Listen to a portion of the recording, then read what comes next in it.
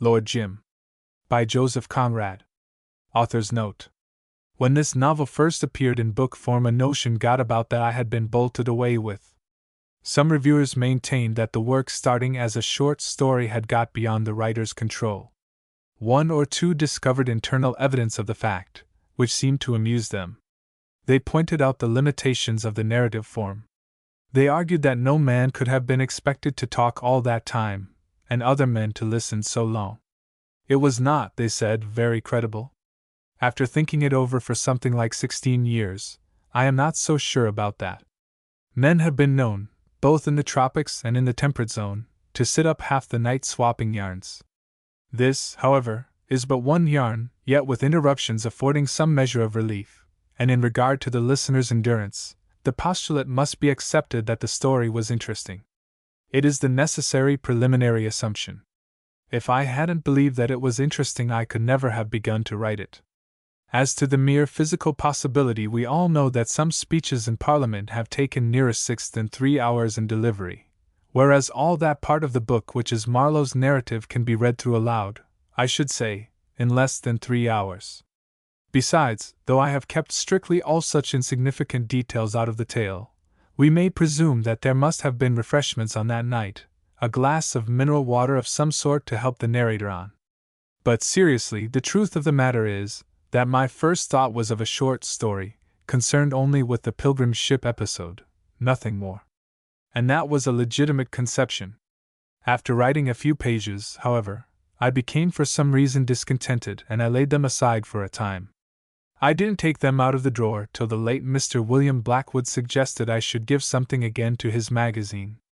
It was only then that I perceived that the Pilgrim ship episode was a good starting point for a free and wandering tale, that it was an event, too, which could conceivably color the whole sentiment of existence in a simple and sensitive character.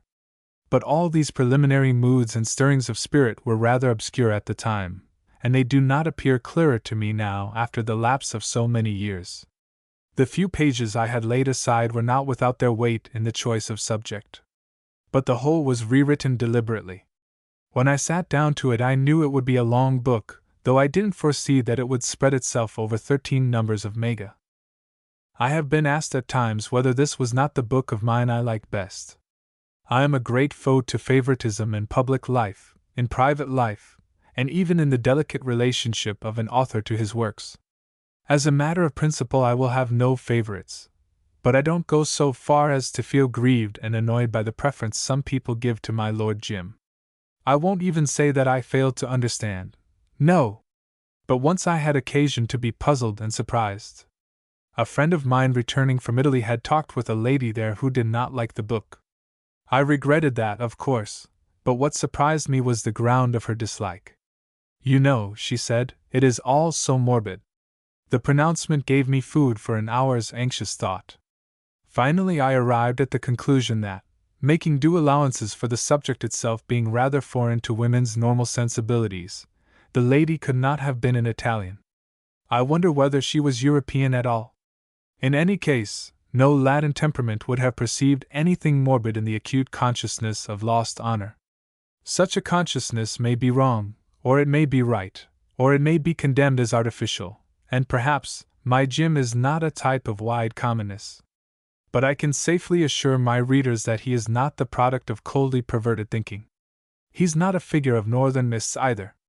One sunny morning, in the commonplace surroundings of an eastern roadstead, I saw his form pass by, appealing, significant, under a cloud, perfectly silent. Which is as it should be. It was for me, with all the sympathy of which I was capable, to seek fit words for his meaning. He was one of us. J.C. 1917. Lord Jim. Chapter 1. He was an inch, perhaps 2, under 6 feet, powerfully built, and he advanced straight at you with a slight stoop of the shoulders, head forward, and a fixed from under stare which made you think of a charging bull. His voice was deep, loud, and his manner displayed a kind of dogged self-assertion which had nothing aggressive in it. It seemed a necessity, and it was directed apparently as much at himself as at anybody else. He was spotlessly neat, apparelled in immaculate white from shoes to hat, and in the various eastern ports where he got his living as ship chandler's water clerk he was very popular. A water clerk need not pass an examination in anything under the sun, but he must have ability in the abstract and demonstrate it practically.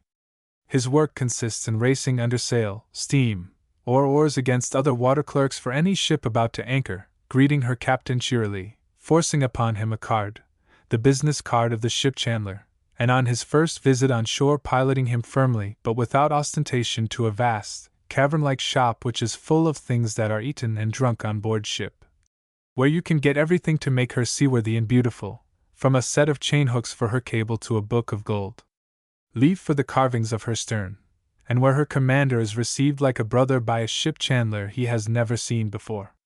There is a cool parlor, easy chairs, bottles, cigars, writing implements, a copy of harbor regulations, and a warmth of welcome that melts the salt of a 3 months' passage out of a seaman's heart.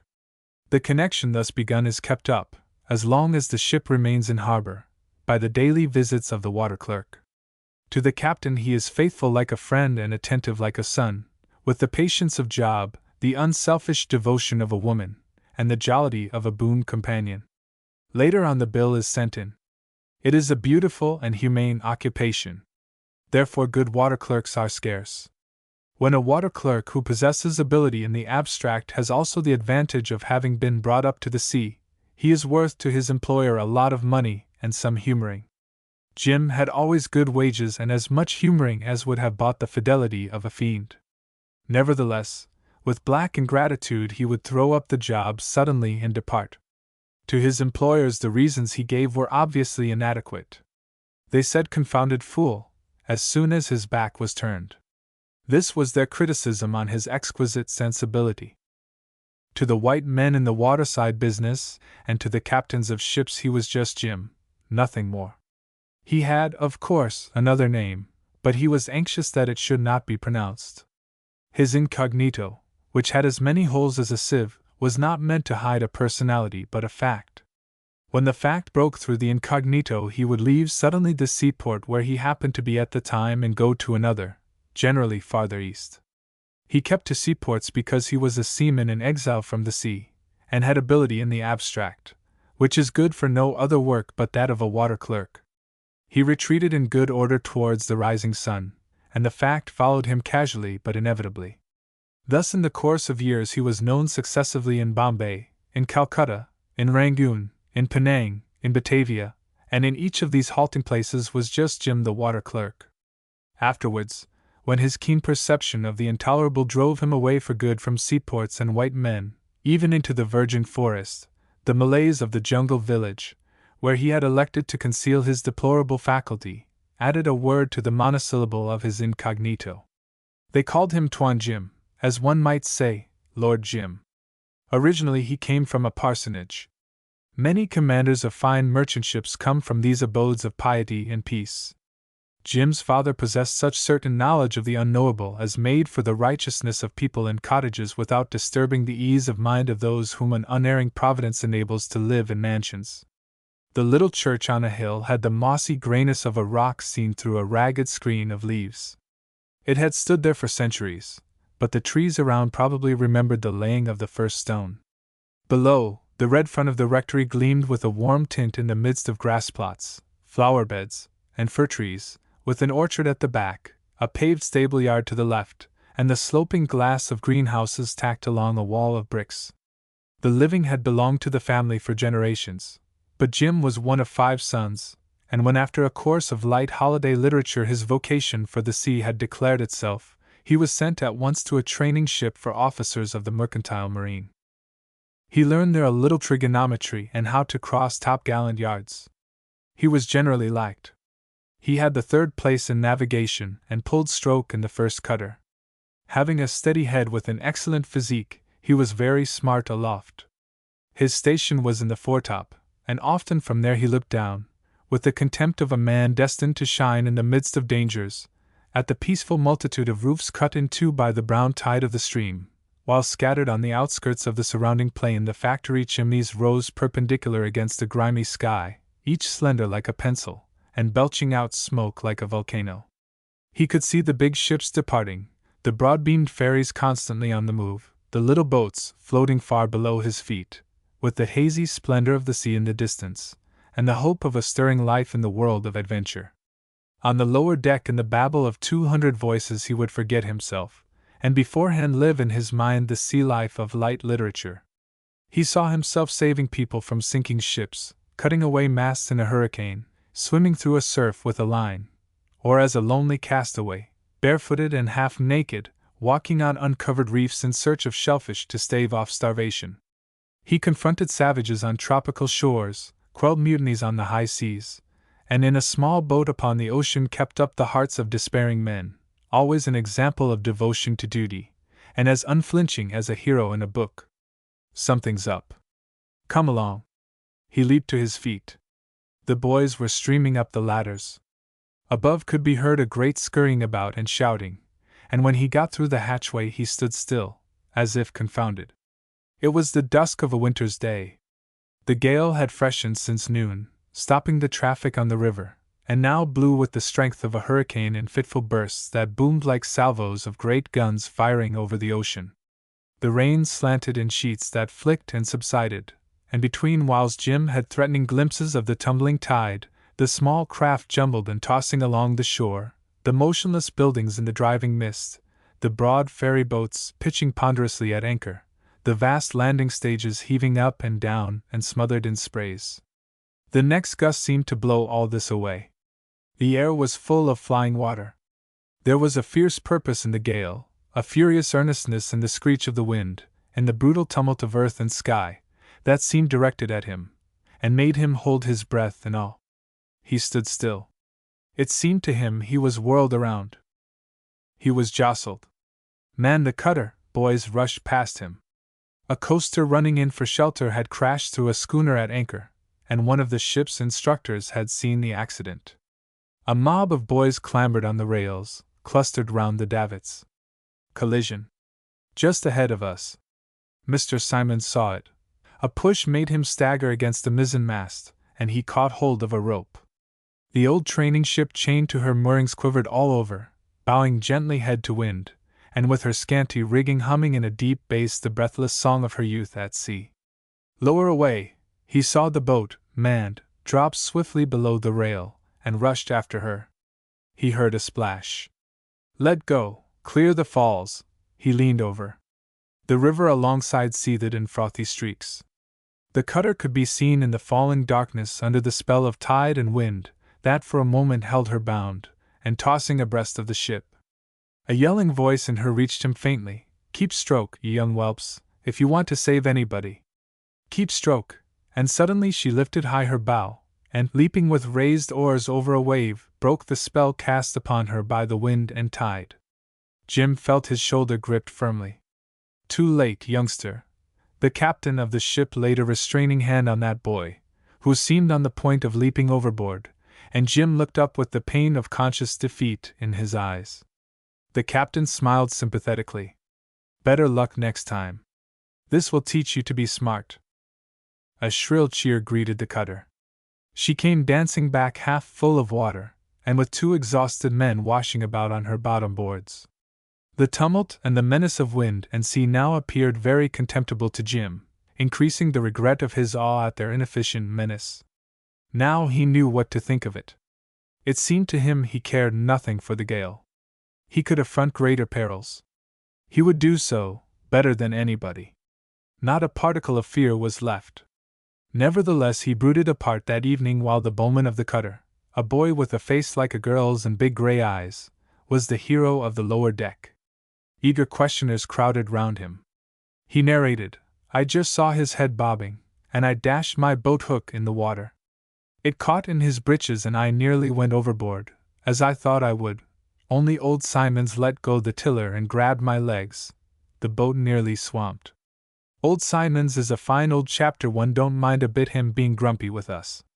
He swore at me all the time he held my leg, but that was only his way of telling me to stick to the boat hook. Old Simons is awfully excitable, isn't he? No, not the little fair chap, the other, the big one with the beard. When we pulled him in he groaned, "Oh, my leg! Oh, my leg!" and turned up his eyes. Fancy such a big chap fainting like a girl. Would any of you fellows faint for a jab with a boat hook? I wouldn't. It went into his leg so far. He showed the boat hook, which he had carried below for the purpose, and produced a sensation. No, silly!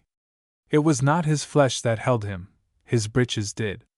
Lots of blood, of course. Jim thought it a pitiful display of vanity. The gale had ministered to a heroism as spurious as its own pretense of terror. He felt angry with the brutal tumult of earth and sky for taking him unawares and checking unfairly a generous readiness for narrow escapes. Otherwise he was rather glad he had not gone into the cutter, since a lower achievement had served the turn. He had enlarged his knowledge more than those who had done the work. When all men flinched then, he felt sure, he alone would know how to deal with the spurious menace of wind and seas. He knew what to think of it. Seen dispassionately, it seemed contemptible. He could detect no trace of emotion in himself, and the final effect of a staggering event was that, unnoticed and apart from the noisy crowd of boys, he exulted with fresh certitude in his avidity for adventure, and in a sense of many-sided courage. Chapter 2. After 2 years of training he went to sea, and entering the regions so well known to his imagination, found them strangely barren of adventure. He made many voyages. He knew the magic monotony of existence between sky and water. He had to bear the criticism of men, the exactions of the sea, and the prosaic severity of the daily task that gives bread, but whose only reward is in the perfect love of the work. This reward eluded him. Yet he could not go back, because there is nothing more enticing, disenchanting, and enslaving than the life at sea. Besides, his prospects were good. He was gentlemanly, steady, tractable, with a thorough knowledge of his duties, and in time, when yet very young, he became chief mate of a fine ship, without ever having been tested by those events of the sea that show in the light of day the inner worth of a man, the edge of his temper, and the fiber of his stuff, that revealed the quality of his resistance and the secret truth of his pretenses, not only to others but also to himself. Only once in all that time he had again a glimpse of the earnestness and the anger of the sea. That truth is not so often made apparent as people might think.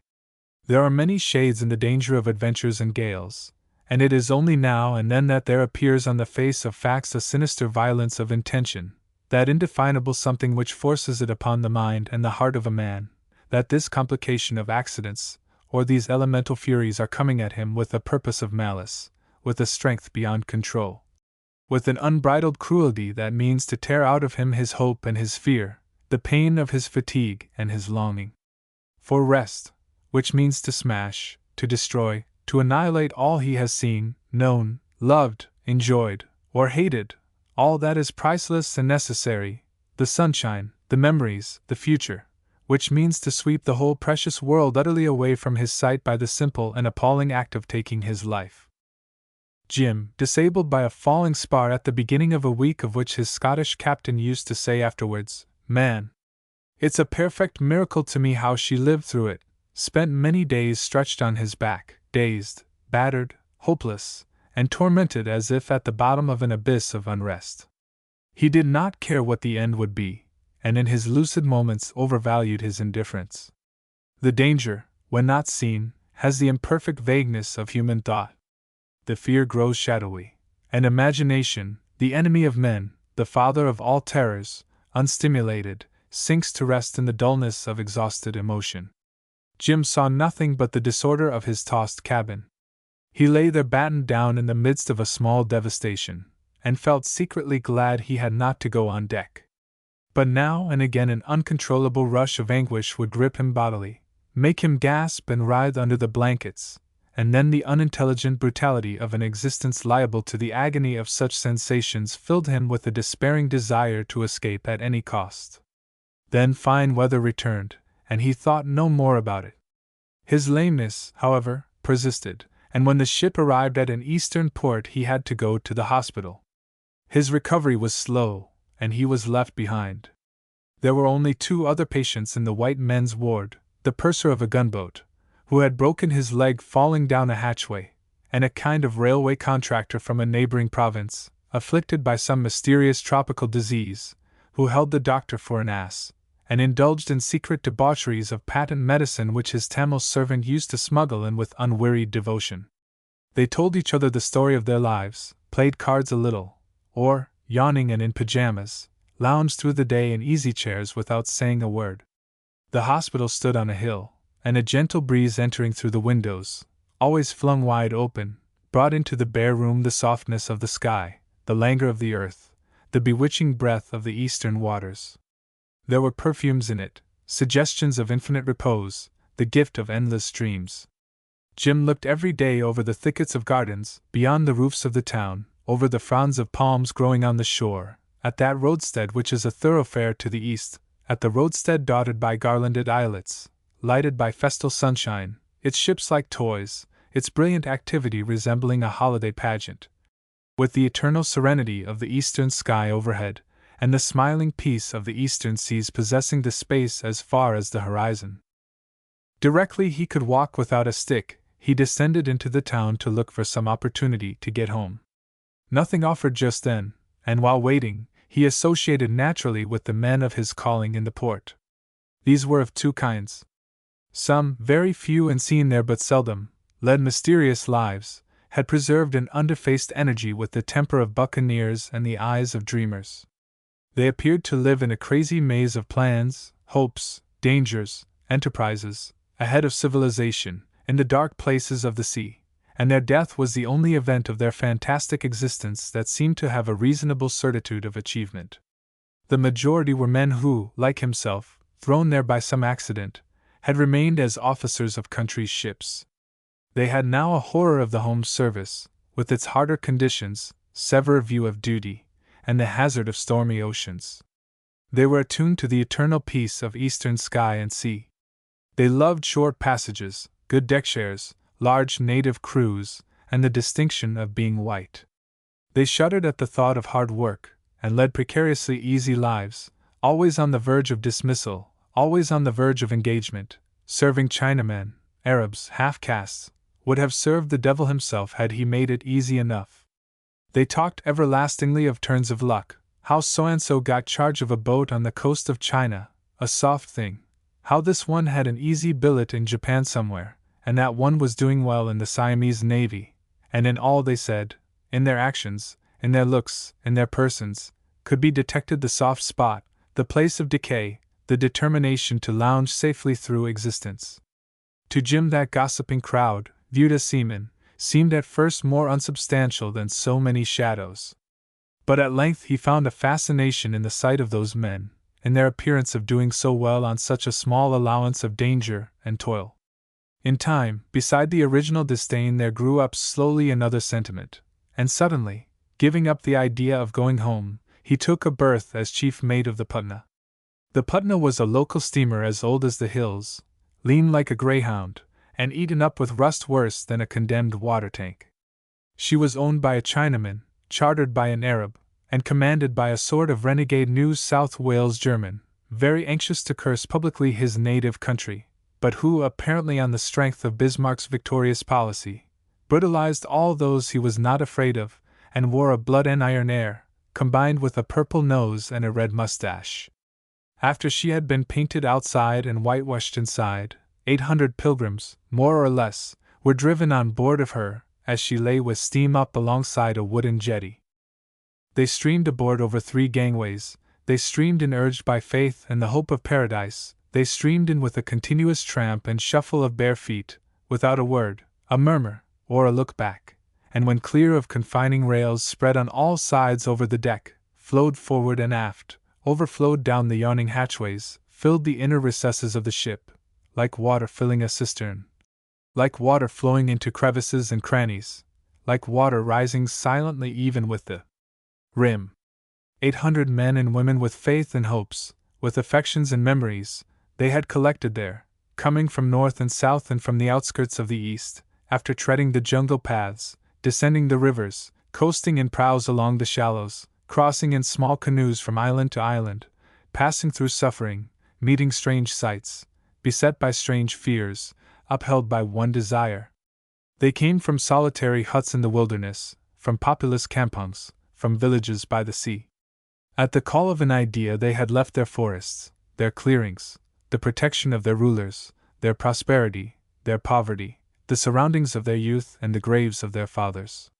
They came covered with dust, with sweat, with grime, with rags, the strong men at the head of family parties, the lean old men pressing forward without hope of return, young boys with fearless eyes glancing curiously, shy little girls with tumbled long hair, the timid women muffled up and clasping to their breasts, wrapped in loose ends of soiled headcloths, their sleeping babies, the unconscious pilgrims of an exacting belief. "Look at these cattle," said the German skipper to his new chief mate. An Arab, the leader of that pious voyage, came last. He walked slowly aboard, handsome and grave in his white gown and large turban. A string of servants followed, loaded with his luggage. The Putna cast off and backed away from the wharf. She was headed between two small islets, crossed obliquely the anchoring ground of sailing ships, swung through half a circle in the shadow of a hill, then ranged close to a ledge of foaming reefs. The Arab, standing up aft, recited aloud the prayer of travelers by sea. He invoked the favor of the Most High upon that journey, implored his blessing on men's toil and on the secret purposes of their hearts. The steamer pounded in the dust the calm water of the strait, and far astern of the pilgrim ship a screw-pile lighthouse, planted by unbelievers on a treacherous shoal, seemed to wink at her its eye of flame, as if in derision of her errand of faith. She cleared the strait, crossed the bay, continued on her way through the 1-degree passage. She held on straight for the Red Sea under a serene sky, under a sky scorching and unclouded, enveloped in a fulgor of sunshine that killed all thought, oppressed the heart, withered all impulses of strength and energy. And under the sinister splendor of that sky the sea, blue and profound, remained still, without a stir, without a ripple, without a wrinkle, viscous, stagnant, dead. The Putna, with a slight hiss, passed over that plain, luminous and smooth, unrolled a black ribbon of smoke across the sky, left behind her on the water a white ribbon of foam that vanished at once, like the phantom of a track drawn upon a lifeless sea by the phantom of a steamer. Every morning the sun, as if keeping pace in his revolutions with the progress of the pilgrimage, emerged with a silent burst of light exactly at the same distance astern of the ship, caught up with her at noon, pouring the concentrated fire of his rays on the pious purposes of the men, glided past on his descent, and sank mysteriously into the sea evening after evening, preserving the same distance ahead of her advancing bows. The 5 whites on board lived amidships, isolated from the human cargo. The awnings covered the deck with a white roof from stem to stern, and a faint hum, a low murmur of sad voices, alone revealed the presence of a crowd of people upon the great blaze of the ocean. Such were the days, still, hot, heavy, disappearing one by one into the past, as if falling into an abyss forever open in the wake of the ship, and the ship, lonely under a wisp of smoke, held on her steadfast way black and smoldering in a luminous immensity, as if scorched by a flame flicked at her from a heaven without pity. The nights descended on her like a benediction. Chapter 3. A marvelous stillness pervaded the world, and the stars, together with the serenity of their rays, seemed to shed upon the earth the assurance of everlasting security. The young moon recurved, and shining low in the west, was like a slender shaving thrown up from a bar of gold, and the Arabian Sea, smooth and cool to the eye like a sheet of ice, extended its perfect level to the perfect circle of a dark horizon. The propeller turned without a check, as though its beat had been part of the scheme of a safe universe, and on each side of the Putna 2 deep folds of water, permanent and somber on the unwrinkled shimmer, enclosed within their straight and diverging ridges a few white swirls of foam bursting in a low hiss, a few wavelets, a few ripples, a few undulations that, left behind, agitated the surface of the sea for an instant after the passage of the ship, subsided splashing gently, calmed down at last into the circular stillness of water and sky with the black speck of the moving hull remaining everlastingly in its center. Jim on the bridge was penetrated by the great certitude of unbounded safety and peace that could be read on the silent aspect of nature like the certitude of fostering love upon the placid tenderness of a mother's face. Below the roof of awnings, surrendered to the wisdom of white men and to their courage, trusting the power of their unbelief and the iron shell of their fireship, the pilgrims of an exacting faith slept on mats, on blankets, on bare planks, on every deck, in all the dark corners, wrapped in dyed cloths, muffled in soiled rags, with their heads resting on small bundles, with their faces pressed to bent forearms, the men, the women, the children, the old with the young, the decrepit with the lusty, all equal before sleep, death's brother. A draught of air, fanned from forward by the speed of the ship, passed steadily through the long gloom between the high bulwarks, swept over the rows of prone bodies. A few dimmed flames and globe lamps were hung short here and there under the ridge poles, and in the blurred circles of light thrown down, and trembling slightly to the unceasing vibration of the ship, appeared a chin upturned, two closed eyelids, a dark hand with silver rings, a meager limb draped in a torn covering, a head bent back, a naked foot, a throat bared and stretched as if offering itself to the knife. The well-to-do had made for their families shelters with heavy boxes and dusty mats. The poor reposed side by side with all they had on earth tied up in a rag under their heads. The lone old men slept, with drawn-up legs, upon their prayer carpets, with their hands over their ears and one elbow on each side of the face. A father, his shoulders up and his knees under his forehead, dozed dejectedly by a boy who slept on his back with tousled hair and one arm commandingly extended. A woman covered, from head to foot, like a corpse, with a piece of white sheeting, had a naked child in the hollow of each arm. The Arab's belongings, piled right aft, made a heavy mound of broken outlines, with a cargo lamp swung above, and a great confusion of vague forms behind, gleams of paunchy brass pots, the footrest of a deckchair, blades of spears, the straight scabbard of an old sword leaning against a heap of pillows, the spout of a tin coffee pot. The patent log on the taffrail periodically rang a single tinkling stroke for every mile traversed on an errand of faith. Above the mass of sleepers a faint and patient sigh at times floated, the exhalation of a troubled dream, and short metallic clangs bursting out suddenly in the depths of the ship, the harsh scrape of a shovel, the violent slam of a furnace door, exploded brutally, as if the men handling the mysterious things below had their breasts full of fierce anger, while the slim high hull of the steamer went on evenly ahead, without a sway of her bare masts, cleaving continuously the great calm of the waters under the inaccessible serenity of the sky.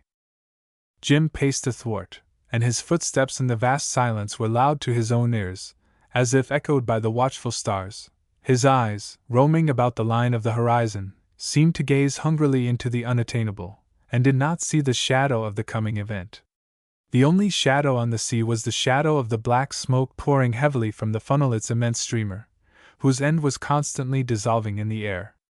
Two Malays, silent and almost motionless, steered, one on each side of the wheel, whose brass rim shone fragmentarily in the oval of light thrown out by the binnacle. Now and then a hand, with black fingers alternately letting go and catching hold of revolving spokes, appeared in the illumined part. The links of wheel chains ground heavily in the grooves of the barrel. Jim would glance at the compass, would glance around the unattainable horizon, would stretch himself till his joints cracked, with a leisurely twist of the body, in the very excess of well-being, and, as if made audacious by the invincible aspect of the piece, he felt he cared for nothing that could happen to him to the end of his days. From time to time he glanced idly at a chart pegged out with 4 drawing pins on a low 3-legged table abaft the steering gear case. The sheet of paper portraying the depths of the sea presented a shiny surface under the light of a bull's-eye lamp lashed to a stanchion, a surface as level and smooth as the glimmering surface of the waters. Parallel rulers with a pair of dividers reposed on it. The ship's position at last noon was marked with a small black cross, and the straight pencil line drawn firmly as far as Param figured the course of the ship, the path of souls towards the holy place, the promise of salvation, the reward of eternal life. While the pencil with its sharp end touching the Somali coast lay round and still like a naked ship's spar floating in the pool of a sheltered dock. How steady she goes, thought Jim with wonder, with something like gratitude for this high piece of sea and sky. At such times his thoughts would be full of valorous deeds. He loved these dreams and the success of his imaginary achievements. They were the best parts of life, its secret truth, its hidden reality.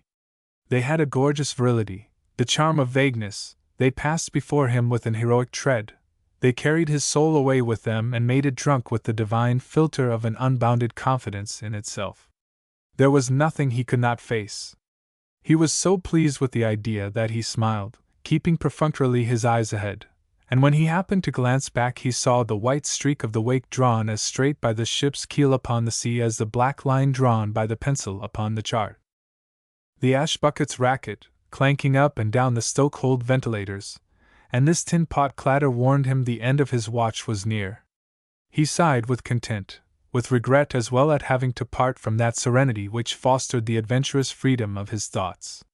He was a little sleepy too, and felt a pleasurable languor running through every limb as though all the blood in his body had turned to warm milk.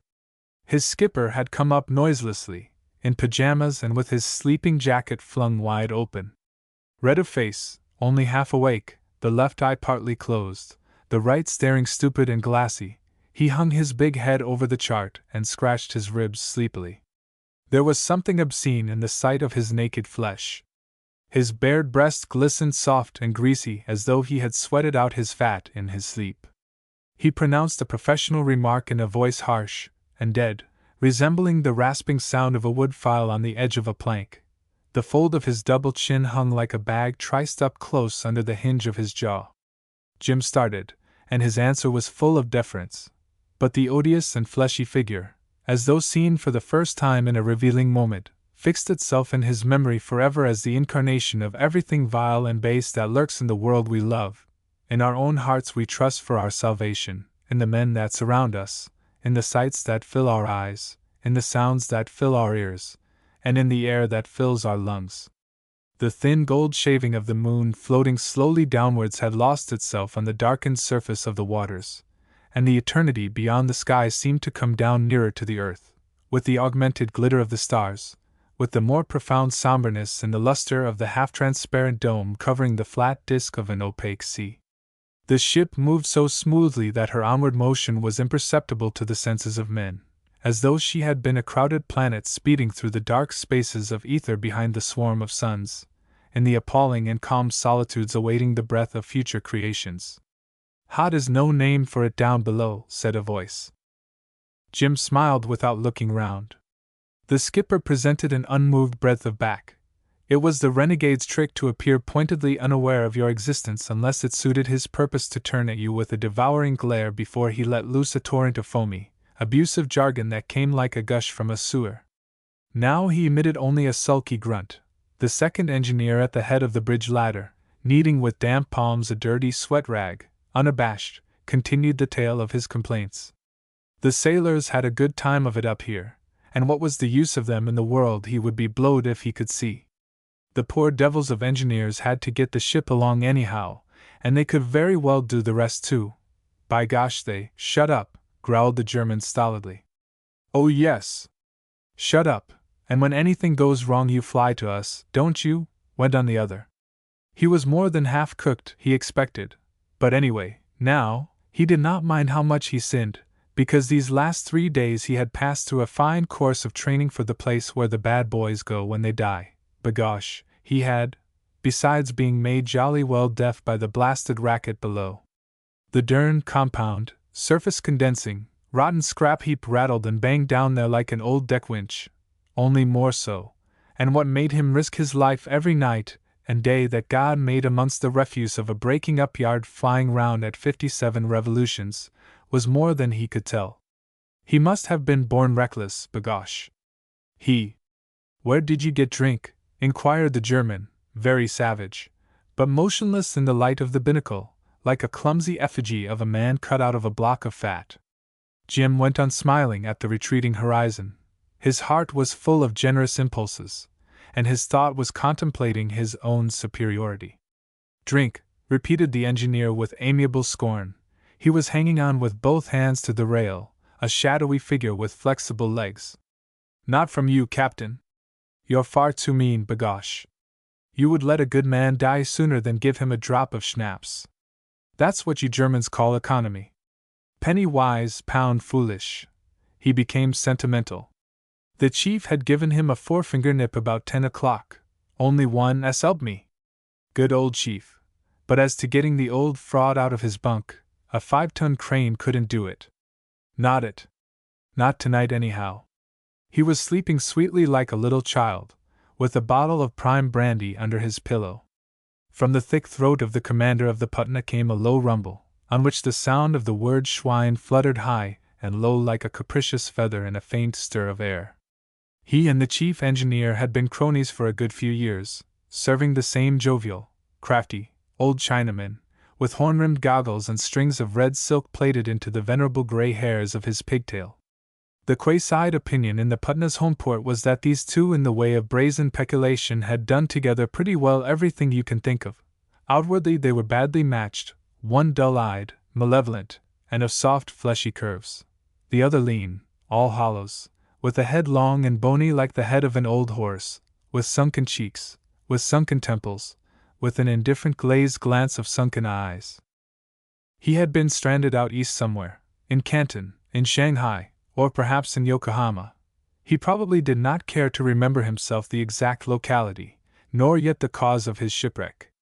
He had been, in mercy to his youth, kicked quietly out of his ship 20 years ago or more, and it might have been so much worse for him that the memory of the episode had in it hardly a trace of misfortune. Then, steam navigation expanding in these seas and men of his craft being scarce at first, he had got on after a sort. He was eager to let strangers know in a dismal mumble that he was an old stager out here. When he moved, a skeleton seemed to sway loose in his clothes. His walk was mere wandering, and he was given to wander thus around the engine-room skylight, smoking, without relish, doctored tobacco in a brass bowl at the end of a cherrywood stem 4 feet long. With the imbecile gravity of a thinker evolving a system of philosophy from the hazy glimpse of a truth. He was usually anything but free with his private store of liquor, but on that night he had departed from his principles, so that his second, a weak-headed child of Wapping, what with the unexpectedness of the treat and the strength of the stuff, had become very happy, cheeky, and talkative. The fury of the New South Wales German was extreme. He puffed like an exhaust pipe, and Jim, faintly amused by the scene, was impatient for the time when he could get below. The last 10 minutes of the watch were irritating like a gun that hangs fire. Those men did not belong to the world of heroic adventure. They weren't bad chaps, though. Even the skipper himself. His gorge rose at the mass of panting flesh from which issued gurgling mutters, a cloudy trickle of filthy expressions. But he was too pleasurably languid to dislike actively this or any other thing. The quality of these men did not matter. He rubbed shoulders with them, but they could not touch him. He shared the air they breathed, but he was different. Would the skipper go for the engineer? The life was easy and he was too sure of himself to. The line dividing his meditation from a surreptitious doze on his feet was thinner than a thread in a spider's web. The second engineer was coming by easy transitions to the consideration of his finances and of his courage. Who's drunk? I? No, Captain. That won't do. You ought to know by this time the chief ain't free-hearted enough to make a sparrow drunk, b'gosh. I've never been the worse for liquor in my life. The stuff ain't made yet that would make me drunk. I could drink liquid fire against your whiskey peg for peg, b'gosh, and keep as cool as a cucumber. If I thought I was drunk I would jump overboard, do away with myself, b'gosh. I would. Straight. And I won't go off the bridge. Where do you expect me to take the air on a night like this, eh? On deck amongst that vermin down there? Likely, ain't it? And I am not afraid of anything you can do. The German lifted 2 heavy fists to heaven and shook them a little without a word. I don't know what fear is, pursued the engineer, with the enthusiasm of sincere conviction. I am not afraid of doing all the bloomin' work in this rotten hooker, b'gosh. And a jolly good thing for you that there are some of us about the world that aren't afraid of their lives, or where would you be, you and this old thing here with her plates like brown paper, help me? It's all very fine for you, you get a power of pieces out of her one way and another, but what about me, what do I get? A measly $150 a month and find yourself. I wish to ask you respectfully, mind, who wouldn't chuck a drat job like this? 'Tain't safe, help me, it ain't. Only I am one of them fearless fellows. He let go the rail and made ample gestures as if demonstrating in the air the shape and extent of his valor. His thin voice started in prolonged squeaks upon the sea. He tiptoed back and forth for the better emphasis of utterance, and suddenly pitched down headfirst as though he had been clubbed from behind. He said damn, as he tumbled. An instant of silence followed upon his screeching. Jim and the skipper staggered forward by common accord, and catching themselves up, stood very stiff and still gazing, amazed, at the undisturbed level of the sea. Then they looked upwards at the stars. What had happened? The wheezy thump of the engines went on. Had the earth been checked in her course? They could not understand, and suddenly the calm sea, the sky without a cloud, appeared formidably insecure in their immobility, as if poised on the brow of yawning destruction.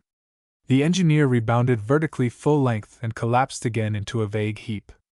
This heap said, "What's that?" in the muffled accents of profound grief.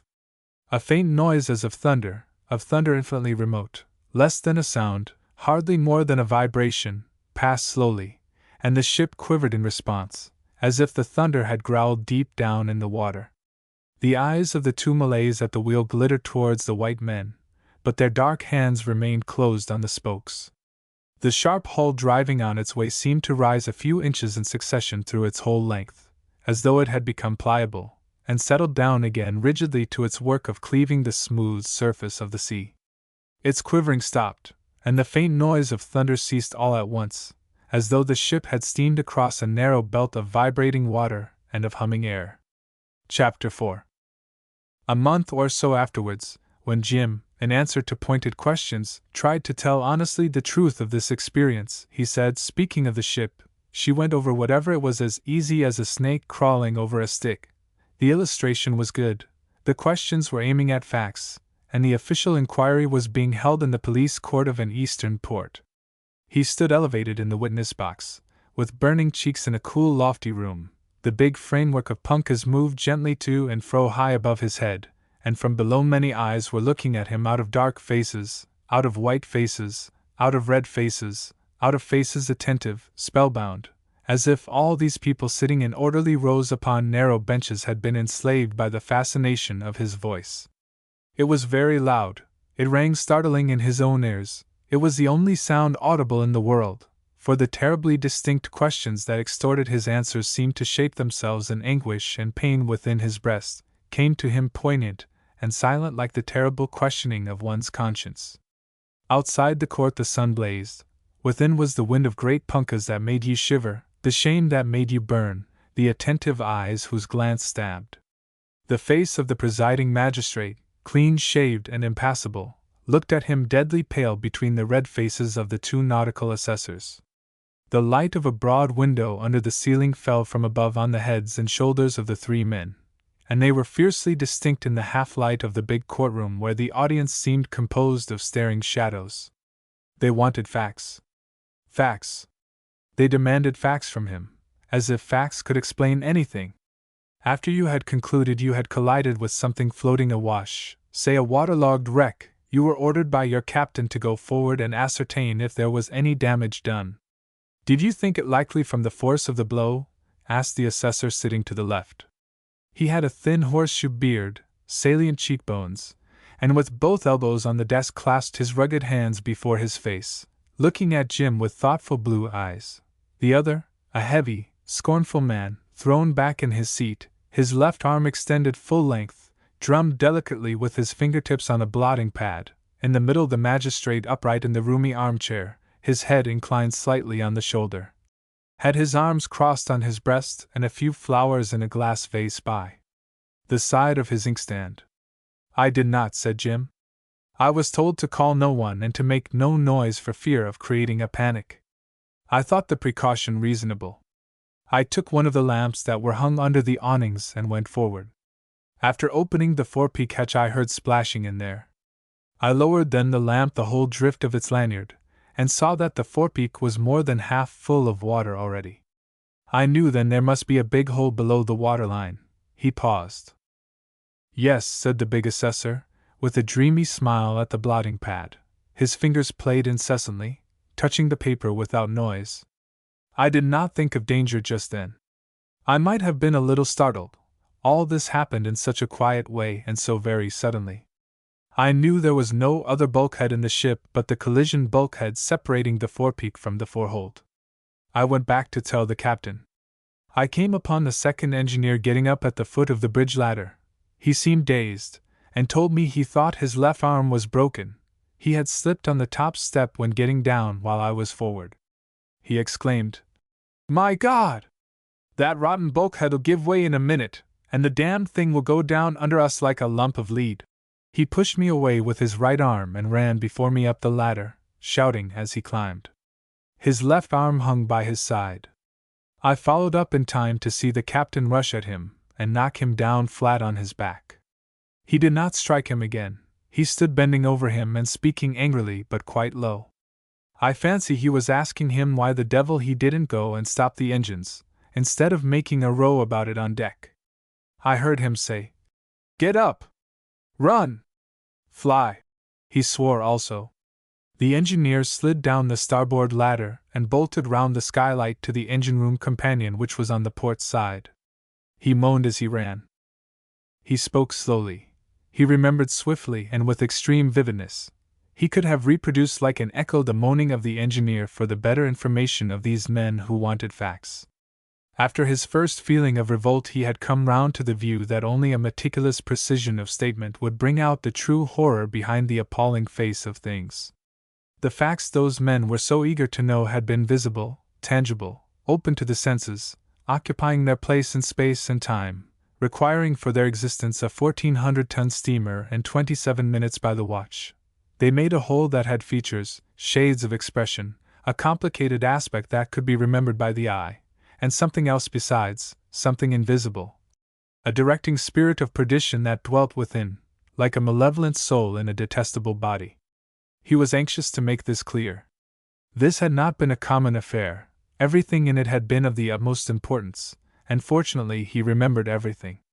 He wanted to go on talking for truth's sake, perhaps for his own sake also, and while his utterance was deliberate, his mind positively flew round and round the serried circle of facts that had surged up all about him to cut him off from the rest of his kind. It was like a creature that, finding itself imprisoned within an enclosure of high stakes, dashes round and round, distracted in the night, trying to find a weak spot, a crevice, a place to scale, some opening through which it may squeeze itself and escape.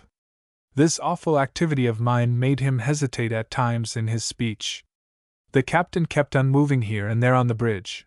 He seemed calm enough, only he stumbled several times, and once as I stood speaking to him he walked right into me as though he had been stone blind. He made no definite answer to what I had to tell. He mumbled to himself. All I heard of it were a few words that sounded like "confounded steam" and "infernal steam." Something about steam, I thought. He was becoming irrelevant. A question to the point cut short his speech, like a pang of pain, and he felt extremely discouraged and weary. He was coming to that, and now, checked brutally, he had to answer by yes or no. He answered truthfully by a curt yes, I did, and fair of face, big of frame, with young, gloomy eyes, he held his shoulders upright above the box while his soul writhed within him. He was made to answer another question so much to the point and so useless, then waited again. His mouth was tastelessly dry, as though he had been eating dust, then salt and bitter as after a drink of sea water. He wiped his damp forehead, passed his tongue over parched lips, felt a shiver run down his back. The big assessor had dropped his eyelids, and drummed on without a sound, careless and mournful. The eyes of the other above the sunburnt, clasped fingers seemed to glow with kindliness. The magistrate had swayed forward. His pale face hovered near the flowers, and then dropping sideways over the arm of his chair, he rested his temple in the palm of his hand. The wind of the punkahs eddied down on the heads, on the dark-faced natives wound about in voluminous draperies, on the Europeans sitting together very hot and in drill suits that seemed to fit them as close as their skins, and holding their round pith hats on their knees. While gliding along the walls the court peons, buttoned tight in long white coats, flitted rapidly to and fro, running on bare toes, red-sashed, red turban on head, as noiseless as ghosts, and on the alert like so many retrievers. Jim's eyes, wandering in the intervals of his answers, rested upon a white man who sat apart from the others, with his face worn and clouded, but with quiet eyes that glanced straight, interested and clear. Jim answered another question and was tempted to cry out, "What's the good of this? What's the good?" He tapped with his foot slightly, bit his lip, and looked away over the heads. He met the eyes of the white man. The glance directed at him was not the fascinated stare of the others. It was an act of intelligent volition. Jim, between two questions, forgot himself so far as to find leisure for a thought. "This fellow," ran the thought, "looks at me as though he could see somebody or something past my shoulder." He had come across that man before, in the street perhaps. He was positive he had never spoken to him. For many days, he had spoken to no one, but had held silent, incoherent, and endless converse with himself, like a prisoner alone in his cell or like a wayfarer lost in the wilderness. At present he was answering questions that did not matter though they had a purpose, but he doubted whether he would ever again speak out as long as he lived. The sound of his own truthful statements confirmed his deliberate opinion that speech was of no use to him any longer. That man there seemed to be aware of his hopeless difficulty. Jim looked at him, then turned away resolutely, as after a final parting. And later on, many times, in distant parts of the world, Marlowe showed himself willing to remember Jim, to remember him at length, in detail and audibly. Perhaps it would be after dinner, on a veranda draped in motionless foliage and crowned with flowers, in the deep dusk speckled by fiery cigar ends. The elongated bulk of each cane chair harbored a silent listener. Now and then a small red glow would move abruptly, an expanding light up the fingers of a languid hand, part of a face in profound repose, or flash a crimson gleam into a pair of pensive eyes overshadowed by a fragment of an unruffled forehead, and with the very first word uttered Marlowe's body, extended at rest in the seat, would become very still, as though his spirit had winged its way back into the lapse of time and were speaking through his lips from the past. Chapter 5. "Oh yes. I attended the inquiry," he would say, "and to this day I haven't left off wondering why I went. I am willing to believe each of us has a guardian angel, if you fellows will concede to me that each of us has a familiar devil as well. I want you to own up, because I don't like to feel exceptional in any way, and I know I have him. The devil, I mean. I haven't seen him, of course, but I go upon circumstantial evidence. He is there right enough, and being malicious, he lets me in for that kind of thing." "What kind of thing, you ask?" "Why, the inquiry thing, the yellow dog thing. You wouldn't think a mangy, native tyke would be allowed to trip up people in the veranda of a magistrate's court, would you? The kind of thing that by devious, unexpected, truly diabolical ways causes me to run up against men with soft spots, with hard spots, with hidden plague spots, by Jove, and loosens their tongues at the sight of me for their infernal confidences, as though, forsooth, I had no confidences to make to myself, as though, God help me, I didn't have enough confidential information about myself to harrow my own soul till the end of my appointed time. And what I have done to be thus favored I want to know. I declare I am as full of my own concerns as the next man, and I have as much memory as the average pilgrim in this valley, so you see I am not particularly fit to be a receptacle of confessions." "Then why?" "Can't tell, unless it be to make time pass away after dinner. Charlie, my dear chap, your dinner was extremely good, and in consequence these men here look upon a quiet rubber as a tumultuous occupation. They wallow in your good chairs and think to themselves, 'Hang exertion. Let that Marlowe talk.' Talk? So be it. And it's easy enough to talk of Master Jim, after a good spread, 200 feet above the sea level, with a box of decent cigars handy, on a blessed evening of freshness and starlight that would make the best of us forget we are only on sufferance here and got to pick our way in cross lights, watching every precious minute and every irremediable step, trusting we shall manage yet to go out decently in the end. But not so sure of it after all, and with dashed little help to expect from those we touch elbows with right and left. Of course there are men here and there to whom the whole of life is like an after-dinner hour with a cigar, easy, pleasant, empty, perhaps enlivened by some fable of strife to be forgotten before the end is told. Before the end is told, even if there happens to be any end to it." My eyes met his for the first time at that inquiry. You must know that everybody connected in any way with the sea was there, because the affair had been notorious for days, ever since that mysterious cable message came from Aiden to start us all cackling. I say mysterious, because it was so in a sense, though it contained a naked fact, about as naked and ugly as a fact can well be. The whole waterside talked of nothing else. First thing in the morning, as I was dressing in my stateroom, I would hear through the bulkhead my Parsi Dubash jabbering about the Putna with the steward, while he drank a cup of tea, by favor, in the pantry.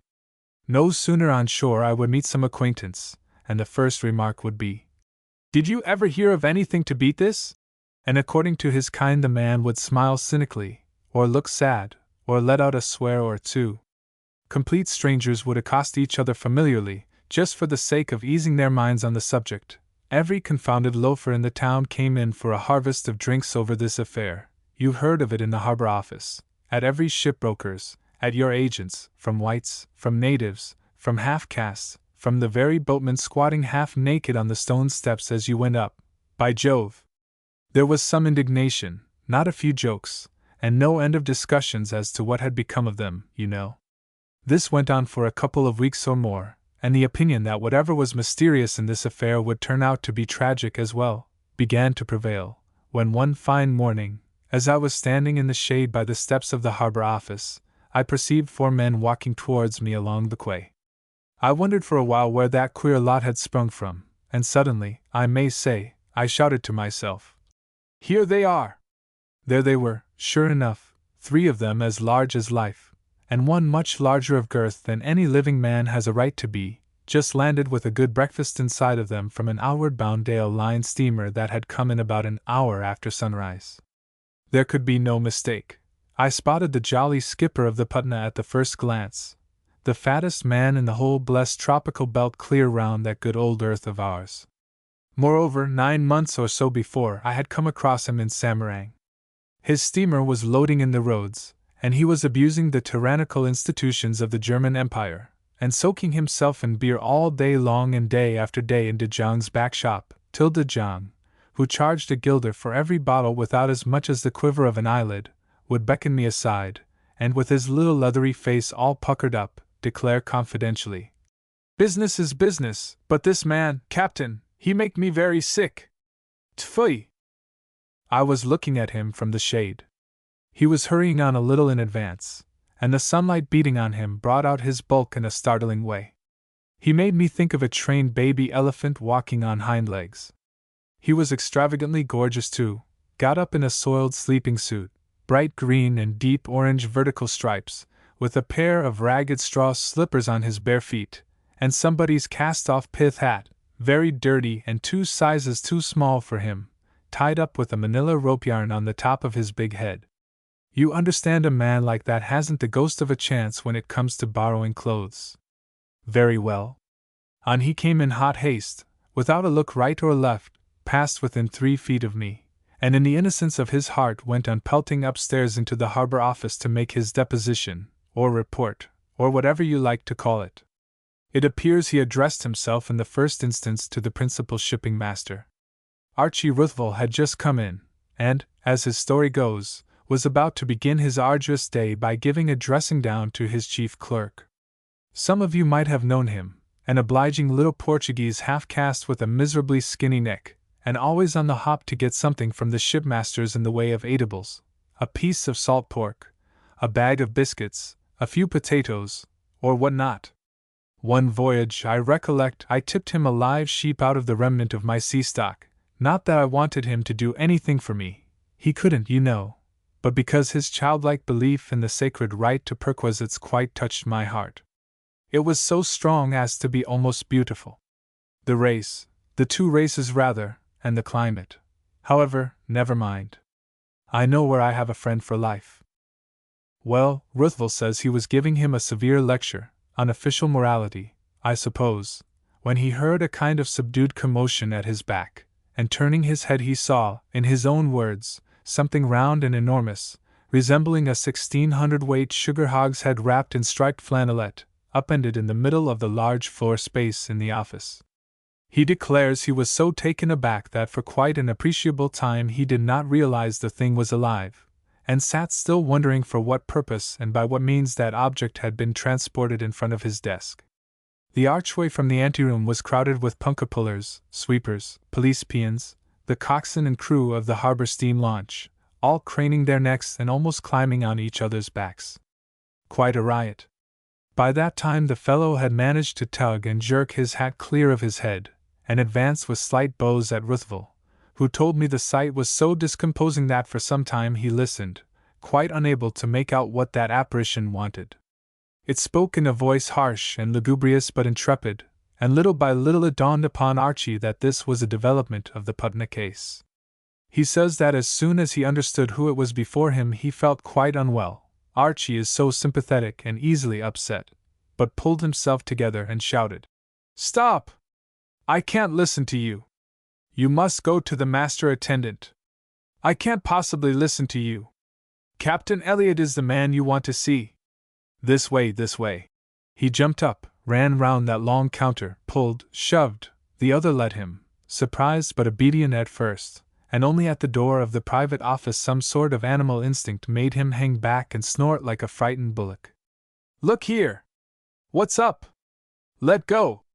Look here!" Archie flung open the door without knocking. "The master of the Putney, sir," he shouts. "Go in, Captain." He saw the old man lift his head from some writing so sharp that his nose nippers fell off, banged the door to, and fled to his desk, where he had some papers waiting for his signature. But he says the row that burst out in there was so awful that he couldn't collect his senses sufficiently to remember the spelling of his own name. Archie's the most sensitive shipping master in the two hemispheres. He declares he felt as though he had thrown a man to a hungry lion. No doubt the noise was great. I heard it down below, and I have every reason to believe it was heard clear across the esplanade as far as the bandstand. Old Father Elliot had a great stock of words and could shout, and didn't mind who he shouted at either. He would have shouted at the Viceroy himself.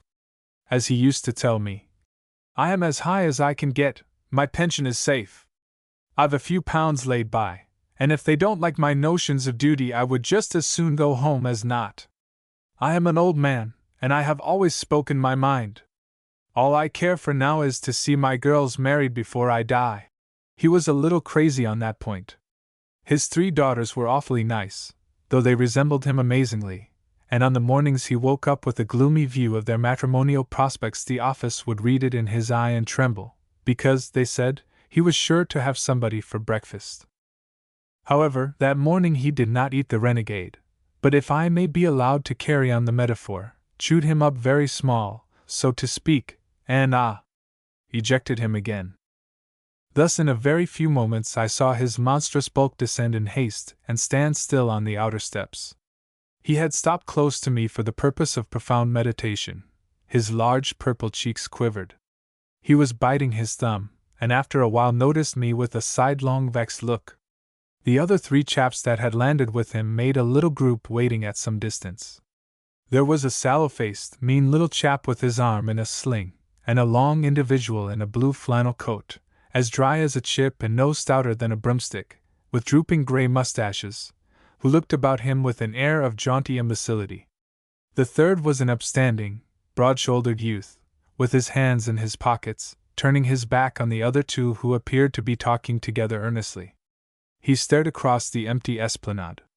A ramshackle gharry, all dust and Venetian blinds, pulled up short opposite the group, and the driver, throwing up his right foot over his knee, gave himself up to the critical examination of his toes.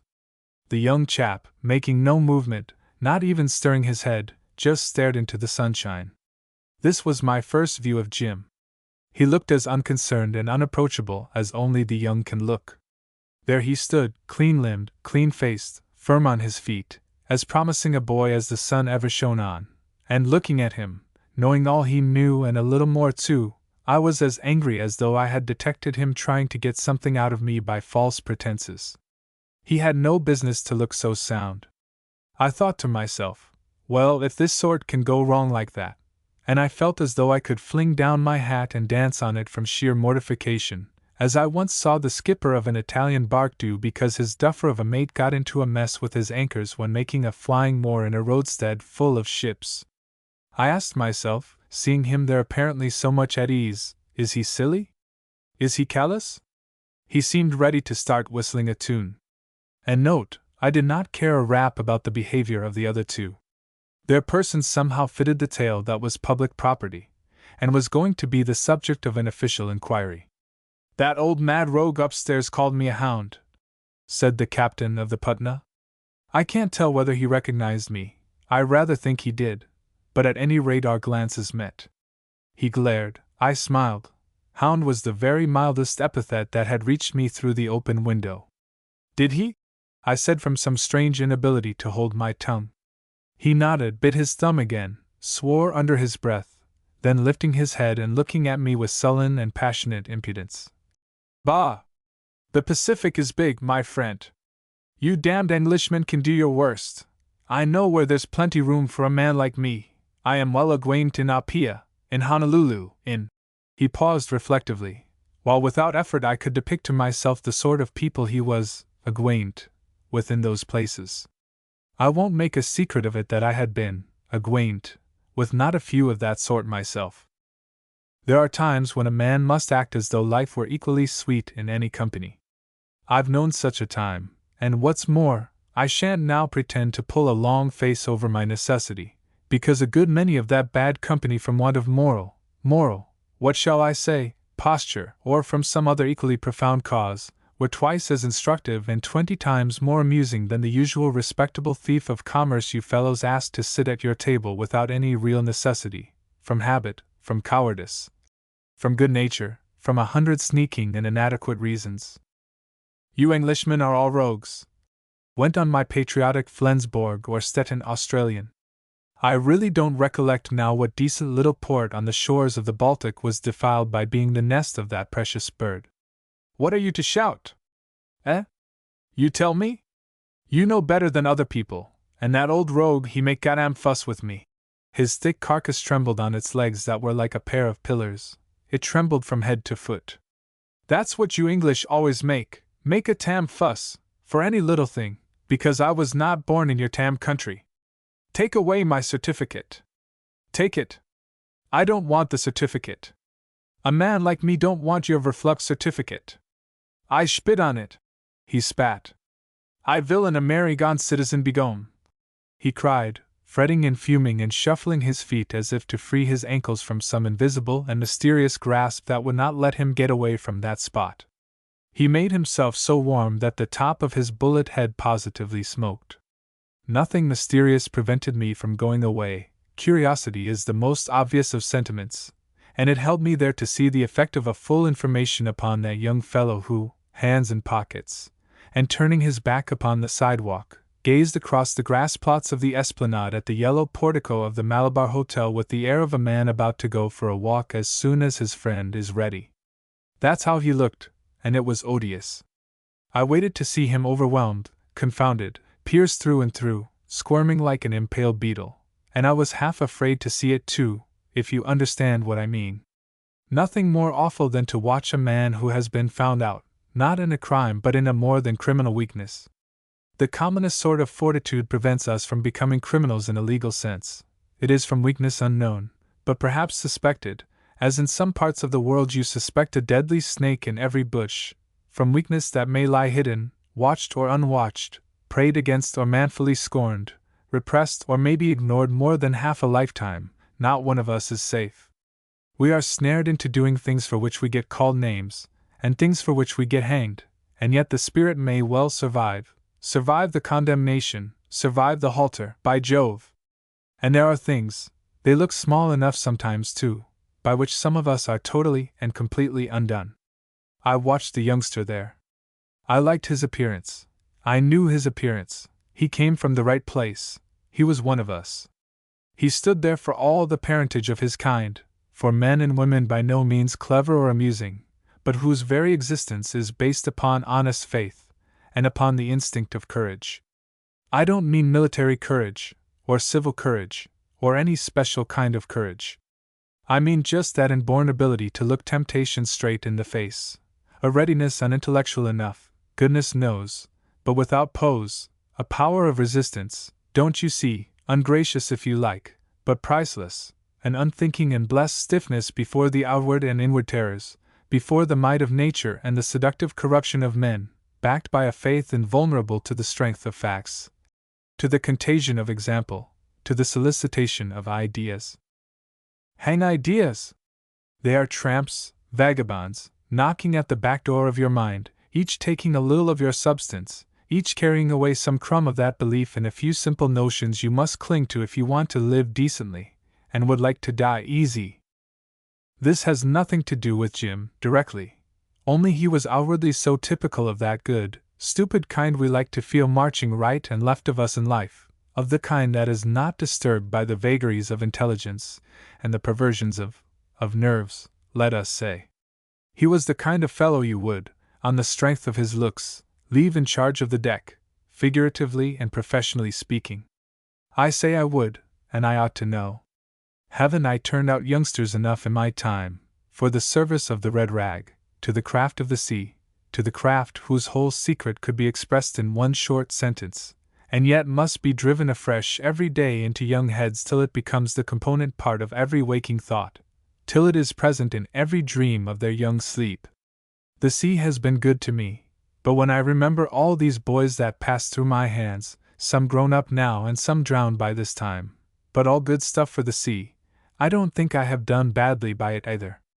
Were I to go home tomorrow, I'd bet that before 2 days passed over my head some sunburnt young chief mate would overtake me at some dock gateway or other, and a fresh, deep voice speaking above my hat would ask, "Don't you remember me, sir?" "Why, little so-and-so. Such and such a ship. It was my first voyage." And I would remember a bewildered little shaver, no higher than the back of this chair, with a mother and perhaps a big sister on the quay, very quiet but too upset to wave their handkerchiefs at the ship that glides out gently between the pierheads, or perhaps some decent middle-aged father who had come early with his boy to see him off, and stays all the morning, because he is interested in the windlass apparently, and stays too long, and has got to scramble ashore, at last with no time at all to say good-bye. The mud pilot on the poop sings out to me in a drawl, "Hold her with the check line for a moment, Mr. Mate. There's a gentleman wants to get ashore." "Up with you, sir. Nearly got carried off to Talcahuano, didn't you? Now's your time, easy does it." "All right. Slack away again forward there." The tugs, smoking like the pit of perdition, get hold and churn the old river into fury. The gentleman ashore is dusting his knees. The benevolent steward has shied his umbrella after him. All very proper. He has offered his bit of sacrifice to the sea, and now he may go home pretending he thinks nothing of it, and the little willing victim shall be very seasick before next morning. By and by, when he has learned all the little mysteries and the one great secret of the craft, he shall be fit to live or die as the sea may decree, and the man who had taken a hand in this fool game, in which the sea wins every toss, will be pleased to have his back slapped by a heavy young hand, and to hear a cheery sea puppy voice. "Do you remember me, sir? The little so-and-so." I tell you this is good. It tells you that once in your life at least you had gone the right way to work. I have been thus slapped, and I have winced, for the slap was heavy, and I have glowed all day long and gone to bed feeling less lonely in the world by virtue of that hearty thump. Don't I remember the little so-and-sos? I tell you I ought to know the right kind of looks. I would have trusted the deck to that youngster on the strength of a single glance, and gone to sleep with both eyes, and, by Jove, it wouldn't have been safe. There are depths of horror in that thought. He looked as genuine as a new sovereign, but there was some infernal alloy in his metal. How much? The least thing, the least drop of something rare and accursed, the least drop, but he made you, standing there with his don't care hang air, he made you wonder whether perchance he were nothing more rare than brass. I couldn't believe it. I tell you I wanted to see him squirm for the honor of the craft. The other two no-account chaps spotted their captain, and began to move slowly towards us. They chatted together as they strolled, and I did not care any more than if they had not been visible to the naked eye. They grinned at each other, might have been exchanging jokes, for all I know. I saw that with one of them it was a case of a broken arm, and as to the long individual with grey mustaches he was the chief engineer, and in various ways a pretty notorious personality. They were nobodies. They approached. The skipper gazed in an inanimate way between his feet. He seemed to be swollen to an unnatural size by some awful disease, by the mysterious action of an unknown poison. He lifted his head, saw the two before him waiting, opened his mouth with an extraordinary, sneering contortion of his puffed face, to speak to them, I suppose, and then a thought seemed to strike him.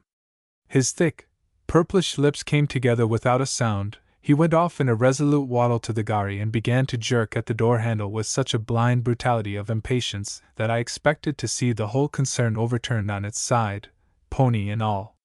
The driver, shaken out of his meditation over the sole of his foot, displayed at once all the signs of intense terror, and held with both hands, looking round from his box at this vast carcass forcing its way into his conveyance. The little machine shook and rocked tumultuously, and the crimson nape of that lowered neck, the size of those straining thighs, the immense heaving of that dingy, striped green and orange back, the whole burrowing effort of that gaudy and sordid mass, troubled one's sense of probability with a droll and fearsome effect, like one of those grotesque and distinct visions that scare and fascinate one in a fever. He disappeared. I half expected the roof to split in two, the little box on wheels to burst open in the manner of a ripe cotton pod, but it only sank with a click of flattened springs, and suddenly one Venetian blind rattled down.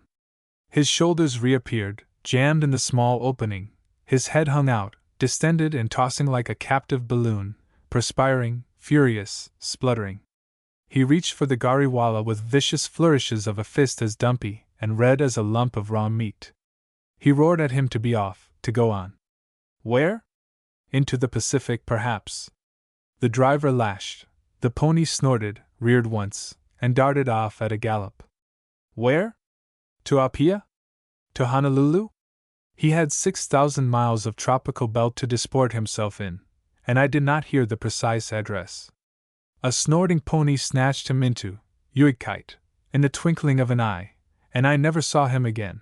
And what's more, I don't know of anybody that ever had a glimpse of him after he departed from my knowledge, sitting inside a ramshackle little gharry that fled round the corner in a white smother of dust. He departed, disappeared, vanished, absconded, and absurdly enough it looked as though he had taken that gharry with him, for never again did I come across a sorrel pony with a slit ear and a lackadaisical Tamil driver afflicted by a sore foot.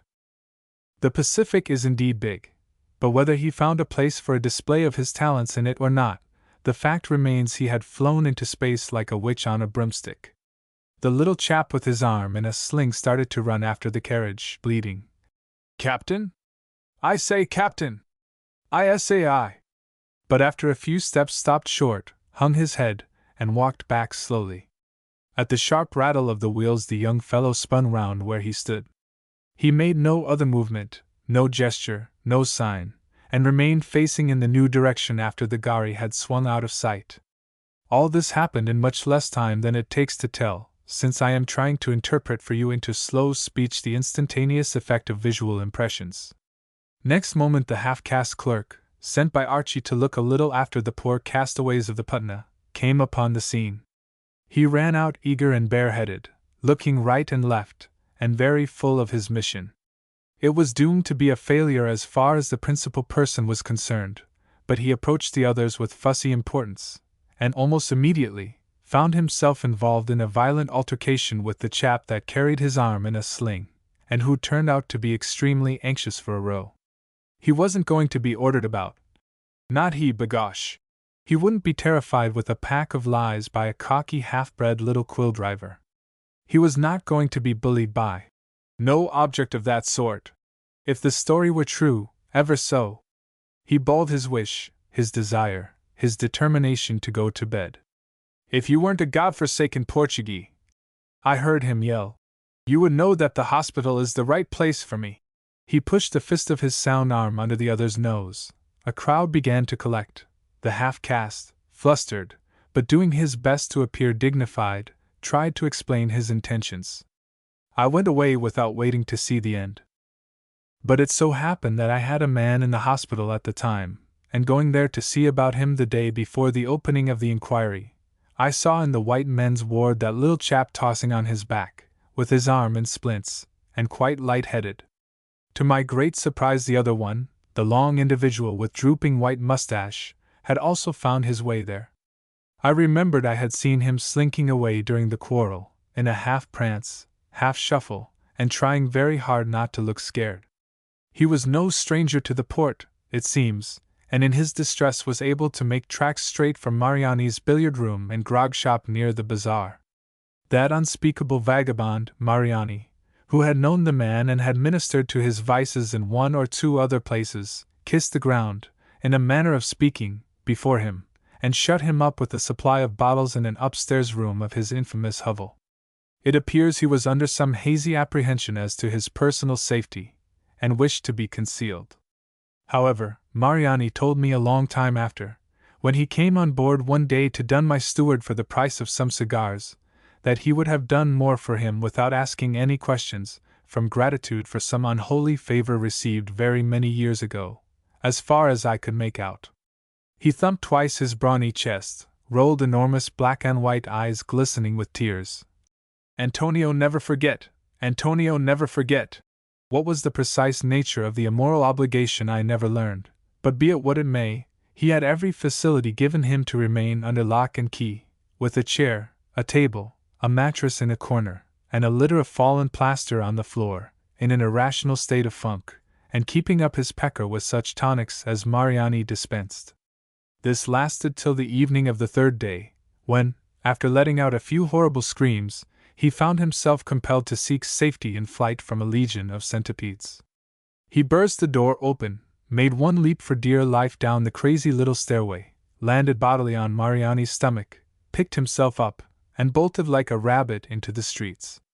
The police plucked him off a garbage heap in the early morning. At first he had a notion they were carrying him off to be hanged, and fought for liberty like a hero, but when I sat down by his bed he had been very quiet for 2 days. His lean bronzed head, with white mustaches, looked fine and calm on the pillow, like the head of a war-worn soldier with a childlike soul, had it not been for a hint of spectral alarm that lurked in the blank glitter of his glance, resembling a nondescript form of a terror crouching silently behind a pane of glass. He was so extremely calm that I began to indulge in the eccentric hope of hearing something explanatory of the famous affair from his point of view. Why I longed to go grubbing into the deplorable details of an occurrence which, after all, concerned me no more than as a member of an obscure body of men held together by a community of inglorious toil and by fidelity to a certain standard of conduct, I can't explain. You may call it an unhealthy curiosity if you like, but I have a distinct notion I wished to find something. Perhaps, unconsciously, I hoped I would find that something, some profound and redeeming cause, some merciful explanation, some convincing shadow of an excuse. I see well enough now that I hoped for the impossible, for the laying of what is the most obstinate ghost of man's creation, of the uneasy doubt uprising like a mist, secret and gnawing like a worm, and more chilling than the certitude of death, the doubt of the sovereign power enthroned in a fixed standard of conduct. It is the hardest thing to stumble against. It is the thing that breeds yelling panics and good little quiet villainies. It's the true shadow of calamity. Did I believe in a miracle? And why did I desire it so ardently? Was it for my own sake that I wished to find some shadow of an excuse for that young fellow whom I had never seen before, but whose appearance alone added a touch of personal concern to the thoughts suggested by the knowledge of his weakness, made it a thing of mystery and terror, like a hint of a destructive fate ready for us all whose youth, in its day, had resembled his youth? I fear that such was the secret motive of my prying. I was, and no mistake, looking for a miracle. The only thing that at this distance of time strikes me as miraculous is the extent of my imbecility. I positively hope to obtain from that battered and shady invalid some exorcism against the ghost of doubt. I must have been pretty desperate too, for, without loss of time, after a few indifferent and friendly sentences which he answered with languid readiness, just as any decent sick man would do, I produced the word Putna wrapped up in a delicate question as in a wisp of floss silk. I was delicate selfishly. I did not want to startle him. I had no solicitude for him. I was not furious with him and sorry for him. His experience was of no importance. His redemption would have had no point for me. He had grown old in minor iniquities, and could no longer inspire aversion or pity. he repeated. Putna? Interrogatively, seemed to make a short effort of memory, and said, Quite right. I am an old stager out here. I saw her go down. I made ready to vent my indignation at such a stupid lie, when he added smoothly, She was full of reptiles. This made me pause. What did he mean? The unsteady phantom of terror behind his glassy eyes seemed to stand still and look into mine wistfully. They turned me out of my bunk in the middle watch to look at her sinking, he pursued in a reflective tone. His voice sounded alarmingly strong all at once.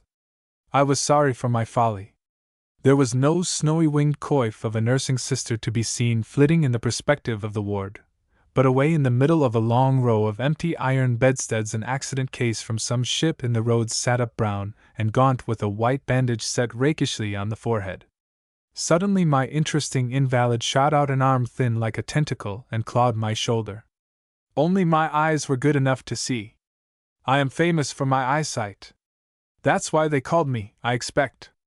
None of them was quick enough to see her go, but they saw that she was gone right enough, and sang out together, like this. A wolfish howl searched the very recesses of my soul. Oh! Make him dry up, whined the accident case irritably. You don't believe me, I suppose, went on the other, with an air of ineffable conceit. I tell you there are no such eyes as mine this side of the Persian Gulf. Look under the bed. Of course I stooped instantly. I defy anybody not to have done so. What can you see? He asked. Nothing, I said, feeling awfully ashamed of myself. He scrutinized my face with wild and withering contempt. Just so, he said. But if I were to look I could see. There's no eyes like mine, I tell you. Again he clawed, pulling at me downwards in his eagerness to relieve himself by a confidential communication. Millions of pink toads. There's no eyes like mine. Millions of pink toads. It's worse than seeing a ship sink. I could look at sinking ships and smoke my pipe all day long. Why don't they give me back my pipe? I would get a smoke while I watched these toads. The ship was full of them. They've got to be watched, you know. He winked facetiously. The perspiration dripped on him off my head, my drill coat clung to my wet back. The afternoon breeze swept impetuously over the row of bedsteads, the stiff folds of curtains stirred perpendicularly, rattling on brass rods, the covers of empty beds blew about noiselessly near the bare floor all along the line, and I shivered to the very marrow. The soft wind of the tropics played in that naked ward as bleak as a winter's gale in an old barn at home. Don't you let him start his hollering, mister! Hailed from afar the accident case in a distressed, angry shout that came ringing between the walls like a quavering call down a tunnel. The clawing hand hauled at my shoulder. He leered at me knowingly. The ship was full of them, you know, and we had to clear out on the strict QT. He whispered with extreme rapidity. All pink. All pink, as big as mastiffs, with an eye on the top of the head and claws all round their ugly mouths. Oof! Oof! Quick jerks as of galvanic shocks disclosed under the flat coverlet the outlines of meager and agitated legs. He let go my shoulder and reached after something in the air. His body trembled tensely like a released harp string, and while I looked down, the spectral horror in him broke through his glassy gaze. Instantly his face of an old soldier, with its noble and calm outlines, became decomposed before my eyes by the corruption of stealthy cunning, of an abominable caution, and of desperate fear. He restrained a cry. SSH! What are they doing now down there? He asked, pointing to the floor with fantastic precautions of voice and gesture, whose meaning, borne upon my mind in a lurid flash, made me very sick of my cleverness. They are all asleep, I answered, watching him narrowly. That was it. That's what he wanted to hear. These were the exact words that could calm him. He drew a long breath. SSH! Quiet, steady. I am an old stager out here. I know them brutes. Bash in the head of the first that stirs. There's too many of them, and she won't swim more than 10 minutes. He panted again. Hurry up! He yelled suddenly, and went on in a steady scream. They are all awake, millions of them. They are trampling on me. Wait. Oh, wait. I'll smash them in heaps like flies. Wait for me. Help! Yelp! An interminable and sustained howl completed my discomfiture. I saw in the distance the accident case raise deplorably both his hands to his bandaged head. A dresser, apron to the chin, showed himself in the vista of the ward, as if seen in the small end of a telescope. I confessed myself fairly routed, and without more ado, stepping out through one of the long windows, escaped into the outside gallery. The howl pursued me like a vengeance. I turned into a deserted landing, and suddenly all became very still and quiet around me, and I descended the bare and shiny staircase in a silence that enabled me to compose my distracted thoughts. Down below I met one of the resident surgeons who was crossing the courtyard and stopped me. "Been to see your man, Captain? I think we may let him go tomorrow. These fools have no notion of taking care of themselves, though. I say, we've got the chief engineer of that pilgrim ship here. A curious case. D.T.S. of the worst kind. He has been drinking hard in that Greek's or Italian's grog shop for 3 days. What can you expect? 4 bottles of that kind of brandy a day, I am told. Wonderful if true. Sheeted with boiler iron inside, I should think. The head, the head, of course, gone, but the curious part is there's some sort of method in his raving.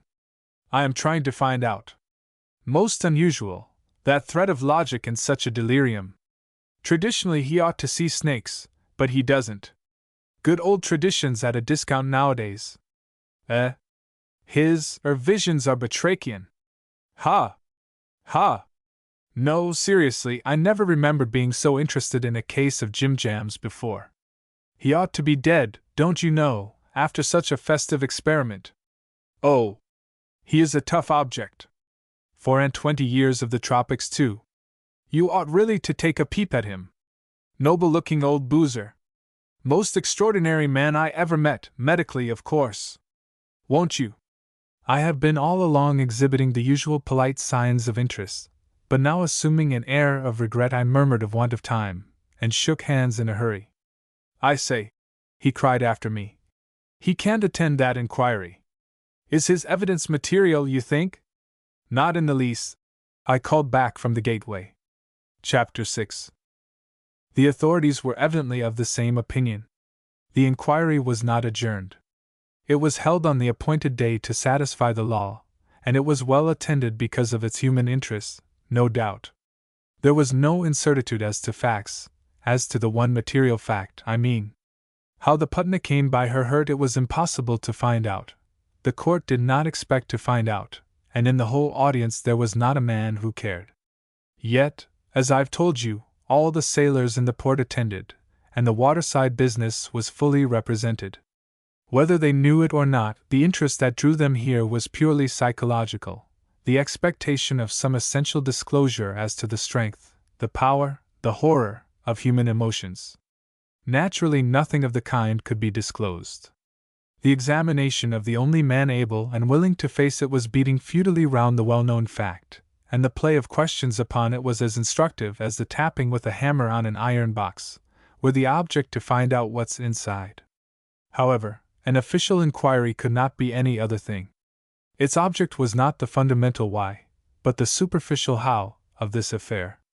The young chap could have told them, and though that very thing was the thing that interested the audience, the questions put to him necessarily led him away from what to me, for instance, would have been the only truth worth knowing. You can't expect the constituted authorities to inquire into the state of a man's soul, or is it only of his liver? Their business was to come down upon the consequences, and frankly, a casual police magistrate and 2 nautical assessors are not much good for anything else. I don't mean to imply these fellows were stupid. The magistrate was very patient. One of the assessors was a sailing ship's skipper with a reddish beard, and of a pious disposition. Brearley was the other. Big Brearley. Some of you must have heard of Big Brearley, the captain of the crack ship of the Blue Star Line. That's the man. He seemed consumedly bored by the honor thrust upon him. He had never in his life made a mistake, never had an accident, never a mishap, never a check in his steady rise, and he seemed to be one of those lucky fellows who know nothing of indecision, much less of self-mistrust. At 32 he had one of the best commands going in the Eastern trade, and what's more, he thought a lot of what he had. There was nothing like it in the world, and I suppose if you had asked him point blank he would have confessed that in his opinion there was not such another commander. The choice had fallen upon the right man. The rest of mankind that did not command the 16-knot steel steamer Asa were rather poor creatures. He had saved lives at sea, had rescued ships in distress, had a gold chronometer presented to him by the underwriters, and a pair of binoculars with a suitable inscription from some foreign government, in commemoration of these services. He was acutely aware of his merits and of his rewards. I liked him well enough, though some I know, meek, friendly men at that, couldn't stand him at any price.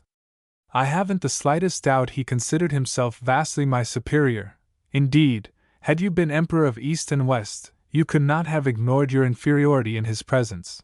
But I couldn't get up any real sentiment of offense. He did not despise me for anything I could help, for anything I was, don't you know. I was a negligible quantity simply because I was not the fortunate man of the earth, not Montague Brearley in command of the Asa, not the owner of an inscribed gold chronometer and of silver-mounted binoculars testifying to the excellence of my seamanship and to my indomitable pluck, not possessed of an acute sense of my merits and of my rewards, besides the love and worship of a black retriever. The most wonderful of its kind, for never was such a man loved thus by such a dog. No doubt, to have all this forced upon you was exasperating enough, but when I reflected that I was associated in these fatal disadvantages with 1,200 millions of other more or less human beings, I found I could bear my share of his good-natured and contemptuous pity for the sake of something indefinite and attractive in the man. I have never defined to myself this attraction, but there were moments when I envied him. The sting of life could do no more to his complacent soul than the scratch of a pin to the smooth face of a rock. This was enviable. As I looked at him, flanking on one side the unassuming pale-faced magistrate who presided at the inquiry, his self-satisfaction presented to me and to the world a surface as hard as granite. He committed suicide very soon after. No wonder Jim's case bored him, and while I thought with something akin to fear of the immensity of his contempt for the young man under examination, he was probably holding silent inquiry into his own case. The verdict must have been of unmitigated guilt, and he took the secret of the evidence with him in that leap into the sea. If I understand anything of men, the matter was no doubt of the gravest import, one of those trifles that awaken ideas, start into life some thought with which a man unused to such a companionship finds it impossible to live. I am in a position to know that it wasn't money, and it wasn't drink, and it wasn't woman. He jumped overboard at sea barely a week after the end of the inquiry, and less than 3 days after leaving port on his outward passage, as though on that exact spot in the midst of waters he had suddenly perceived the gates of the other world flung open wide for his reception. Yet it was not a sudden impulse. His gray-headed mate, a first-rate sailor and a nice old chap with strangers, but in his relations with his commander the surliest chief officer I've ever seen, would tell the story with tears in his eyes. It appears that when he came on deck in the morning Brearley had been writing in the chart-room. It was 10 minutes to 4, he said, and the middle watch was not relieved yet, of course. He heard my voice on the bridge speaking to the second mate, and called me in. I was loath to go, and that's the truth, Captain Marlowe. I couldn't stand poor Captain Brearley, I tell you with shame. We never know what a man is made of. He had been promoted over too many heads, not counting my own, and he had a damnable trick of making you feel small, nothing but by the way he said good morning. I never addressed him, sir, but on matters of duty, and then it was as much as I could do to keep a civil tongue in my head. He flattered himself there. I often wondered how Brearley could put up with his manners for more than half a voyage. I've a wife and children, he went on, and I had been 10 years in the company, always expecting the next command. More fool I, says he, just like this, come in here, Mr. Jones, in that swagger voice of his, come in here, Mr. Jones. In I went. We'll lay down her position, says he, stooping over the chart, a pair of dividers in hand. By the standing orders, the officer going off duty would have done that at the end of his watch. However, I said nothing, and looked on while he marked off the ship's position with a tiny cross and wrote the date and the time. I can see him this moment writing his neat figures, 17:8 for AM. The year would be written in red ink at the top of the chart. He never used his charts more than a year, Captain Brearley didn't. I've the chart now. When he had done, he stands looking down at the mark he had made and smiling to himself, then looks up at me. 32 miles more as she goes, says he, and then we shall be clear, and you may alter the course 20 degrees to the southward. We were passing to the north of the Hector Bank that voyage. I said, all right, sir, wondering what he was fussing about, since I had to call him before altering the course anyhow. Just then 8 bells were struck. We came out on the bridge, and the second mate before going off mentions in the usual way, 71 on the log. Captain Brearley looks at the compass and then all round. It was dark and clear, and all the stars were out as plain as on a frosty night in high latitudes. Suddenly he says with a sort of a little sigh, I am going aft, and shall set the log at 0 for you myself, so that there can be no mistake. 32 miles more on this course and then you are safe. Let's see, the correction on the log is 6% additive. Say then, 30 by the dial to run, and you may come 20 degrees to starboard at once. No use losing any distance, is there? I had never heard him talk so much at a stretch, and to no purpose as it seemed to me. I said nothing. He went down the ladder, and the dog, that was always at his heels whenever he moved, night or day, followed, sliding nose first, after him. I heard his boot heels tap on the afterdeck, then he stopped and spoke to the dog. Go back, Rover. On the bridge, boy. Go on, get. Then he calls out to me from the dark, shut that dog up in the chart room, Mr. Jones, will you? This was the last time I heard his voice, Captain Marlowe. These are the last words he spoke in the hearing of any living human being, sir. At this point the old chap's voice got quite unsteady. He was afraid the poor brute would jump after him, don't you see? He pursued with a quaver. Yes, Captain Marlowe. He set the log for me. Would you believe it? He put a drop of oil in it too. There was the oil feeder where he left it nearby. The boatswain's mate got the hose along aft to wash down at 5:30. By and by he knocks off and runs up on the bridge. Will you please come aft, Mr. Jones, he says.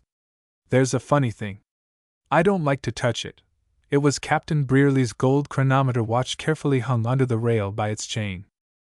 As soon as my eyes fell on it something struck me, and I knew, sir. My legs got soft under me. It was as if I had seen him go over, and I could tell how far behind he was left too. The taffrail log marked 18 miles and 3/4, and 4 iron belaying pins were missing round the mainmast. Put them in his pockets to help him down, I suppose, but Lord! What's 4 iron pins to a powerful man like Captain Brearley? Maybe his confidence in himself was just shook a bit at the last. That's the only sign of fluster he gave in his whole life, I should think, but I am ready to answer for him, that once over he did not try to swim a stroke, the same as he would have had pluck enough to keep up all day long on the bare chance had he fallen overboard accidentally. Yes, sir. He was second to none, if he said so himself, as I heard him once. He had written 2 letters in the middle watch, one to the company and the other to me. He gave me a lot of instructions as to the passage. I had been in the trade before he was out of his time, and no end of hints as to my conduct with our people in Shanghai, so that I should keep the command of the Asa. He wrote like a father would to a favorite son, Captain Marlowe, and I was 25 years his senior and had tasted salt water before he was fairly breeched. In his letter to the owners, it was left open for me to see. He said that he had always done his duty by them, up to that moment, and even now he was not betraying their confidence, since he was leaving the ship to as competent a seaman as could be found, meaning me, sir, meaning me. He told them that if the last act of his life didn't take away all his credit with them, they would give weight to my faithful service and to his warm recommendation, when about to fill the vacancy made by his death. And much more like this, sir. I couldn't believe my eyes. It made me feel queer all over. Went on the old chap, in great perturbation, and squashing something in the corner of his eye with the end of a thumb as broad as a spatula. You would think, sir, he had jumped overboard only to give an unlucky man a last show to get on. What with the shock of him going in this awful rash way, and thinking myself a made man by that chance, I was nearly off my chump for a week. But no fear. The captain of the Pelion was shifted into the Asa, came aboard in Shanghai, a little popinjay, sir, in a grey check suit, with his hair parted in the middle. I am, your new captain, Mr. Jones. He was drowned in scent, fairly stunk with it, Captain Marlowe.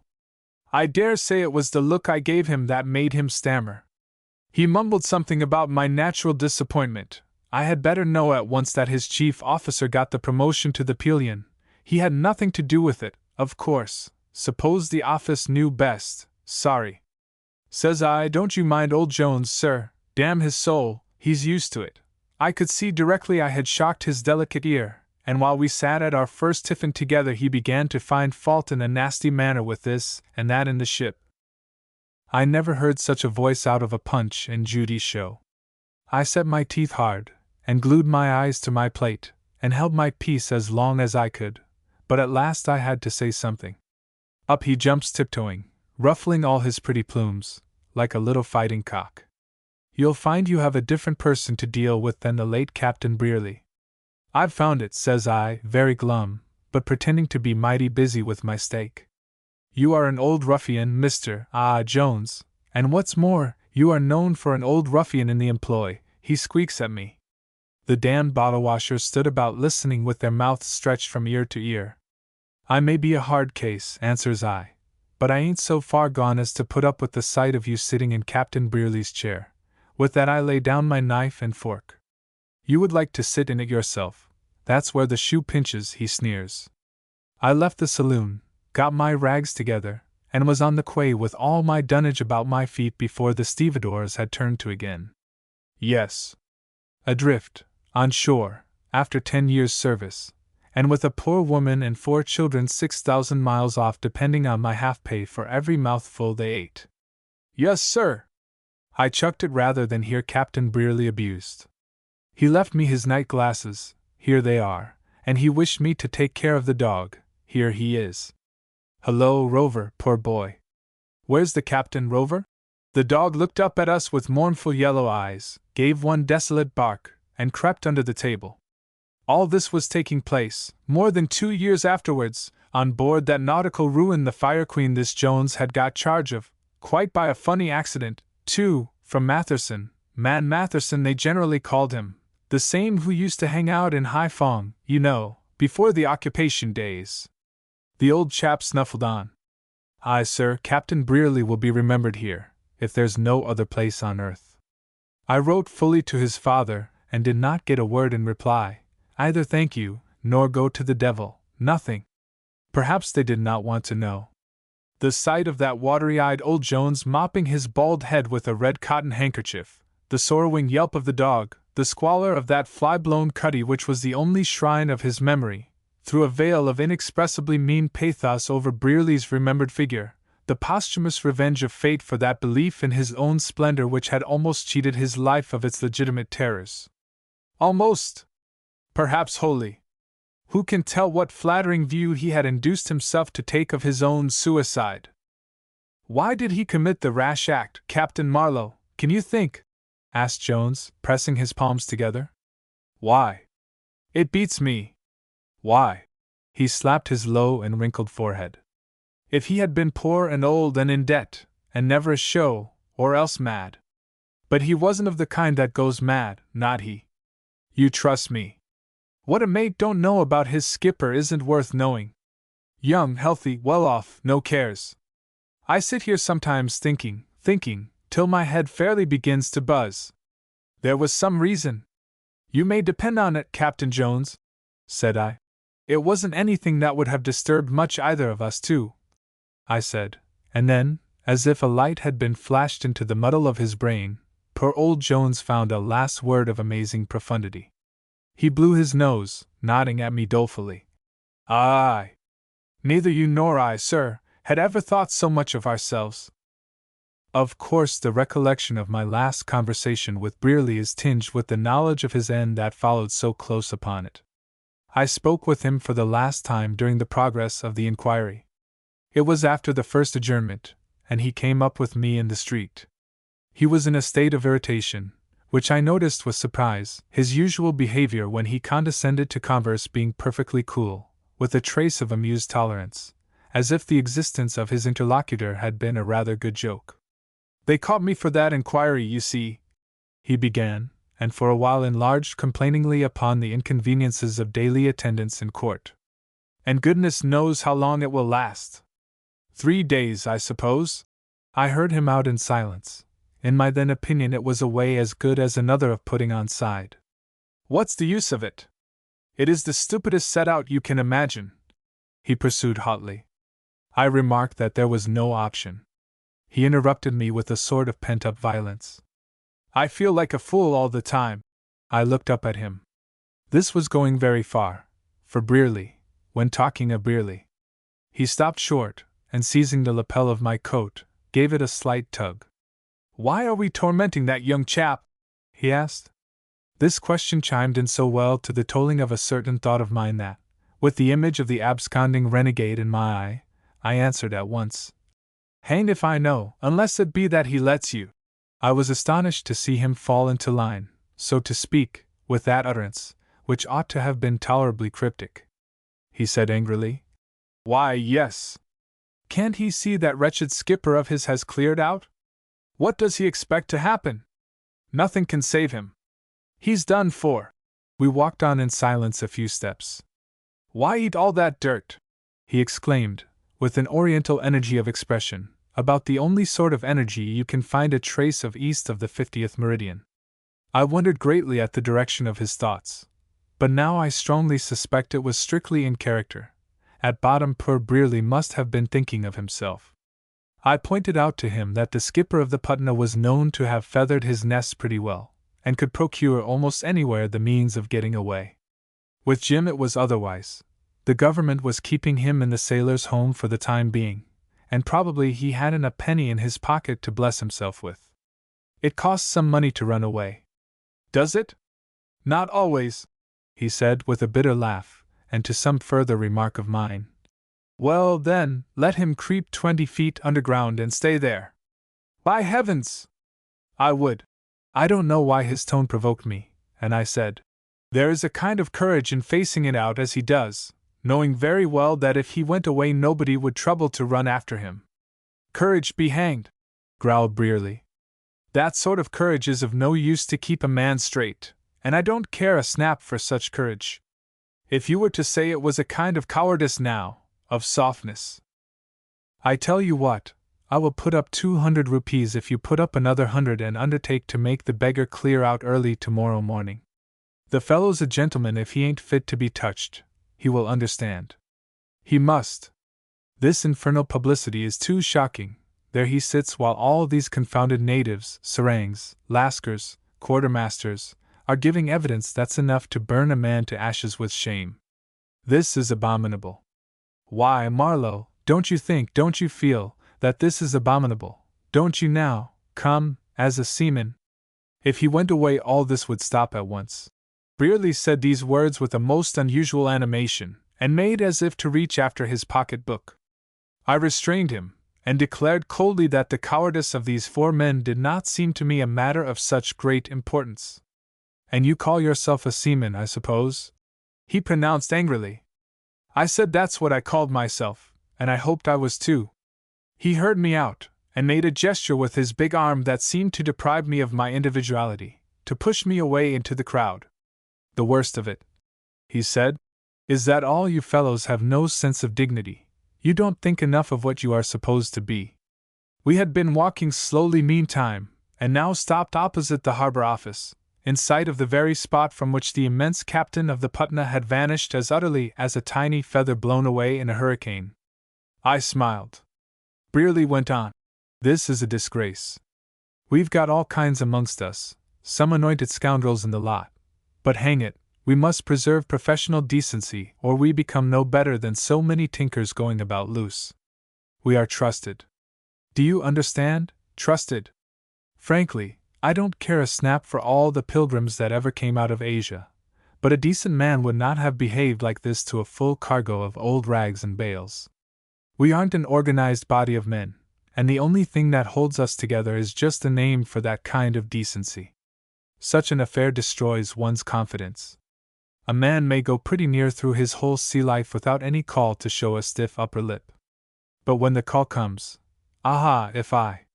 He broke off, and in a changed tone. I'll give you 200 rupees now, Marlowe, and you just talk to that chap, confound him. I wish he had never come out here. Fact is, I rather think some of my people know his.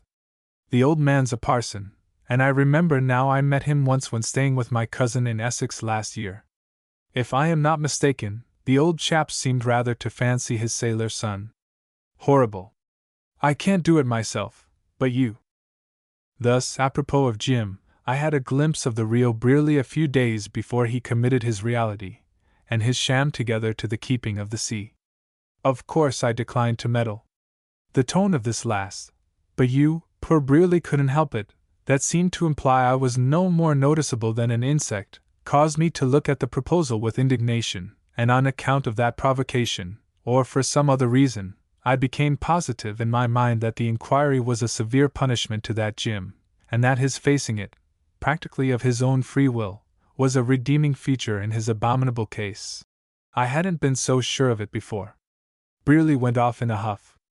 At the time his state of mind was more of a mystery to me than it is now. Next day, coming into court late, I sat by myself. Of course I could not forget the conversation I had with Brearley, and now I had them both under my eyes. The demeanor of one suggested gloomy impudence and of the other a contemptuous boredom, yet one attitude might not have been truer than the other, and I was aware that one was not true. Brearley was not bored, he was exasperated, and if so, then Jim might not have been impudent. According to my theory, he was not. I imagined he was hopeless. Then it was that our glances met. They met, and the look he gave me was discouraging of any intention I might have had to speak to him. Upon either hypothesis, insolence or despair, I felt I could be of no use to him. This was the second day of the proceedings. Very soon after that exchange of glances, the inquiry was adjourned again to the next day. The white men began to troop out at once. Jim had been told to stand down some time before, and was able to leave amongst the first. I saw his broad shoulders and his head outlined in the light of the door, and while I made my way slowly out talking with someone, some stranger who had addressed me casually, I could see him from within the courtroom resting both elbows on the balustrade of the veranda and turning his back on the small stream of people trickling down the few steps. There was a murmur of voices and a shuffle of boots. The next case was that of assault and battery committed upon a money-lender, I believe, and the defendant, a venerable villager with a straight white beard, sat on a mat just outside the door with his sons, daughters, sons-in-law, their wives, and I should think, half the population of his village besides squatting or standing around him. A slim dark woman, with part of her back and one black shoulder bared, and with a thin gold ring in her nose, suddenly began to talk in a high-pitched, shrewish tone. The man with me instinctively looked up at her. We were then just through the door, passing behind Jim's burly back. Whether those villagers had brought the yellow dog with them, I don't know. Anyhow, a dog was there, weaving himself in and out amongst people's legs in that mute, stealthy way native dogs have, and my companion stumbled over him. The dog leaped away without a sound.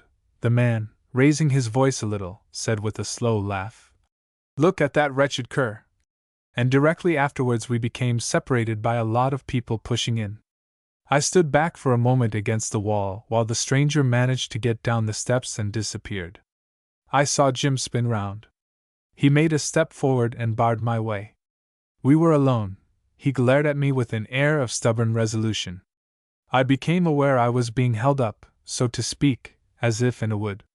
The veranda was empty by then, the noise and movement in court had ceased, a great silence fell upon the building, in which, somewhere far within, an oriental voice began to whine abjectly. The dog, in the very act of trying to sneak in at the door, sat down hurriedly to hunt for fleas. "Did you speak to me?" asked Jim very low, and bending forward, not so much towards me but at me, if you know what I mean. I said no, at once. Something in the sound of that quiet tone of his warned me to be on my defense. I watched him. It was very much like a meeting in a wood, only more uncertain in its issue, since he could possibly want neither my money nor my life, nothing that I could simply give up or defend with a clear conscience. "You say you didn't," he said, very somber. "But I heard." "Some mistake," I protested, utterly at a loss, and never taking my eyes off him. To watch his face was like watching a darkening sky before a clap of thunder, shade upon shade imperceptibly coming on, the doom growing mysteriously intense in the calm of maturing violence. "As far as I know, I haven't opened my lips in your hearing," I affirmed with perfect truth. I was getting a little angry, too, at the absurdity of this encounter. It strikes me now I have never in my life been so near a beating, I mean it literally, a beating with fists. I suppose I had some hazy prescience of that eventuality being in the air. Not that he was actively threatening me. On the contrary, he was strangely passive, don't you know? But he was lowering, and though not exceptionally big, he looked generally fit to demolish a wall. The most reassuring symptom I noticed was a kind of slow and ponderous hesitation, which I took as a tribute to the evident sincerity of my manner and of my tone. We faced each other. In the court the assault case was proceeding. I caught the words, "Well, Buffalo, stick, in the greatness of my fear." "What did you mean by staring at me all the morning?" said Jim at last. He looked up and looked down again. "Did you expect us all to sit with downcast eyes out of regard for your susceptibilities?" I retorted sharply. I was not going to submit meekly to any of his nonsense. He raised his eyes again, and this time continued to look me straight in the face. "No, that's all right," he pronounced with an air of deliberating with himself upon the truth of this statement. "That's all right. I am going through with that. Only," and there he spoke a little faster, "I won't let any man call me names outside this court. There was a fellow with you. You spoke to him. Oh yes, I know, 'tis all very fine. You spoke to him, but you meant me to hear." I assured him he was under some extraordinary delusion. I had no conception how it came about. "You thought I would be afraid to resent this," he said, with just a faint tinge of bitterness. I was interested enough to discern the slightest shades of expression, but I was not in the least enlightened, yet I don't know what in these words, or perhaps just the intonation of that phrase, induced me suddenly to make all possible allowances for him. I ceased to be annoyed at my unexpected predicament. It was some mistake on his part. He was blundering, and I had an intuition that the blunder was of an odious, of an unfortunate nature. I was anxious to end this scene on grounds of decency, just as one is anxious to cut short some unprovoked and abominable confidence.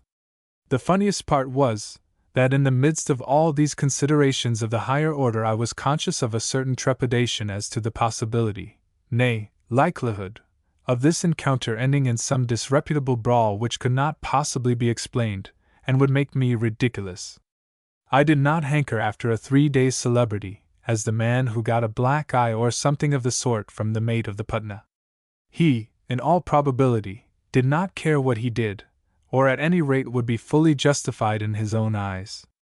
It took no magician to see he was amazingly angry about something, for all his quiet and even torpid demeanor. I don't deny I was extremely desirous to pacify him at all costs, had I only known what to do. But I didn't know, as you may well imagine. It was a blackness without a single gleam. We confronted each other in silence. He hung fire for about 15 seconds, then made a step nearer, and I made ready to ward off a blow, though I don't think I moved a muscle. "If you were as big as 2 men and as strong as 6, he said very softly, "I would tell you what I think of you." "You, stop!" I exclaimed. This checked him for a second. "Before you tell me what you think of me," I went on quickly, "will you kindly tell me what it is I've said or done?" During the pause that ensued he surveyed me with indignation, while I made supernatural efforts of memory, in which I was hindered by the oriental voice within the courtroom expostulating with impassioned volubility against the charge of falsehood. Then we spoke almost together. "I will soon show you I am not," he said, in a tone suggestive of a crisis. "I declare I don't know," I protested earnestly at the same time. He tried to crush me by the scorn of his glance. "Now that you see I am not afraid you tried to crawl out of it," he said. "Who's a cur now, hey?" Then, at last, I understood. He had been scanning my features as though looking for a place where he would plant his fist. "I will allow no man," he mumbled threateningly. It was, indeed, a hideous mistake. He had given himself away utterly. I can't give you an idea how shocked I was. I suppose he saw some reflection of my feelings in my face, because his expression changed just a little. "Good God!" I stammered. "You don't think but I am sure I've heard," he persisted, raising his voice for the first time since the beginning of this deplorable scene. Then, with a shade of disdain, he added, "It wasn't you, then? Very well, I'll find the other." "Don't be a fool!" I cried in exasperation. "It wasn't that at all." "I've heard," he said again with an unshaken and somber perseverance. There may be those who could have laughed at his pertinacity. I didn't. Oh, I didn't. There had never been a man so mercilessly shown up by his own natural impulse. A single word had stripped him of his discretion, of that discretion which is more necessary to the decencies of our inner being than clothing is to the decorum of our body. "Don't be a fool," I repeated. "But the other man said it, you don't deny that?" he pronounced distinctly, and looking in my face without flinching. "No, I don't deny," said I, returning his gaze. At last his eyes followed downwards the direction of my pointing finger. He appeared at first uncomprehending, then confounded, and at last amazed and scared as though a dog had been a monster, and he had never seen a dog before. "Nobody dreamt of insulting you," I said. He contemplated the wretched animal, that moved no more than an effigy. It sat with ears pricked, and its sharp muzzle pointed into the doorway, and suddenly snapped at a fly like a piece of mechanism. I looked at him. The red of his fair sunburnt complexion deepened suddenly under the down of his cheeks, invaded his forehead, spread to the roots of his curly hair. His ears became intensely crimson, and even the clear blue of his eyes was darkened many shades by the rush of blood to his head. His lips pouted a little, trembling as though he had been on the point of bursting into tears. I perceived he was incapable of pronouncing a word from the excess of his humiliation. From disappointment, too, who knows?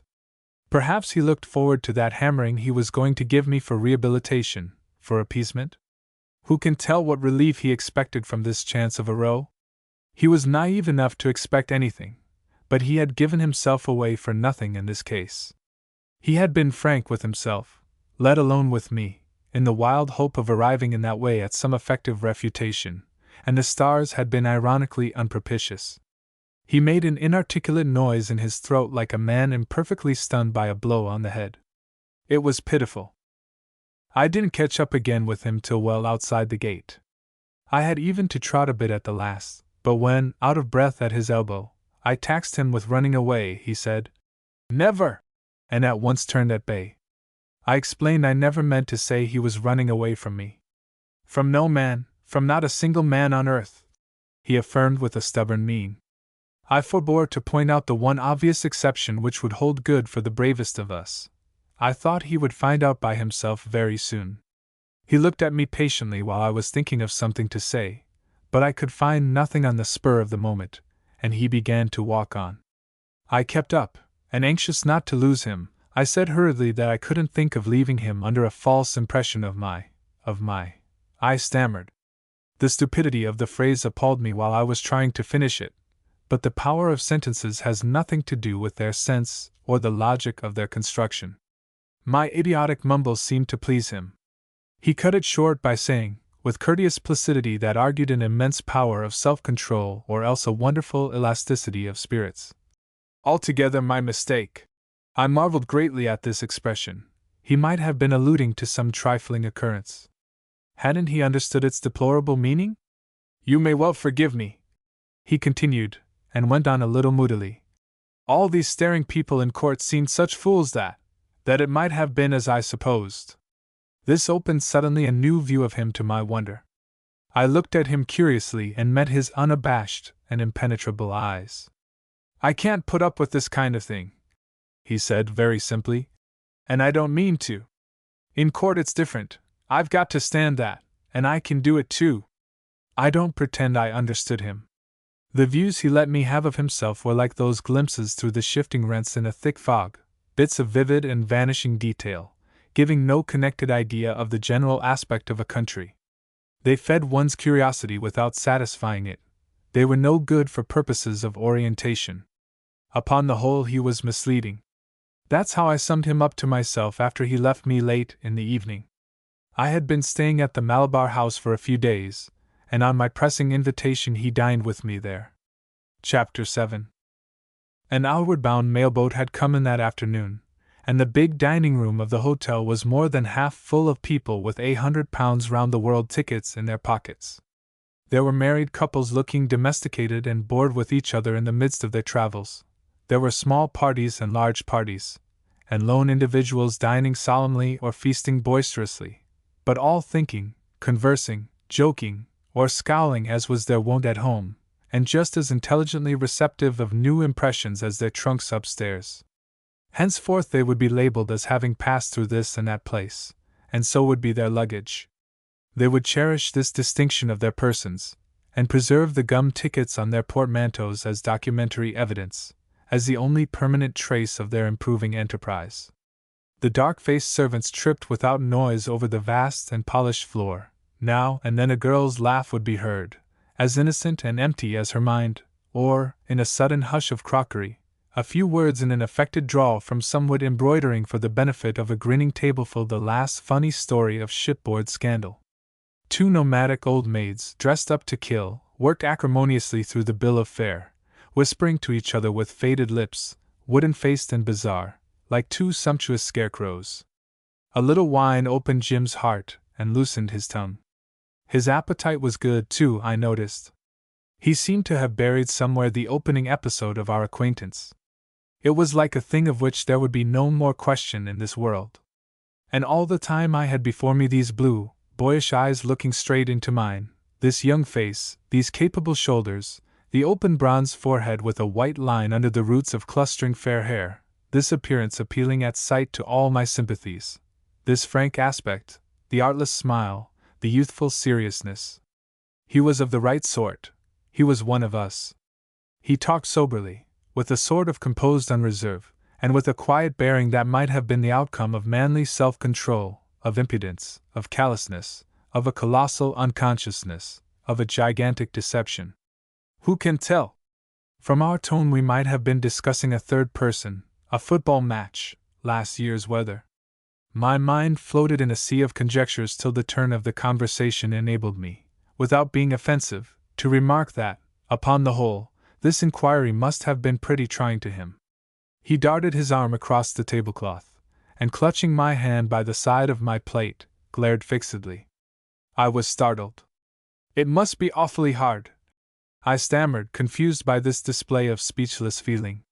It is hell, he burst out in a muffled voice. This movement and these words caused two well-groomed male globe-trotters at a neighboring table to look up in alarm from their iced pudding. I rose, and we passed into the front gallery for coffee and cigars. On little octagon tables candles burned in glass globes, clumps of stiff-leaved plants separated sets of cozy wicker chairs, and between the pairs of columns, whose reddish shafts caught in a long row the sheen from the tall windows, the night, glittering and somber, seemed to hang like a splendid drapery. The riding lights of ships winked afar like setting stars, and the hills across the roadstead resembled rounded black masses of arrested thunderclouds. I couldn't clear out, Jim began. The skipper did, that's all very well for him. I couldn't, and I wouldn't. They all got out of it in one way or another, but it wouldn't do for me. I listened with concentrated attention, not daring to stir in my chair. I wanted to know, and to this day I don't know, I can only guess.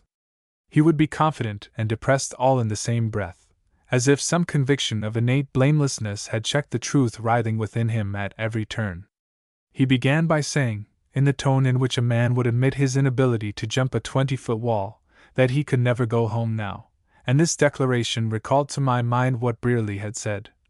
That the old parson in Essex seemed to fancy his sailor son not a little.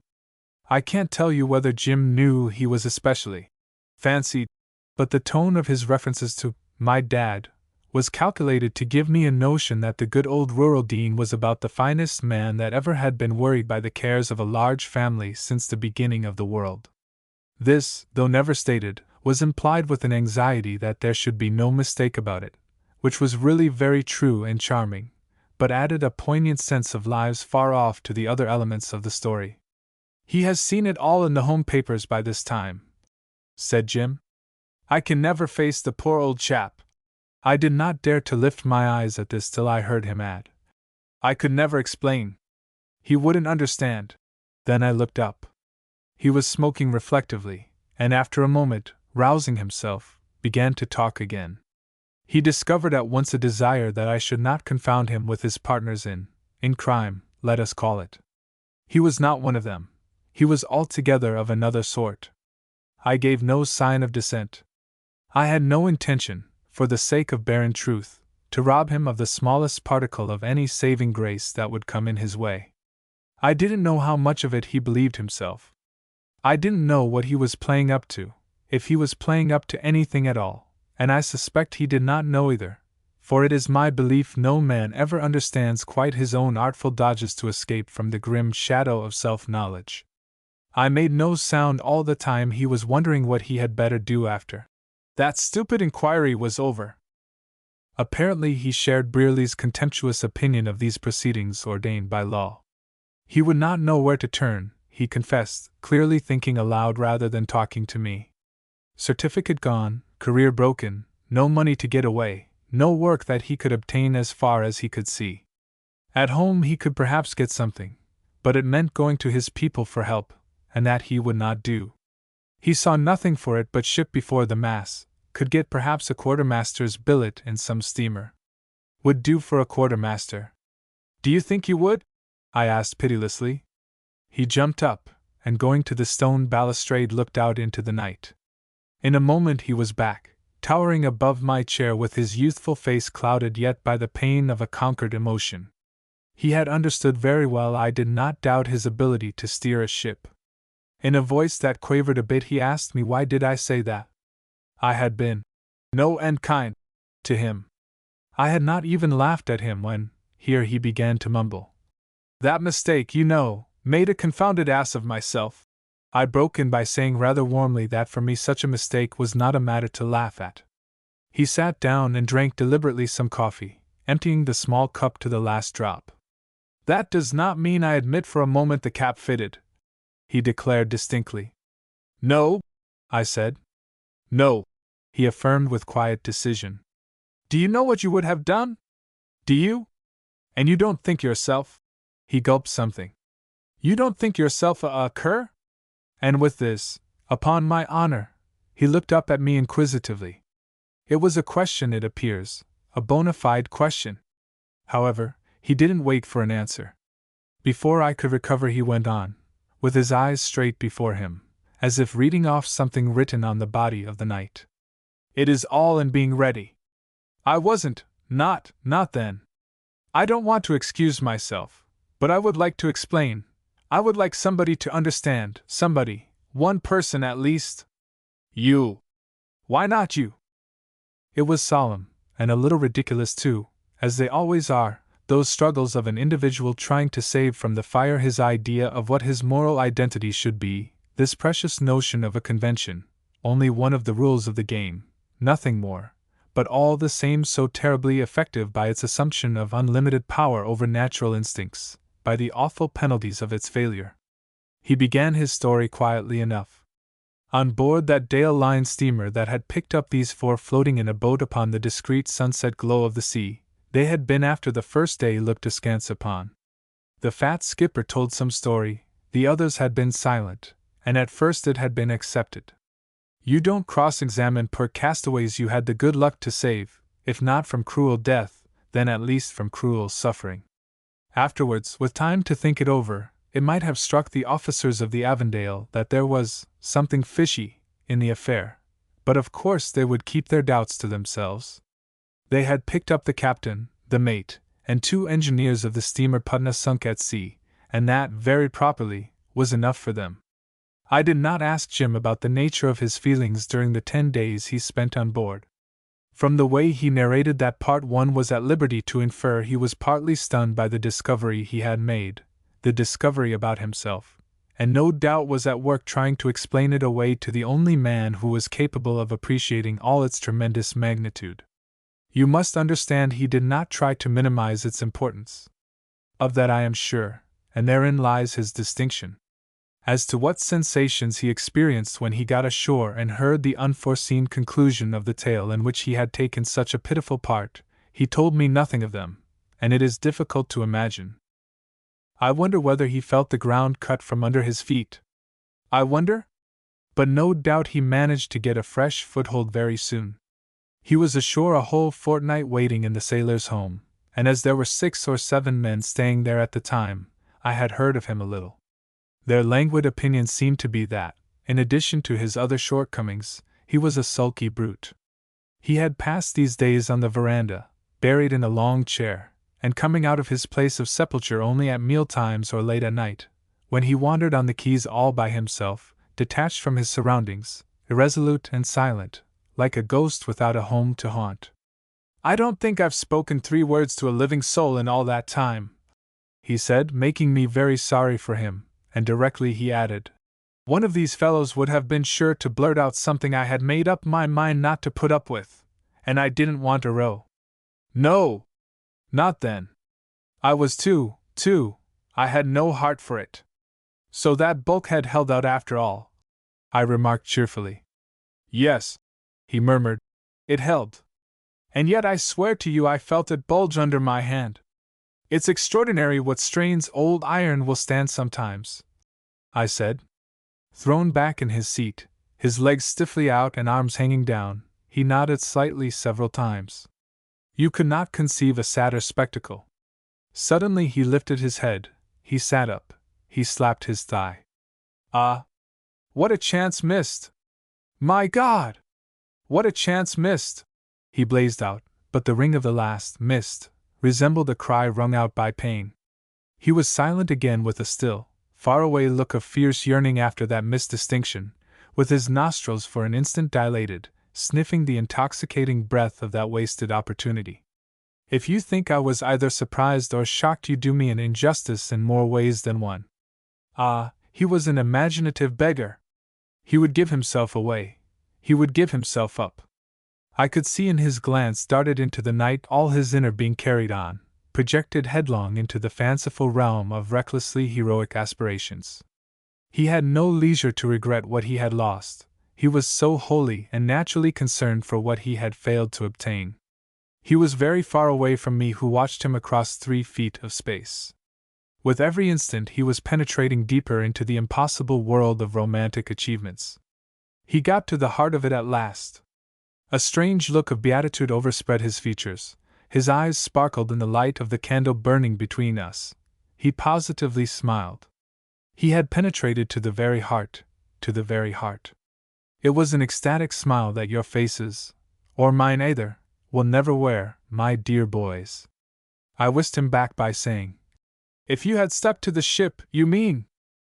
He turned upon me, his eyes suddenly amazed and full of pain, with a bewildered, startled, suffering face, as though he had tumbled down from a star. "Neither you nor I will ever look like this on any man." He shuddered profoundly, as if a cold fingertip had touched his heart. Last of all he sighed. I was not in a merciful mood. He provoked one by his contradictory indiscretions. "It is unfortunate you didn't know beforehand," I said with every unkind intention, but the perfidious shaft fell harmless, dropped at his feet like a spent arrow, as it were, and he did not think of picking it up. Perhaps he had not even seen it. Presently, lolling at ease, he said, "Dash it all! I tell you it bulged. I was holding up my lamp along the angle iron in the lower deck when a flake of rust as big as the palm of my hand fell off the plate, all of itself." He passed his hand over his forehead. "The thing stirred and jumped off like something alive while I was looking at it." "That made you feel pretty bad," I observed casually. "Do you suppose," he said, "that I was thinking of myself, with 160 people at my back, all fast asleep in that fore-tween-deck alone, and more of them aft, more on the deck, sleeping, knowing nothing about it, 3 times as many as there were boats for, even if there had been time?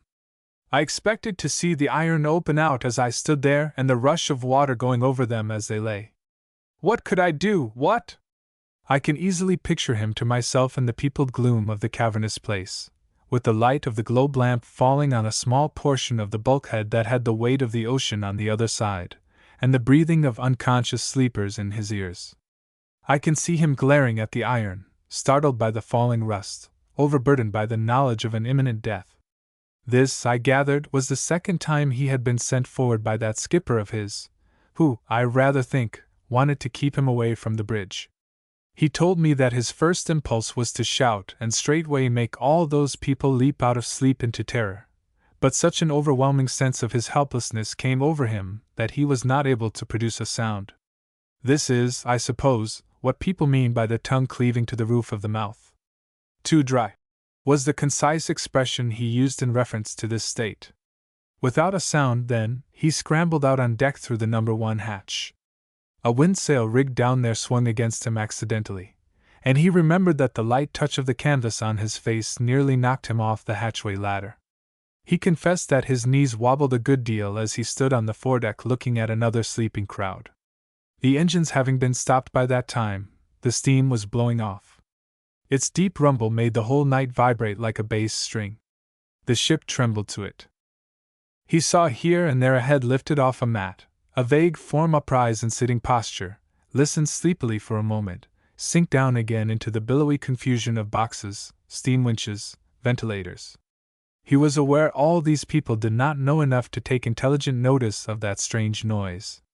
The ship of iron, the men with white faces, all the sights, all the sounds, everything on board to that ignorant and pious multitude was strange alike, and as trustworthy as it would forever remain incomprehensible.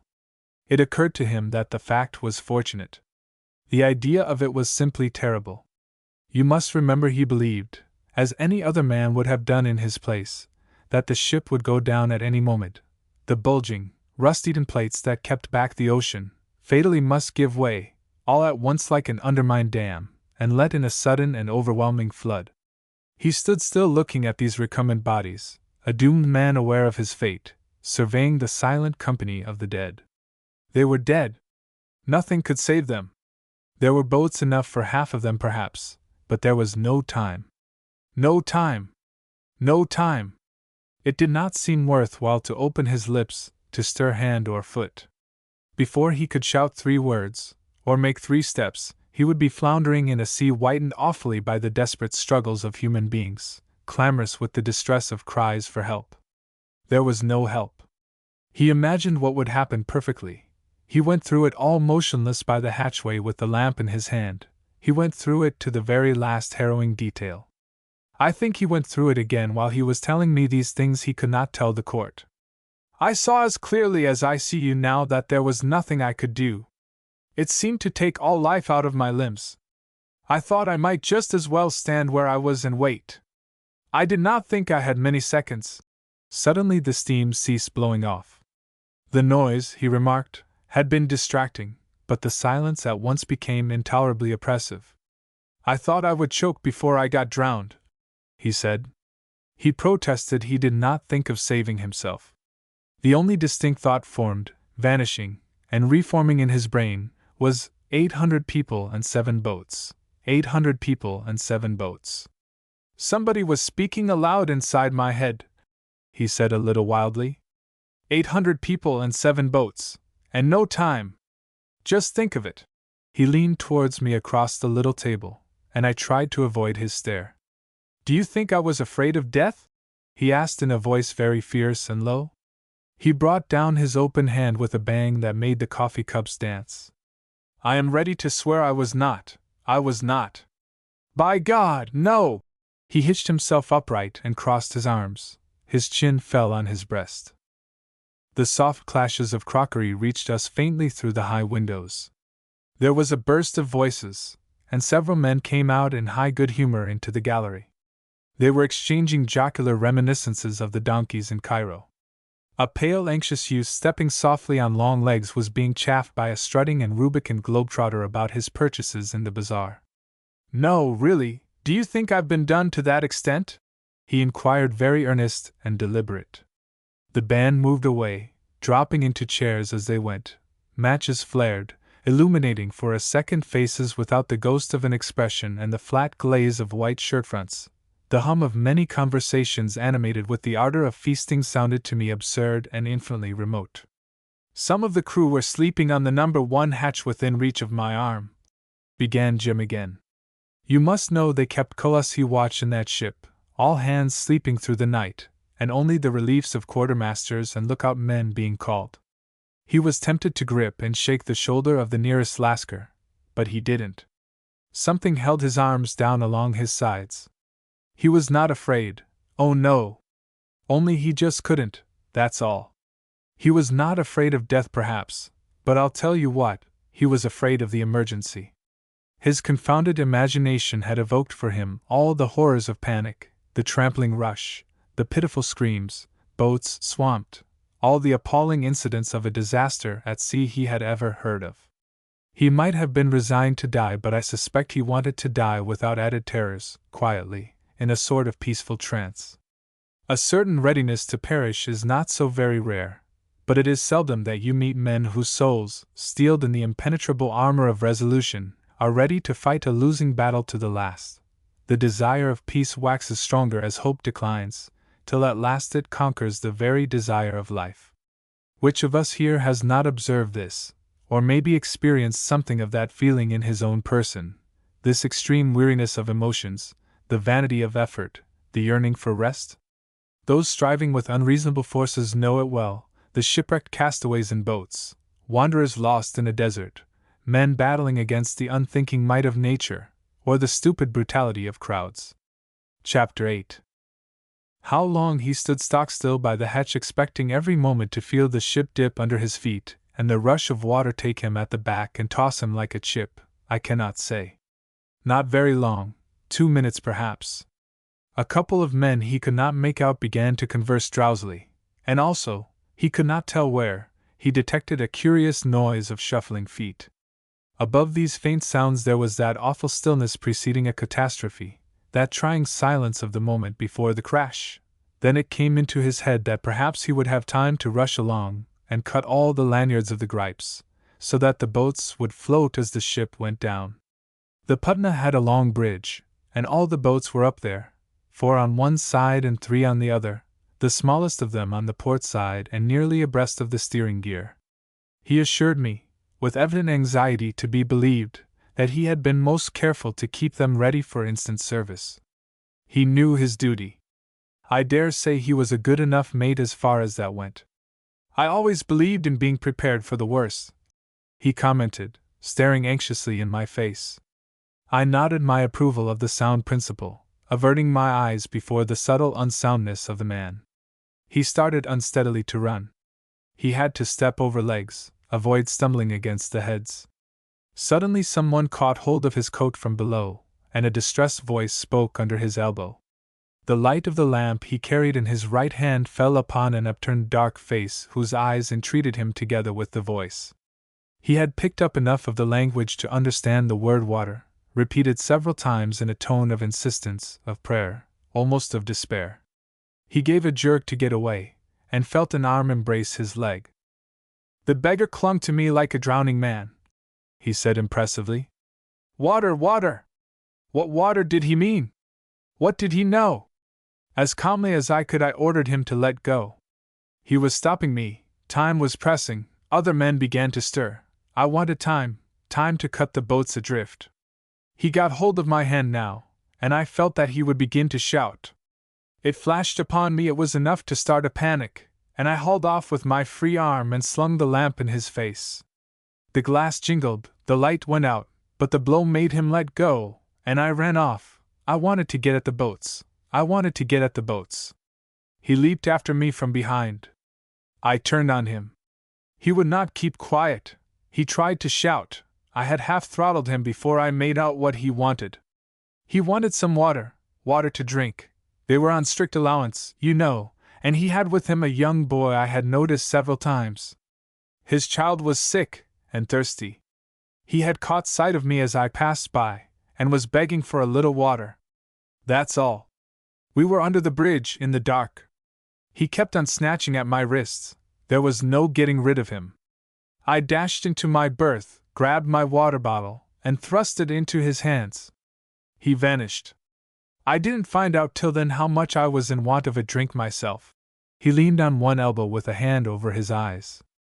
I felt a creepy sensation all down my backbone. There was something peculiar in all this. The fingers of the hand that shaded his brow trembled slightly. He broke the short silence. These things happen only once to a man and, well, when I got on the bridge at last the beggars were getting one of the boats off the chocks. A boat! I was running up the ladder when a heavy blow fell on my shoulder, just missing my head. It didn't stop me, and the chief engineer, they had got him out of his bunk by then, raised the boat stretcher again. Somehow I had no mind to be surprised at anything. All this seemed natural, and awful, and awful. I dodged that miserable maniac, lifted him off the deck as though he had been a little child, and he started whispering in my arms, "Don't! Don't! I thought you were one of them niggers." I flung him away, he skidded along the bridge and knocked the legs from under the little chap, the second. The skipper, busy about the boat, looked round and came at me head down, growling like a wild beast. I flinched no more than a stone. I was as solid standing there as this. He tapped lightly with his knuckles the wall beside his chair. It was as though I had heard it all, seen it all, gone through it all 20 times already. I wasn't afraid of them. I drew back my fist and he stopped short, muttering, "Ah, it's you. Lend a hand quick." That's what he said. Quick. As if anybody could be quick enough. "Aren't you going to do something?" I asked. "Yes." "Clear out," he snarled over his shoulder. I don't think I understood then what he meant. The other two had picked themselves up by that time, and they rushed together to the boat. They tramped, they wheezed, they shoved, they cursed the boat, the ship, each other, cursed me. All in mutters. I didn't move, I didn't speak. I watched the slant of the ship. She was as still as if landed on the blocks in a dry dock, only she was like this. He held up his hand, palm under, the tips of the fingers inclined downwards. "Like this," he repeated. I could see the line of the horizon before me, as clear as a bell, above her stemhead. I could see the water far off there black and sparkling, and still, still as a pond, deadly still, more still than ever sea was before, more still than I could bear to look at. Have you watched a ship floating head down, checked and sinking by a sheet of old iron too rotten to stand being shored up? Have you? Oh yes, shored up? I thought of that, I thought of every mortal thing. But can you shore up a bulkhead in 5 minutes, or in 50 for that matter? Where was I going to get men that would go down below? And the timber, the timber! Would you have had the courage to swing them all for the first blow if you had seen that bulkhead? Don't say you would, you had not seen it, nobody would. Hang it, to do a thing like that you must believe there is a chance, 1 in 1,000, at least some ghost of a chance, and you would not have believed. Nobody would have believed. You think me a cur for standing there, but what would you have done? What? You can't tell, nobody can tell. One must have time to turn round. What would you have me do? Where was the kindness in making crazy with fright all those people I could not save single-handed, that nothing could save? Look here! As true as I sit on this chair before you. He drew quick breaths at every few words and shot quick glances at my face, as though in his anguish he were watchful of the effect.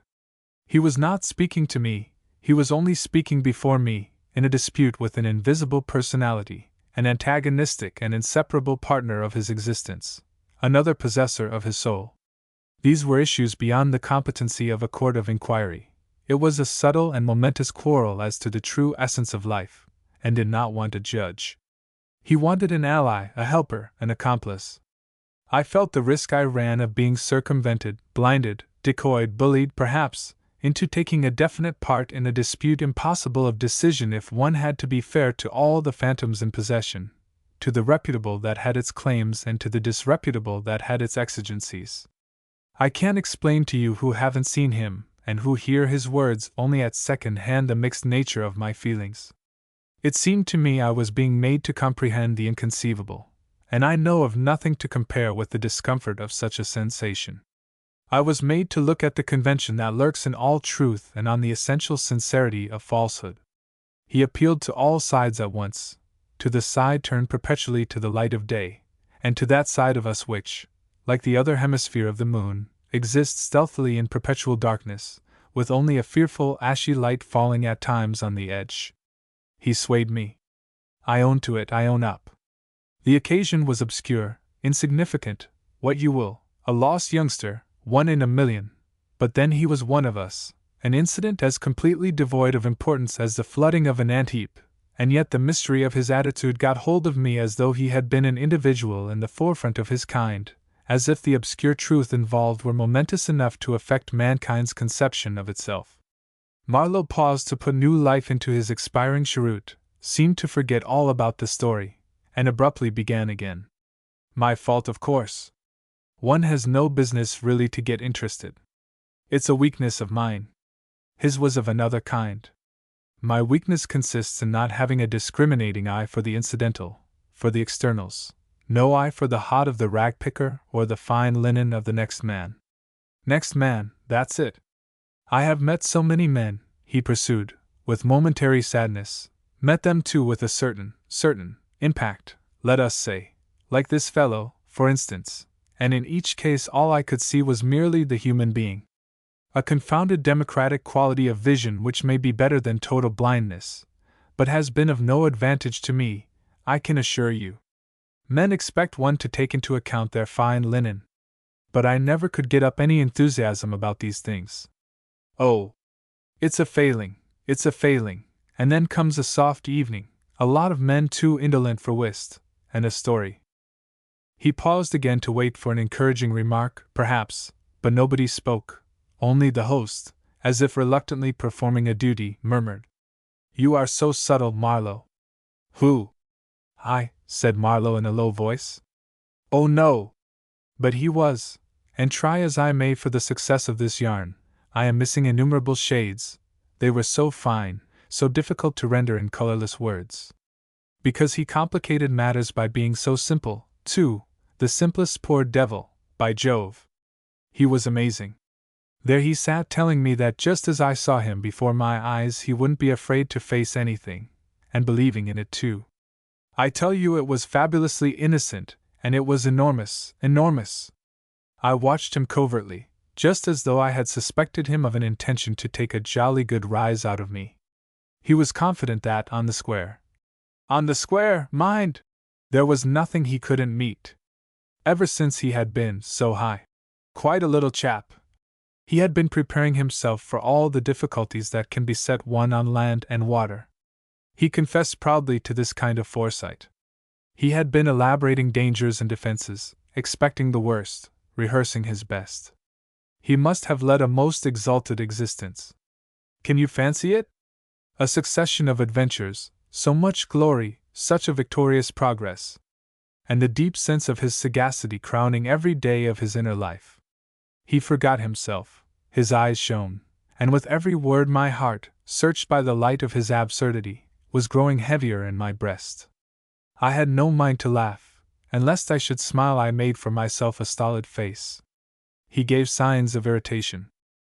"It is always the unexpected that happens," I said in a propitiatory tone. My obtuseness provoked him into a contemptuous "Pshaw!" I suppose he meant that the unexpected couldn't touch him. Nothing less than the unconceivable itself could get over his perfect state of preparation. He had been taken unawares, and he whispered to himself a malediction upon the waters and the firmament, upon the ship, upon the men. Everything had betrayed him. He had been tricked into that sort of high-minded resignation which prevented him lifting as much as his little finger, while these others who had a very clear perception of the actual necessity were tumbling against each other and sweating desperately over that boat business. Something had gone wrong there at the last moment. It appears that in their flurry they had contrived in some mysterious way to get the sliding bolt of the foremost boat chock jammed tight, and forthwith had gone out of the remnants of their minds over the deadly nature of that accident. It must have been a pretty sight, the fierce industry of these beggars toiling on a motionless ship that floated quietly in the silence of a world asleep, fighting against time for the freeing of that boat, groveling on all fours, standing up in despair, tugging, pushing, snarling at each other venomously, ready to kill, ready to weep, and only kept from flying at each other's throats by the fear of death that stood silent behind them like an inflexible and cold-eyed taskmaster. Oh yes! It must have been a pretty sight. He saw it all, he could talk about it with scorn and bitterness. He had a minute knowledge of it by means of some sixth sense, I conclude, because he swore to me he had remained apart without a glance at them and at the boat, without one single glance. And I believe him. I should think he was too busy watching the threatening slant of the ship, the suspended menace discovered in the midst of the most perfect security, fascinated by the sword hanging by a hair over his imaginative head. Nothing in the world moved before his eyes, and he could depict to himself without hindrance the sudden swing upwards of the dark skyline, the sudden tilt up of the vast plain of the sea, the swift still rise, the brutal fling, the grasp of the abyss, the struggle without hope, the starlight closing over his head forever like the vault of a tomb, the revolt of his young life, the black end. He could. By Jove! Who couldn't? And you must remember he was a finished artist in that peculiar way. He was a gifted poor devil with the faculty of swift and forestalling vision. The sights it showed him had turned him into cold stone from the soles of his feet to the nape of his neck.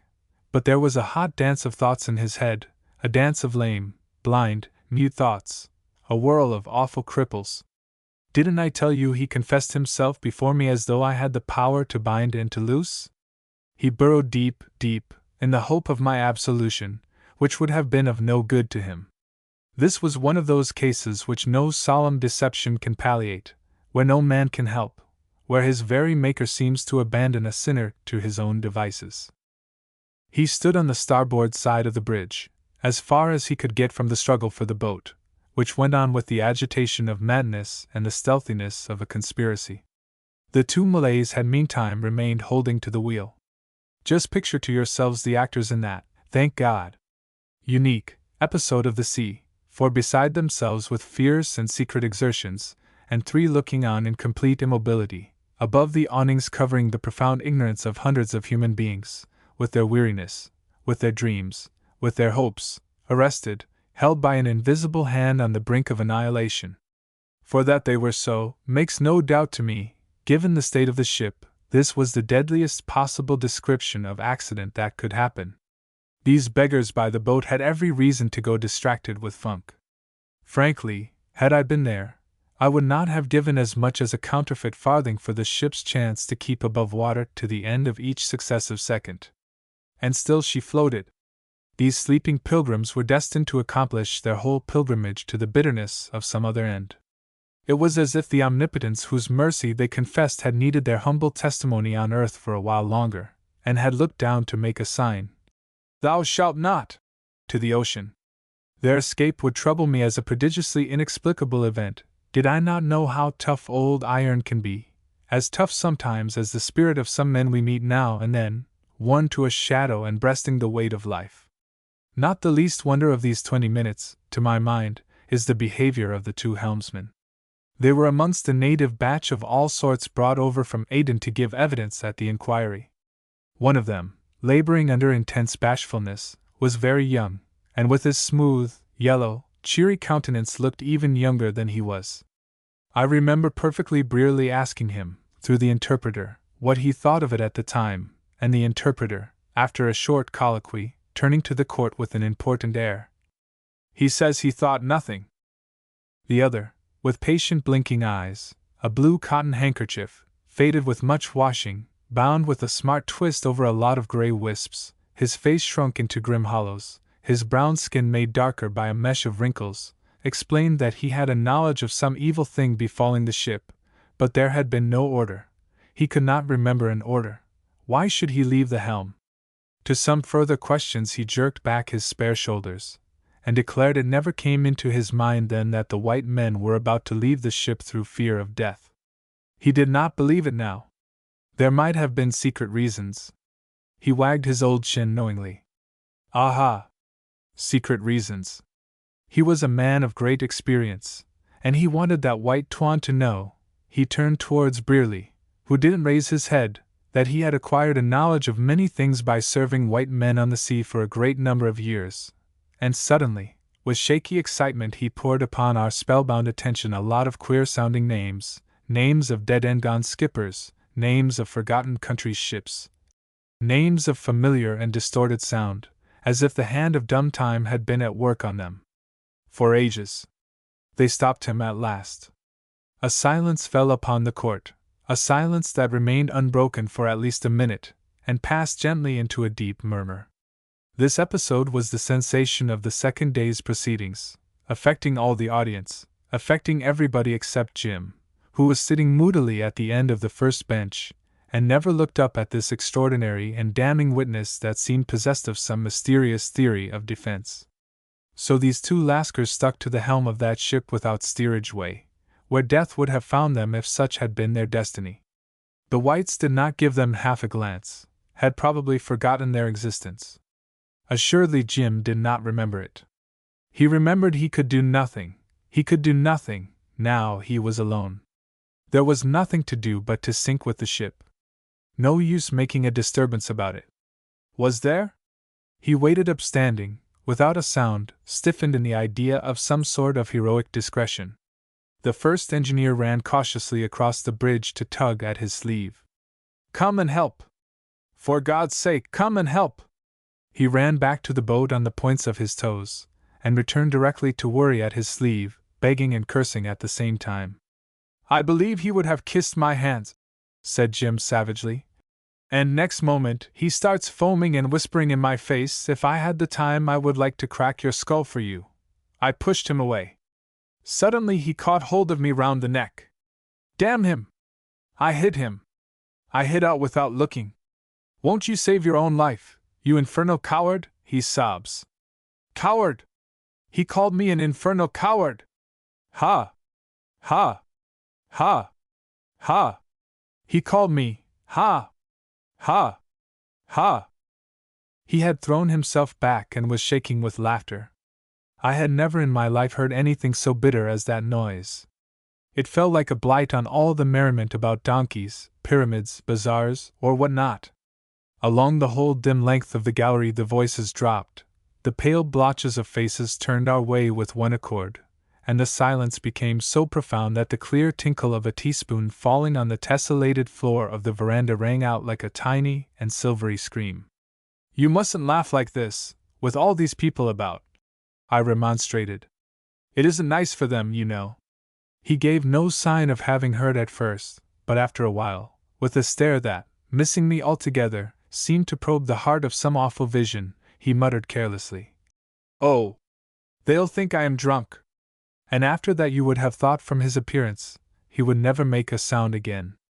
But no fear. He could no more stop telling now than he could have stopped living by the mere exertion of his will. Chapter 9. I was saying to myself, "Sink, curse you! Sink!" These were the words with which he began again. He wanted it over.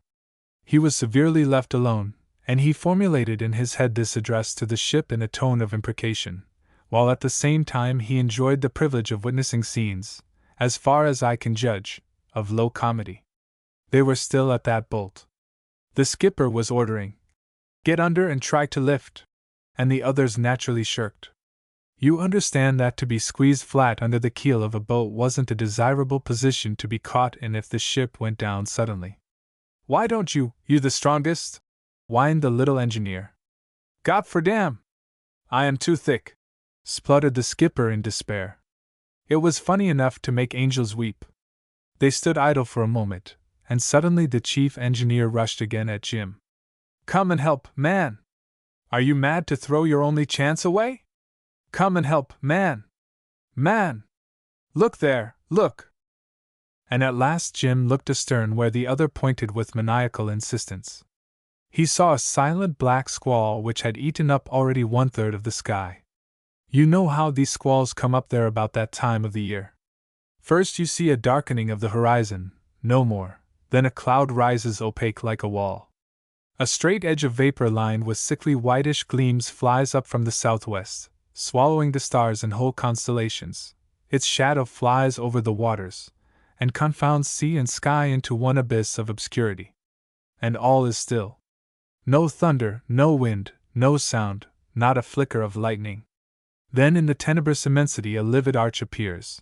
A swell or two like undulations of the very darkness run past, and suddenly, wind and rain strike together with a peculiar impetuosity, as if they had burst through something solid. Such a cloud had come up while they weren't looking. They had just noticed it, and were perfectly justified in surmising that if in absolute stillness there was some chance for the ship to keep afloat a few minutes longer, the least disturbance of the sea would make an end of her instantly. Her first nod to the swell that precedes the burst of such a squall would be also her last, would become a plunge, would, so to speak, be prolonged into a long dive, down to the bottom. Hence these new capers of their fright, these new antics in which they displayed their extreme aversion to die. It was black, pursued Jim with moody steadiness. It had sneaked upon us from behind.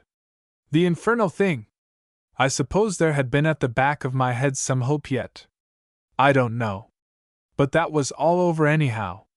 It maddened me to see myself caught like this. I was angry, as though I had been trapped. I was trapped. The night was hot, too, I remember. Not a breath of air. He remembered so well that, gasping in the chair, he seemed to sweat and choke before my eyes. No doubt it maddened him, it knocked him over afresh, in a manner of speaking, but it made him also remember that important purpose which had sent him rushing on that bridge only to slip clean out of his mind. He had intended to cut the lifeboats clear of the ship. He whipped out his knife and went to work slashing as though he had seen nothing, had heard nothing, had known of no one on board. They thought him hopelessly wrong-headed and crazy, but dared not protest noisily against this useless loss of time. When he had done he returned to the very same spot from which he had started. The chief was there, ready with a clutch at him to whisper close to his head, scathingly, as though he wanted to bite his ear. "You silly fool! Do you think you'll get the ghost of a show when all that lot of brutes is in the water? Why, they will batter your head for you from these boats." He wrung his hands, ignored, at Jim's elbow. The skipper kept up a nervous shuffle in one place and mumbled, "Hammer! Hammer! Mein Gott! Get a hammer!"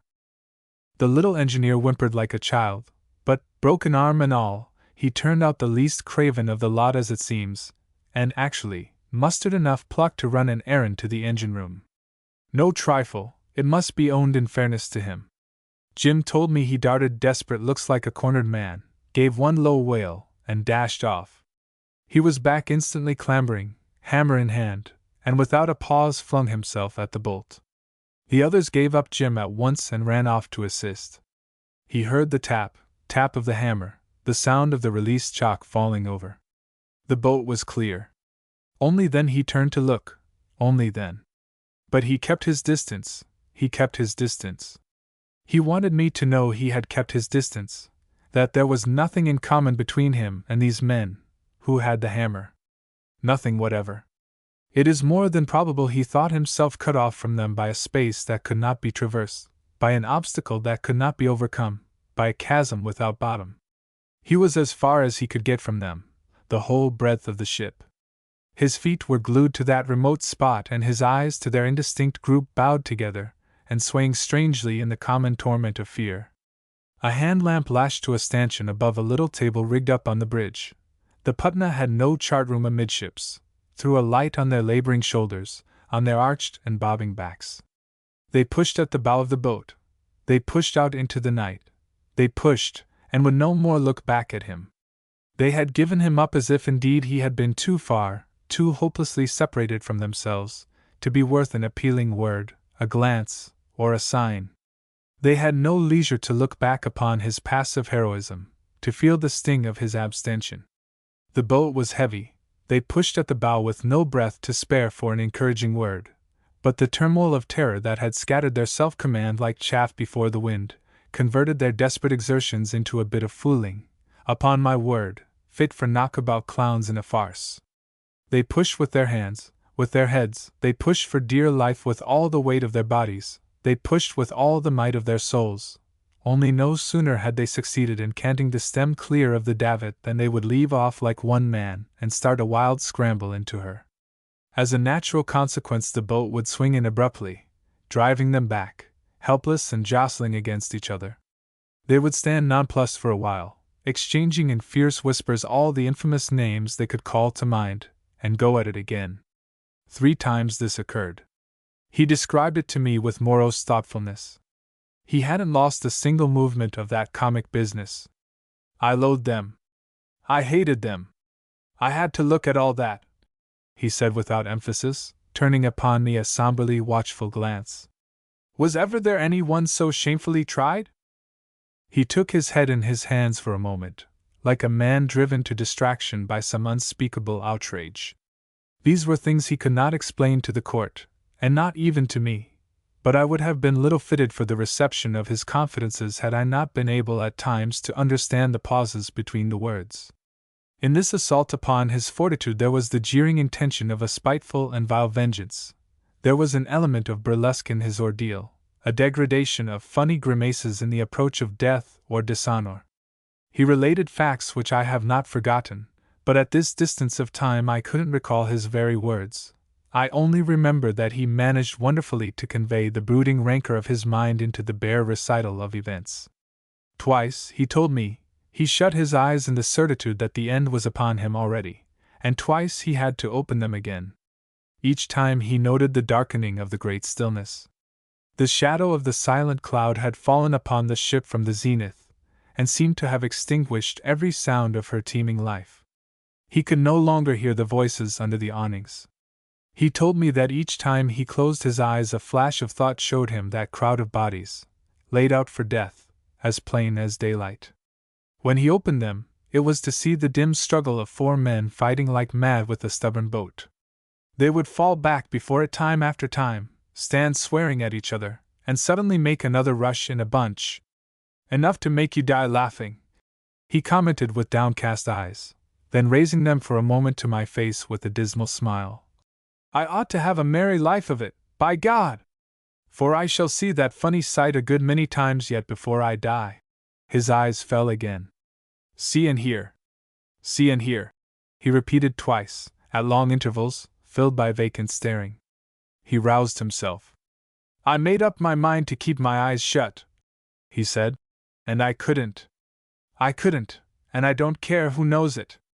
Let them go through that kind of thing before they talk. Just let them, and do better, that's all. The second time my eyelids flew open and my mouth too. I had felt the ship move. She just dipped her bows, and lifted them gently, and slow. Everlastingly slow, and ever so little. She hadn't done that much for days. The cloud had raced ahead, and this first swell seemed to travel upon a sea of lead. There was no life in that stir. It managed, though, to knock over something in my head. What would you have done? You are sure of yourself, aren't you? What would you do if you felt now, this minute, the house here move, just move a little under your chair? Leap! By heavens! You would take one spring from where you sit and land in that clump of bushes yonder. He flung his arm out at the night beyond the stone balustrade. I held my peace. He looked at me very steadily, very severe. There could be no mistake. I was being bullied now, and it behoved me to make no sign lest by a gesture or a word I should be drawn into a fatal admission about myself which would have had some bearing on the case. I was not disposed to take any risk of that sort. Don't forget I had him before me, and really he was too much like one of us not to be dangerous. But if you want to know, I don't mind telling you that I did, with a rapid glance, estimate the distance to the mass of denser blackness in the middle of the grass plot before the veranda. He exaggerated. I would have landed short by several feet, and that's the only thing of which I am fairly certain. The last moment had come, as he thought, and he did not move. His feet remained glued to the planks if his thoughts were knocking about loose in his head. It was at this moment, too, that he saw one of the men around the boat step backward suddenly, clutch at the air with raised arms, totter and collapse. He didn't exactly fall, he only slid gently into a sitting posture, all hunched up, and with his shoulders propped against the side of the engine room skylight. That was the donkey man. A haggard, white-faced chap with a ragged mustache. Acted third engineer, he explained. Dead? I said. We had heard something of that in court. So they say, he pronounced with somber indifference. Of course I never knew. Weak heart. The man had been complaining of being out of sorts for some time before. Excitement. Overexertion. Devil only knows. Ha! Ha! Ha! It was easy to see he did not want to die either. Droll, isn't it? May I be shot if he hadn't been fooled into killing himself. Fooled, either more nor less. Fooled into it, by heavens! Just as if he had only kept still, if he had only told them to go to the devil when they came to rush him out of his bunk because the ship was sinking. If he had only stood by with his hands in his pockets and called them names. He got up, shook his fist, glared at me, and sat down. A chance missed, eh? I murmured. Why don't you laugh? He said. A joke hatched in hell. Weak heart, I wish sometimes mine had been. This irritated me. Do you? I exclaimed with deep-rooted irony. Yes. Can't you understand? He cried. I don't know what more you could wish for, I said angrily. He gave me an utterly uncomprehending glance. This shaft had also gone wide of the mark, and he was not the man to bother about stray arrows. Upon my word, he was too unsuspecting, he was not fair game. I was glad that my missile had been thrown away, that he had not even heard the twang of the bow. Of course he could not know at the time the man was dead. The next minute, his last on board, was crowded with a tumult of events and sensations which beat about him like the sea upon a rock. I use the simile advisedly, because from his relation I am forced to believe he had preserved through it all a strange illusion of passiveness, as though he had not acted but had suffered himself to be handled by the infernal powers who had selected him for the victim of their practical joke. The first thing that came to him was the grinding surge of the heavy davits swinging out at last, a jar which seemed to enter his body from the deck through the soles of his feet, and travel up his spine to the crown of his head. Then, the squall being very near now, another and a heavier swell lifted the passive hull in a threatening heave that checked his breath, while his brain and his heart together were pierced as with daggers by panic-stricken screams. Let go! For God's sake, let go! Let go! She's going! Following upon that the boat falls ripped through the blocks, and a lot of men began to talk in startled tones under the awnings. When these beggars did break out, their yelps were enough to wake the dead, he said.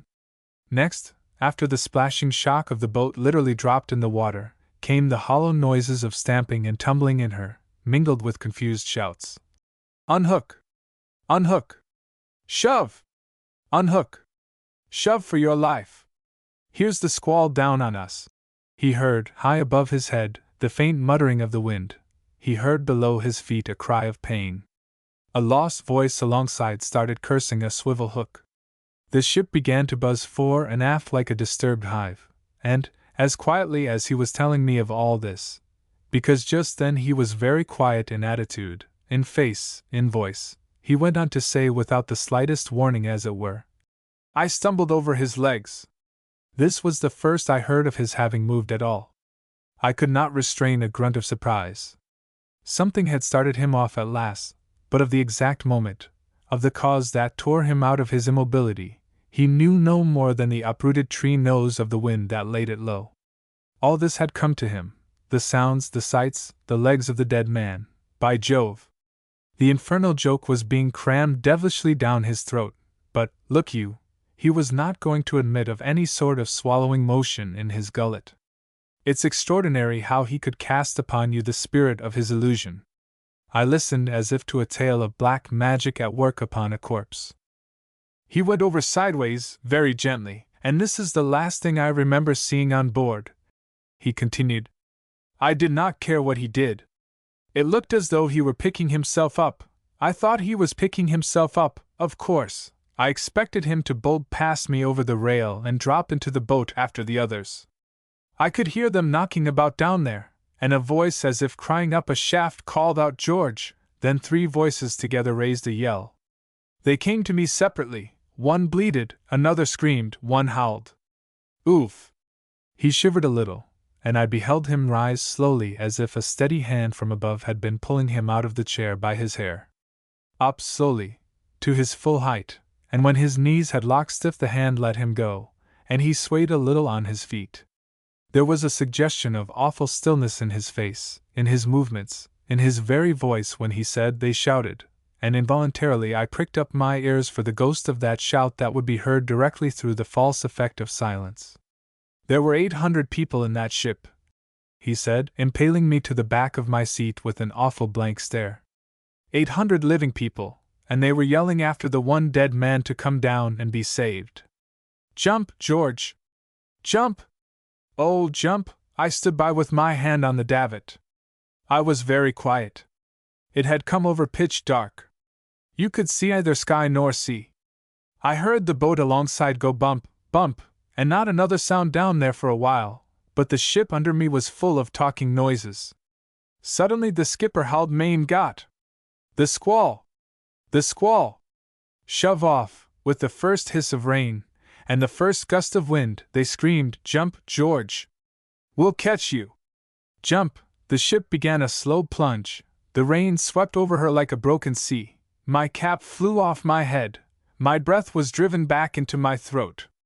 I heard as if I had been on the top of a tower another wild screech, George! Oh, jump! She was going down, down, head first under me. He raised his hand deliberately to his face, and made picking motions with his fingers as though he had been bothered with cobwebs, and afterwards he looked into the open palm for quite half a second before he blurted out. I had jumped. He checked himself, averted his gaze. It seems, he added. His clear blue eyes turned to me with a piteous stare, and looking at him standing before me, dumbfounded and hurt, I was oppressed by a sad sense of resigned wisdom, mingled with the amused and profound pity of an old man helpless before a childish disaster. Looks like it, I muttered. I knew nothing about it till I looked up, he explained hastily. And that's possible, too. You had to listen to him as you would to a small boy in trouble. He didn't know. It had happened somehow. It would never happen again. He had landed partly on somebody and fallen across a thwart. He felt as though all his ribs on his left side must be broken. Then he rolled over, and saw vaguely the ship he had deserted uprising above him, with the red side light glowing large in the rain like a fire on the brow of a hill seen through a mist. She seemed higher than a wall, she loomed like a cliff over the boat. I wished I could die, he cried. There was no going back. It was as if I had jumped into a well, into an everlasting deep hole. Chapter 10. He locked his fingers together and tore them apart. Nothing could be more true. He had indeed jumped into an everlasting deep hole. He had tumbled from a height he could never scale again. By that time the boat had gone driving forward past the bows. It was too dark just then for them to see each other, and, moreover, they were blinded and half drowned with rain. He told me it was like being swept by a flood through a cavern. They turned their backs to the squall. The skipper, it seems, got an oar over the stern to keep the boat before it, and for 2 or 3 minutes the end of the world had come through a deluge in a pitchy blackness. The sea hissed. Like 20,000 kettles. That's his simile, not mine. I fancy there was not much wind after the first gust, and he himself had admitted at the inquiry that the sea never got up that night to any extent. He crouched down in the bows and stole a furtive glance back. He saw just one yellow gleam of the masthead light high up and blurred like a last star ready to dissolve.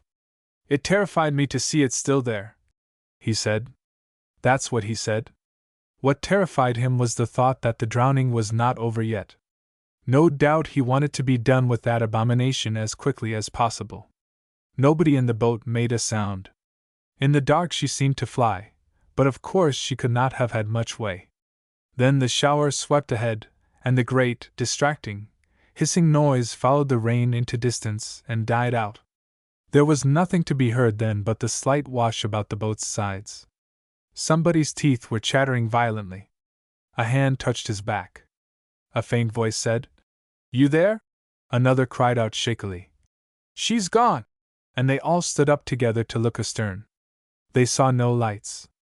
All was black. A thin cold drizzle was driving into their faces. The boat lurched slightly. The teeth chattered faster, stopped, and began again twice before the man could master his shiver sufficiently to say, "Jujusti in titime? Brrrr." He recognized the voice of the chief engineer saying surlily, "I saw her go down. I happened to turn my head." The wind had dropped almost completely. They watched in the dark with their heads half turned to windward as if expecting to hear cries. At first he was thankful the night had covered up the scene before his eyes, and then to know of it, and yet to have seen and heard nothing appeared somehow the culminating point of an awful misfortune. "Strange, isn't it?" he murmured, interrupting himself in his disjointed narrative. "It did not seem so strange to me." He must have had an unconscious conviction that the reality could not be half as bad, not half as anguishing, appalling, and vengeful as the created terror of his imagination. I believe that, in this first moment, his heart was wrung with all the suffering, that his soul knew the accumulated savor of all the fear, all the horror, all the despair of 800 human beings pounced upon in the night by a sudden and violent death, else why should he have said, "It seemed to me that I must jump out of that accursed boat and swim back to sea, half a mile, more, any distance, to the very spot." Why this impulse? Do you see the significance? Why back to the very spot? Why not drown alongside, if he meant drowning? Why back to the very spot, to see, as if his imagination had to be soothed by the assurance that all was over before death could bring relief? I defy any one of you to offer another explanation. It was one of those bizarre and exciting glimpses through the fog. It was an extraordinary disclosure. He let it out as the most natural thing one could say. He fought down that impulse, and then he became conscious of the silence. He mentioned this to me. A silence of the sea, of the sky, merged into one indefinite immensity still as death around these saved, palpitating lives. "You might have heard a pin drop in the boat," he said with a queer contraction of his lips, like a man trying to master his sensibilities while relating some extremely moving fact. A silence. God alone, who had willed him as he was, knows what he made of it in his heart. "I didn't think any spot on earth could be so still," he said. "You couldn't distinguish the sea from the sky. There was nothing to see and nothing to hear. Not a glimmer, not a shape, not a sound. You could have believed that every bit of dry land had gone to the bottom, that every man on earth but I and these beggars in the boat had got drowned." He leaned over the table with his knuckles propped amongst coffee cups, liqueur glasses, cigar ends. "I seemed to believe it. Everything was gone and all was over." He fetched a deep sigh. "With me." Marlowe sat up abruptly and flung away his cheroot with force. It made a darting red trail like a toy rocket fired through the drapery of creepers. Nobody stirred. "Hey, what do you think of it?" he cried with sudden animation. Wasn't he true to himself, wasn't he? His saved life was over for want of ground under his feet, for want of sights for his eyes, for want of voices in his ears. Annihilation, hey! And all the time it was only a clouded sky, a sea that did not break, the air that did not stir. Only a night, only a silence. It lasted for a while, and then they were suddenly and unanimously moved to make a noise over their escape. "I knew from the first she would go. Not a minute too soon. A narrow squeak, bagosh!"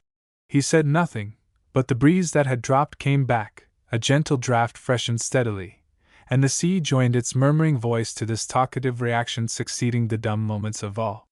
She was gone. She was gone. Not a doubt of it. Nobody could have helped. They repeated the same words over and over again as though they couldn't stop themselves. Never doubted she would go. The lights were gone. No mistake. The lights were gone.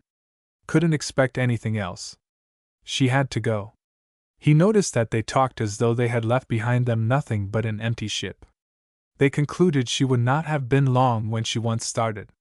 It seemed to cause them some sort of satisfaction. They assured each other that she couldn't have been long about it. Just shot down like a flat iron. The chief engineer declared that the masthead light at the moment of sinking seemed to drop. Like a lighted match you throw down. At this the second laughed hysterically. I am Gigi glad, I am glad. His teeth went on. Like an electric rattle, said Jim, and all at once he began to cry. He wept and blubbered like a child, catching his breath and sobbing, oh dear! Oh dear! Oh dear! He would be quiet for a while and start suddenly, oh my poor arm! Oh my poor arm! I felt I could knock him down. Some of them sat in the stern sheets. I could just make out their shapes. Voices came to me, mumble, mumble, grunt, grunt. All this seemed very hard to bear. I was cold too. And I could do nothing. I thought that if I moved I would have to go over the side and… His hand groped stealthily, came in contact with a liqueur glass, and was withdrawn suddenly as if it had touched a red-hot coal. I pushed the bottle slightly. Won't you have some more? I asked. He looked at me angrily. Don't you think I can tell you what there is to tell without screwing myself up? He asked. The squad of globetrotters had gone to bed.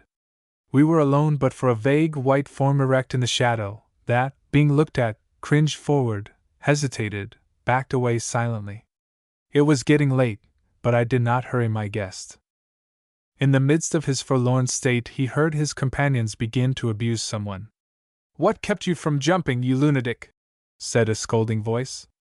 The chief engineer left the stern sheets, and could be heard clambering forward as if with hostile intentions against the greatest idiot that ever was. The skipper shouted with rasping effort offensive epithets from where he sat at the oar.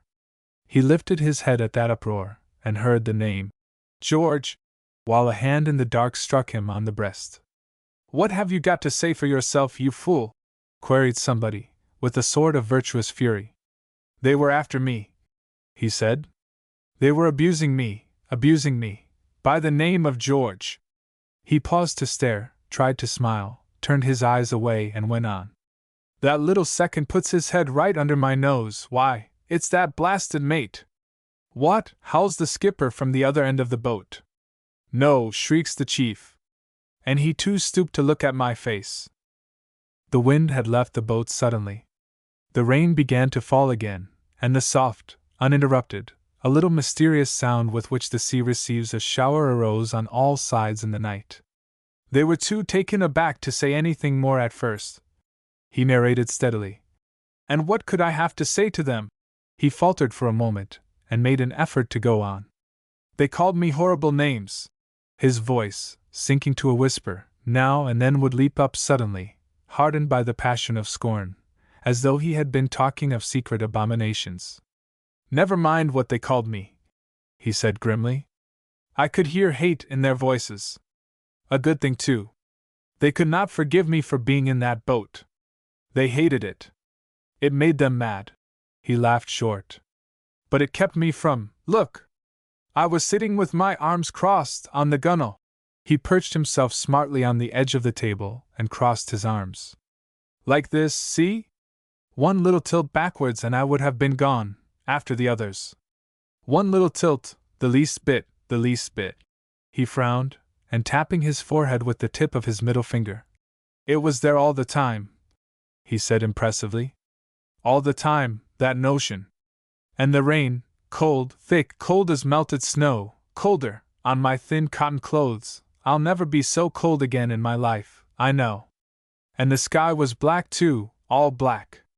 Not a star, not a light anywhere. Nothing outside that confounded boat, and those two yapping before me like a couple of mean mongrels at a tree thief. Yap! Yap! What you doing here? You're a fine sort. Too much of a bloomin' gentleman to put your hand to it.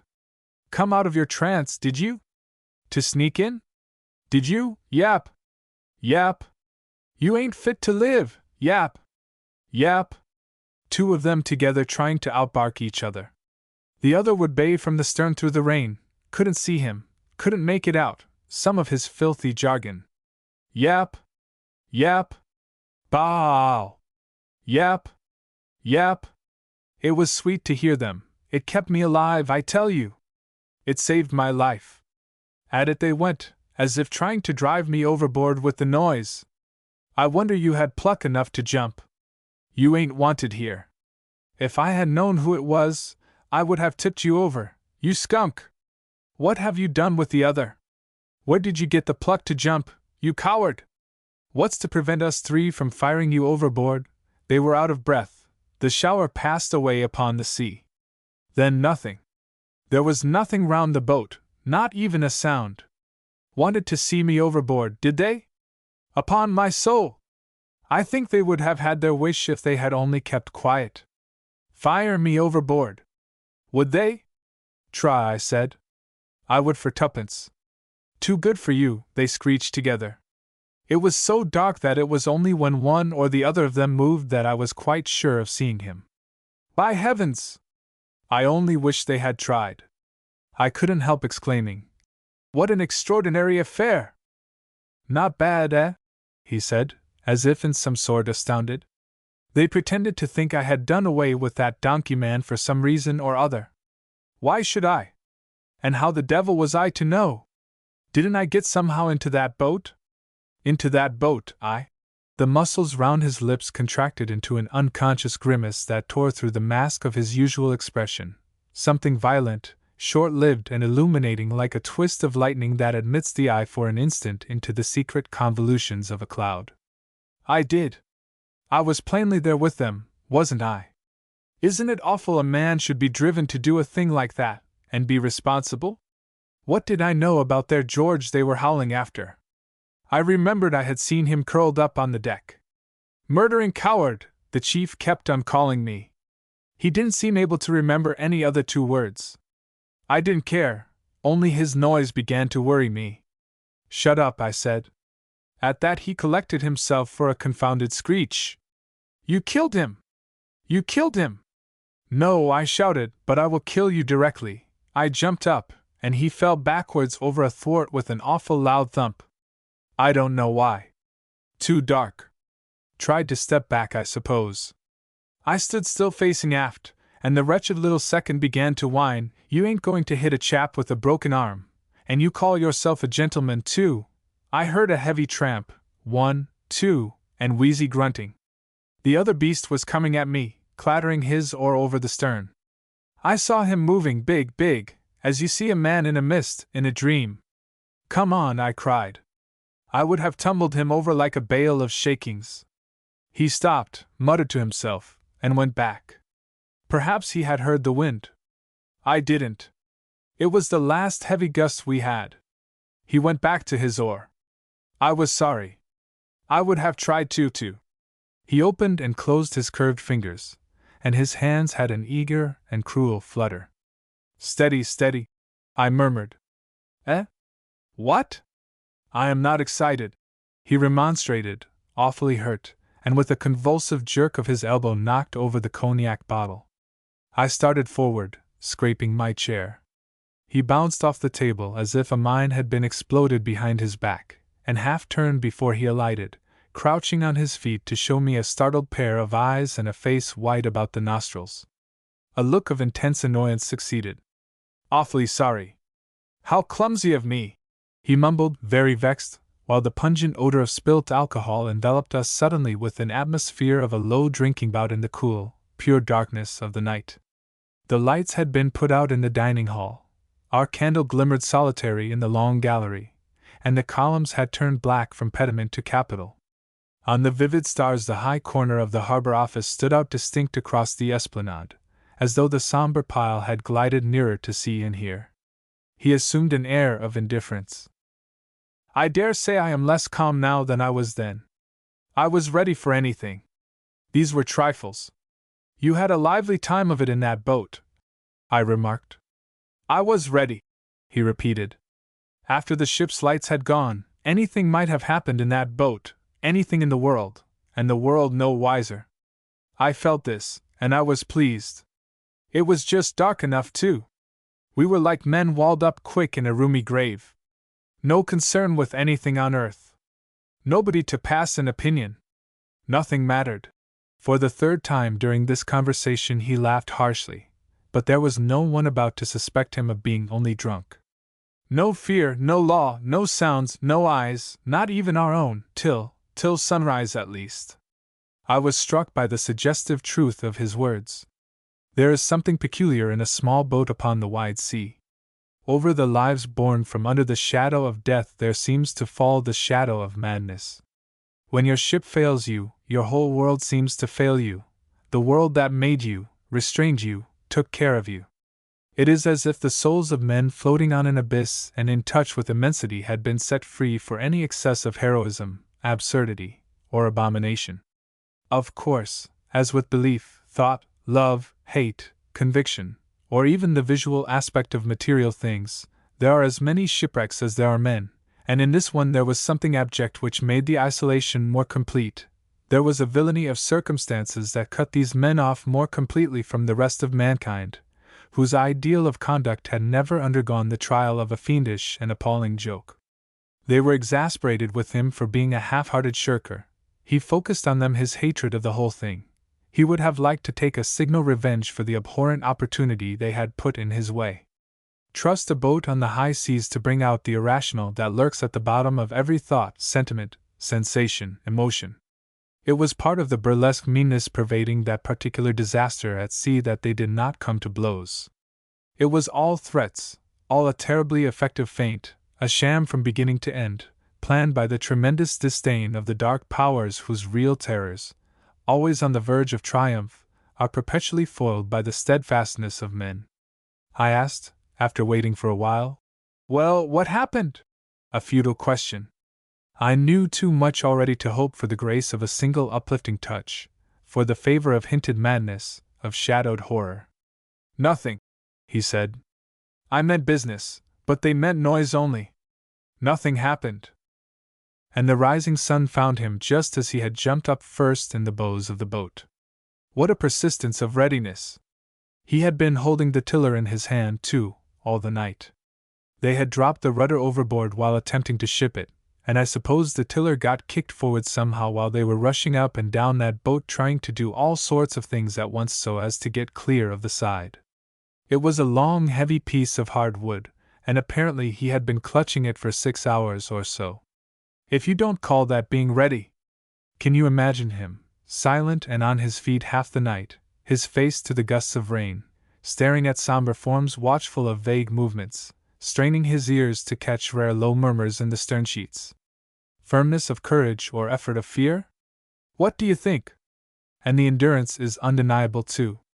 6 hours more or less on the defensive, 6 hours of alert immobility while the boat drove slowly or floated arrested, according to the caprice of the wind, while the sea, calmed, slept at last, while the clouds passed above his head, while the sky from an immensity lustreless and black, diminished to a somber and lustrous vault, scintillated with a greater brilliance, faded to the east, paled at the zenith.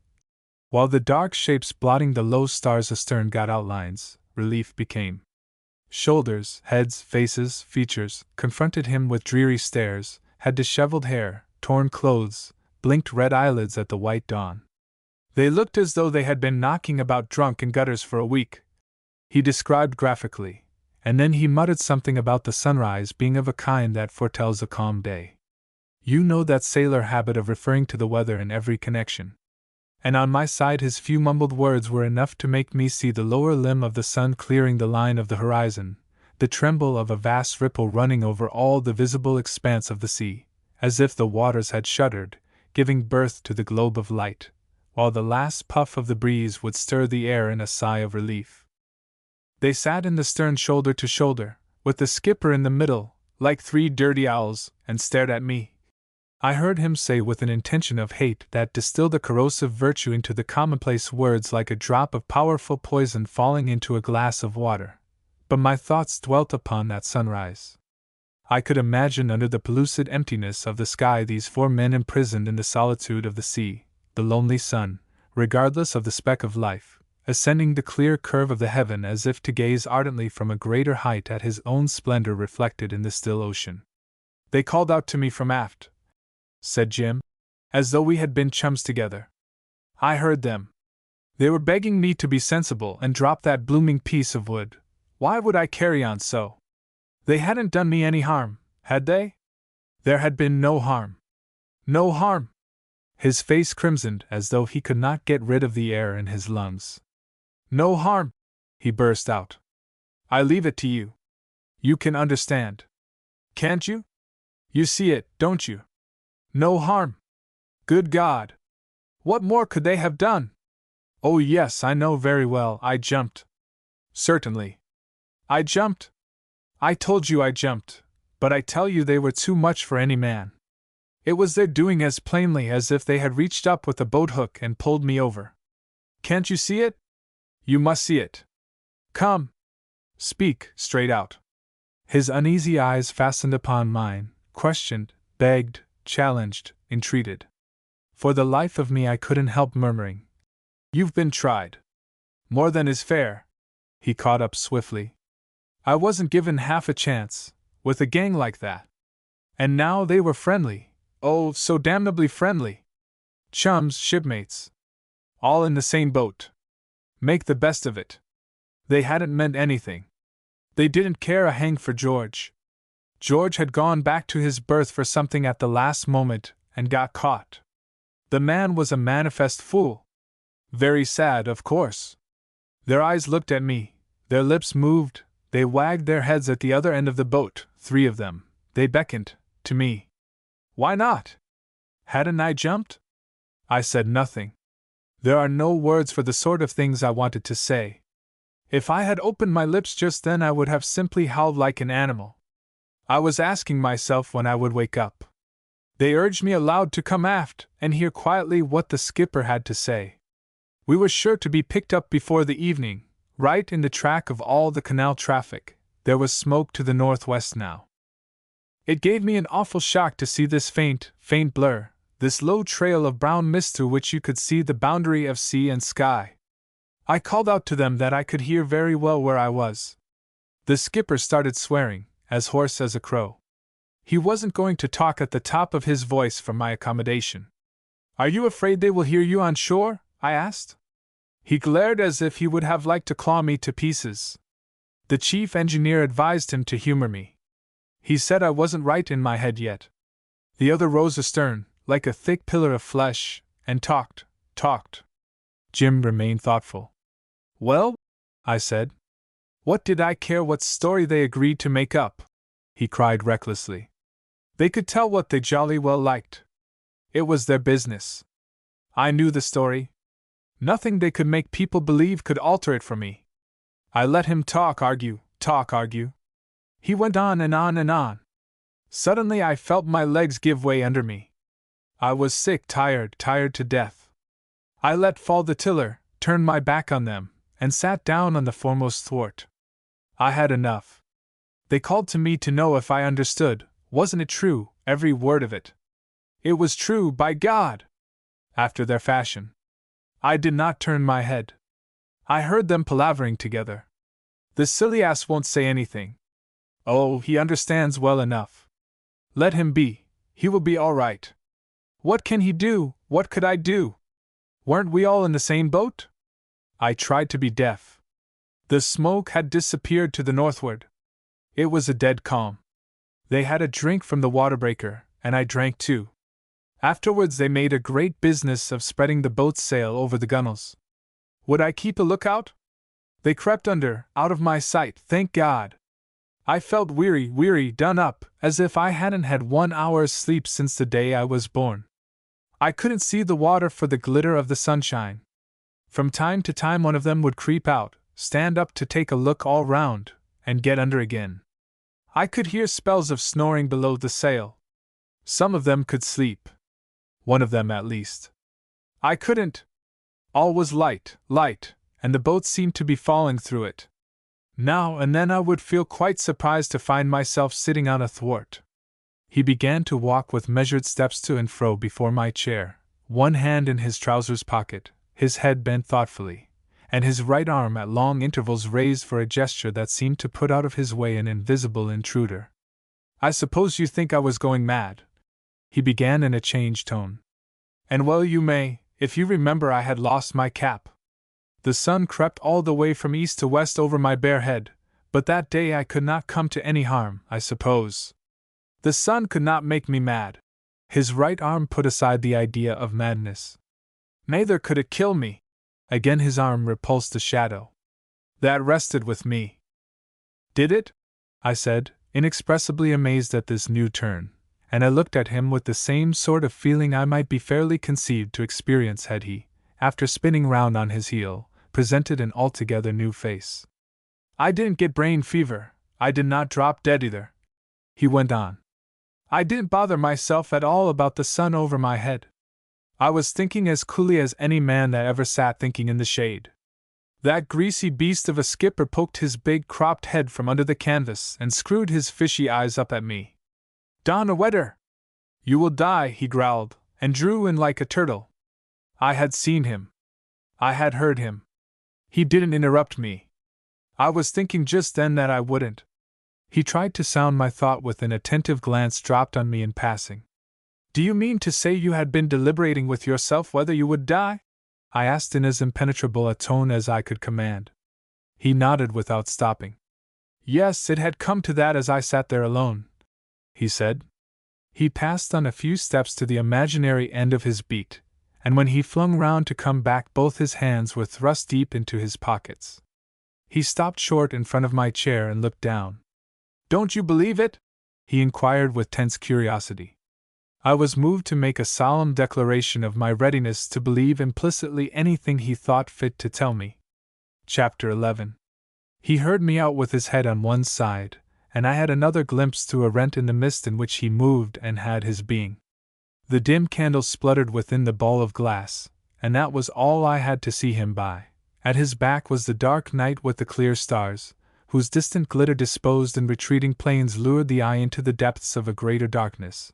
And yet a mysterious light seemed to show me his boyish head, as if in that moment the youth within him had, for a moment, glowed and expired. You are an awful good sort to listen like this, he said. It does me good. You don't know what it is to me. You don't. Words seemed to fail him. It was a distinct glimpse.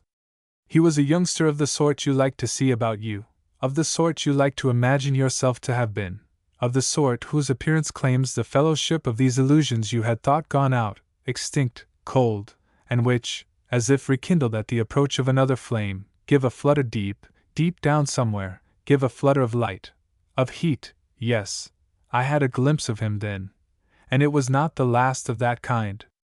You don't know what it is for a fellow in my position to be believed. Make a clean breast of it to an elder man. It is so difficult, so awfully unfair, so hard to understand. The mists were closing again. I don't know how old I appeared to him, and how much wise. Not half as old as I felt just then, not half as uselessly wise as I knew myself to be. Surely in no other craft as in that of the sea do the hearts of those already launched to sink or swim go out so much to the youth on the brink, looking with shining eyes upon that glitter of the vast surface which is only a reflection of his own glances full of fire. There is such magnificent vagueness in the expectations that had driven each of us to sea, such a glorious indefiniteness, such a beautiful greed of adventures that are their own and only reward. What we get, well, we won't talk of that, but can one of us restrain a smile? In no other kind of life is the illusion more wide of reality, in no other is the beginning all illusion, the disenchantment more swift, the subjugation more complete. Hadn't we all commenced with the same desire, ended with the same knowledge, carried the memory of the same cherished glamour through the sordid days of imprecation? What wonder that when some heavy prod gets home the bond is found to be close, that besides the fellowship of the craft there is felt the strength of a wider feeling, the feeling that binds a man to a child. He was there before me, believing that age and wisdom can find a remedy against the pain of truth, giving me a glimpse of himself as a young fellow in a scrape that is the very devil of a scrape, the sort of scrape graybeards wag at solemnly while they hide a smile. And he had been deliberating upon death, confound him. He had found that to meditate about because he thought he had saved his life, while all its glamour had gone with the ship in the night. What more natural? It was tragic enough and funny enough in all conscience to call aloud for compassion, and in what was I better than the rest of us to refuse him my pity? And even as I looked at him, the mists rolled into the rent, and his voice spoke. I was so lost, you know. It was the sort of thing one does not expect to happen to one. It was not like a fight, for instance. It was not, I admitted. He appeared changed, as if he had suddenly matured. One couldn't be sure, he muttered. Ah, you were not sure, I said, and was placated by the sound of a faint sigh that passed between us like the flight of a bird in the night. Well, I wasn't, he said courageously. It was something like that wretched story they made up. It was not a lie, but it wasn't truth all the same. It was something. One knows a downright lie. There was not the thickness of a sheet of paper between the right and the wrong of this affair. How much more did you want? I asked, but I think I spoke so low that he did not catch what I said. He had advanced his argument as though life had been a network of paths separated by chasms. His voice sounded reasonable. Suppose I had not, I mean to say, suppose I had stuck to the ship? Well, how much longer? Say a minute, half a minute. Come. In 30 seconds, as it seemed certain then, I would have been overboard, and do you think I would not have laid hold of the first thing that came in my way, or lifebuoy, grating, anything? Wouldn't you? And be saved, I interjected. I would have meant to be, he retorted. And that's more than I meant when I. He shivered as if about to swallow some nauseous drug.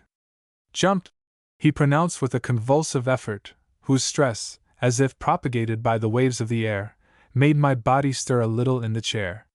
He fixed me with lowering eyes. Don't you believe me? He cried. I swear, confound it! You got me here to talk, and, you said you would believe? Of course I do, I protested, in a matter-of-fact tone which produced a calming effect. Forgive me, he said. Of course I wouldn't have talked to you about all this if you had not been a gentleman. I ought to have known. I am a gentleman too, yes, I said hastily. He was looking me squarely in the face, and withdrew his gaze slowly. Now you understand why I didn't go out in that way. I wasn't going to be frightened at what I had done.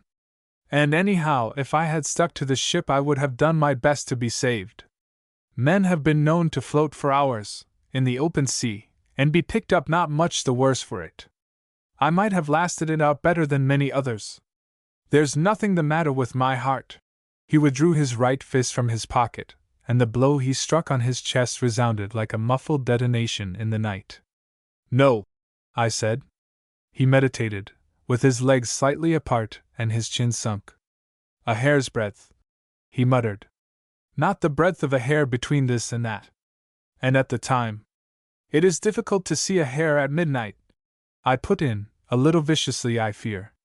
Don't you see what I mean by the solidarity of the craft?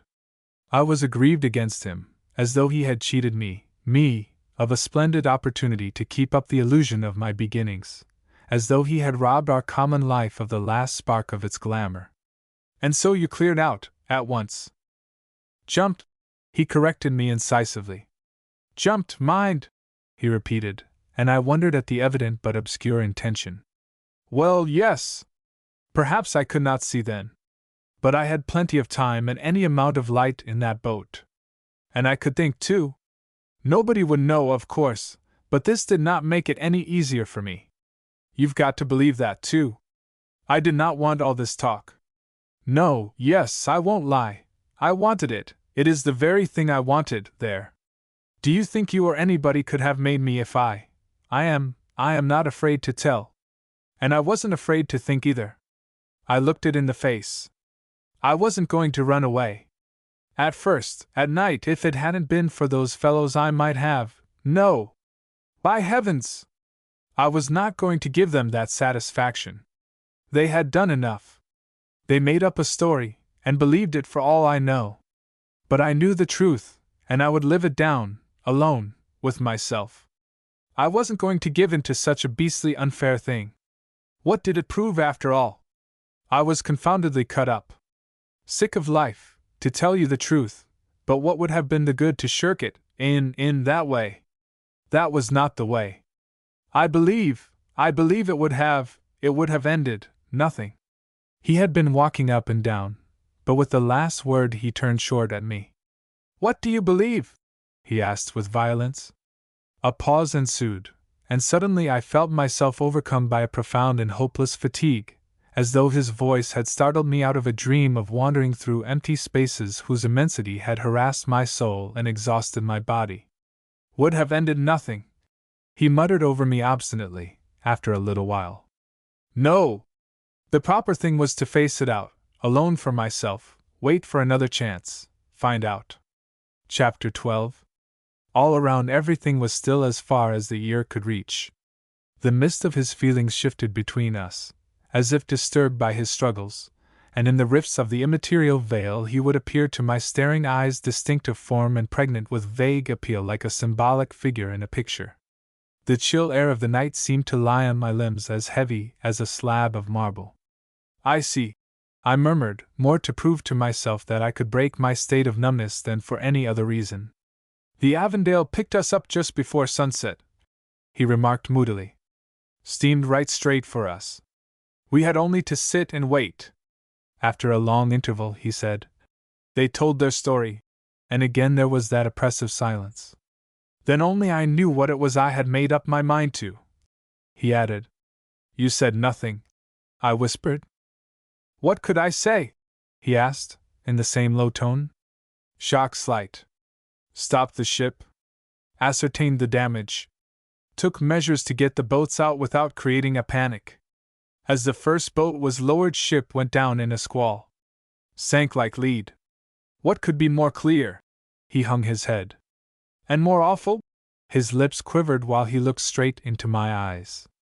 I had jumped, hadn't I? He asked, dismayed. That's what I had to live down. The story didn't matter. He clasped his hands for an instant, glanced right and left into the gloom. It was like cheating the dead, he stammered. And there were no dead, I said. He went away from me at this. That is the only way I can describe it. In a moment I saw his back close to the balustrade. He stood there for some time, as if admiring the purity and the peace of the night. Some flowering shrub in the garden below spread its powerful scent through the damp air. He returned to me with hasty steps. And that did not matter, he said, as stubbornly as you please. Perhaps not, I admitted. I began to have a notion he was too much for me. After all, what did I know? Dead or not dead, I could not get clear, he said. I had to live, hadn't I? Well, yes, if you take it in that way, I mumbled. I was glad, of course, he threw out carelessly, with his mind fixed on something else. The exposure, he pronounced slowly, and lifted his head. Do you know what was my first thought when I heard? I was relieved. I was relieved to learn that those shouts. Did I tell you I had heard shouts? No? Well, I did. Shouts for help, blown along with the drizzle. Imagination, I suppose? And yet I can hardly. How stupid! The others did not. I asked them afterwards. They all said no, no? And I was hearing them even then. I might have known, but I didn't think, I only listened. Very faint screams, day after day. Then that little half-caste chap here came up and spoke to me. The Putna, French gunboat, towed successfully to Aden, investigation, Marine Office, Sailor's Home, arrangements made for your board and lodging. I walked along with him, and I enjoyed the silence. So there had been no shouting. Imagination. I had to believe him. I could hear nothing any more. I wonder how long I could have stood it. It was getting worse too, I mean, louder. He fell into thought.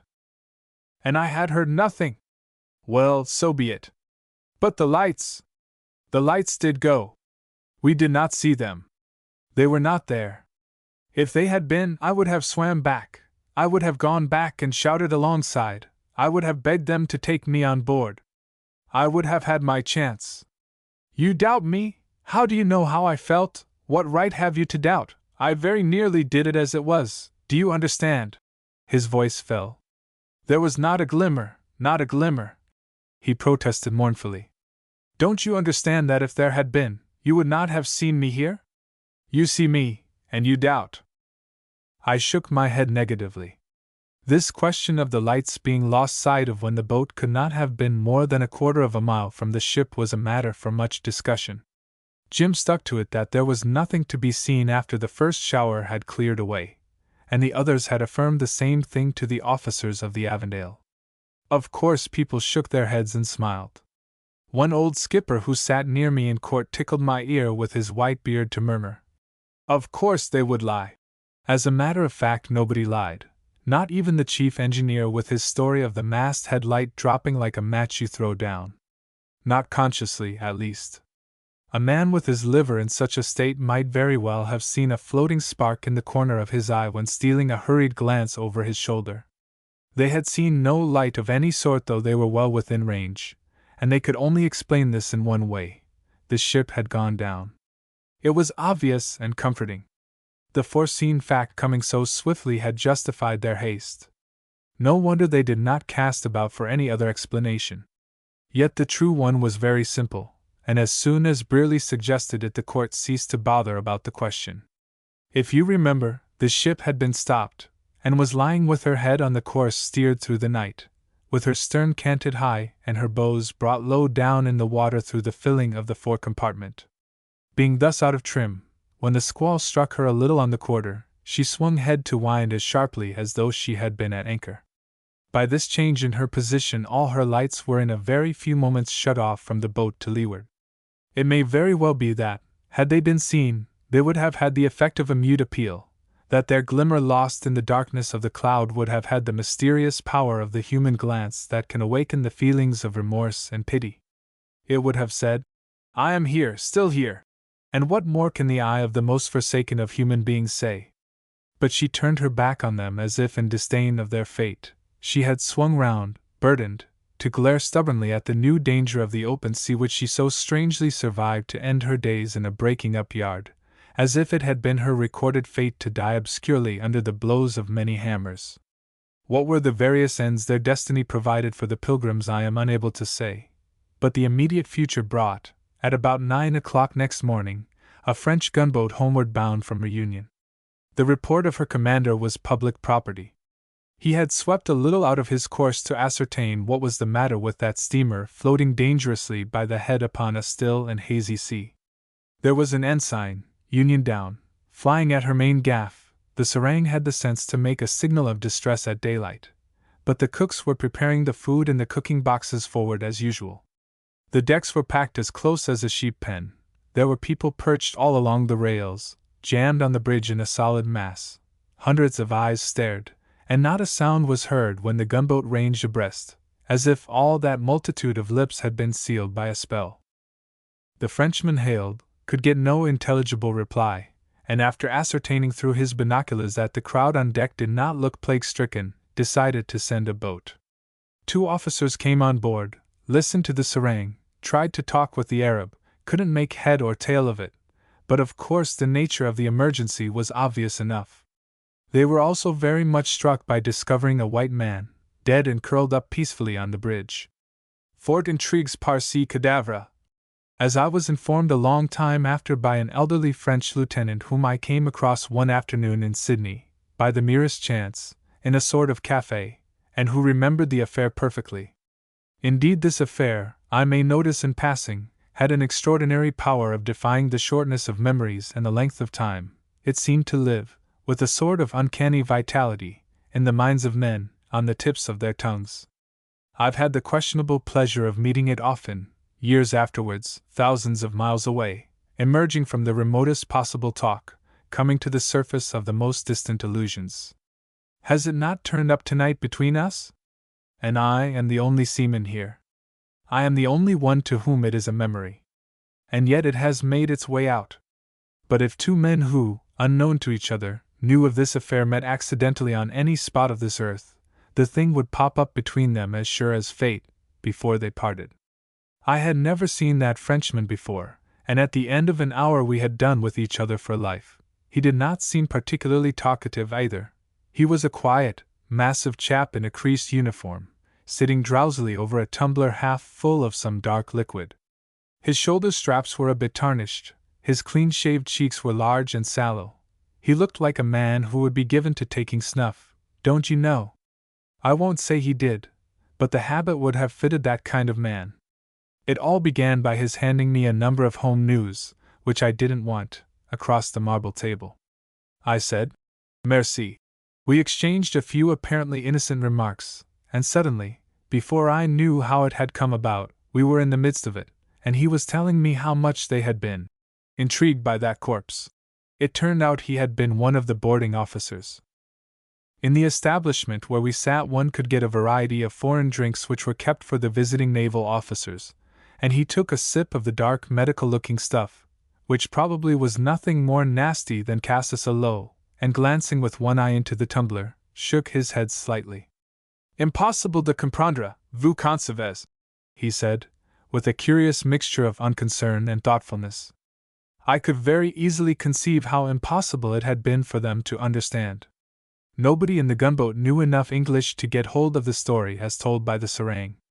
There was a good deal of noise, too, round the two officers. They crowded upon us. "There was a circle round that dead man, autre de sea mort," he described. "One had to attend to the most pressing. These people were beginning to agitate themselves, parbleu! A mob like that, don't you see?" he interjected with philosophic indulgence. As to the bulkhead, he had advised his commander that the safest thing was to leave it alone, it was so villainous to look at. They got 2 hawsers on board promptly, and tout hail, and took the Putna in tow, stern foremost at that, which, under the circumstances, was not so foolish, since the rudder was too much out of the water to be of any great use for steering, and this maneuver eased the strain on the bulkhead, whose state, he expounded with stolid glibness, demanded the greatest care, exigete les plus grands menagements. I could not help thinking that my new acquaintance must have had a voice in most of these arrangements. He looked a reliable officer, no longer very active, and he was seamanlike too, in a way, though as he sat there, with his thick fingers clasped lightly on his stomach, he reminded you of one of those snuffy, quiet village priests, into whose ears are poured the sins, the sufferings, the remorse of peasant generations, on whose faces the placid and simple expression is like a veil thrown over the mystery of pain and distress. He ought to have had a threadbare black soutane buttoned smoothly up to his ample chin, instead of a frock coat with shoulder straps and brass buttons. His broad bosom heaved regularly while he went on telling me that it had been the very devil of a job, as doubtless, sans doute, I could figure to myself in my quality of a seaman, and votre qualité de marin.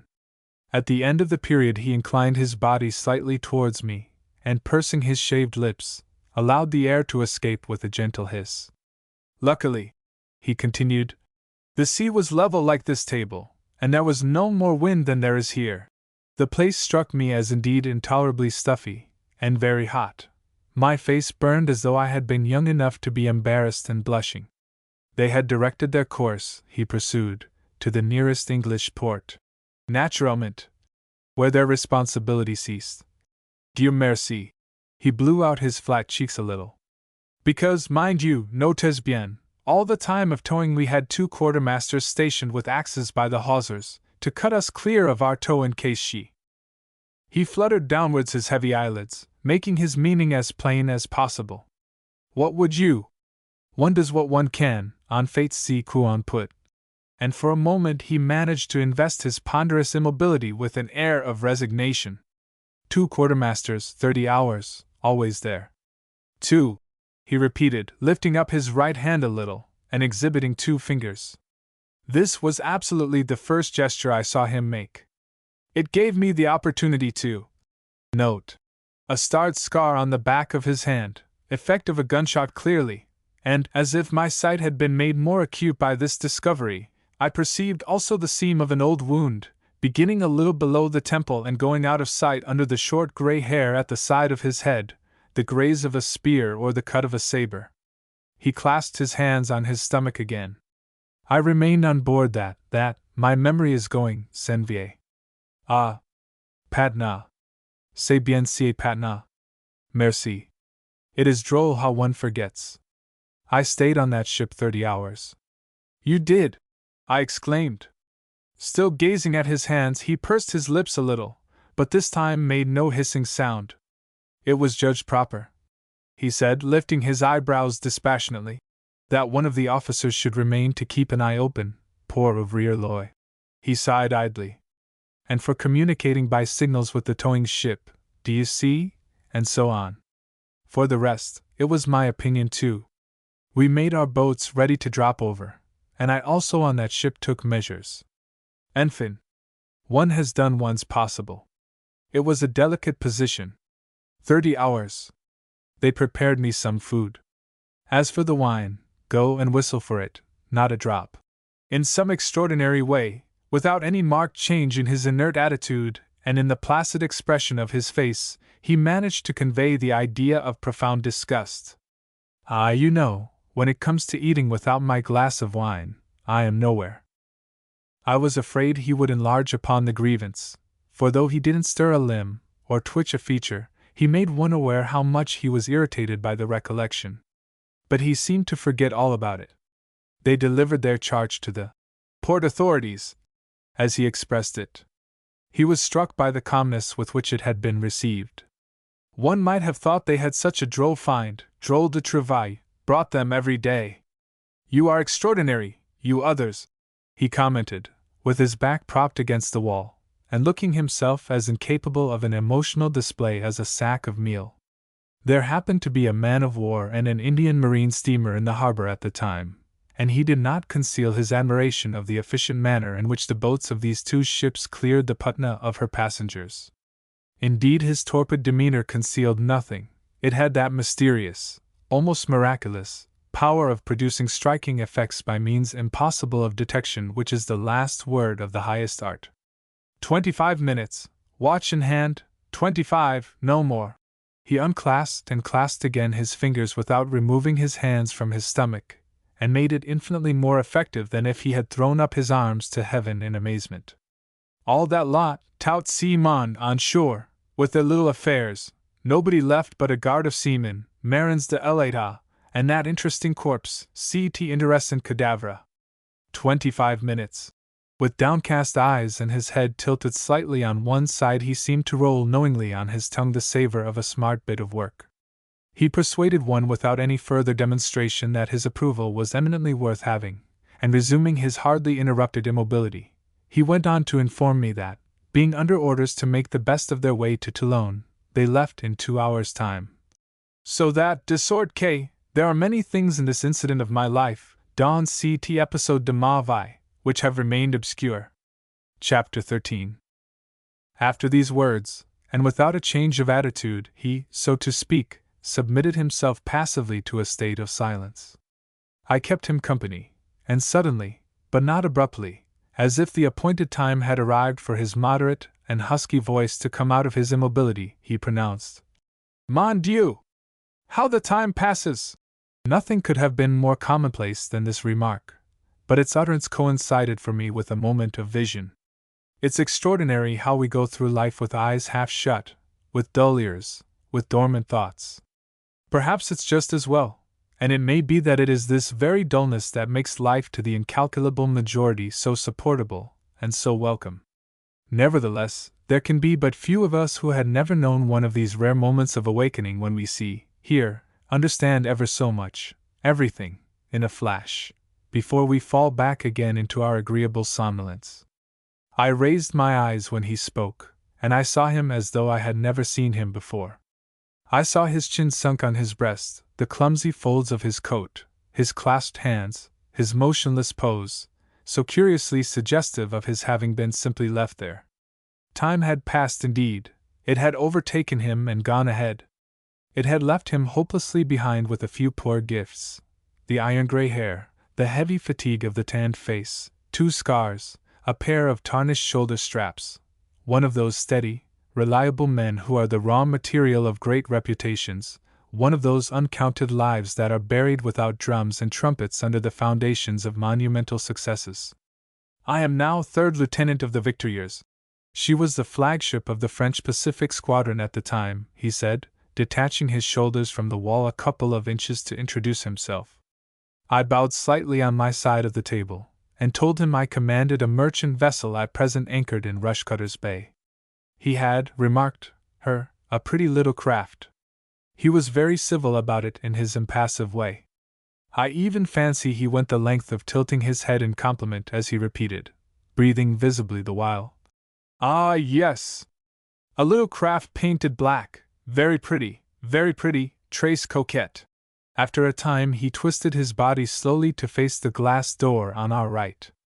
A dull town, Triestville, he observed, staring into the street.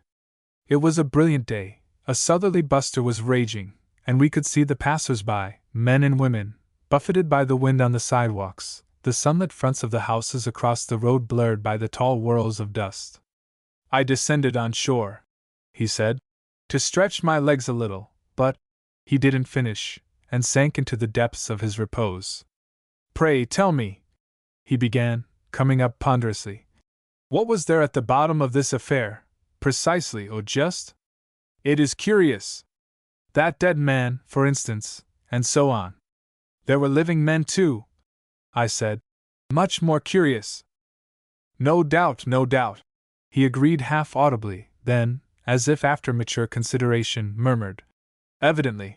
I made no difficulty in communicating to him what had interested me most in this affair. It seemed as though he had a right to know. Hadn't he spent 30 hours on board the Putna? Had he not taken the succession, so to speak, had he not done his possible? He listened to me, looking more priest-like than ever, and with what, probably on account of his downcast eyes, had the appearance of devout concentration. Once or twice he elevated his eyebrows, but without raising his eyelids, as one would say. The devil! Once he calmly exclaimed, Ah, bah! Under his breath, and when I had finished he pursed his lips in a deliberate way and emitted a sort of sorrowful whistle. In any one else it might have been an evidence of boredom, a sign of indifference. But he, in his occult way, managed to make his immobility appear profoundly responsive, and as full of valuable thoughts as an egg is of meat. What he said at last was nothing more than a very interesting, pronounced politely, and not much above a whisper. Before I got over my disappointment he added, but as if speaking to himself, That's it. That is it. His chin seemed to sink lower on his breast, his body to weigh heavier on his seat. I was about to ask him what he meant, when a sort of preparatory tremor passed over his whole person, as a faint ripple may be seen upon stagnant water even before the wind is felt. And so that poor young man ran away along with the others, he said, with grave tranquillity. I don't know what made me smile. It is the only genuine smile of mine I can remember in connection with Jim's affair.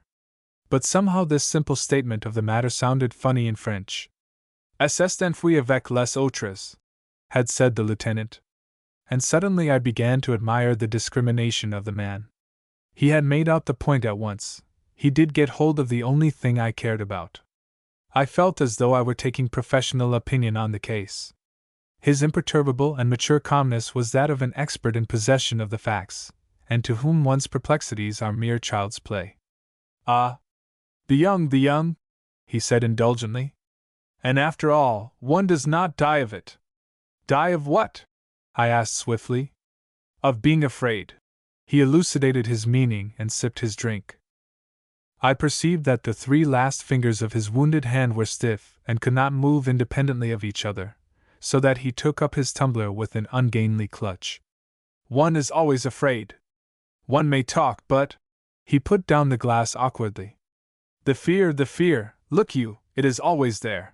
He touched his breast near a brass button, on the very spot where Jim had given a thump to his own when protesting that there was nothing the matter with his heart. I suppose I made some sign of dissent, because he insisted. Yes. One talks. This is all very fine. But at the end of the reckoning one is no cleverer than the next man, and no more brave. Brave! This is always to be seen. I have rolled my hump, rule ma boss, he said, using the slang expression with imperturbable seriousness. In all parts of the world, I have known brave men, famous ones. Allez! He drank carelessly. Brave, you conceive, in this service, one has got to be, the trade demands it, le métier vaut sier. Is it not so? He appealed to me reasonably. Eh bien. Each of them, I say each of them, if he were an honest man, bien entendu, would confess that there is a point, for the best of us. There is somewhere a point when you let go everything, vous latches tout. And you have got to live with that truth, do you see? Given a certain combination of circumstances, fear is sure to come. Abominable funk, untrack epouvantable. And even for those who do not believe this truth there is fear all the same, the fear of themselves. Absolutely so. Trust me. Yes. Yes. At my age one knows what one is talking about, que diable. He had delivered himself of all this as immovably as though he had been the mouthpiece of abstract wisdom, but at this point he heightened the effect of detachment by beginning to twirl his thumbs slowly. It's evident, parbleu, he continued. For make up your mind as much as you like, even a simple headache or a fit of indigestion, underrangement d'estomac, is enough to, take me, for instance, I have made my proofs. Eh bien. I who am speaking to you once. He drained his glass and returned to his twirling. No, no, one does not die of it, he pronounced finally, and when I found he did not mean to proceed with the personal anecdote, I was extremely disappointed, the more so as it was not the sort of story, you know, one could very well press him for. I sat silent, and he too, as if nothing could please him better. Even his thumbs were still now. Suddenly his lips began to move. That is so, he resumed placidly. Man is born a coward, l'homme est né poltron. It is a difficulty, parbleu. It would be too easy otherwise. But habit, necessity, do you see, the eye of others, voila. One puts up with it. And then the example of others who are no better than yourself, and yet make good countenance. His voice ceased. That young man, you will observe, had none of these inducements, at least at the moment, I remarked. He raised his eyebrows forgivingly. I don't say. The young man in question might have had the best dispositions, he repeated, wheezing a little. I am glad to see you taking a lenient view, I said. His own feeling in the matter was, hopeful, and… The shuffle of his feet under the table interrupted me. He drew up his heavy eyelids. Drew up, I say, no other expression can describe the steady deliberation of the act, and at last was disclosed completely to me. I was confronted by two narrow gray circlets, like two tiny steel rings around the profound blackness of the pupils. The sharp glance, coming from that massive body, gave a notion of extreme efficiency, like a razor edge on a battle-axe. Pardon, he said punctiliously. His right hand went up, and he swayed forward. Allow me, I contended that one may get on knowing very well that one's courage does not come of itself, any vient pas tout seul. There's nothing much in that to get upset about. One truth the more ought not to make life impossible. But the honor, monsieur, the honor, that is real, that is. And what life may be worth when… He got on his feet with a ponderous impetuosity, as a startled ox might scramble up from the grass. When the honor is gone, par exemple, I can offer no opinion. Because, monsieur, I know nothing of it. I had risen too, and trying to throw infinite politeness into our attitudes, we faced each other mutely, like two china dogs on a mantelpiece. Hang the fellow. He had pricked the bubble. The blight of futility that lies in wait for men's speeches had fallen upon our conversation, and made it a thing of empty sounds. Very well, I said, with a disconcerted smile.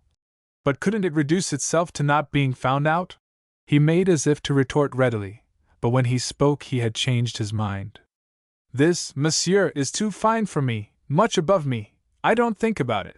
He bowed heavily over his cap, which he held before him by the peak, between the thumb and the forefinger of his wounded hand.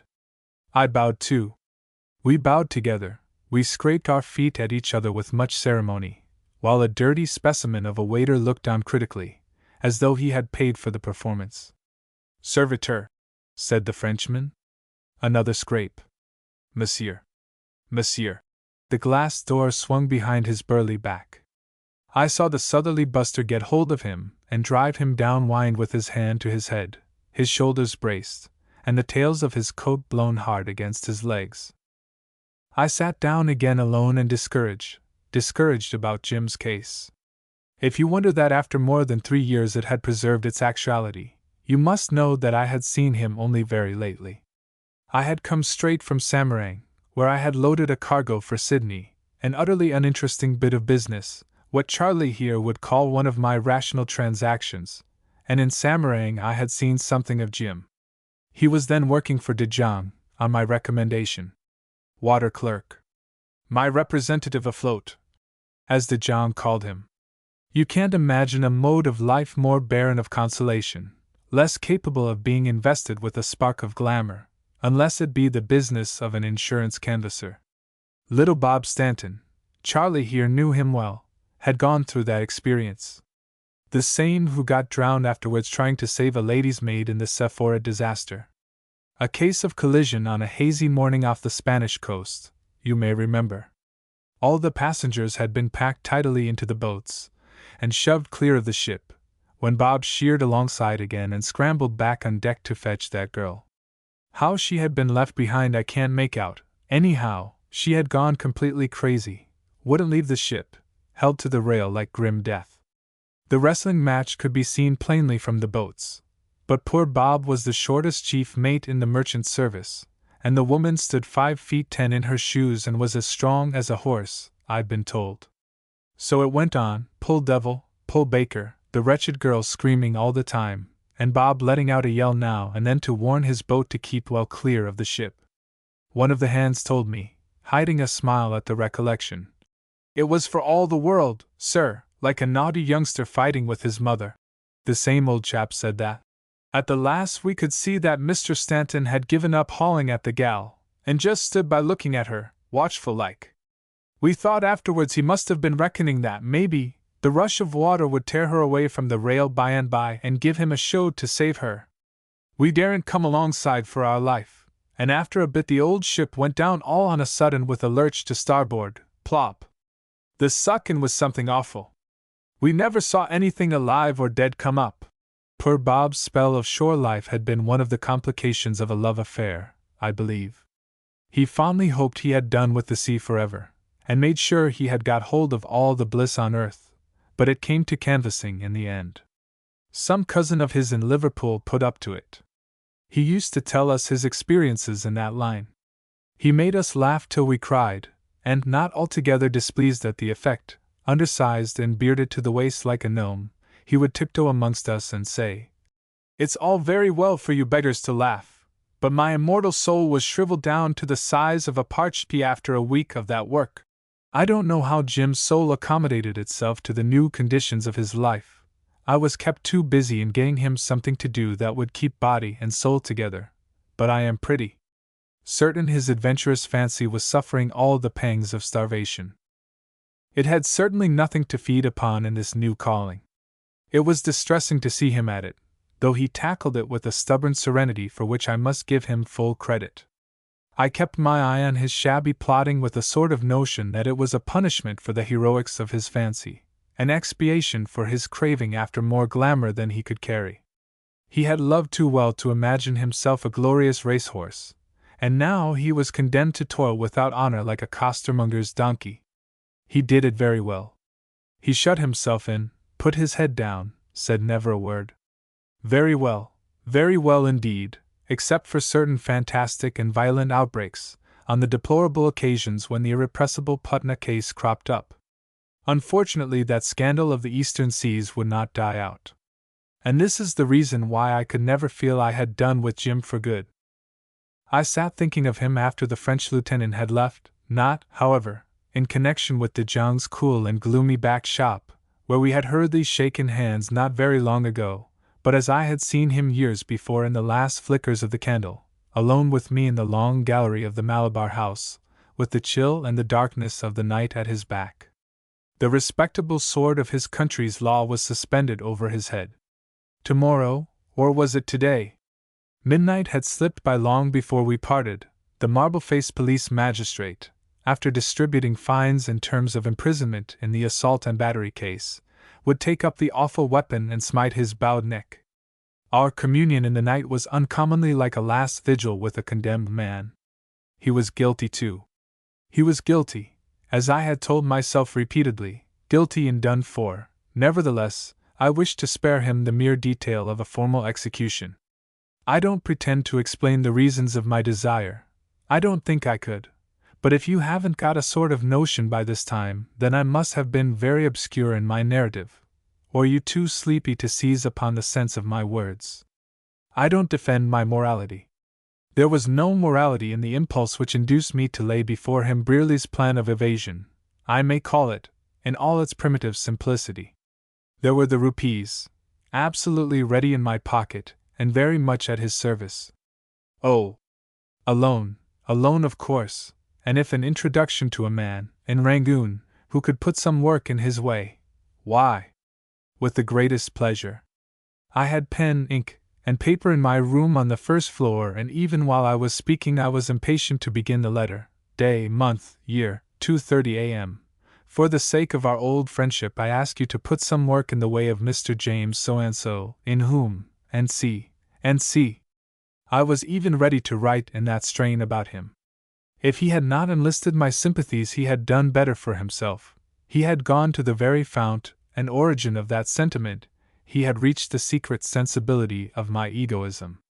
I am concealing nothing from you, because were I to do so my action would appear more unintelligible than any man's action has the right to be, and, in the second place, tomorrow you will forget my sincerity along with the other lessons of the past. In this transaction, to speak grossly and precisely, I was the irreproachable man, but the subtle intentions of my immorality were defeated by the moral simplicity of the criminal. No doubt he was selfish too, but his selfishness had a higher origin, a more lofty aim. I discovered that, say what I would, he was eager to go through the ceremony of execution, and I didn't say much, for I felt that in argument his youth would tell against me heavily. He believed where I had already ceased to doubt. There was something fine in the wildness of his unexpressed, hardly formulated hope. "Clear out! Couldn't think of it," he said with a shake of the head. "I make you an offer for which I neither demand nor expect any sort of gratitude." I said, "You shall repay the money when convenient, and—" "Awfully good of you," he muttered without looking up. I watched him narrowly. The future must have appeared horribly uncertain to him, but he did not falter, as though indeed there had been nothing wrong with his heart. I felt angry, not for the first time that night. "The whole wretched business," I said, "is bitter enough, I should think, for a man of your kind." It is, he whispered twice, with his eyes fixed on the floor. It was heartrending. He towered above the light, and I could see the down on his cheek, the color mantling warm under the smooth skin of his face. Believe me or not, I say it was outrageously heartrending. It provoked me to brutality. "Yes," I said, "and allow me to confess that I am totally unable to imagine what advantage you can expect from this licking of the dregs." "Advantage?" he murmured out of his stillness. "I am dashed if I do," I said, enraged. "I've been trying to tell you all there is in it," he went on slowly, as if meditating something unanswerable. "But after all, it is my trouble." I opened my mouth to retort, and discovered suddenly that I'd lost all confidence in myself, and it was as if he too had given me up, for he mumbled like a man thinking half aloud.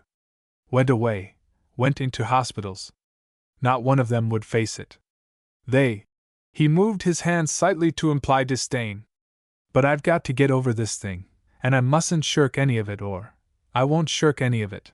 He was silent. He gazed as though he had been haunted. His unconscious face reflected the passing expressions of scorn, of despair, of resolution, reflected them in turn, as a magic mirror would reflect the gliding passage of unearthly shapes. He lived surrounded by deceitful ghosts, by austere shades. "Oh, nonsense, my dear fellow," I began. He had a movement of impatience. "You don't seem to understand," he said incisively, then looking at me without a wink.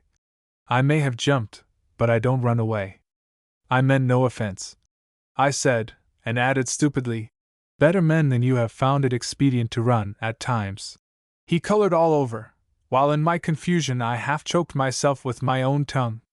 Perhaps so, he said at last. I am not good enough. I can't afford it. I am bound to fight this thing down. I am fighting it now. I got out of my chair and felt stiff all over. The silence was embarrassing, and to put an end to it I imagined nothing better but to remark, I had no idea it was so late. In an airy tone, I dare say you have had enough of this, he said brusquely. And to tell you the truth, he began to look round for his hat. So have I. Well, he had refused this unique offer. He had struck aside my helping hand. He was ready to go now, and beyond the balustrade the night seemed to wait for him very still, as though he had been marked down for its prey. I heard his voice. Ah! Here it is! He had found his hat. For a few seconds we hung in the wind. What will you do after? I asked very low. Go to the dogs as likely as not, he answered in a gruff mutter. I had recovered my wits in a measure, and judged best to take it lightly. Pray remember, I said, that I should like very much to see you again before you go. I don't know what's to prevent you. The damned thing won't make me invisible, he said with intense bitterness. No such luck. And then at the moment of taking leave he treated me to a ghastly muddle of dubious stammers and movements, to an awful display of hesitations. God forgive him, me! He had taken it into his fanciful head that I was likely to make some difficulty as to shaking hands. It was too awful for words. I believe I shouted suddenly at him as you would bellow to a man you saw about to walk over a cliff. I remember our voices being raised, the appearance of a miserable grin on his face, a crushing clutch on my hand, a nervous laugh. The candle spluttered out, and the thing was over at last, with a groan that floated up to me in the dark. He got himself away somehow. The night swallowed his form. He was a horrible bungler. Horrible. I heard the quick crunch of the gravel under his boots. He was running. Absolutely running, with nowhere to go to. And he was not yet 24. Chapter 14. I slept little, hurried over my breakfast, and after a slight hesitation gave up my early morning visit to my ship. It was really very wrong of me, because though my chief mate was an excellent man all round, he was the victim of such black imaginings that if he did not get a letter from his wife at the expected time he would go quite distracted with rage and jealousy, lose all grip on the work, quarrel with all hands, and either weep in his cabin or develop such a ferocity of temper as all but drove the crew to the verge of mutiny. The thing had always seemed inexplicable to me. They had been married 13 years. I had a glimpse of her once, and honestly, I couldn't conceive a man abandoned enough to plunge into sin for the sake of such an unattractive person. I don't know whether I have not done wrong by refraining from putting that view before poor Selvin. The man made a little hell on earth for himself, and I also suffered indirectly, but some sort of, no doubt, false delicacy prevented me. The marital relations of seamen would make an interesting subject, and I could tell you instances. However, this is not the place, nor the time, and we are concerned with Jim, who was unmarried. If his imaginative conscience or his pride, if all the extravagant ghosts and austere shades that were the disastrous familiars of his youth would not let him run away from the block, I, who of course can't be suspected of such familiars, was irresistibly impelled to go and see his head roll off. I wended my way towards the court. I didn't hope to be very much impressed or edified, or interested or even frightened, though, as long as there is any life before one, a jolly good fright now and then is a salutary discipline. But neither did I expect to be so awfully depressed. The bitterness of his punishment was in its chill and mean atmosphere. The real significance of crime is in its being a breach of faith with the community of mankind, and from that point of view he was no mean traitor, but his execution was a hole-and-corner affair. There was no high scaffolding, no scarlet cloth. Did they have scarlet cloth on Tower Hill? They should have had. No awe-stricken multitude to be horrified at his guilt and be moved to tears at his fate. No air of somber retribution. There was, as I walked along, the clear sunshine, a brilliance too passionate to be consoling, the streets full of jumbled bits of color like a damaged kaleidoscope: yellow, green, blue, dazzling white, the brown nudity of an undraped shoulder, a bullock cart with a red canopy, a company of native infantry in a drab body with dark heads marching in dusty lace boots, a native policeman in a somber uniform of scanty cut and belted in patent leather, who looked up at me with orientally pitiful eyes as though his migrating spirit were suffering exceedingly from that unforeseen, what d'ye call 'em, avatar, incarnation. Under the shade of a lonely tree in the courtyard, the villagers connected with the assault case sat in a picturesque group, looking like a chromolithograph of a camp in a book of Eastern travel. One missed the obligatory thread of smoke in the foreground and the pack animals grazing. A blank yellow wall rose behind overtopping the tree, reflecting the glare. The courtroom was somber, seemed more vast. High up in the dim space the punkahs were swaying short to and fro, to and fro.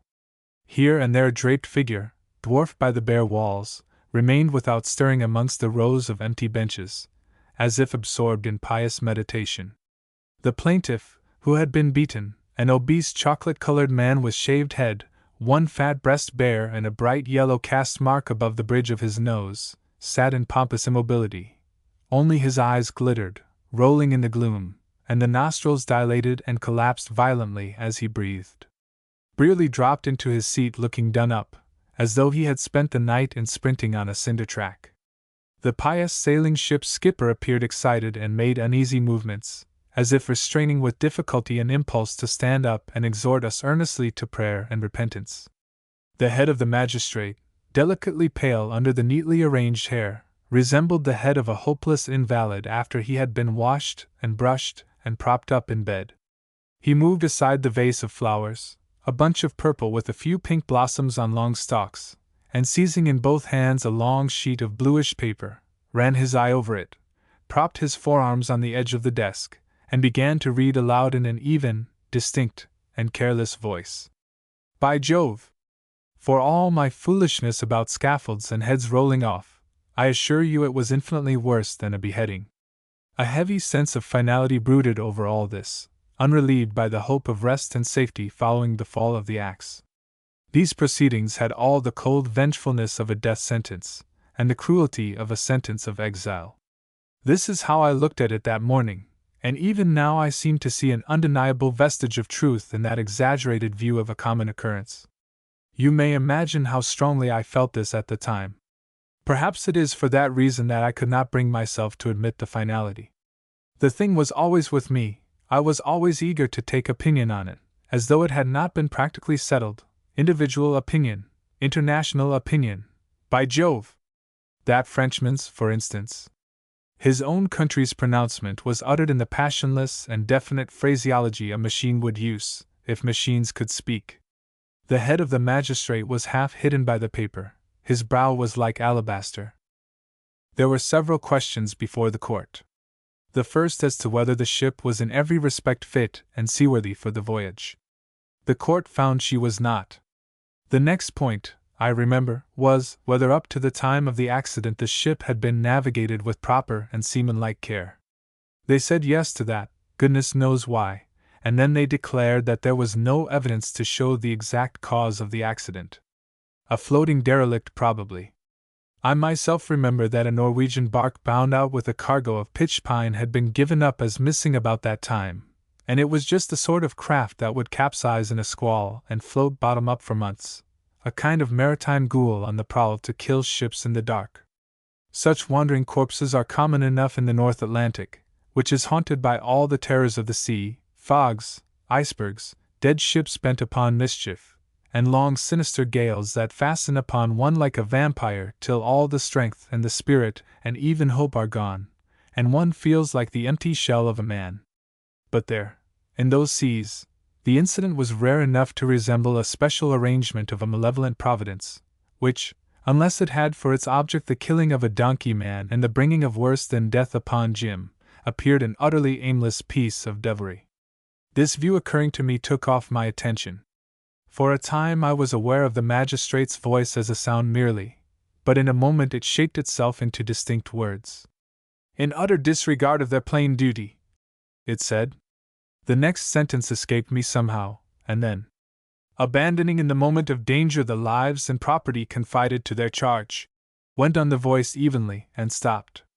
A pair of eyes under the white forehead shot darkly a glance above the edge of the paper. I looked for Jim hurriedly, as though I had expected him to disappear. He was very still, but he was there. He sat pink and fair and extremely attentive. Therefore, began the voice emphatically. He stared with parted lips, hanging upon the words of the man behind the desk. These came out into the stillness wafted on the wind made by the punkahs, and I, watching for their effect upon him, caught only the fragments of official language. The court, Gustav so-and-so, master, native of Germany, James so-and-so, mate, certificates cancelled. A silence fell. The magistrate had dropped the paper, and, leaning sideways on the arm of his chair, began to talk with Brearley easily. People started to move out, others were pushing in, and I also made for the door. Outside I stood still, and when Jim passed me on his way to the gate, I caught at his arm and detained him. The look he gave discomposed me. As though I had been responsible for his state, he looked at me as if I had been the embodied evil of life. "It's all over," I stammered. "Yes," he said thickly. "And now let no man." He jerked his arm out of my grasp. I watched his back as he went away. It was a long street, and he remained in sight for some time. He walked rather slow, and straddling his legs a little, as if he had found it difficult to keep a straight line. Just before I lost him I fancied he staggered a bit. "Man overboard," said a deep voice behind me. Turning round, I saw a fellow I knew slightly, a West Australian.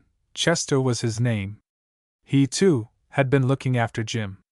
He was a man with an immense girth of chest, a rugged, clean-shaved face of mahogany color, and two blunt tufts of iron-gray, thick, wiry hairs on his upper lip. He had been pearler, wrecker, trader, whaler too, I believe, in his own words, anything and everything a man may be at sea, but a pirate. The Pacific, north and south, was his proper hunting ground, but he had wandered so far afield looking for a cheap steamer to buy. Lately he had discovered, so he said, a guano island somewhere, but its approaches were dangerous, and the anchorage, such as it was, could not be considered safe, to say the least of it. "As good as a gold mine," he would exclaim. "Right bang in the middle of the Walpole Reefs, and if it's true enough that you can get no holding ground anywhere in less than 40 fathom, then what of that? There are the hurricanes too. But it's a first-rate thing. As good as a gold mine, better. Yet there's not a fool of them that will see it. I can't get a skipper or a shipowner to go near the place. So I made up my mind to cart the blessed stuff myself." This was what he required a steamer for, and I knew he was just then negotiating enthusiastically with a Parsee firm for an old, brig-rigged, sea anachronism of 90 horsepower. We had met and spoken together several times. He looked knowingly after Jim. "Takes it to heart?" he asked scornfully. "Very much," I said. "Then he's no good," he opined. "What's all the to-do about? A bit of ass's skin. That never yet made a man. You must see things exactly as they are. If you don't, you may just as well give in at once. You will never do anything in this world. Look at me. I made it a practice never to take anything to heart." "Yes," I said, "you see things as they are. I wish I could see my partner coming along, that's what I wish to see," he said. "Know my partner? Old Robinson." "Yes, the Robinson." "Don't you know? The notorious Robinson. The man who smuggled more opium and bagged more seals in his time than any loose Johnny now alive. They say he used to board the sealing schooners up Alaska way when the fog was so thick that the Lord God, he alone, could tell one man from another. Holy Terror Robinson. That's the man. He is with me in that guano thing. The best chance he ever came across in his life." He put his lips to my ear. "Cannibal? Well, they used to give him the name years and years ago. You remember the story? A shipwreck on the west side of Stewart Island. That's right. 7 of them got ashore, and it seems they did not get on very well together. Some men are too cantankerous for anything, don't know how to make the best of a bad job, Don't see things as they are, my boy. And then what's the consequence? Obvious. Trouble, as likely as not a knock on the head, and serve 'em right too. That sort is the most useful when it's dead. The story goes that a boat of Her Majesty's ship Wolverine found him kneeling on the kelp, naked as the day he was born, and chanting some psalm tune or other. Light snow was falling at the time. He waited till the boat was an oar's length from the shore, and then up and away. They chased him for an hour up and down the boulders, till a Marihi flung a stone that took him behind the ear providentially and knocked him senseless. Alone? Of course. But that's like that tale of sealing schooners. The Lord God knows the right and the wrong of that story. The cutter did not investigate much. They wrapped him in a boat cloak and took him off as quick as they could, with the dark night coming on, the weather threatening, and the ship firing recall guns every 5 minutes. 3 weeks afterwards he was as well as ever. He didn't allow any fuss that was made on shore to upset him. He just shut his lips tight, and let people screech. It was bad enough to have lost his ship, and all he was worth besides, without paying attention to the hard names they called him. That's the man for me. He lifted his arm for a signal to someone down the street. He's got a little money, so I had to let him into my thing. Had to. It would have been sinful to throw away such a find, and I was cleaned out myself. It cut me to the quick, but I could see the matter just as it was, and if I must share, thinks I, with any man, then give me Robinson. I left him at breakfast in the hotel to come to court, because I've an idea. Ah. Good morning, Captain Robinson. Friend of mine, Captain Robinson. An emaciated patriarch in a suit of white drill, a sola topi with a green-lined rim on a head trembling with age, joined us after crossing the street in a trotting shuffle, and stood propped with both hands on the handle of an umbrella. A white beard with amber streaks hung lumpily down to his waist. He blinked his creased eyelids at me in a bewildered way. How do you do? How do you do? He piped amiably, and tottered. A little deaf, said Chester aside. Did you drag him over 6,000 miles to get a cheap steamer? I asked. I would have taken him twice round the world as soon as look at him, said Chester with immense energy. The steamer will be the making of us, my lad. Is it my fault that every skipper and shipowner in the whole of blessed Australasia turns out a blamed fool? Once I talked for 3 hours to a man in Auckland. Send a ship, I said, send a ship. I'll give you half of the first cargo for yourself, free gratis for nothing, just to make a good start, says he. I wouldn't do it if there was no other place on earth to send a ship to, perfect ass of course. Rocks, currents, no anchorage, sheer cliff to lay to, no insurance company would take the risk, didn't see how he could get loaded under 3 years. Ass. I nearly went on my knees to him. But look at the thing as it is, says I. Damn rocks and hurricanes. Look at it as it is. There's guano there Queensland sugar planters would fight for on the quay, I tell you. What can you do with a fool? That's one of your little jokes, Chester, he says. Joke? I could have wept. Ask Captain Robinson here. And there was another ship-owning fellow, a fat chap in a white waistcoat in Wellington, who seemed to think I was up to some swindle or other. I don't know what sort of fool you're looking for, he says, but I am busy just now. Good morning. I long to take him in my 2 hands and smash him through the window of his own office. But I didn't. I was as mild as a curate. Think of it, says I, do think it over. I'll call tomorrow. He grunted something about being out all day. On the stairs I felt ready to beat my head against the wall from vexation. Captain Robinson here can tell you. It was awful to think of all that lovely stuff lying waste under the sun, stuff that would send the sugar-cane shooting sky high. The making of Queensland! The making of Queensland! And in Brisbane, where I went to have a last try, they gave me the name of a lunatic. Idiots! The only sensible man I came across was the cabman who drove me about. A broken-down swell he was, I fancy. Hey! Captain Robinson? You remember I told you about my cabbie in Brisbane, don't you? The chap had a wonderful eye for things. He saw it all in a jiffy. It was a real pleasure to talk with him. One evening after a devil of a day amongst shipowners I felt so bad that, says I must get drunk. Come along, I must get drunk or I'll go mad. I am your man, he says, go ahead, I don't know what I would have done without him. Hey! Captain Robinson. He poked the ribs of his partner. He, laughed the ancient, looked aimlessly down the street, then peered at me doubtfully with sad, dim pupils. He leaned heavier on the umbrella, and dropped his gaze on the ground. I needn't tell you I had tried to get away several times, but Chester had foiled every attempt by simply catching hold of my coat. 1 minute. I've a notion. What's your infernal notion? I exploded at last. If you think I am going in with you, no, my boy. Too late, if you want it ever so much. We've got a steamer. You've got the ghost of a steamer, I said. Good enough for a start. There's no superior nonsense about us. Is there, Captain Robinson? No, croaked the old man without lifting his eyes, and the senile tremble of his head became almost fierce with determination. I understand you know that young chap, said Chester, with a nod at the street from which Jim had disappeared long ago. He's been having grub with you in the Malabar last night, so I was told. I said that was true, and after remarking that he too liked to live well and in style, only that, for the present, he had to be saving of every penny.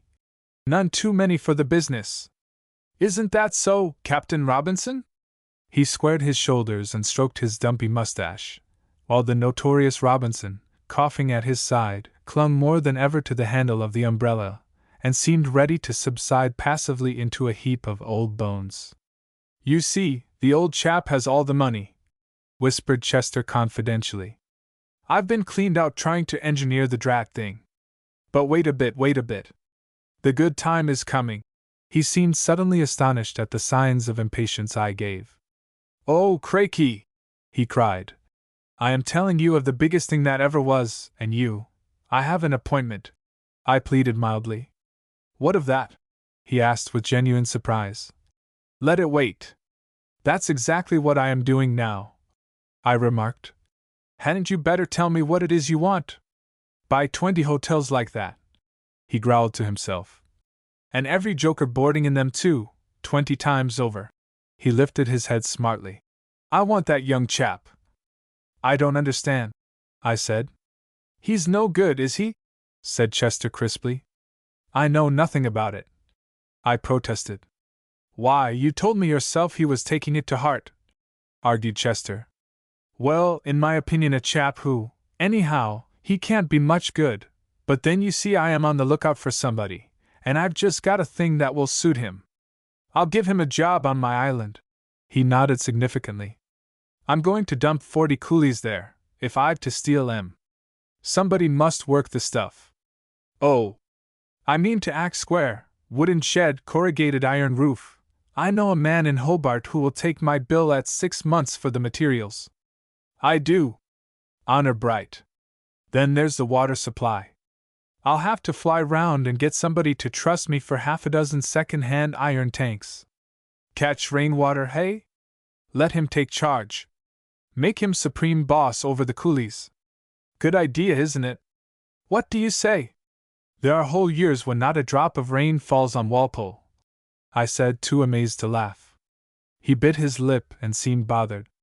Oh, well, I will fix up something for them, or land a supply. Hang it all! That's not the question. I said nothing. I had a rapid vision of Jim perched on a shadowless rock, up to his knees in guano, with the screams of seabirds in his ears, the incandescent ball of the sun above his head, the empty sky and the empty ocean all a-quiver, simmering together in the heat as far as the eye could reach.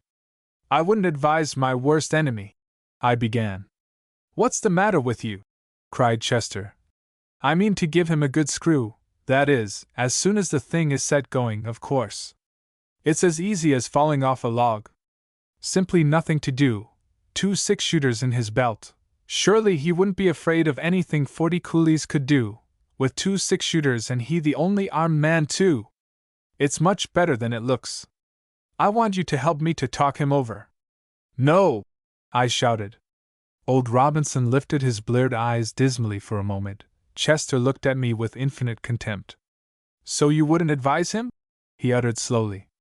Certainly not, I answered, as indignant as though he had requested me to help murder somebody. Moreover, I am sure he wouldn't. He is badly cut up, but he isn't mad as far as I know. He is no earthly good for anything. Chester mused aloud. He would just have done for me. If you only could see a thing as it is, you would see it's the very thing for him. And besides, why? It's the most splendid, sure chance. He got angry suddenly. I must have a man. There! He stamped his foot and smiled unpleasantly. Anyhow, I could guarantee the island wouldn't sink under him, and I believe he is a bit particular on that point. Good morning, I said curtly. He looked at me as though I had been an incomprehensible fool. Must be moving, Captain Robinson, he yelled suddenly into the old man's ear. These Parsee Johnnies are waiting for us to clinch the bargain. He took his partner under the arm with a firm grip, swung him round, and unexpectedly leered at me over his shoulder. I was trying to do him a kindness, he asserted, with an air and tone that made my blood boil. Thank you for nothing, in his name, I rejoined. Oh, you are devilish smart, he sneered. But you are like the rest of them. Too much in the clouds. See what you will do with him. I don't know that I want to do anything with him. Don't you? He spluttered. His gray mustache bristled with anger, and by his side the notorious Robinson, propped on the umbrella, stood with his back to me, as patient and still as a worn-out cab horse. I haven't found a guano island, I said. It's my belief you wouldn't know one if you were led right up to it by the hand, he riposted quickly. And in this world you've got to see a thing first, before you can make use of it. Got to see it through and through at that, either more nor less. And get others to see it too, I insinuated, with a glance at the bowed back by his side. Chester snorted at me. His eyes are right enough, don't you worry. He ain't a puppy. Oh dear, no, I said. Come along, Captain Robinson, he shouted, with a sort of bullying deference under the rim of the old man's hat. The Holy Terror gave a submissive little jump. The ghost of a steamer was waiting for them, fortune on that fair isle. They made a curious pair of Argonauts. Chester strode on leisurely, well set up, portly, and of conquering mien. The other, long, wasted, drooping, and hooked to his arm, shuffled his withered shanks with desperate haste. Chapter 15. I did not start in search of Jim at once, only because I had really an appointment which I could not neglect. Then, as ill luck would have it, in my agent's office I was fastened upon by a fellow fresh from Madagascar with a little scheme for a wonderful piece of business. It had something to do with cattle and cartridges and a Prince Ravenalo something, but the pivot of the whole affair was the stupidity of some Admiral Pierre, I think. Everything turned on that, and the chap couldn't find words strong enough to express his confidence. He had globular eyes starting out of his head with a fishy glitter, bumps on his forehead, and wore his long hair brushed back without a parting. He had a favorite phrase which he kept on repeating triumphantly.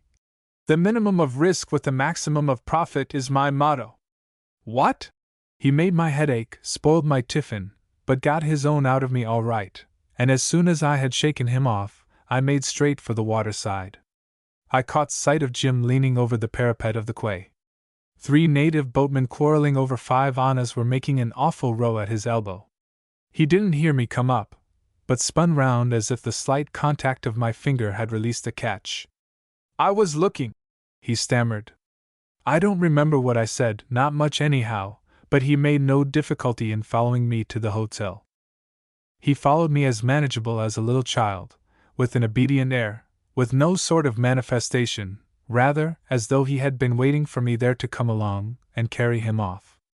I need not have been so surprised as I was at his tractability. On all the round earth, which to some seems so big and that others affect to consider as rather smaller than a mustard seed, he had no place where he could, what shall I say, where he could withdraw. That's it. Withdraw, be alone with his loneliness. He walked by my side very calm, glancing here and there, and once turned his head to look after a sit-about fireman in a cutaway coat and yellowish trousers, whose black face had silky gleams like a lump of anthracite coal. I doubt, however, whether he saw anything, or even remained all the time aware of my companionship, because if I had not edged him to the left here, or pulled him to the right there, I believe he would have gone straight before him in any direction till stopped by a wall or some other obstacle. I steered him into my bedroom, and sat down at once to write letters. This was the only place in the world, unless, perhaps, the Walpole Reef, but that was not so handy, where he could have it out with himself without being bothered by the rest of the universe.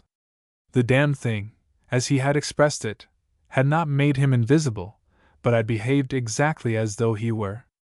No sooner in my chair I bent over my writing desk like a medieval scribe, and, but for the movement of the hand holding the pen, remained anxiously quiet. I can't say I was frightened, but I certainly kept as still as if there had been something dangerous in the room, that at the first hint of a movement on my part would be provoked to pounce upon me. There was not much in the room. You know how these bedrooms are, a sort of four-poster bedstead under a mosquito net, 2 or 3 chairs, the table I was writing at, a bare floor. A glass door opened on an upstairs veranda, and he stood with his face to it, having a hard time with all possible privacy. Dusk fell. I lit a candle with the greatest economy of movement and as much prudence as though it were an illegal proceeding. There is no doubt that he had a very hard time of it, and so had I, even to the point, I must own, of wishing him to the devil, or on Walpole Reef at least. It occurred to me once or twice that, after all, Chester was, perhaps, the man to deal effectively with such a disaster. That strange idealist had found a practical use for it at once, unerringly, as it were. It was enough to make one suspect that, maybe, he really could see the true aspect of things that appeared mysterious or utterly hopeless to less imaginative persons. I wrote and wrote. I liquidated all the arrears of my correspondence, and then went on writing to people who had no reason whatever to expect from me a gossipy letter about nothing at all. At times I stole a sidelong glance. He was rooted to the spot, but convulsive shudders ran down his back. His shoulders would heave suddenly. He was fighting, mostly for his breath, as it seemed. The massive shadows, cast all one way from the straight flame of the candle, seemed possessed of gloomy consciousness. The immobility of the furniture had to my furtive eye an air of attention. I was becoming fanciful in the midst of my industrious scribbling, and though, when the scratching of my pen stopped for a moment, there was complete silence and stillness in the room, I suffered from that profound disturbance and confusion of thought which is caused by a violent and menacing uproar, of a heavy gale at sea, for instance. Some of you may know what I mean, that mingled anxiety, distress, and irritation with a sort of craven feeling creeping in, not pleasant to acknowledge, but which gives a quite special merit to one's endurance. I don't claim any merit for standing the stress of Jim's emotions. I could take refuge in the letters. I could have written to strangers if necessary. Suddenly, as I was taking up a fresh sheet of notepaper, I heard a low sound, the first sound that, since we had been shut up together, had come to my ears in the dim stillness of the room. I remained with my head down, with my hand arrested. Those who have kept vigil by a sickbed have heard such faint sounds in the stillness of the night watches, sounds wrung from a racked body, from a weary soul. He pushed the glass door with such force that all the panes rang. He stepped out, and I held my breath, straining my ears without knowing what else I expected to hear. He was really taking too much to heart an empty formality which to Chester's rigorous criticism seemed unworthy the notice of a man who could see things as they were. An empty formality, a piece of parchment. Well. As to an inaccessible guano deposit, that was another story altogether. One could intelligibly break one's heart over that. A feeble burst of many voices mingled with the tinkle of silver and glass floated up from the dining room below. Through the open door the outer edge of the light from my candle fell on his back faintly. Beyond all was black. He stood on the brink of a vast obscurity, like a lonely figure by the shore of a somber and hopeless ocean. There was the Walpole Reef in it, to be sure, a speck in the dark void, a straw for the drowning man. My compassion for him took the shape of the thought that I wouldn't have liked his people to see him at that moment. I found it trying myself. His back was no longer shaken by his gasps. He stood straight as an arrow, faintly visible and still, and the meaning of this stillness sank to the bottom of my soul like lead into the water, and made it so heavy that for a second I wished heartily that the only course left open for me was to pay for his funeral. Even the law had done with him. To bury him would have been such an easy kindness. It would have been so much in accordance with the wisdom of life, which consists in putting out of sight all the reminders of our folly, of our weakness, of our mortality, all that makes against our efficiency, the memory of our failures, the hints of our undying fears, the bodies of our dead friends. Perhaps he did take it too much to heart. And if so, then, Chester's offer. At this point I took up a fresh sheet and began to write resolutely. There was nothing but myself between him and the dark ocean. I had a sense of responsibility. If I spoke, would that motionless and suffering youth leap into the obscurity, clutch at the straw? I found out how difficult it may be sometimes to make a sound. There is a weird power in a spoken word. And why the devil not? I was asking myself persistently while I drove on with my writing. All at once, on the blank page, under the very point of the pen, the two figures of Chester and his antique partner, very distinct and complete, would dodge into view with stride and gestures, as if reproduced in the field of some optical toy. I would watch them for a while. No! They were too phantasmal and extravagant to enter into anyone's fate. And a word carries far, very far, deals destruction through time as the bullets go flying through space.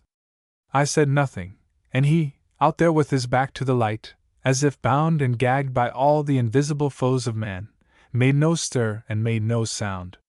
Chapter 16. The time was coming when I should see him loved, trusted, admired, with a legend of strength and prowess forming round his name as though he had been the stuff of a hero. It's true, I assure you, as true as I'm sitting here talking about him in vain. He, on his side, had that faculty of beholding at a hint the face of his desire and the shape of his dream, without which the earth would know no lover and no adventurer. He captured much honor and an Arcadian happiness, I won't say anything about innocence, in the bush, and it was as good to him as the honor and the Arcadian happiness of the streets to another man.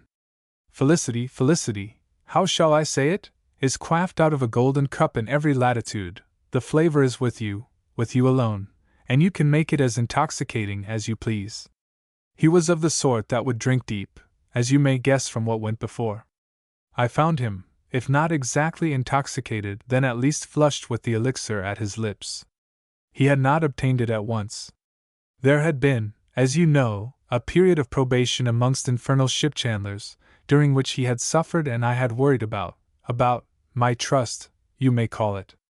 I don't know that I am completely reassured now, after beholding him in all his brilliance. That was my last view of him, in a strong light, dominating, and yet in complete accord with his surroundings, with the life of the forests, and with the life of men. I own that I was impressed, but I must admit to myself that after all this is not the lasting impression.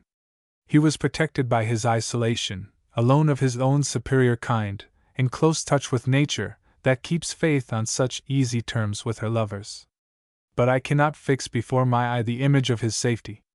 I shall always remember him as seen through the open door of my room, taking, perhaps, too much to heart the mere consequences of his failure.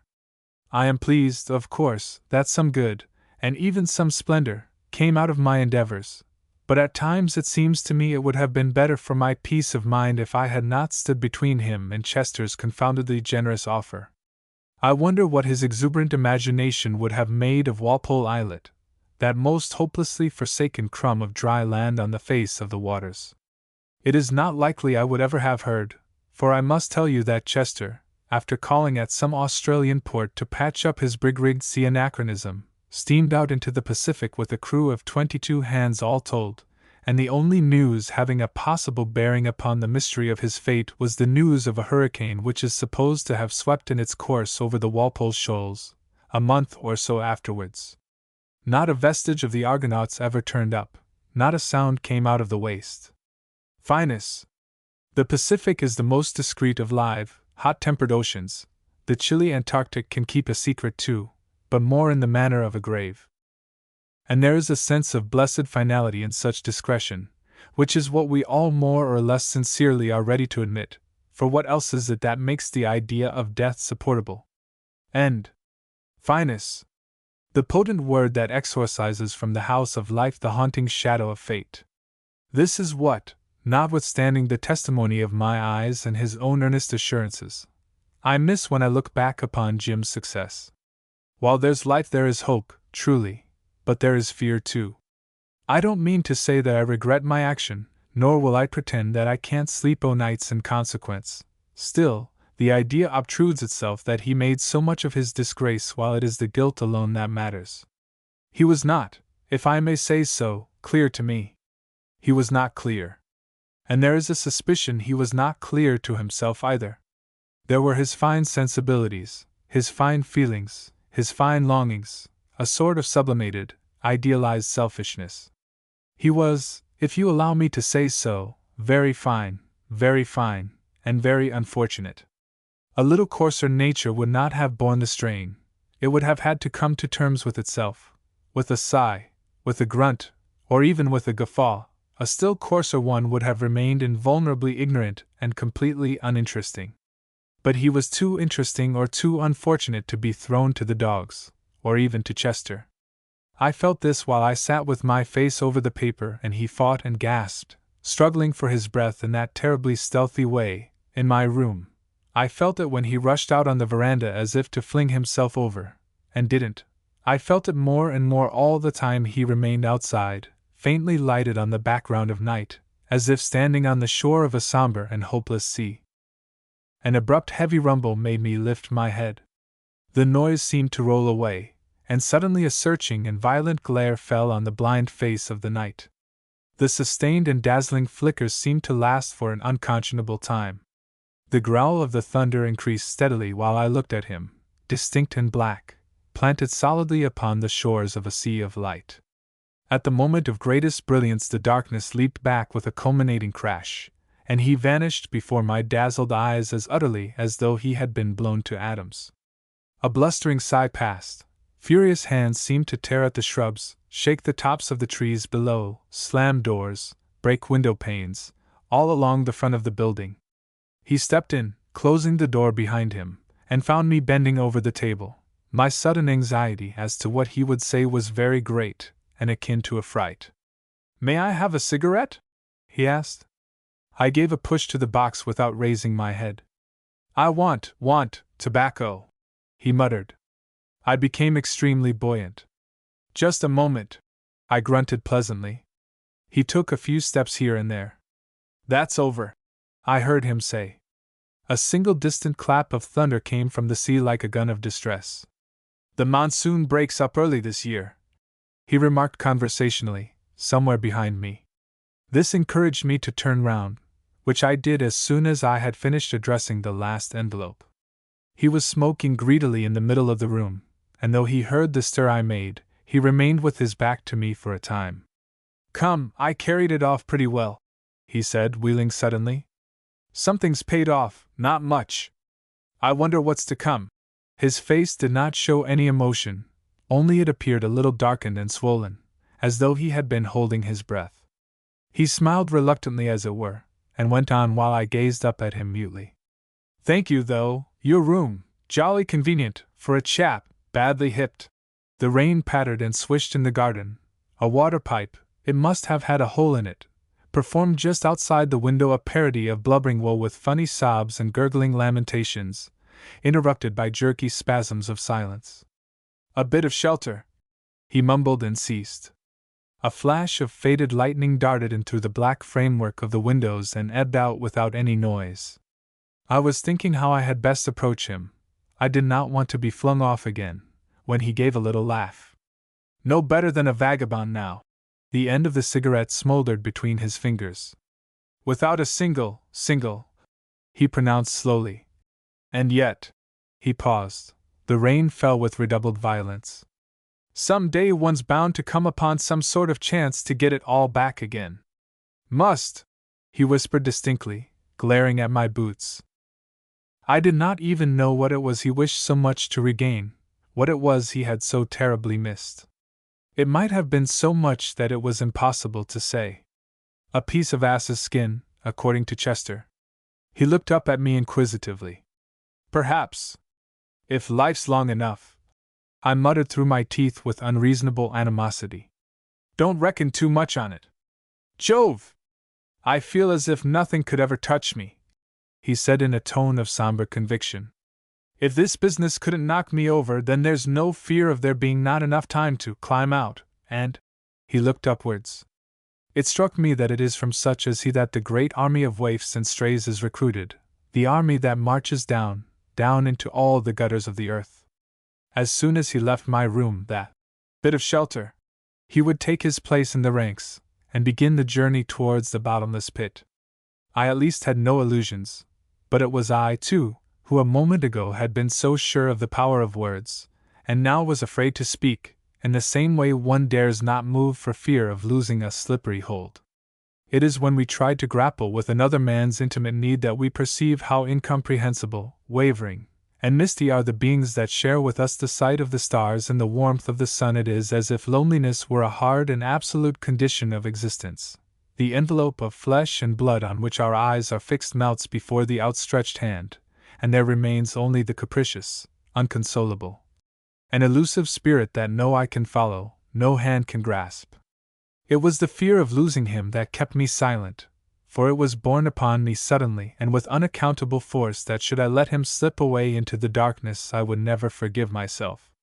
Well, thanks once more. You've been, uncommonly, really there's no word to, uncommonly. I don't know why, I am sure. I am afraid I don't feel as grateful as I would if the whole thing hadn't been so brutally sprung on me. Because at bottom, you yourself, he stuttered. Possibly, I struck in. He frowned. All the same, one is responsible. He watched me like a hawk. And that's true too, I said. Well, I've gone with it to the end, and I don't intend to let any man cast it in my teeth without resenting it. He clenched his fist. There's yourself, I said with a smile, mirthless enough, God knows, but he looked at me menacingly. That's my business, he said. An air of indomitable resolution came and went upon his face like a vain and passing shadow. Next moment he looked a dear good boy in trouble, as before. He flung away the cigarette. Goodbye, he said, with the sudden haste of a man who had lingered too long in view of a pressing bit of work waiting for him, and then for a second or so he made not the slightest movement. The downpour fell with the heavy uninterrupted rush of a sweeping flood, with a sound of unchecked overwhelming fury that called to one's mind the images of collapsing bridges, of uprooted trees, of undermined mountains. No man could breast the colossal and headlong stream that seemed to break and swirl against the dim stillness in which we were precariously sheltered as if on an island. The perforated pipe gurgled, choked, spat, and splashed in odious ridicule of a swimmer fighting for his life. It is raining, I remonstrated. And I, rain or shine, he began brusquely, checked himself, and walked to the window. Perfect deluge, he muttered after a while. He leaned his forehead on the glass. It's dark, too. Yes, it is very dark, I said. He pivoted on his heels, crossed the room, and had actually opened the door leading into the corridor before I leaped up from my chair. Wait, I cried. I want you to. I can't dine with you again tonight. He flung at me, with one leg out of the room already. I haven't the slightest intention to ask you, I shouted. At this he drew back his foot, but remained mistrustfully in the very doorway. I lost no time in entreating him earnestly not to be absurd, to come in and shut the door. Chapter 17. He came in at last, but I believe it was mostly the rain that did it. It was falling just then with a devastating violence which quieted down gradually while we talked. His manner was very sober and set. His bearing was that of a naturally taciturn man possessed by an idea. My talk was of the material aspect of his position. It had the sole aim of saving him from the degradation, ruin, and despair that out there closed so swiftly upon a friendless, homeless man, I pleaded with him to accept my help. I argued reasonably, and every time I looked up at that absorbed, smooth face, so grave and youthful, I had a disturbing sense of being no help but rather an obstacle to some mysterious, inexplicable, impalpable striving of his wounded spirit. "I suppose you intend to eat and drink and to sleep under shelter in the usual way," I remember saying with irritation. "You say you won't touch the money that is due to you." He came as near as his sort can to making a gesture of horror. There were 3 weeks and 5 days' pay owing him as mate of the Putna.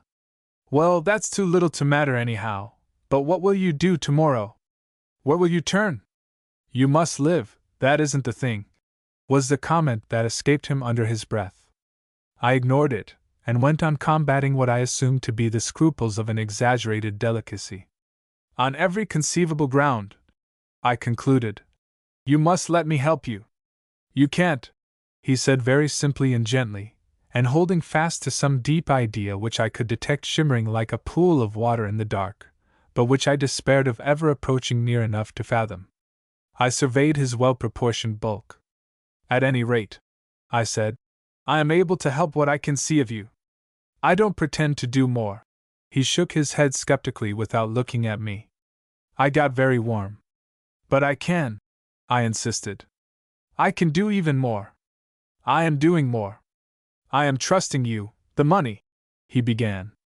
"Upon my word, you deserve being told to go to the devil," I cried, forcing the note of indignation. He was startled, smiled, and I pressed my attack home. "It isn't a question of money at all. You are too superficial," I said, and at the same time I was thinking to myself, well, here goes. And perhaps he is, after all. "Look at the letter I want you to take. I am writing to a man of whom I've never asked a favor, and I am writing about you in terms that one only ventures to use when speaking of an intimate friend. I make myself unreservedly responsible for you. That's what I am doing.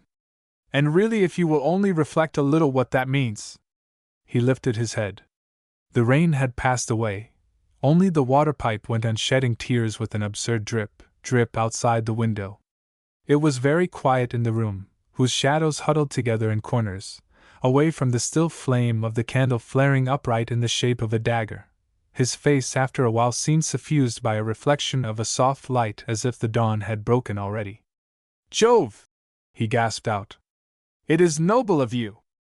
Had he suddenly put out his tongue at me in derision, I could not have felt more humiliated. I thought to myself, serve me right for a sneaking humbug. His eyes shone straight into my face, but I perceived it was not a mocking brightness. All at once he sprang into jerky agitation, like one of those flat wooden figures that are worked by a string. His arms went up, then came down with a slap. He became another man altogether. "And I had never seen," he shouted, then suddenly bit his lip and frowned. "What a bally-ass I've been," he said very slow in an odd tone. "You are a brick," he cried next in a muffled voice. He snatched my hand as though he had just then seen it for the first time, and dropped it at once. "Why, this is what I," he stammered, and then with a return of his old stolid, I may say mulish, manner he began heavily. "I would be a brute now if I—" and then his voice seemed to break. "That's all right," I said. I was almost alarmed by this display of feeling, through which pierced a strange elation. I had pulled the string accidentally, as it were. I did not fully understand the working of the toy. "I must go now," he said. "Jove! You have helped me. Can't sit still." "The very thing." He looked at me with puzzled admiration. "The very thing."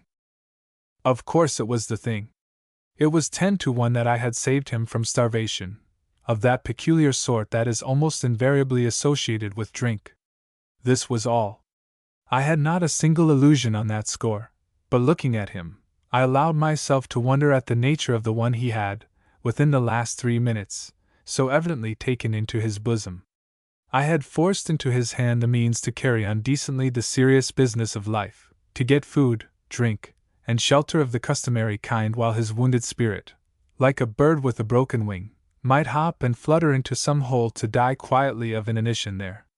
This is what I had thrust upon him, a definitely small thing, and behold, by the manner of its reception it loomed in the dim light of the candle like a big, indistinct, perhaps a dangerous shadow. "You don't mind me not saying anything appropriate?" he burst out. "There isn't anything one could say. Last night already you had done me no end of good. Listening to me, you know. I give you my word I've thought more than once the top of my head would fly off."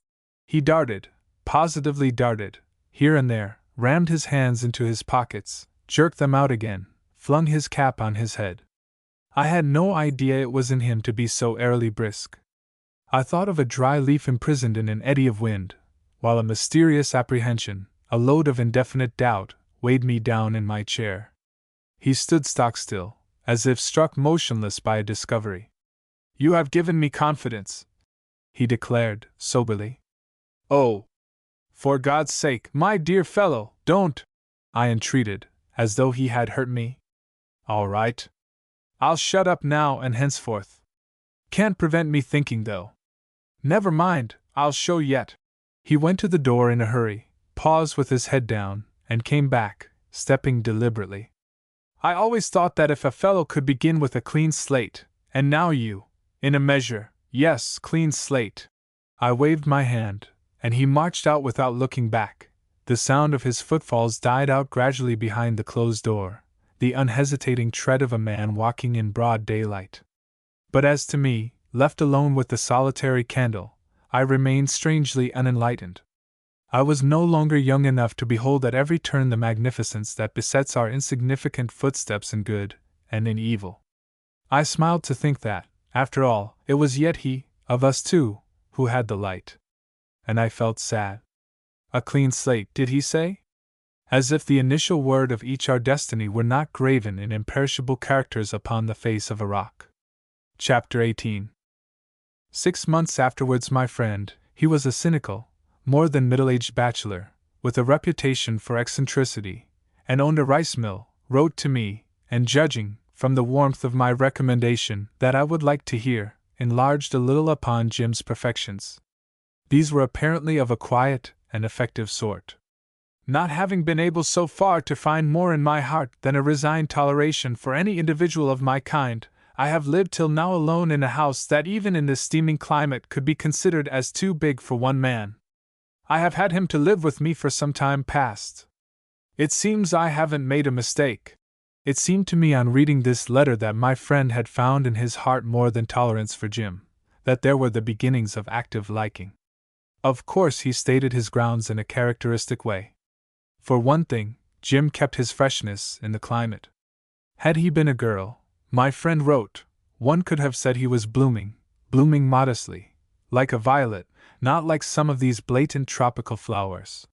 He had been in the house for 6 weeks, and had not as yet attempted to slap him on the back, or address him as old boy, or try to make him feel a superannuated fossil. He had nothing of the exasperating young man's chatter. He was good-tempered, had not much to say for himself, was not clever by any means, thank goodness, wrote my friend. It appeared, however, that Jim was clever enough to be quietly appreciative of his wit, while, on the other hand, he amused him by his naiveness. The dew is yet on him, and since I had the bright idea of giving him a room in the house and having him at meals, I feel less withered myself. The other day he took it into his head to cross the room with no other purpose but to open a door for me, and I felt more in touch with mankind than I had been for years. Ridiculous, isn't it? Of course, I guess there is some awful little scrape, which you know all about, but if I am sure that it is terribly heinous, I fancy one could manage to forgive it. For my part, I declare I am unable to imagine him guilty of anything much worse than robbing an orchard. Is it much worse? Perhaps you ought to have told me, but it is such a long time since we both turned saints that you may have forgotten we, too, had sinned in our time? It may be that some day I shall have to ask you, and then I shall expect to be told. I don't care to question him myself till I have some idea what it is. Moreover, it's too soon as yet. Let him open the door a few times more for me. Thus my friend. I was trebly pleased, at Jim's shaping so well, at the tone of the letter, at my own cleverness. Evidently I had known what I was doing. I had read characters aright, and so on. And what if something unexpected and wonderful were to come of it? That evening, reposing in a deck chair under the shade of my own poop awning, it was in Hong Kong harbor, I laid on Jim's behalf the first stone of a castle in Spain. I made a trip to the northward, and when I returned I found another letter from my friend waiting for me. It was the first envelope I tore open. "There are no spoons missing, as far as I know," ran the first line. "I haven't been interested enough to inquire. He is gone, leaving on the breakfast table a formal little note of apology, which is either silly or heartless. Probably both, and it's all one to me. Allow me to say, lest you should have some more mysterious young men in reserve, that I have shut up shop, definitely and forever. This is the last eccentricity I shall be guilty of. Do not imagine for a moment that I care a hang, but he is very much regretted at tennis parties, and for my own sake I've told a plausible lie at the club." I flung the letter aside and started looking through the batch on my table, till I came upon Jim's handwriting. Would you believe it? 1 chance in 100. But it is always that 100th chance. That little second engineer of the Putna had turned up in a more or less destitute state, and got a temporary job of looking after the machinery of the mill. I couldn't stand the familiarity of the little beast. Jim wrote from a seaport 700 miles south of the place where he should have been in clover. I am now for the time with Ekstrom and Blake, ship chandlers, as their, well, runner, to call the thing by its right name. For reference I gave them your name, which they know of course, and if you could write a word in my favor it would be a permanent employment. I was utterly crushed under the ruins of my castle, but of course I wrote as desired. Before the end of the year my new charter took me that way, and I had an opportunity of seeing him. He was still with Ekstrom and Blake, and we met in what they called our parlor, opening out of the store. He had that moment come in from boarding a ship, and confronted me head down, ready for a tussle. "What have you got to say for yourself?" I began as soon as we had shaken hands. "What I wrote you, nothing more," he said stubbornly. "Did the fellow blab, or what?" I asked. He looked up at me with a troubled smile. "Oh, no! He didn't. He made it a kind of confidential business between us. He was most damnably mysterious whenever I came over to the mill. He would wink at me in a respectful manner, as much as to say we know what we know, infernally fawning and familiar, and that sort of thing." He threw himself into a chair and stared down his legs. "One day we happened to be alone and the fellow had the cheek to say, 'Well, Mr. James,' I was called Mr. James there as if I had been the son, 'here we are together once more. This is better than the old ship, ain't it? Wasn't it appalling, eh?' I looked at him, and he put on a knowing air. 'Don't you be uneasy, sir,' he says. 'I know a gentleman when I see one, and I know how a gentleman feels. I hope, though, you will be keeping me on this job. I had a hard time of it too, along of that rotten old Putna racket. Jove! It was awful. I don't know what I should have said or done if I had not just then heard Mr. Denver calling me in the passage. It was tiffin time, and we walked together across the yard and through the garden to the bungalow. He began to chaff me in his kindly way. I believe he liked me." Jim was silent for a while. "I know he liked me. That's what made it so hard. Such a splendid man, that morning he slipped his hand under my arm. He, too, was familiar with me." He burst into a short laugh, and dropped his chin on his breast. "Pa! When I remembered how that mean little beast had been talking to me," he began suddenly in a vibrating voice, "I couldn't bear to think of myself, I suppose you know." I nodded. "More like a father," he cried, his voice sank. "I would have had to tell him. I couldn't let it go on, could I?" "Well?" I murmured, after waiting a while. "I prefer to go," he said slowly. "This thing must be buried." We could hear in the shop Blake upbraiding Ekstrom in an abusive, strained voice. They had been associated for many years, and every day from the moment the doors were opened to the last minute before closing, Blake, a little man with sleek, jetty hair and unhappy, beady eyes, could be heard rowing his partner incessantly with a sort of scathing and plaintive fury. The sound of that everlasting scolding was part of the place like the other fixtures. Even strangers would very soon come to disregard it completely unless it be perhaps to mutter, nuisance, or to get up suddenly and shut the door of the parlor. Ekstrom himself, a raw-boned, heavy Scandinavian, with a busy manner and immense blond whiskers, went on directing his people, checking parcels, making out bills or writing letters at a stand-up desk in the shop, and comported himself in that clatter exactly as though he had been stone-deaf.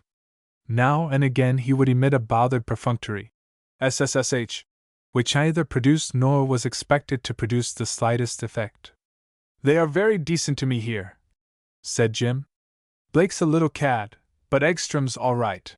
He stood up quickly, and walking with measured steps to a tripod telescope standing in the window and pointed at the roadstead, he applied his eye to it. "There's that ship which has been becalmed outside all the morning has got a breeze now and is coming in," he remarked patiently. "I must go and board." We shook hands in silence, and he turned to go. "Jim!" I cried. He looked round with his hand on the lock. You have thrown away something like a fortune." He came back to me all the way from the door. "Such a splendid old chap," he said. How could I? His lips twitched. "Here it does not matter." "Oh, you," I began, and had to cast about for a suitable word, but before I became aware that there was no name that would just do, he was gone. I heard outside Ekstrom's deep, gentle voice saying cheerily, "That's the Sarah W. Granger, Jimmy. You must manage to be first aboard." And directly Blake struck in, screaming after the manner of an outraged cockatoo, "Tell the captain we've got some of his mail here. That'll fetch him. D'ye hear, Mr. What's-your-name?" And there was Jim answering Ekstrom with something boyish in his tone. "All right. I'll make a race of it." He seemed to take refuge in the boat-sailing part of that sorry business. I did not see him again that trip, but on my next I had a 6 months' charter. I went up to the store. 10 yards away from the door Blake's scolding met my ears, and when I came in he gave me a glance of utter wretchedness. Ekstrom, all smiles, advanced, extending a large bony hand. "Glad to see you, Captain. SSSH. Been thinking you were about due back here." "What did you say, sir, SSSH?" "Oh, him. He has left us. Come into the parlor." After the slam of the door Blake's strained voice became faint, as the voice of one scolding desperately in a wilderness. "Put us to a great inconvenience, too. Used us badly, I must say. Where's he gone to?" "Do you know?" I asked. "No, it's no use asking either," said Ekstrom, standing bewhiskered and obliging before me with his arms hanging down his sides clumsily, and a thin silver watch chain looped very low on a rucked-up blue serge waistcoat. "A man like that don't go anywhere in particular." I was too concerned at the news to ask for the explanation of that pronouncement, and he went on. "He left, let's see, the very day a steamer with returning pilgrims from the Red Sea put in here with 2 blades of her propeller gone. 3 weeks ago now." "Wasn't there something said about the Putney case?" I asked, fearing the worst. He gave a start, and looked at me as if I had been a sorcerer. "Why, yes." "How do you know?" "Some of them were talking about it here. There was a captain or 2, the manager of Vanlo's engineering shop at the harbor, 2 or 3 others, and myself. Jim was in here too, having a sandwich and a glass of beer. When we are busy, you see, Captain, there's no time for a proper tiffin. He was standing by this table eating sandwiches, and the rest of us were round the telescope watching that steamer come in, and by Vanlo's manager began to talk about the chief of the Putna. He had done some repairs for him once, and from that he went on to tell us what an old ruin she was, and the money that had been made out of her. He came to mention her last voyage, and then we all struck in. Some said one thing and some another, not much what you or any other man might say, and there was some laughing. Captain O'Brien of the Sarah W. Granger, a large, noisy old man with a stick, he was sitting listening to us in this armchair here. He let drive suddenly with his stick at the floor, and roars out, 'Skunks!' Made us all jump. Vanlo's manager winks at us and asks, 'What's the matter, Captain O'Brien?' 'Matter? Matter?' The old man began to shout. 'What are you Injuns laughing at? It's no laughing matter. It's a disgrace to human natur', that's what it is. I would despise being seen in the same room with one of those men. Yes, sir, he seemed to catch my eye like, and I had to speak out of civility. Skunks, says I, of course, Captain O'Brien, and I wouldn't care to have them here myself, so you're quite safe in this room, Captain O'Brien. Have a little something cool to drink. Damn your drink, Ekstrom, says he, with a twinkle in his eye. When I want a drink I will shout for it. I am going to quit. It stinks here now. At this all the others burst out laughing, and out they go after the old man. And then, sir, that blasted Jim, he puts down the sandwich he had in his hand and walks round the table to me. There was his glass of beer poured out quite full. I'm off, he says, just like this. It isn't 1:30 yet, says I. You might snatch a smoke first. I thought he meant it was time for him to go down to his work. When I understood what he was up to, my arms fell. So. Can't get a man like that every day, you know, sir. A regular devil for sailing a boat, ready to go out miles to sea to meet ships in any sort of weather. More than once a captain would come in here full of it, and the first thing he would say would be, "That's a reckless sort of a lunatic you've got for water clerk, Ekstrom." I was feeling my way in at daylight under short canvas when there comes flying out of the mist right under my forefoot a boat half under water, sprays going over the masthead, 2 frightened niggers on the bottom boards, a yelling fiend at the tiller. Hey! Hey! Ship ahoy! Ahoy! Captain? Hey! Hey! Ekstrom and Blake's man first to speak to you. Hey! Hey! Ekstrom and Blake. Hello! Hey! Whoop! Kick the niggers, out reefs, a squall on at the time, shoots ahead whooping and yelling to me to make sail, and he would give me a lead in, more like a demon than a man. Never saw a boat handled like that in all my life. Couldn't have been drunk, was he? Such a quiet, soft-spoken chap too, blushed like a girl when he came on board. I tell you, Captain Marlowe, nobody had a chance against us with the strange ship when Jim was out. The other ship chandlers just kept their old customers, and... Ekstrom appeared overcome with emotion. Why, sir, it seemed as though he wouldn't mind going 100 miles out to sea in an old shoe to nab a ship for the firm. If the business had been his own and all to make yet, he couldn't have done more in that way. And now, all at once, like this. Thinks I to myself, oh ho! A rise in the screw, that's the trouble, is it? All right, says I, no need of all that fuss with me, Jimmy. Just mention your figure. Anything in reason. He looks at me as if he wanted to swallow something that stuck in his throat. I can't stop with you. What's that blooming joke? I asks. He shakes his head, and I could see in his eye he was as good as gone already, sir. So I turned to him and slanged him till all was blue. What is it you're running away from? I asks. Who has been getting at you? What scared you? You haven't as much sense as a rat. They don't clear out from a good ship. Where do you expect to get a better berth? You this and you that. I made him look sick, I can tell you. This business ain't going to sink, says I. He gave a big jump. Goodbye, he says, nodding at me like a lord. You ain't half a bad chap, Ekstrom. I give you my word that if you knew my reasons you wouldn't care to keep me. That's the biggest lie you ever told in your life, says I. I know my own mind. He made me so mad that I had to laugh.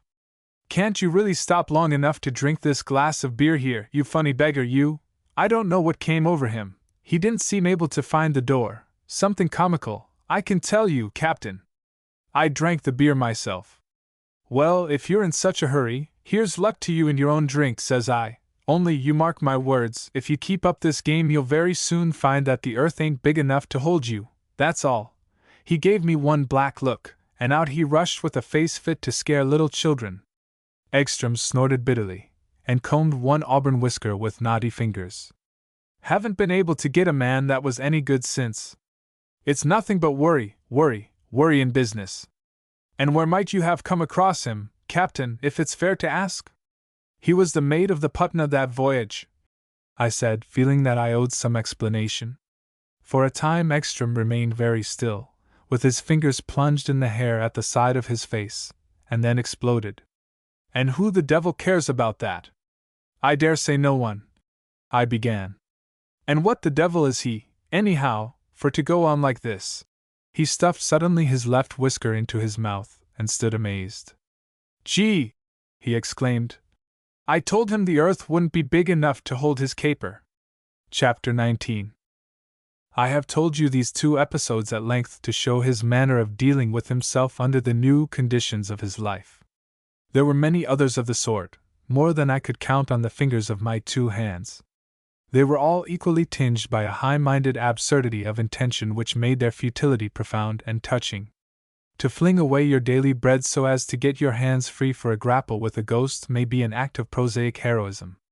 Men had done it before, though we who have lived know full well that it is not the haunted soul but the hungry body that makes an outcast, and men who had eaten and meant to eat every day had applauded the creditable folly.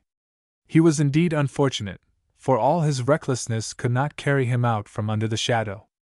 There was always a doubt of his courage. The truth seems to be that it is impossible to lay the ghost of a fact. You can face it or shirk it, and I have come across a man or 2 who could wink at their familiar shades. Obviously Jim was not of the winking sort, but what I could never make up my mind about was whether his line of conduct amounted to shirking his ghost or to facing him out. I strained my mental eyesight only to discover that, as with the complexion of all our actions, the shade of difference was so delicate that it was impossible to say. It might have been flight, and it might have been a mode of combat. To the common mind he became known as a rolling stone, because this was the funniest part. He did after a time become perfectly known, and even notorious, within the circle of his wanderings, which had a diameter of, say, 3,000 miles, in the same way as an eccentric character is known to a whole countryside. For instance, in Bangkok, where he found employment with Yucker brothers, charterers and teak merchants, it was almost pathetic to see him go about in sunshine hugging his secret, which was known to the very up-country logs on the river. Schomburg, the keeper of the hotel where he boarded, a hirsute Alsatian of manly bearing and an irrepressible retailer of all the scandalous gossip of the place, would, with both elbows on the table, impart an adorned version of the story to any guest who cared to imbibe knowledge along with the more costly liquors. And mind you, the nicest fellow you could meet, would be his generous conclusion. Quite superior. It says a lot for the casual crowd that frequented Schomburg's establishment that Jim managed to hang out in Bangkok for a whole 6 months. I remarked that people, perfect strangers, took to him as one takes to a nice child. His manner was reserved, but it was as though his personal appearance, his hair, his eyes, his smile, made friends for him wherever he went. And of course, he was no fool. I heard Siegmund Yucker, native of Switzerland, a gentle creature ravaged by a cruel dyspepsia, and so frightfully lame that his head swung through a quarter of a circle at every step he took, declare appreciatively that for one so young he was of great capacity, as though it had been a mere question of cubic contents. Why not send him up country? I suggested anxiously. Yucca brothers had concessions and teak forests in the interior. If he has capacity, as you say, he will soon get hold of the work. And physically he is very fit. His health is always excellent. ACH. It's a great ting in disgoundry to be vrij from dyspepsia, sighed poor Yucker enviously, casting a stealthy glance at the pit of his ruined stomach. I left him drumming pensively on his desk and muttering, "Yes, ist die eine day. Yes, ist die eine day." Unfortunately, that very evening an unpleasant affair took place in the hotel. I don't know that I blamed Jim very much, but it was a truly regrettable incident. It belonged to the lamentable species of barroom scuffles, and the other party to it was a cross-eyed Dane of sorts whose visiting card recited, under his misbegotten name, First Lieutenant in the Royal Siamese Navy. The fellow, of course, was utterly hopeless at billiards, but did not like to be beaten, I suppose. He had had enough to drink to turn nasty after the 6th game, and make some scornful remark at Jim's expense. Most of the people there didn't hear what was said, and those who had heard seemed to have had all precise recollections scared out of them by the appalling nature of the consequences that immediately ensued. It was very lucky for the Dane that he could swim, because the room opened on a veranda and the Mainam flowed below very wide and black. A boatload of Chinamen, bound, as likely as not, on some thieving expedition, fished out the officer of the King of Siam, and Jim turned up at about midnight on board my ship without a hat. Everybody in the room seemed to know, he said, gasping yet from the contest, as it were. He was rather sorry, on general principles, for what had happened, though in this case there had been, he said, no option. But what dismayed him was to find the nature of his burden as well known to everybody, as though he had gone about all that time carrying it on his shoulders. Naturally, after this he couldn't remain in the place. He was universally condemned for the brutal violence, so unbecoming a man in his delicate position. Some maintained he had been disgracefully drunk at the time, others criticized his want of tact. Even Schomburg was very much annoyed. He is a very nice young man, he said argumentatively to me, but the lieutenant is a first-rate fellow too. He dines every night at my table d'hote, you know. And there's a billiard cue broken. I can't allow that. First thing this morning I went over with my apologies to the lieutenant, and I think I've made it all right for myself. But only think, Captain, if everybody started such games. Why, the man might have been drowned. And here I can't run out into the next street and buy a new cue. I've got to write to Europe for them. No, no! A temper like that won't do. He was extremely sore on the subject. This was the worst incident of all in his retreat. Nobody could deplore it more than myself, for if, as somebody said hearing him mentioned, oh yes! I know. He has knocked about a good deal out here. Yet he had somehow avoided being battered and chipped in the process. This last affair, however, made me seriously uneasy, because if his exquisite sensibilities were to go the length of involving him in pothouse shindies, he would lose his name of an inoffensive, if aggravating, fool, and acquire that of a common loafer. For all my confidence in him, I could not help reflecting that in such cases from the name to the thing itself is but a step. I suppose you will understand that by that time I could not think of washing my hands of him. I took him away from Bangkok in my ship, and we had a longish passage. It was pitiful to see how he shrank within himself. A seaman, even if a mere passenger, takes an interest in a ship, and looks at the sea life around him with the critical enjoyment of a painter, for instance, looking at another man's work. In every sense of the expression he is, on deck, but my Jim, for the most part, skulked down below as though he had been a stowaway. He infected me so that I avoided speaking on professional matters, such as would suggest themselves naturally to two sailors during a passage. For whole days we did not exchange a word. I felt extremely unwilling to give orders to my officers in his presence. Often, when alone with him on deck or in the cabin, we didn't know what to do with our eyes. I placed him with De Jong, as you know, glad enough to dispose of him in any way, yet persuaded that his position was now growing intolerable. He had lost some of that elasticity which had enabled him to rebound back into his uncompromising position after every overthrow. One day, coming ashore, I saw him standing on the quay. The water of the roadstead and the sea in the offing made one smooth ascending plane, and the outermost ships at anchor seemed to ride motionless in the sky. He was waiting for his boat, which was being loaded at our feet with packages of small stores for some vessel ready to leave. After exchanging greetings, we remained silent, side by side. "Jove!" he said suddenly. "This is killing work." He smiled at me. I must say he generally could manage a smile. I made no reply. I knew very well he was not alluding to his duties. He had an easy time of it with De Jong. Nevertheless, as soon as he had spoken, I became completely convinced that the work was killing. I did not even look at him. "Would you like," said I, "to leave this part of the world altogether, try California or the West Coast?" "I'll see what I can do," he interrupted me a little scornfully. "What difference would it make?" I felt at once convinced that he was right. It would make no difference. It was not relief he wanted. I seemed to perceive dimly that what he wanted, what he was, as it were, waiting for, was something not easy to define, something in the nature of an opportunity. I had given him many opportunities, but they had been merely opportunities to earn his bread. Yet what more could any man do? The position struck me as hopeless, and poor Brearley's saying recurred to me.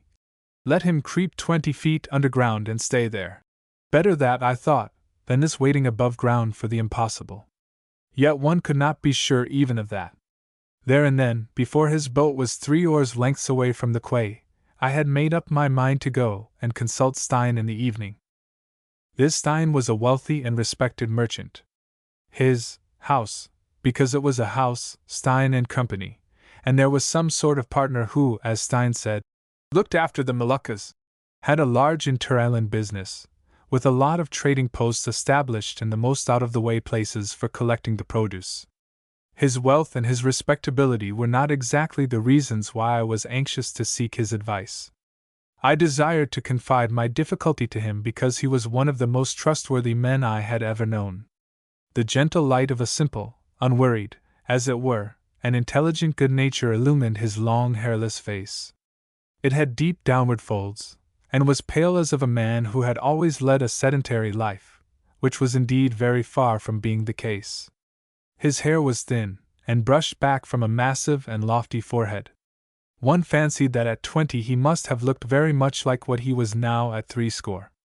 It was a student's face, only the eyebrows nearly all white, thick and bushy, together with the resolute searching glance that came from under them, were not in accord with his, I may say, learned appearance. He was tall and loose-jointed. His slight stoop, together with an innocent smile, made him appear benevolently ready to lend you his ear. His long arms with pale big hands had rare deliberate gestures of a pointing out, demonstrating kind. I speak of him at length, because under this exterior, and in conjunction with an upright and indulgent nature, this man possessed an intrepidity of spirit and a physical courage that could have been called reckless had it not been like a natural function of the body, say good digestion, for instance, completely unconscious of itself. It is sometimes said of a man that he carries his life in his hand. Such a saying would have been inadequate if applied to him. During the early part of his existence in the East he had been playing ball with it. All this was in the past, but I knew the story of his life and the origin of his fortune.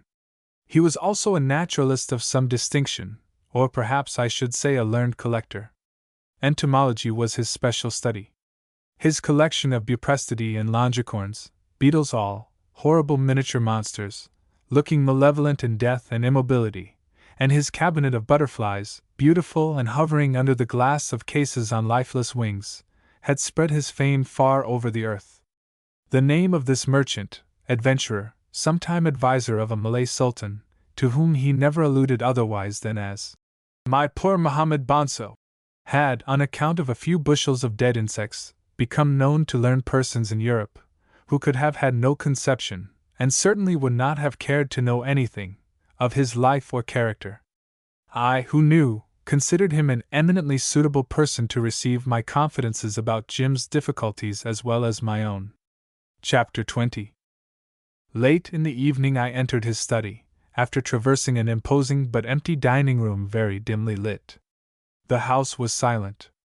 I was preceded by an elderly grim Javanese servant in a sort of livery of white jacket and yellow sarong, who, after throwing the door open, exclaimed low, "Oh, master!" and stepping aside, vanished in a mysterious way as though he had been a ghost only momentarily embodied for that particular service. Stein turned round with the chair, and in the same movement his spectacles seemed to get pushed up on his forehead. He welcomed me in his quiet and humorous voice. Only one corner of the vast room, the corner in which stood his writing desk, was strongly lighted by a shaded reading lamp, and the rest of the spacious apartment melted into shapeless gloom like a cavern. Narrow shelves filled with dark boxes of uniform shape and color ran round the walls, not from floor to ceiling, but in a somber belt about 4 feet broad. Catacombs of beetles. Wooden tablets were hung above at irregular intervals. The light reached one of them, and the word Coleoptera written in gold letters glittered mysteriously upon a vast dimness. The glass cases containing the collection of butterflies were ranged in 3 long rows upon slender-legged little tables.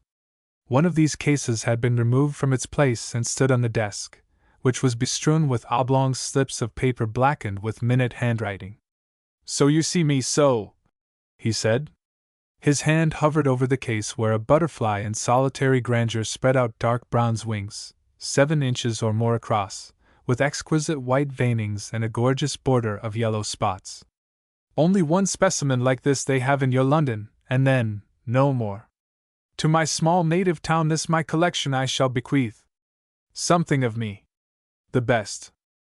He bent forward in the chair and gazed intently, his chin over the front of the case. I stood at his back. Marvelous, he whispered, and seemed to forget my presence. His history was curious.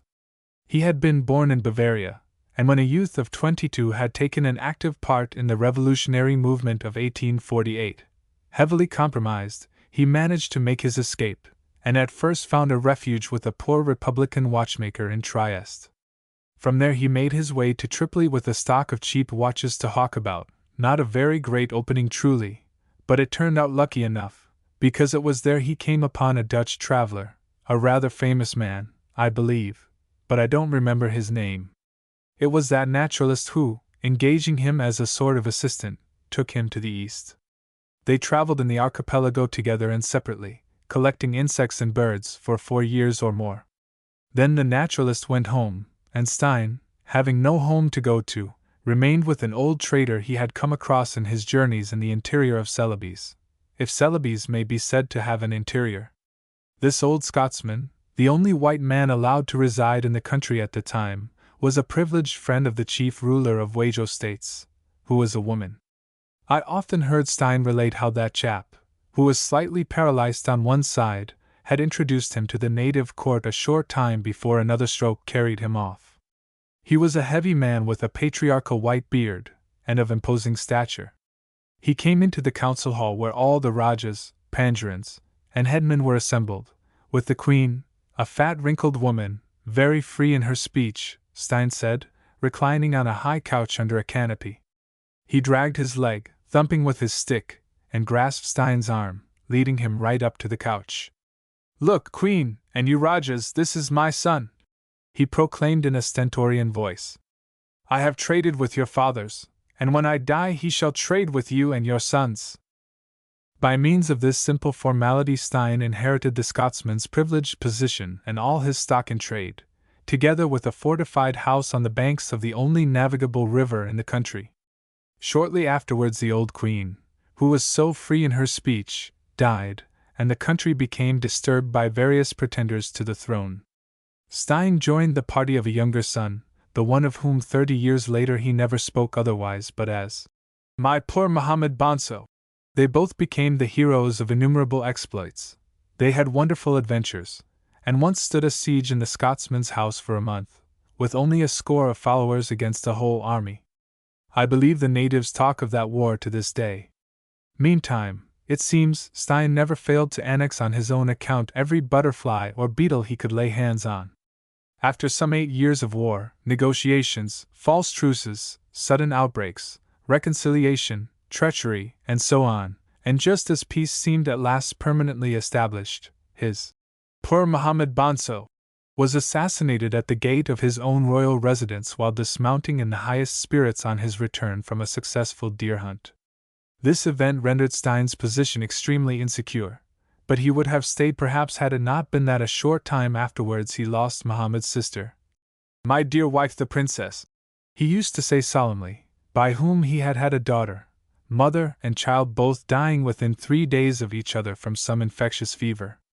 He left the country, which this cruel loss had made unbearable to him. Thus ended the first and adventurous part of his existence. What followed was so different that, but for the reality of sorrow which remained with him, this strange part must have resembled a dream. He had a little money, he started life afresh, and in the course of years acquired a considerable fortune. At first he had traveled a good deal amongst the islands, but age had stolen upon him, and of late he seldom left his spacious house 3 miles out of town, with an extensive garden, and surrounded by stables, offices, and bamboo cottages for his servants and dependents, of whom he had many. He drove in his buggy every morning to town, where he had an office with white and Chinese clerks. He owned a small fleet of schooners and native craft, and dealt in island produce on a large scale. For the rest he lived solitary, but not misanthropic, with his books and his collection, classing and arranging specimens, corresponding with entomologists in Europe, writing up a descriptive catalogue of his treasures. Such was the history of the man whom I had come to consult upon Jim's case without any definite hope. Simply to hear what he would have to say would have been a relief. I was very anxious, but I respected the intense, almost passionate, absorption with which he looked at a butterfly, as though on the bronze sheen of these frail wings, in the white tracings, in the gorgeous markings, he could see other things, an image of something as perishable and defying destruction as these delicate and lifeless tissues displaying a splendor unmarred by death. "Marvelous!" he repeated, looking up at me. "Look! The beauty, but that is nothing. Look at the accuracy, the harmony. And so fragile! And so strong! And so exact! This is nature, the balance of colossal forces. Every star is so, and every blade of grass stands so, and the mighty cosmos in perfect equilibrium produces this wonder, this masterpiece of nature, the great artist. Never heard an entomologist go on like this," I observed cheerfully. "Masterpiece! And what of man? Man is amazing, but he is not a masterpiece," he said, keeping his eyes fixed on the glass case. "Perhaps the artist was a little mad. Eh? What do you think? Sometimes it seems to me that man is come where he is not wanted, where there is no place for him, for if not, why should he want all the place? Why should he run about here and there making a great noise about himself, talking about the stars, disturbing the blades of grass? Catching butterflies," I chimed in. He smiled, threw himself back in his chair, and stretched his legs. "Sit down," he said. "I captured this rare specimen myself one very fine morning. And I had a very big emotion. You don't know what it is for a collector to capture such a rare specimen. You can't know." I smiled at my ease in a rocking chair. His eyes seemed to look far beyond the wall at which they stared, and he narrated how, one night, a messenger arrived from his poor Muhammad, requiring his presence at the residence, as he called it, which was distant some 9 or 10 miles by a bridle path over a cultivated plain, with patches of forest here and there. Early in the morning he started from his fortified house, after embracing his little Emma, and leaving the princess, his wife, in command. He described how she came with him as far as the gate, walking with one hand on the neck of his horse. She had on a white jacket, gold pins in her hair, and a brown leather belt over her left shoulder with a revolver in it. "She talked as women will talk," he said, "telling me to be careful, and to try to get back before dark, and what a great wickedness it was for me to go alone. We were at war, and the country was not safe. My men were putting up bulletproof shutters to the house and loading their rifles, and she begged me to have no fear for her. She could defend the house against anybody till I returned. And I laughed with pleasure a little. I liked to see her so brave and young and strong. I too was young then. At the gate she caught hold of my hand and gave it one squeeze and fell back. I made my horse stand still outside till I heard the bars of the gate put up behind me. There was a great enemy of mine, a great noble, and a great rascal too, roaming with a band in the neighborhood. I cantered for 4 or 5 miles. There had been rain in the night, but the must had gone up, and the face of the earth was clean. It lay smiling to me, so fresh and innocent, like a little child. Suddenly somebody fires a volley, 20 shots at least it seemed to me. I hear bullets sing in my ear, and my hat jumps to the back of my head. It was a little intrigue, you understand. They got my poor Muhammad to send for me and then laid that ambush. I see it all in a minute, and I think, this wants a little management. My pony snort, jump, and stand, and I fall slowly forward with my head on his mane. He begins to walk, and with one eye I could see over his neck a faint cloud of smoke hanging in front of a clump of bamboos to my left. I think, aha! My friends, why you not wait long enough before you shoot? This is not yet Jalunjan. Oh no! I get hold of my revolver with my right hand, quiet, quiet. After all, there were only 7 of these rascals. They get up from the grass and start running with their sarongs tucked up, waving spears above their heads, and yelling to each other to look out and catch the horse, because I was dead.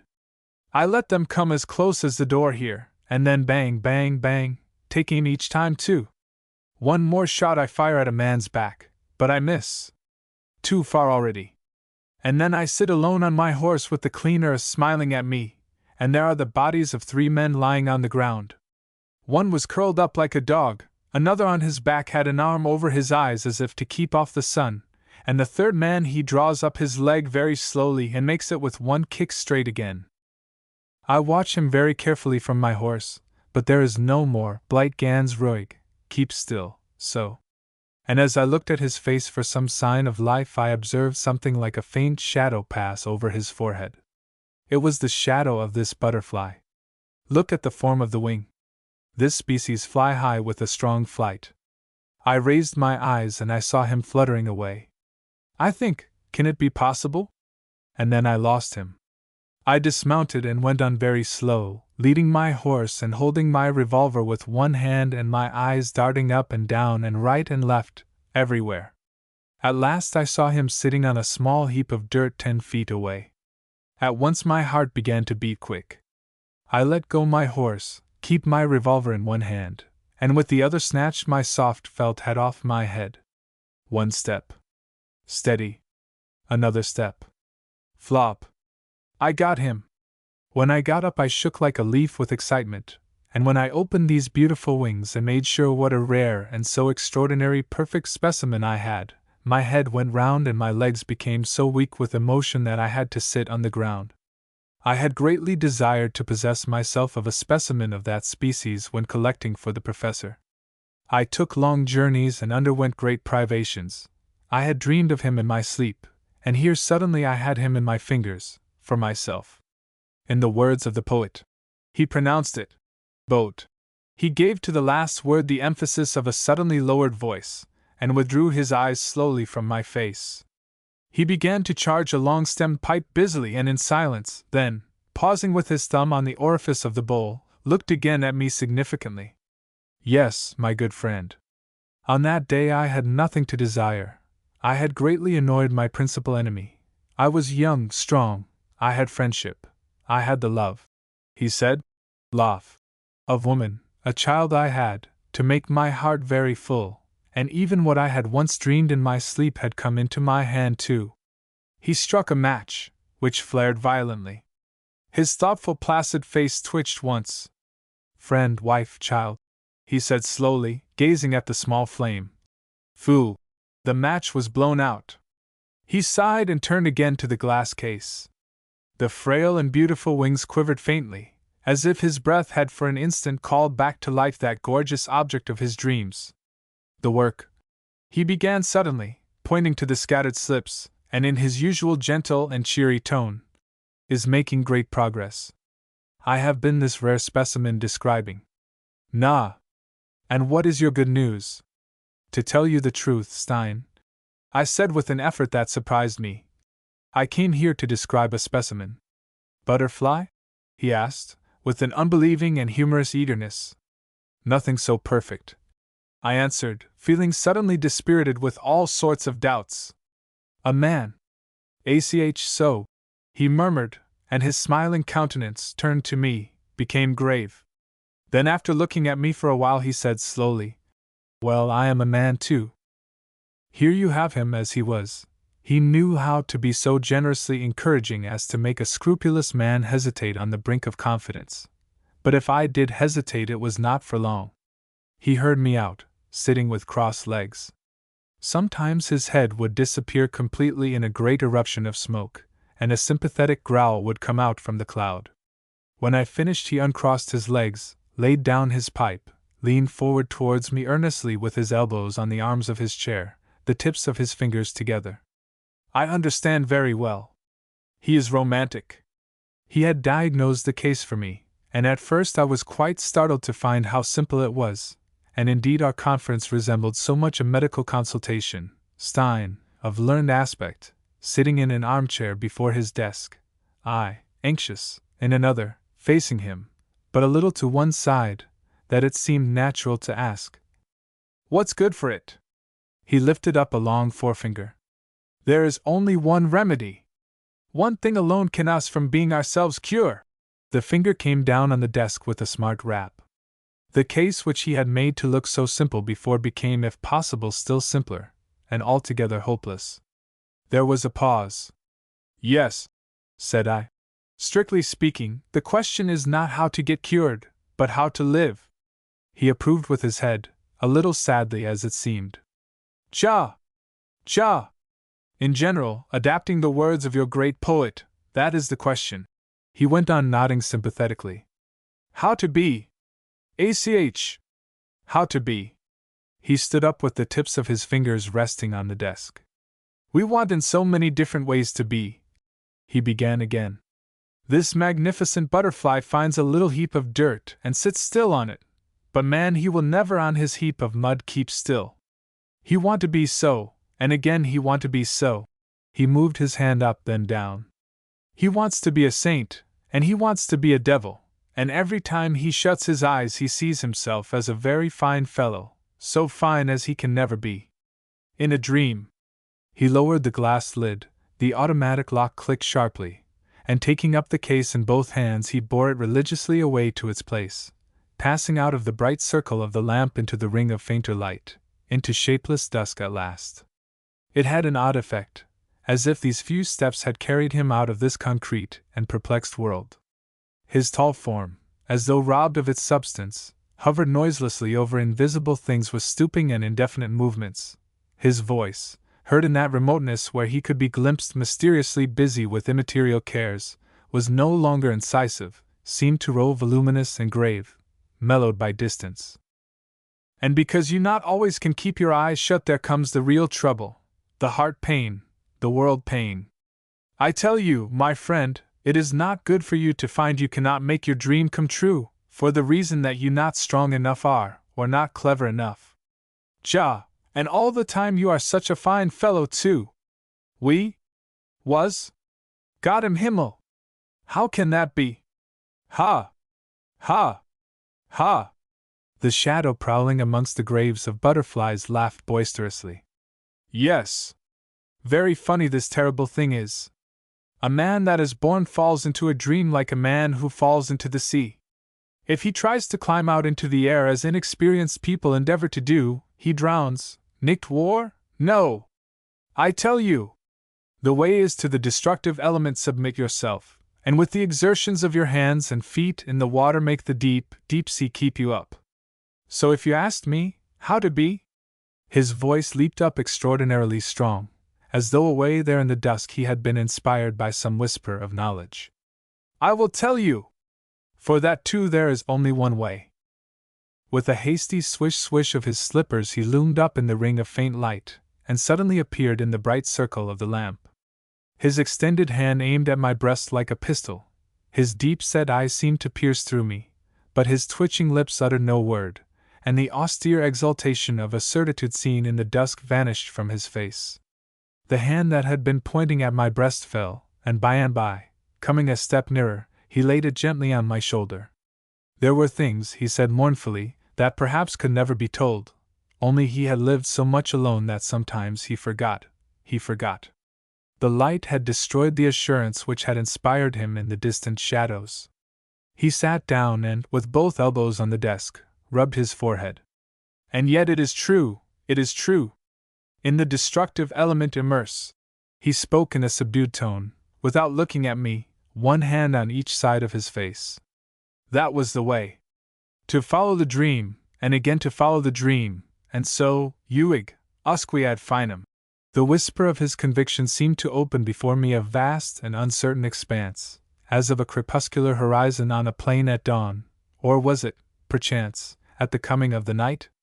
One had not the courage to decide, but it was a charming and deceptive light, throwing the impalpable poesy of its dimness over pitfalls, over graves. His life had begun in sacrifice, in enthusiasm for generous ideas.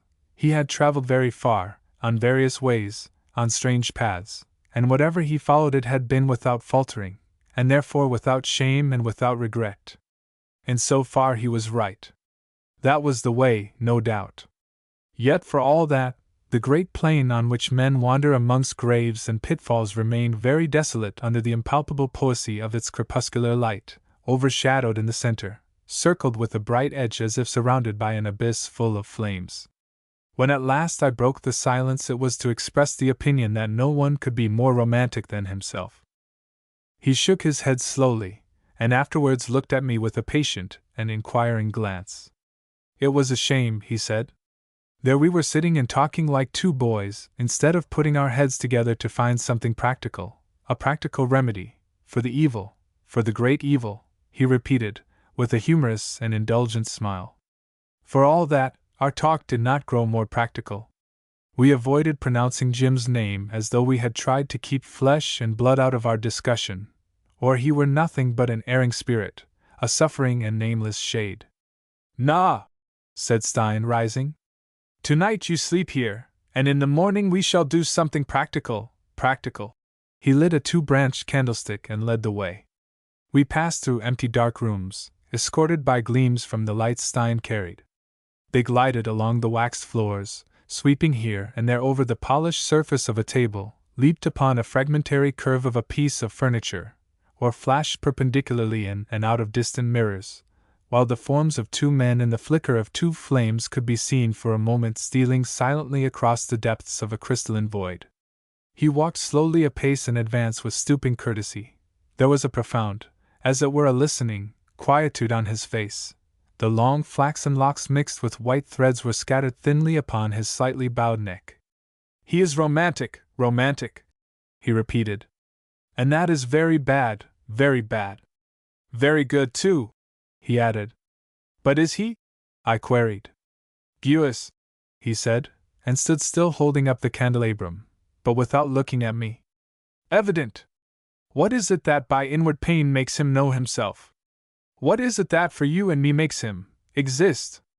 At that moment it was difficult to believe in Jim's existence, starting from a country parsonage, blurred by crowds of men as by clouds of dust, silenced by the clashing claims of life and death in the material world, but his imperishable reality came to me with a convincing, with an irresistible force. I saw it vividly, as though in our progress through the lofty silent rooms amongst fleeting gleams of light and the sudden revelations of human figures stealing with flickering flames within unfathomable and pellucid depths, we had approached nearer to absolute truth, which, like beauty itself, floats elusive, obscure, half-submerged, in the silent still waters of mystery. "Perhaps he is," I admitted with a slight laugh, whose unexpectedly loud reverberation made me lower my voice directly. "But I am sure you are." With his head dropping on his breast and the light held high, he began to walk again. "Well, I exist too," he said. He preceded me. My eyes followed his movements, but what I did see was not the head of the firm, the welcome guest at afternoon receptions, the correspondent of learned societies, the entertainer of stray naturalists. I saw only the reality of his destiny, which he had known how to follow with unfaltering footsteps, that life begun in humble surroundings, rich in generous enthusiasms, in friendship, love, war, in all the exalted elements of romance. At the door of my room he faced me. "Yes," I said, as though carrying on a discussion, "and amongst other things you dreamed foolishly of a certain butterfly, but when one fine morning your dream came in your way you did not let the splendid opportunity escape. Did you? Whereas he..." Stein lifted his hand. "And do you know how many opportunities I let escape? How many dreams I had lost that had come in my way?" He shook his head regretfully. "It seems to me that some would have been very fine, if I had made them come true. Do you know how many? Perhaps I myself don't know. Whether his were fine or not," I said, "he knows of one which he certainly did not catch." "Everybody knows of one or two like that," said Stein. "And that is the trouble, the great trouble." He shook hands on the threshold, peered into my room under his raised arm. "Sleep well. And tomorrow we must do something practical. Though his own room was beyond mine, I saw him return the way he came. He was going back to his butterflies. Chapter 21. "I don't suppose any of you have ever heard of Potussin," Marlowe resumed, after a silence occupied in the careful lighting of a cigar. "It does not matter. There's many a heavenly body in the lot crowding upon us of a night that mankind had never heard of, it being outside the sphere of its activities and of no earthly importance to anybody but to the astronomers who are paid to talk learnedly about its composition, weight, path, the irregularities of its conduct, the aberrations of its light, a sort of scientific scandalmongering. Thus with Potussin.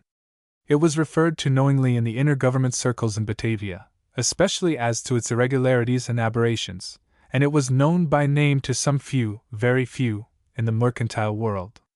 Nobody, however, had been there, and I suspect no one desired to go there in person, just as an astronomer, I should fancy, would strongly object to being transported into a distant heavenly body, where, parted from his earthly emoluments, he would be bewildered by the view of an unfamiliar heavens.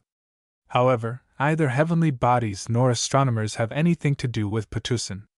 It was Jim who went there.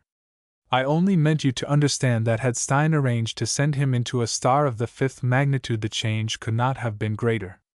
He left his earthly failings behind him and what sort of reputation he had, and there was a totally new set of conditions for his imaginative faculty to work upon. Entirely new, entirely remarkable. And he got hold of them in a remarkable way. Stein was the man who knew more about Potussin than anybody else. More than was known in the government circles, I suspect. I have no doubt he had been there, either in his butterfly hunting days or later on, when he tried in his incorrigible way to season with a pinch of romance the fattening dishes of his commercial kitchen. There were very few places in the archipelago he had not seen in the original dusk of their being, before light, and even electric light, had been carried into them for the sake of better morality and, well, the greater profit, too. It was at breakfast of the morning following our talk about Jim that he mentioned the place, after I had quoted poor Brearley's remark. Let him creep 20 feet underground and stay there. He looked up at me with interested attention, as though I had been a rare insect. This could be done, too, he remarked, sipping his coffee. Bury him in some sort, I explained. One doesn't like to do it, of course, but it would be the best thing, seeing what he is. Yes, he is young, Stein mused. The youngest human being now in existence, I affirmed. Sean. There's Potussin, he went on in the same tone. And the woman is dead now, he added incomprehensibly. Of course I don't know that story. I can only guess that once before Potussin had been used as a grave for some sin, transgression, or misfortune. It is impossible to suspect Stein. The only woman that had ever existed for him was the Malay girl he called my wife, the princess, or more rarely, in moments of expansion, the mother of my Emma. Who was the woman he had mentioned in connection with Potussin I can't say, but from his allusions I understand she had been an educated and very good-looking Dutch Malay girl, with a tragic or perhaps only a pitiful history, whose most painful part no doubt was her marriage with a Malacca Portuguese who had been clerk in some commercial house in the Dutch colonies. I gathered from Stein that this man was an unsatisfactory person in more ways than one, all being more or less indefinite and offensive. It was solely for his wife's sake that Stein had appointed him manager of Stein and Company's trading post in Potussin, but commercially the arrangement was not a success, at any rate for the firm, and now the woman had died, Stein was disposed to try another agent there. The Portuguese, whose name was Cornelius, considered himself a very deserving but ill-used person, entitled by his abilities to a better position. This man Jim would have to relieve. But I don't think he will go away from the place, remarked Stein. That has nothing to do with me. It was only for the sake of the woman that but as I think there is a daughter left, I shall let him, if he likes to stay, keep the old house. Potussin is a remote district of a native-ruled state, and the chief settlement bears the same name. At a point on the river about 40 miles from the sea, where the first houses come into view, there can be seen rising above the level of the forest the summits of 2 steep hills very close together, and separated by what looks like a deep fissure, the cleavage of some mighty stroke. As a matter of fact, the valley between is nothing but a narrow ravine. The appearance from the settlement is of one irregularly conical hill split in two, and with the two halves leaning slightly apart. On the 3rd day after the full, the moon, as seen from the open space in front of Jim's house, he had a very fine house in the native style when I visited him, rose exactly behind these hills, its diffused light at first throwing the two masses into intensely black relief, and then the nearly perfect disk, glowing ruddily, appeared, gliding upwards between the sides of the chasm, till it floated away above the summits, as if escaping from a yawning grave in gentle triumph. "Wonderful effect," said Jim by my side. "Worth seeing.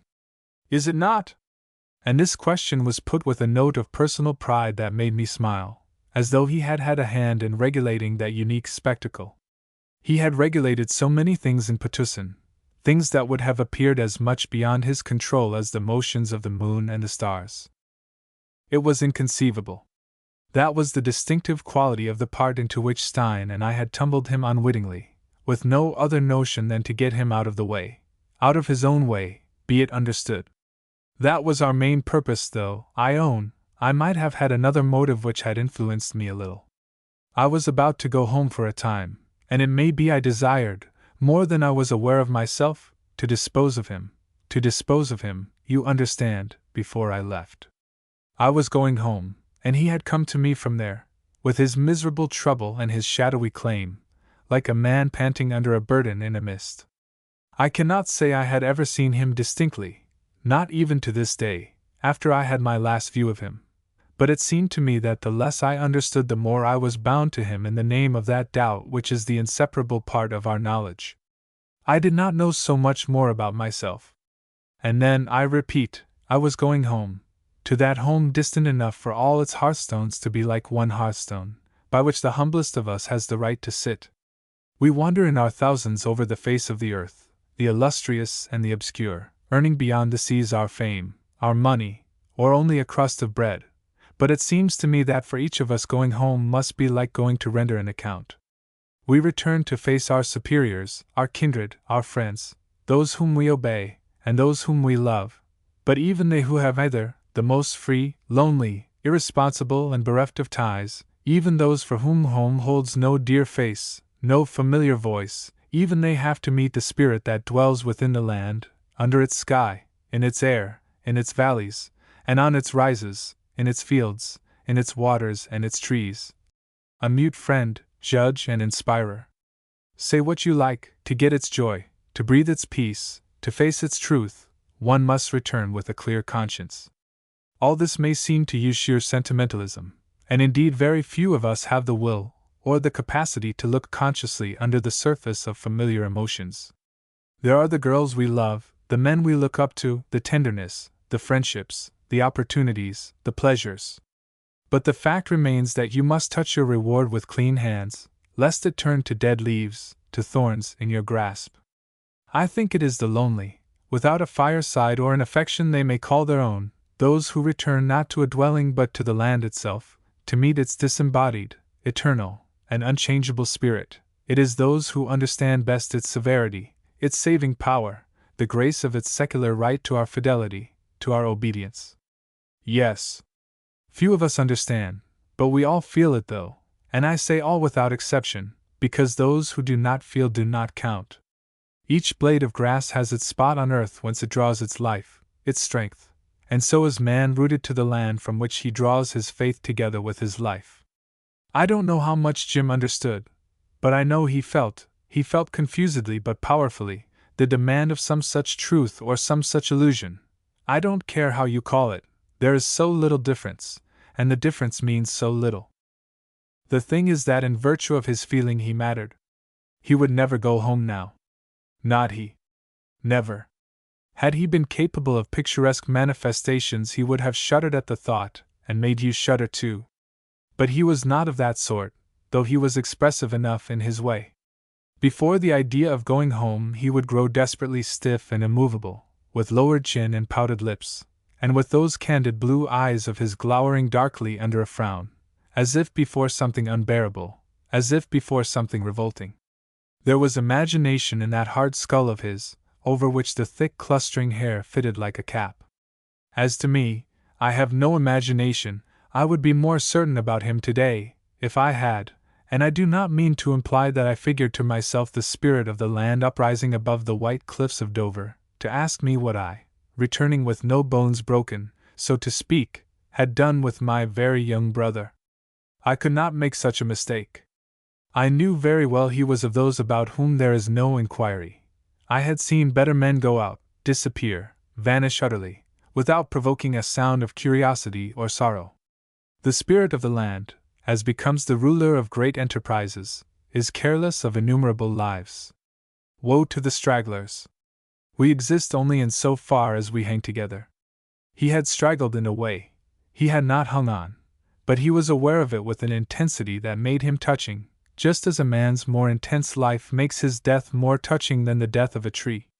I happened to be handy, and I happened to be touched. That's all there is to it.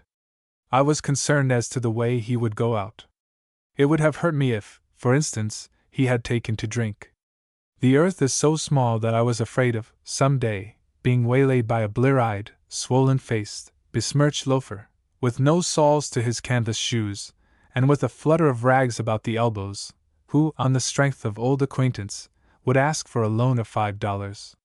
You know the awful jaunty bearing of these scarecrows coming to you from a decent past, the rasping careless voice, the half-averted impudent glances, those meetings more trying to a man who believes in the solidarity of our lives than the sight of an impenitent deathbed to a priest. That, to tell you the truth, was the only danger I could see for him and for me, but I also mistrusted my want of imagination. It might even come to something worse, in some way it was beyond my powers of fancy to foresee. He wouldn't let me forget how imaginative he was, and your imaginative people swing farther in any direction, as if given a longer scope of cable in the uneasy anchorage of life. They do. They take to drink too. It may be I was belittling him by such a fear. How could I tell? Even Stein could say no more than that he was romantic. I only knew he was one of us. And what business had he to be romantic? I am telling you so much about my own instinctive feelings and bemused reflections because there remains so little to be told of him. He existed for me, and after all it is only through me that he exists for you. I've led him out by the hand, I have paraded him before you. Were my commonplace fears unjust? I won't say, not even now. You may be able to tell better, since the proverb has it that the onlookers see most of the game. At any rate, they were superfluous. He did not go out, not at all, on the contrary, he came on wonderfully, came on straight as a die and in excellent form, which showed that he could stay as well as spurt. I ought to be delighted, for it is a victory in which I had taken my part, but I am not so pleased as I would have expected to be. I ask myself whether his rush had really carried him out of that mist in which he loomed interesting if not very big, with floating outlines, a straggler yearning inconsolably for his humble place in the ranks. And besides, the last word is not said, probably shall never be said. Are not our lives too short for that full utterance which through all our stammerings is of course our only and abiding intention? I have given up expecting those last words, whose ring, if they could only be pronounced, would shake both heaven and earth. There is never time to say our last word, the last word of our love, of our desire, faith, remorse, submissions, revolt. The heaven and the earth must not be shaken, I suppose, at least, not by us who know so many truths about either. My last words about Jim shall be few. I affirm he had achieved greatness, but the thing would be dwarfed in the telling, or rather in the hearing. Frankly, it is not my words that I mistrust but your minds. I could be eloquent were I not afraid you fellows had starved your imaginations to feed your bodies. I do not mean to be offensive. It is respectable to have no illusions, and safe, and profitable, and dull. Yet you, too, in your time must have known the intensity of life, that light of glamour created in the shock of trifles, as amazing as the glow of sparks struck from a cold stone, and as short-lived, alas! Chapter 22. The conquest of love, honor, men's confidence, the pride of it, the power of it, are fit materials for a heroic tale. Only our minds are struck by the externals of such a success, and to Jim's successes there were no externals. 30 miles of forest shut it off from the sight of an indifferent world, and the noise of the white surf along the coast overpowered the voice of fame.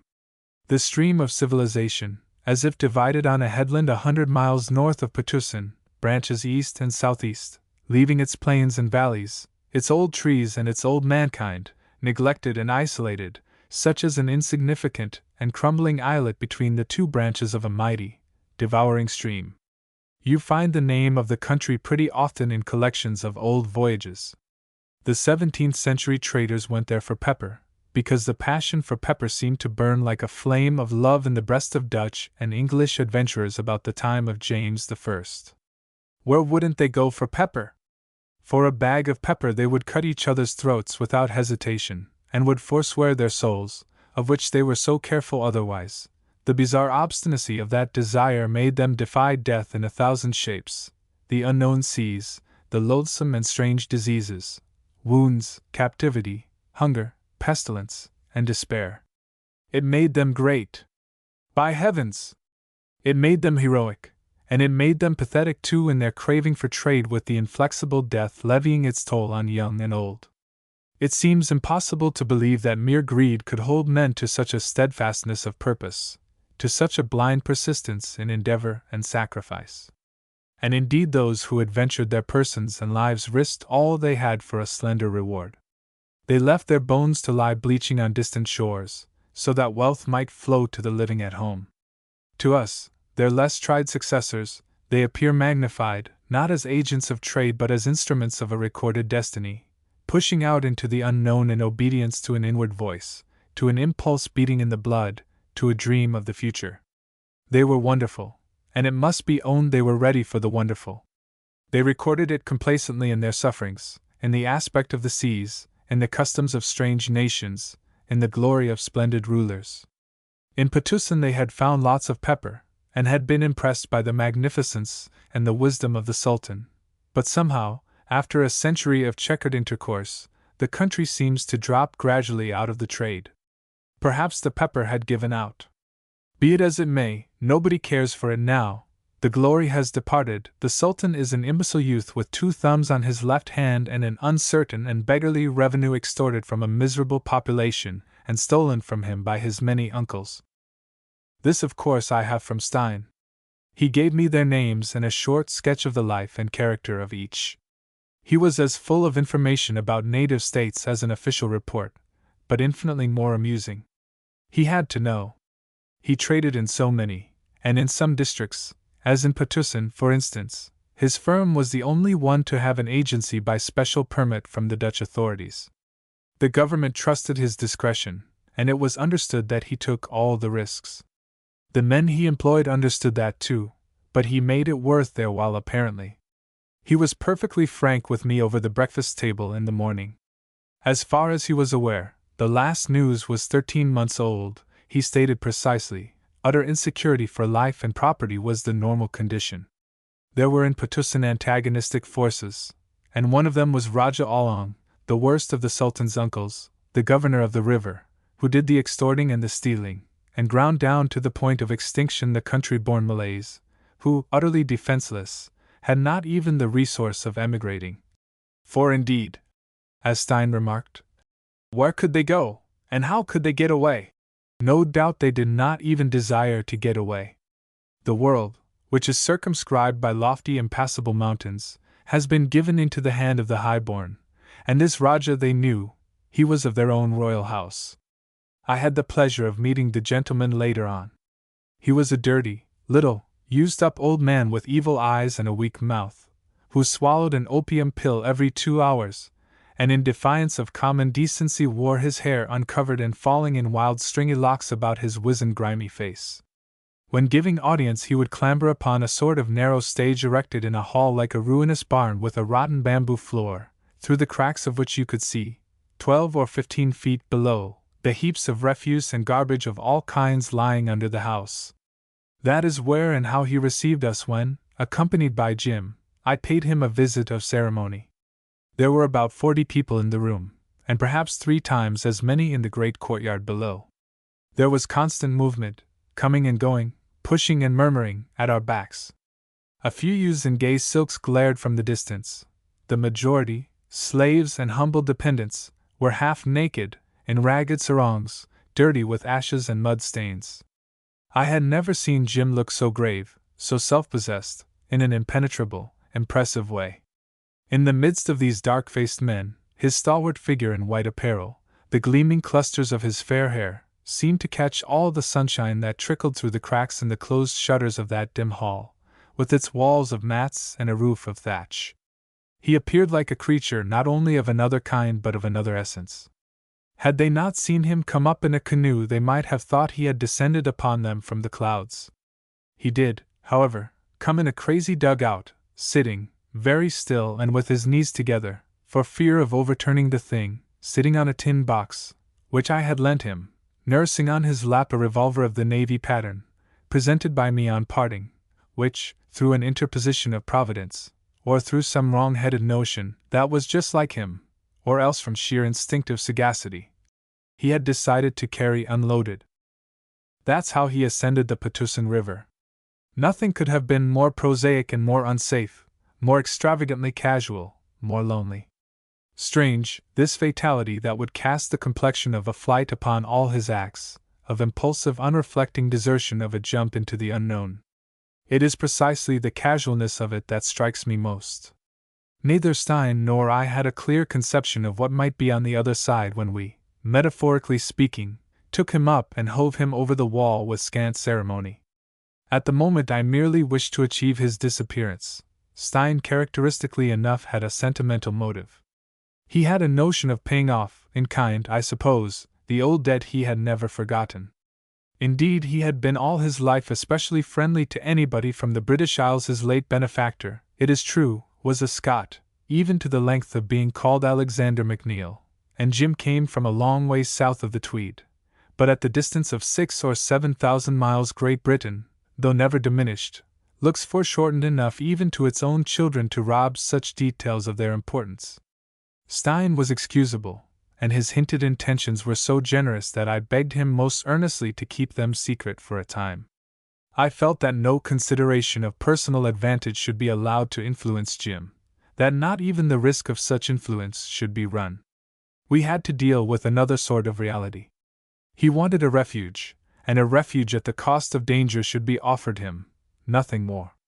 Upon every other point I was perfectly frank with him, and I even, as I believed at the time, exaggerated the danger of the undertaking. As a matter of fact, I did not do it justice.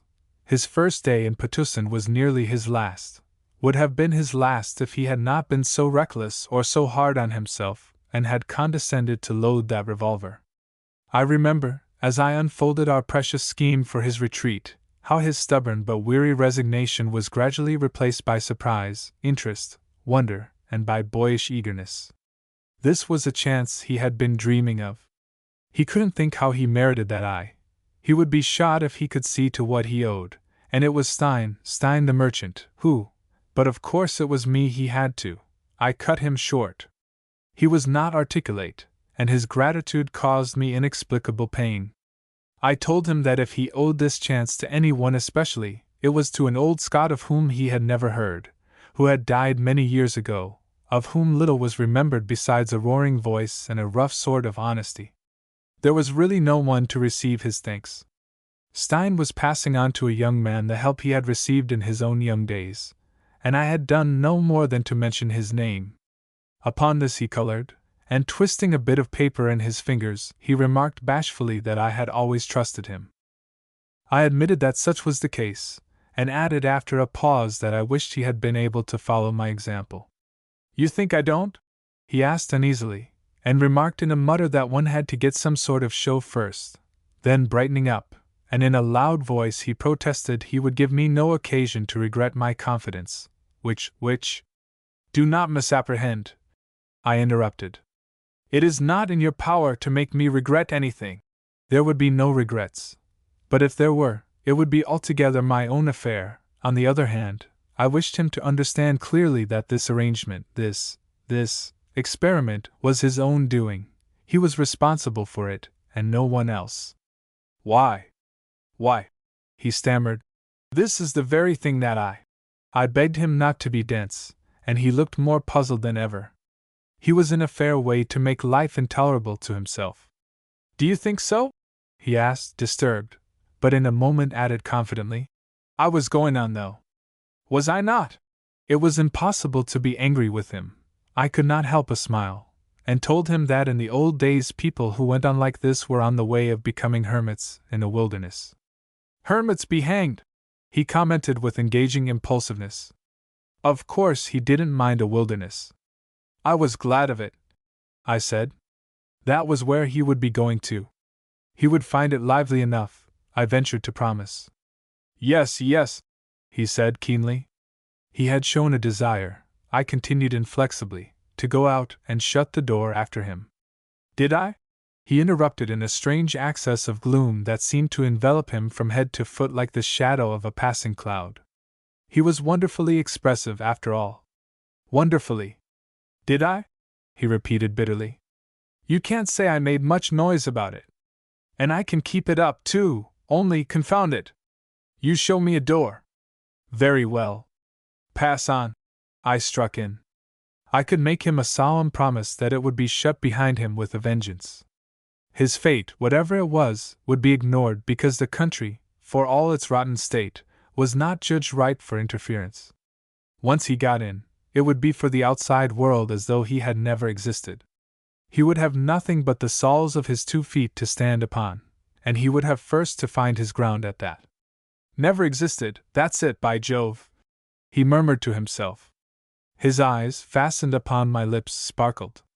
If he had thoroughly understood the conditions, I concluded, he had better jump into the first gharry he could see and drive on to Stein's house for his final instructions. He flung out of the room before I had fairly finished speaking. Chapter 23. He did not return till next morning. He had been kept to dinner, and for the night.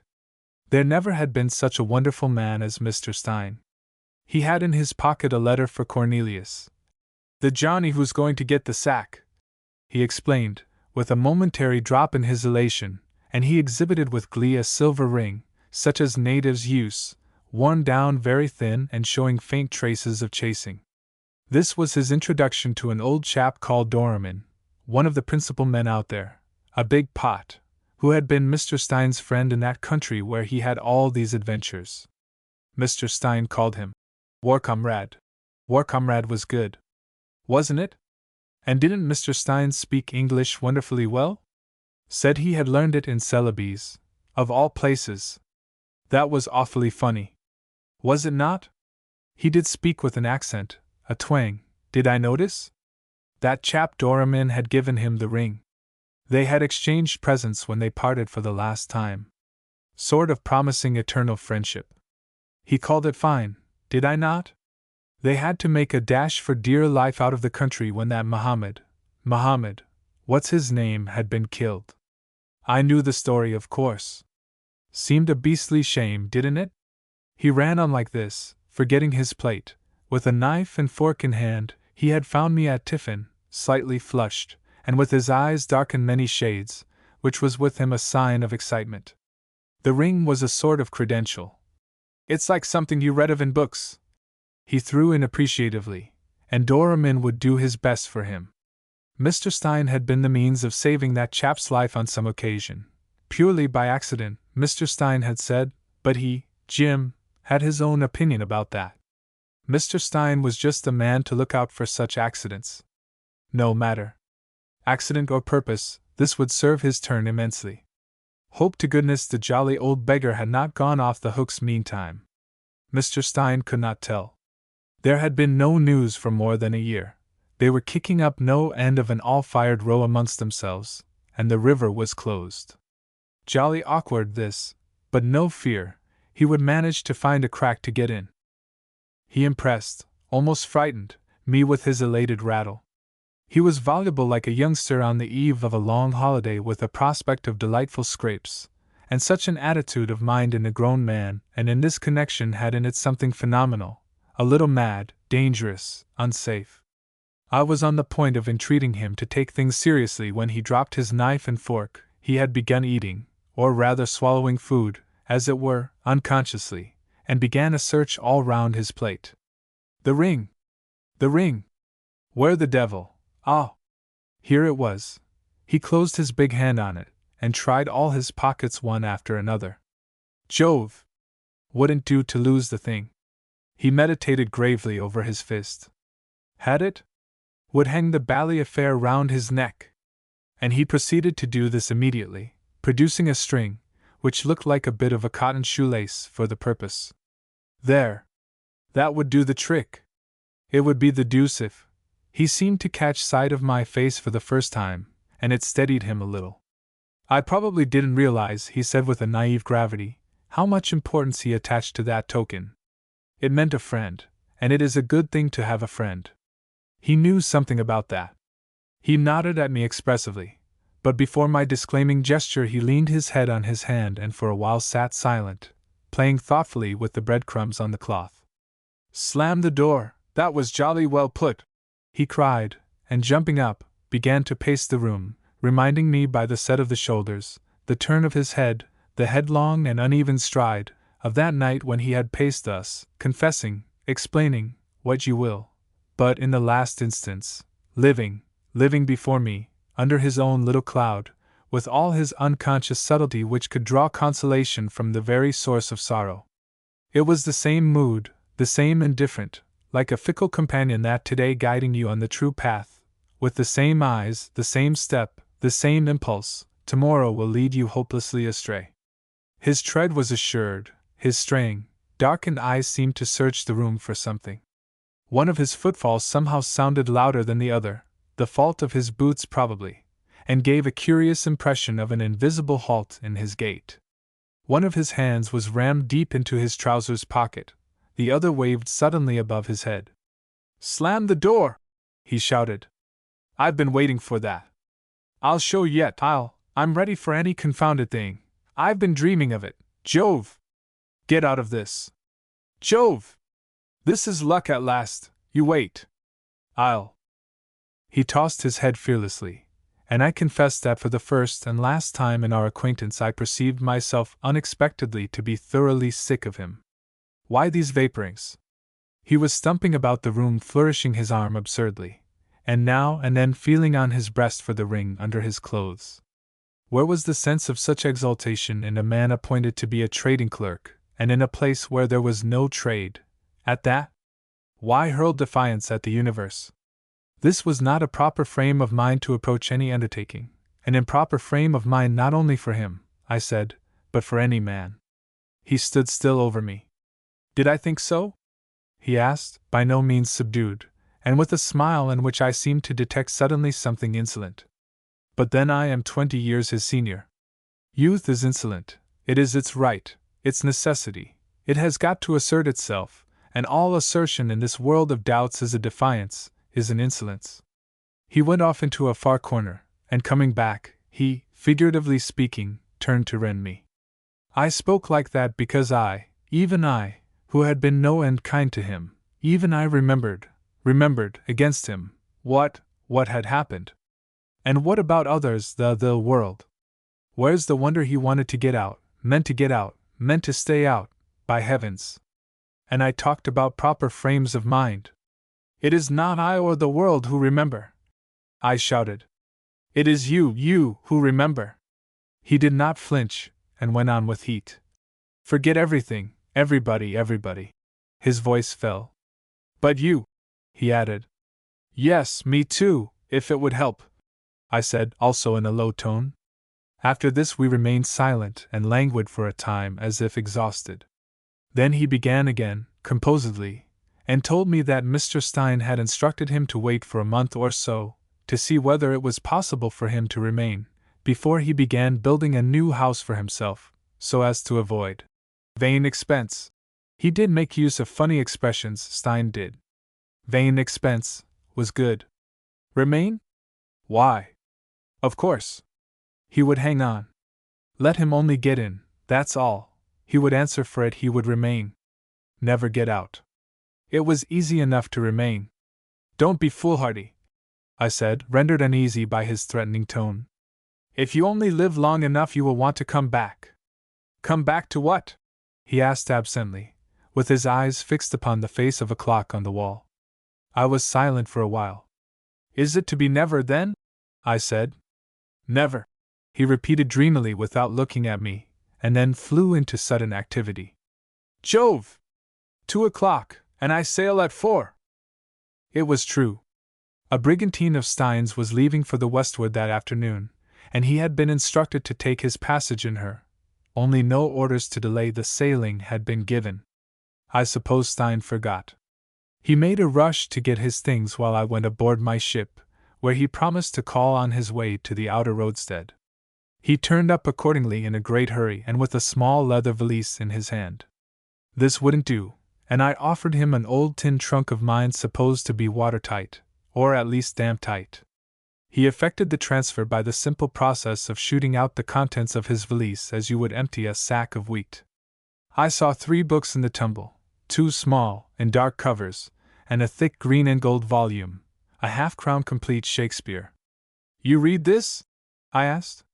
"Yes. Best thing to cheer up a fellow," he said hastily.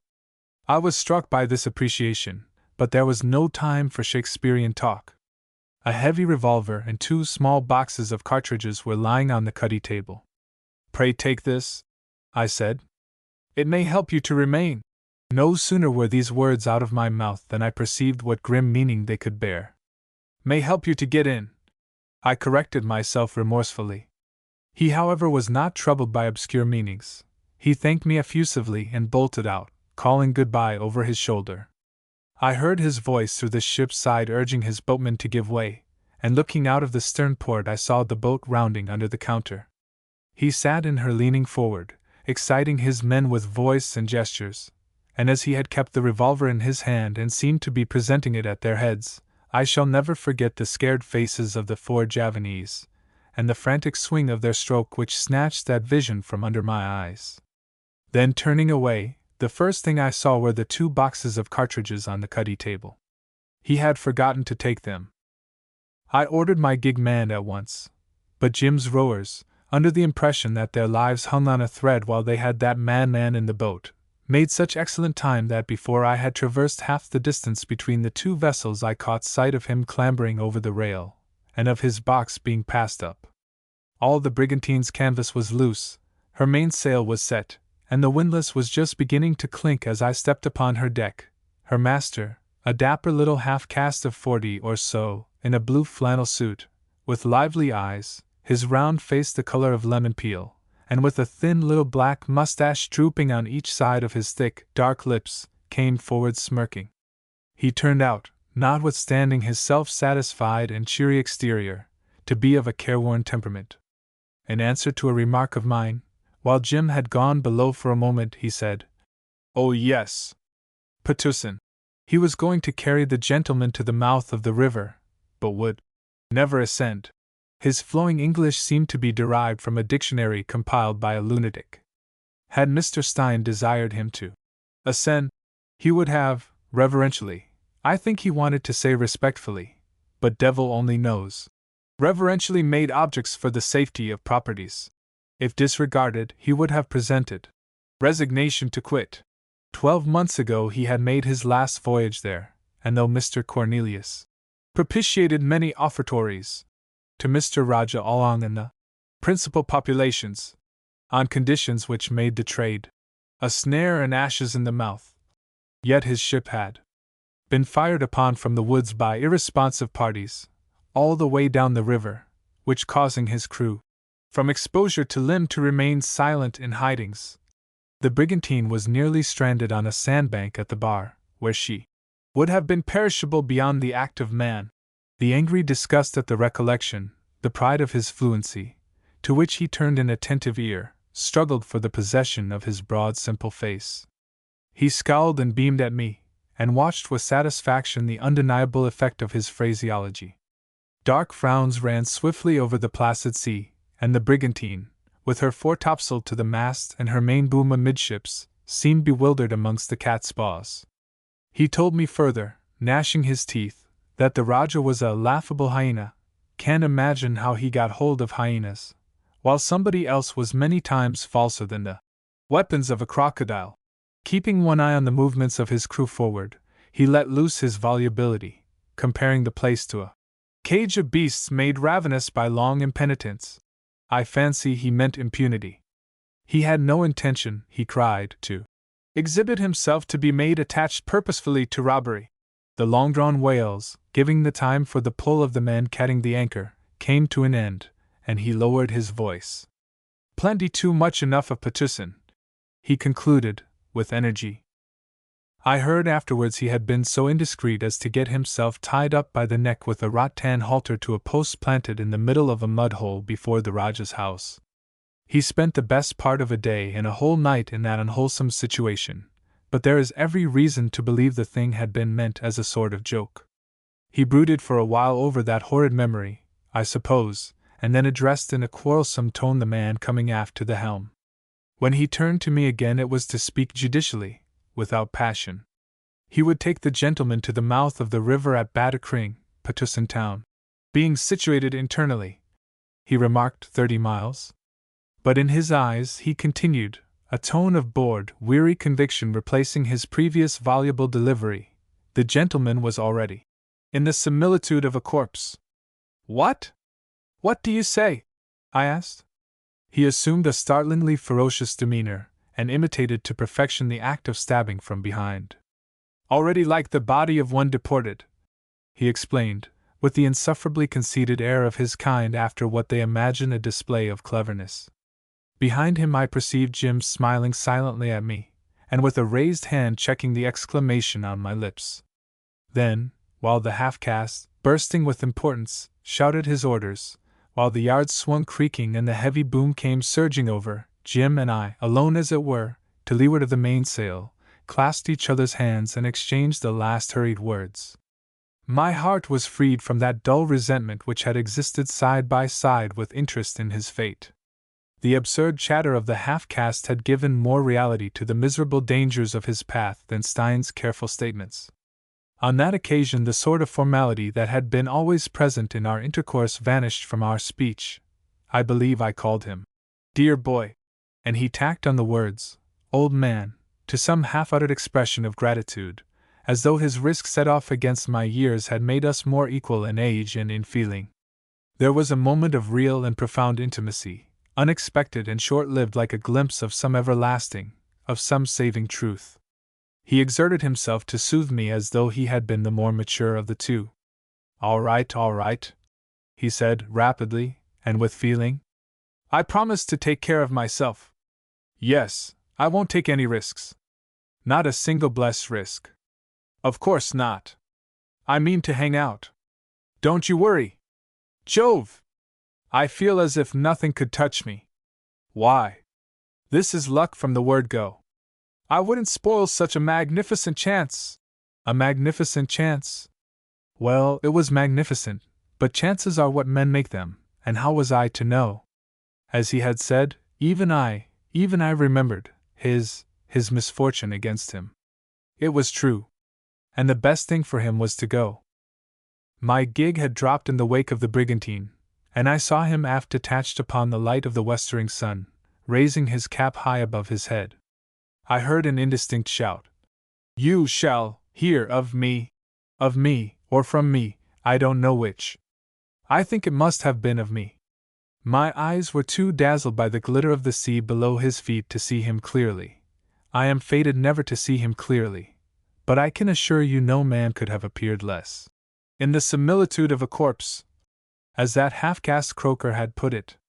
I could see the little wretch's face, the shape and color of a ripe pumpkin, poked out somewhere under Jim's elbow. He, too, raised his arm as if for a downward thrust. Absit omen.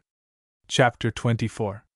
The coast of Patusan, I saw it nearly 2 years afterwards, is straight and somber, and faces a misty ocean. Red trails are seen like cataracts of rust streaming under the dark green foliage of bushes and creepers clothing the low cliffs. Swampy plains open out at the mouth of rivers, with a view of jagged blue peaks beyond the vast forests, and the offing a chain of islands, dark, crumbling shapes, stand out in the everlasting sunlit haze like the remnants of a wall breached by the sea. There is a village of fisher folk at the mouth of the Batacring branch of the estuary. The river, which had been closed so long, was open then, and Stein's little schooner, in which I had my passage, worked her way up in 3 tides without being exposed to a fusillade from irresponsive parties. Such a state of affairs belonged already to ancient history, if I could believe the elderly headman of the fishing village, who came on board to act as a sort of pilot. He talked to me, the second white man he had ever seen, with confidence, and most of his talk was about the first white man he had ever seen. He called him Tuan Jim, and the tone of his references was made remarkable by a strange mixture of familiarity and awe. They, in the village, were under that lord's special protection, which showed that Jim bore no grudge. If he had warned me that I would hear of him, it was perfectly true. I was hearing of him. There was already a story that the tide had turned 2 hours before its time to help him on his journey up the river. The talkative old man himself had steered the canoe and had marveled at the phenomenon. Moreover, all the glory was in his family. His son and his son-in-law had paddled, but they were only youths without experience, who did not notice the speed of the canoe till he pointed out to them the amazing fact. Jim's coming to that fishing village was a blessing, but to them, as to many of us, the blessing came heralded by terrors. So many generations had been released since the last white man had visited the river that the very tradition had been lost. The appearance of the being that descended upon them and demanded inflexibly to be taken up to Patusan was discomposing. His insistence was alarming. His generosity more than suspicious. It was an unheard of request. There was no precedent. What would the Rajah say to this? What would he do to them? The best part of the night was spent in consultation, but the immediate risk from the anger of that strange man seemed so great that at last a cranky dugout was got ready. The women shrieked with grief as it put off. A fearless old hag cursed the stranger. He sat in it, as I've told you, on his tin box, nursing the unloaded revolver on his lap. He sat with precaution, than which there is nothing more fatiguing, and thus entered the land he was destined to fill with the fame of his virtues, from the blue peaks inland to the white ribbon of surf on the coast. At the first bend he lost sight of the sea with its laboring waves forever rising, sinking, and vanishing to rise again, the very image of struggling mankind, and faced the immovable forests rooted deep in the soil, soaring towards the sunshine, everlasting in the shadowy might of their tradition, like life itself. And his opportunity sat veiled by his side like an Eastern bride waiting to be uncovered by the hand of the master. He too was the heir of a shadowy and mighty tradition. He told me, however, that he had never in his life felt so depressed and tired as in that canoe. All the movement he dared to allow himself was to reach, as it were by stealth, after the shell of half a cocoanut floating between his shoes, and bail some of the water out with a carefully restrained action. He discovered how hard the lid of a block tin case was to sit upon. He had heroic health, but several times during that journey he experienced fits of giddiness, and between whiles he speculated hazily as to the size of the blister the sun was raising on his back. For amusement he tried by looking ahead to decide whether the muddy object he saw lying on the water's edge was a log of wood or an alligator. Only very soon he had to give that up. No fun in it. Always alligator. One of them flopped into the river and all but capsized the canoe. But this excitement was over directly. Then in a long empty reach he was very grateful to a troop of monkeys who came right down on the bank and made an insulting hullabaloo on his passage. Such was the way in which he was approaching greatness as genuine as any man ever achieved. Principally, he longed for sunset, and meantime his 3 paddlers were preparing to put into execution their plan of delivering him up to the Rajah. I suppose I must have been stupid with fatigue, or perhaps I did doze off for a time, he said. The first thing he knew was his canoe coming to the bank. He became instantaneously aware of the forest having been left behind, of the first houses being visible higher up, of a stockade on his left, and of his boatmen leaping out together upon a low point of land and taking to their heels. Instinctively he leaped out after them. At first he thought himself deserted for some inconceivable reason, but he heard excited shouts, a gate swung open, and a lot of people poured out, making towards him. At the same time a boat full of armed men appeared on the river and came alongside his empty canoe, thus shutting off his retreat. I was too startled to be quite cool, don't you know? And if that revolver had been loaded I would have shot somebody, perhaps 2-3 bodies, and that would have been the end of me. But it wasn't. Why not? I asked. Well, I couldn't fight the whole population, and I wasn't coming to them as if I were afraid of my life. he said, with just a faint hint of his stubborn sulkiness in the glance he gave me. I refrained from pointing out to him that they could not have known the chambers were actually empty. He had to satisfy himself in his own way.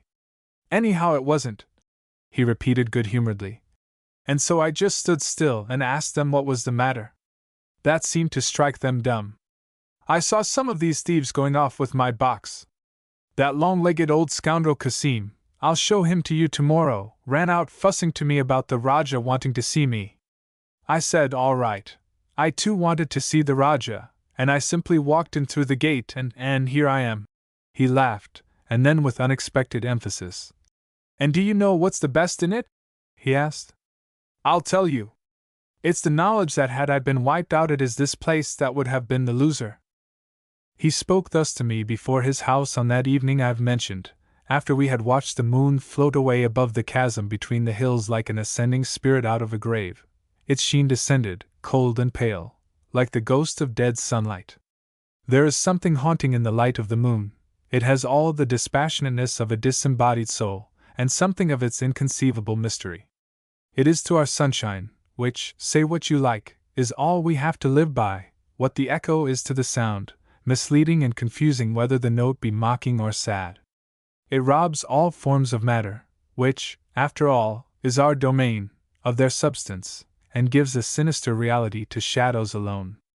And the shadows were very real around us, but Jim by my side looked very stalwart, as though nothing, not even the occult power of moonlight, could rob him of his reality in my eyes. Perhaps, indeed, nothing could touch him since he had survived the assault of the dark powers. All was silent, all was still, even on the river the moonbeams slept as on a pool. It was the moment of high water, a moment of immobility that accentuated the utter isolation of this lost corner of the earth. The houses crowding along the wide shining sweep without ripple or glitter, stepping into the water in a line of jostling, vague, gray, silvery forms mingled with black masses of shadow, were like a spectral herd of shapeless creatures pressing forward to drink in a spectral and lifeless stream. Here and there a red gleam twinkled within the bamboo walls, warm, like a living spark, significant of human affections, of shelter, of repose. He confessed to me that he often watched these tiny warm gleams go out one by one, that he loved to see people go to sleep under his eyes, confident in the security of tomorrow. Peaceful here, eh? He asked. He was not eloquent, but there was a deep meaning in the words that followed. Look at these houses. There's not one where I am not trusted. Jove! I told you I would hang on. Ask any man, woman, or child.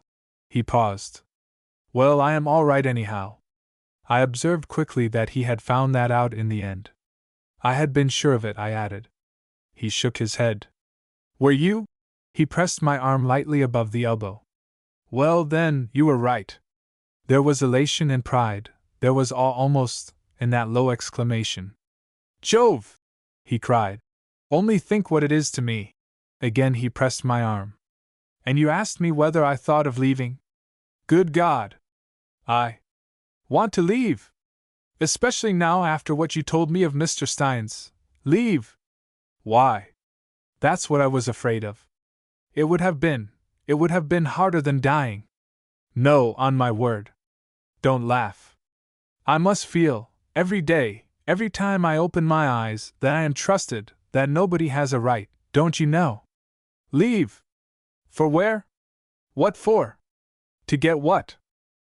I had told him, indeed it was the main object of my visit, that it was Stein's intention to present him at once with the house and the stock of trading goods, on certain easy conditions which would make the transaction perfectly regular and valid. He began to snort and plunge at first. Confound your delicacy! I shouted. It isn't Stein at all. It's giving you what you had made for yourself. And in any case keep your remarks for McNeil, when you meet him in the other world. I hope it won't happen soon. He had to give in to my arguments, because all his conquests, the trust, the fame, the friendships, the love, all these things that made him master had made him a captive, too. He looked with an owner's eye at the peace of the evening, at the river, at the houses, at the everlasting life of the forests, at the life of the old mankind, at the secrets of the land, at the pride of his own heart, but it was they that possessed him and made him their own to the innermost thought, to the slightest stir of blood, to his last breath. It was something to be proud of. I, too, was proud, for him, if not so certain of the fabulous value of the bargain. It was wonderful. It was not so much of his fearlessness that I thought. It is strange how little account I took of it, as if it had been something too conventional to be at the root of the matter. No, I was more struck by the other gifts he had displayed. He had proved his grasp of the unfamiliar situation, his intellectual alertness in that field of thought. There was his readiness, too. Amazing. And all this had come to him in a manner like keen scent to a well-bred hound. He was not eloquent, but there was a dignity in this constitutional reticence, there was a high seriousness in his stammerings. He had still his old trick of stubborn blushing. Now and then, though, a word, a sentence, would escape him that showed how deeply, how solemnly, he felt about that work which had given him the certitude of rehabilitation. That is why he seemed to love the land and the people with a sort of fierce egoism, with a contemptuous tenderness. Chapter 25. This is where I was prisoner for 3 days, he murmured to me. It was on the occasion of our visit to the Rajah, while we were making our way slowly through a kind of awestruck riot of dependents across Tunku Alang's courtyard. Filthy place, isn't it? And I couldn't get anything to eat either, unless I made a row about it, and then it was only a small plate of rice and a fried fish not much bigger than a stickleback. Confound them! Jove! I've been hungry prowling inside this stinking enclosure with some of these vagabonds shoving their mugs right under my nose. I had given up that famous revolver of yours at the first demand. Glad to get rid of the bally thing. Look like a fool walking about with an empty shooting iron in my hand. At that moment we came into the presence, and he became unflinchingly grave and complimentary with his late captor. Oh! Magnificent! I want to laugh when I think of it. But I was impressed, too. The old disreputable Tunku Along could not help showing his fear. He was no hero, for all the tales of his hot youth he was fond of telling, and at the same time there was a wistful confidence in his manner towards his late prisoner. Note: even where he would be most hated he was still trusted. Jim, as far as I could follow the conversation, was improving the occasion by the delivery of a lecture. Some poor villagers had been waylaid and robbed while on their way to Dorman's house with a few pieces of gum or beeswax which they wished to exchange for rice. It was Doramin who was a thief! Burst out the Rajah. A shaking fury seemed to enter that old frail body. He writhed weirdly on his mat, gesticulating with his hands and feet, tossing the tangled strings of his mop, an impotent incarnation of rage. There were staring eyes and dropping jaws all around us. Jim began to speak. Resolutely, coolly, and for some time he enlarged upon the text that no man should be prevented from getting his food and his children's food honestly. The other sat like a tailor at his board, one palm on each knee, his head low, and fixing Jim through the gray hair that fell over his very eyes. When Jim had done there was a great stillness. Nobody seemed to breathe even, no one made a sound till the old Rajah sighed faintly, and looking up, with a toss of his head said quickly, "You hear, my people! No more of these little games!" This decree was received in profound silence. A rather heavy man, evidently in a position of confidence, with intelligent eyes, a bony, broad, very dark face, and a cheerily officious manner, I learned later on he was the executioner, presented to us 2 cups of coffee on a brass tray, which he took from the hands of an inferior attendant. "You needn't drink," muttered Jim very rapidly. I didn't perceive the meaning at first, and only looked at him. He took a good sip and sat composedly, holding the saucer in his left hand. In a moment I felt excessively annoyed. "Why the devil?" I whispered, smiling at him amiably. "Do you expose me to such a stupid risk?" I drank, of course, there was nothing for it, while he gave no sign, and almost immediately afterwards we took our leave. While we were going down the courtyard to our boat, escorted by the intelligent and cheery executioner, Jim said he was very sorry. It was the barest chance, of course. Personally, he thought nothing of poison. The remotest chance. He was, he assured me, considered to be infinitely more useful than dangerous, and so. But the Raja is afraid of you abominably. Anybody can see that. I argued with, I own, a certain peevishness, and all the time watching anxiously for the first twist of some sort of ghastly colic. I was awfully disgusted. If I am to do any good here and preserve my position, he said, taking his seat by my side in the boat, I must stand the risk. I take it once every month, at least. Many people trust me to do that, for them. Afraid of me. That's just it. Most likely he is afraid of me because I am not afraid of his coffee. Then showing me a place on the north front of the stockade where the pointed tops of several stakes were broken. This is where I leaped over on my third day in Patusan. They haven't put new stakes there yet.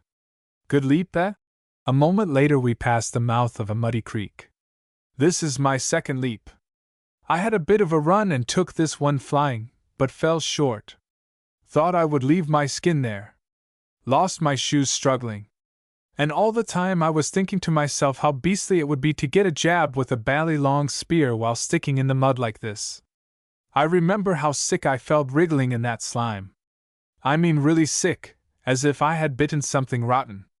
That's how it was, and the opportunity ran by his side, leaped over the gap, floundered in the mud, still veiled. The unexpectedness of his coming was the only thing, you understand, that saved him from being at once dispatched with krisses and flung into the river. They had him, but it was like getting hold of an apparition, a wraith, a portent. What did it mean? What to do with it? Was it too late to conciliate him? Hadn't he better be killed without more delay? But what would happen then? Wretched old Aung went nearly mad with apprehension and through the difficulty of making up his mind. Several times the council was broken up, and the advisers made a break helter-skelter for the door and out onto the veranda. One, it is said, even jumped down to the ground, 15 feet, I should judge, and broke his leg. The royal governor of Patusan had bizarre mannerisms, and one of them was to introduce boastful rhapsodies into every arduous discussion, when, getting gradually excited, he would end by flying off his perch with a kriss in his hand. But barring such interruptions, the deliberations upon Jim's fate went on night and day. Meanwhile he wandered about the courtyard, shunned by some, glared at by others, but watched by all, and practically at the mercy of the first casual ragamuffin with a chopper in there. He took possession of a small tumble-down shed to sleep in. The effluvia of filth and rotten matter incommoded him greatly. It seems he had not lost his appetite though, because, he told me, he had been hungry all the blessed time. Now and again, some fussy ass, deputed from the council room, would come out running to him, and in honeyed tones would administer amazing interrogatories. Were the Dutch coming to take the country? Would the white man like to go back down the river? What was the object of coming to such a miserable country? The Raja wanted to know whether the white man could repair a watch. They did actually bring out to him a nickel clock of New England make, and out of sheer unbearable boredom he busied himself in trying to get the alarum to work. It was apparently when thus occupied in his shed that the true perception of his extreme peril dawned upon him. He dropped the thing, he says, like a hot potato, and walked out hastily, without the slightest idea of what he would, or indeed could, do. He only knew that the position was intolerable. He strolled aimlessly beyond a sort of ramshackle little granary on posts, and his eyes fell on the broken stakes of the palisade, and then, he says, at once, without any mental process as it were, without any stir of emotion, he set about his escape as if executing a plan matured for a month. He walked off carelessly to give himself a good run, and when he faced about there was some dignitary, with 2 spearmen in attendance, close at his elbow ready with a question. He started off. From under his very nose, went over, like a bird, and landed on the other side with a fall that jarred all his bones and seemed to split his head. He picked himself up instantly. He never thought of anything at the time. All he could remember, he said, was a great yell. The first houses of Patusan were before him 400 yards away. He saw the creek, and as it were mechanically put on more pace. The earth seemed fairly to fly backwards under his feet. He took off from the last dry spot, felt himself flying through the air, felt himself, without any shock, planted upright in an extremely soft and sticky mud bank. It was only when he tried to move his legs and found he couldn't that, in his own words, he came to himself. He began to think of the bally-long spears. As a matter of fact, considering that the people inside the stockade had to run to the gate, then get down to the landing place, get into boats, and pull round a point of land, he had more advance than he imagined. Besides, it being low water, the creek was without water, you couldn't call it dry, and practically he was safe for a time from everything but a very long shot perhaps. The higher firm ground was about 6 feet in front of him. "I thought I would have to die there all the same," he said. He reached and grabbed desperately with his hands, and only succeeded in gathering a horrible cold shiny heap of slime against his breast, up to his very chin. It seemed to him he was burying himself alive, and then he struck out madly, scattering the mud with his fists. It fell on his head, on his face, over his eyes, into his mouth. He told me that he remembered suddenly the courtyard, as you remember a place where you had been very happy years ago. He longed, so he said, to be back there again, mending the clock. Mending the clock, that was the idea. He made efforts, tremendous sobbing, gasping efforts that seemed to burst his eyeballs in their sockets and make him blind, and culminating into one mighty supreme effort in the darkness to crack the earth asunder, to throw it off his limbs, and he felt himself creeping feebly up the bank. He lay full length on the firm ground and saw the light, the sky. Then as a sort of happy thought the notion came to him that he would go to sleep. He will have it that he did actually go to sleep, that he slept, perhaps for a minute, perhaps for 20 seconds, or only for 1 second, but he recollects distinctly the violent convulsive start of awakening. He remained lying still for a while, and then he arose muddy from head to foot and stood there, thinking he was alone of his kind for hundreds of miles, alone, with no help, no sympathy, no pity to expect from anyone, like a hunted animal.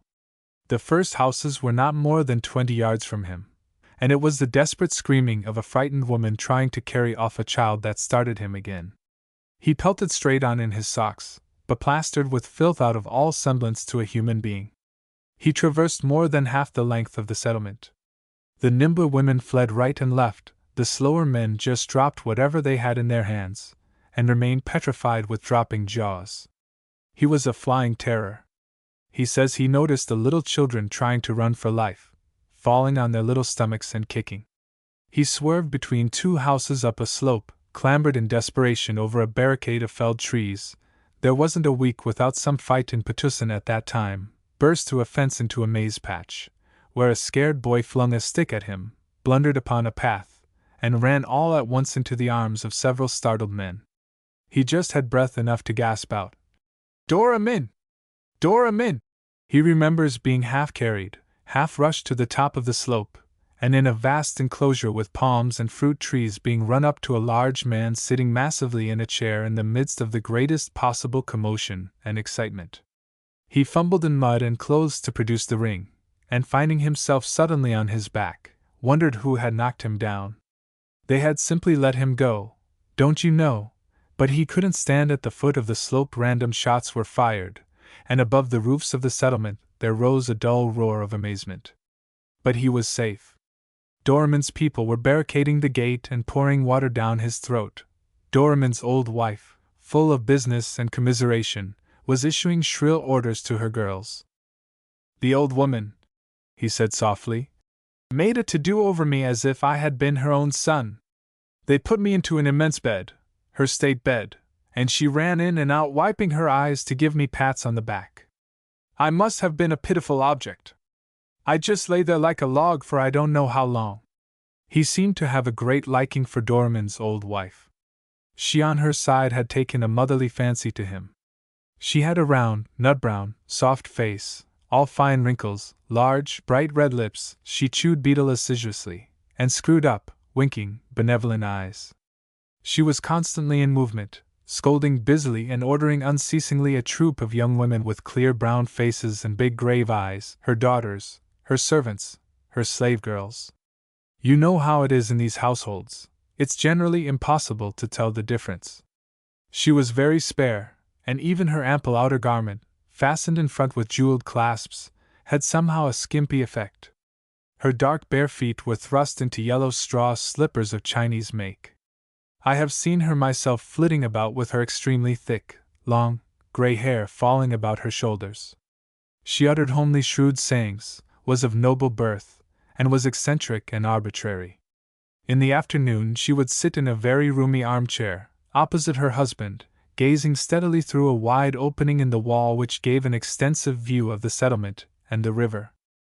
She invariably tucked up her feet under her, but old Doramin sat imposingly as a mountain sits on a plain.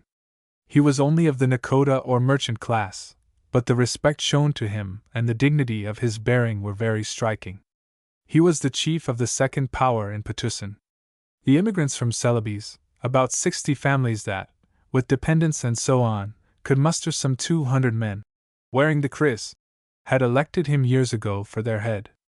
The men of that race are intelligent, enterprising, revengeful, but with a more frank courage than the other Malays, and restless under oppression.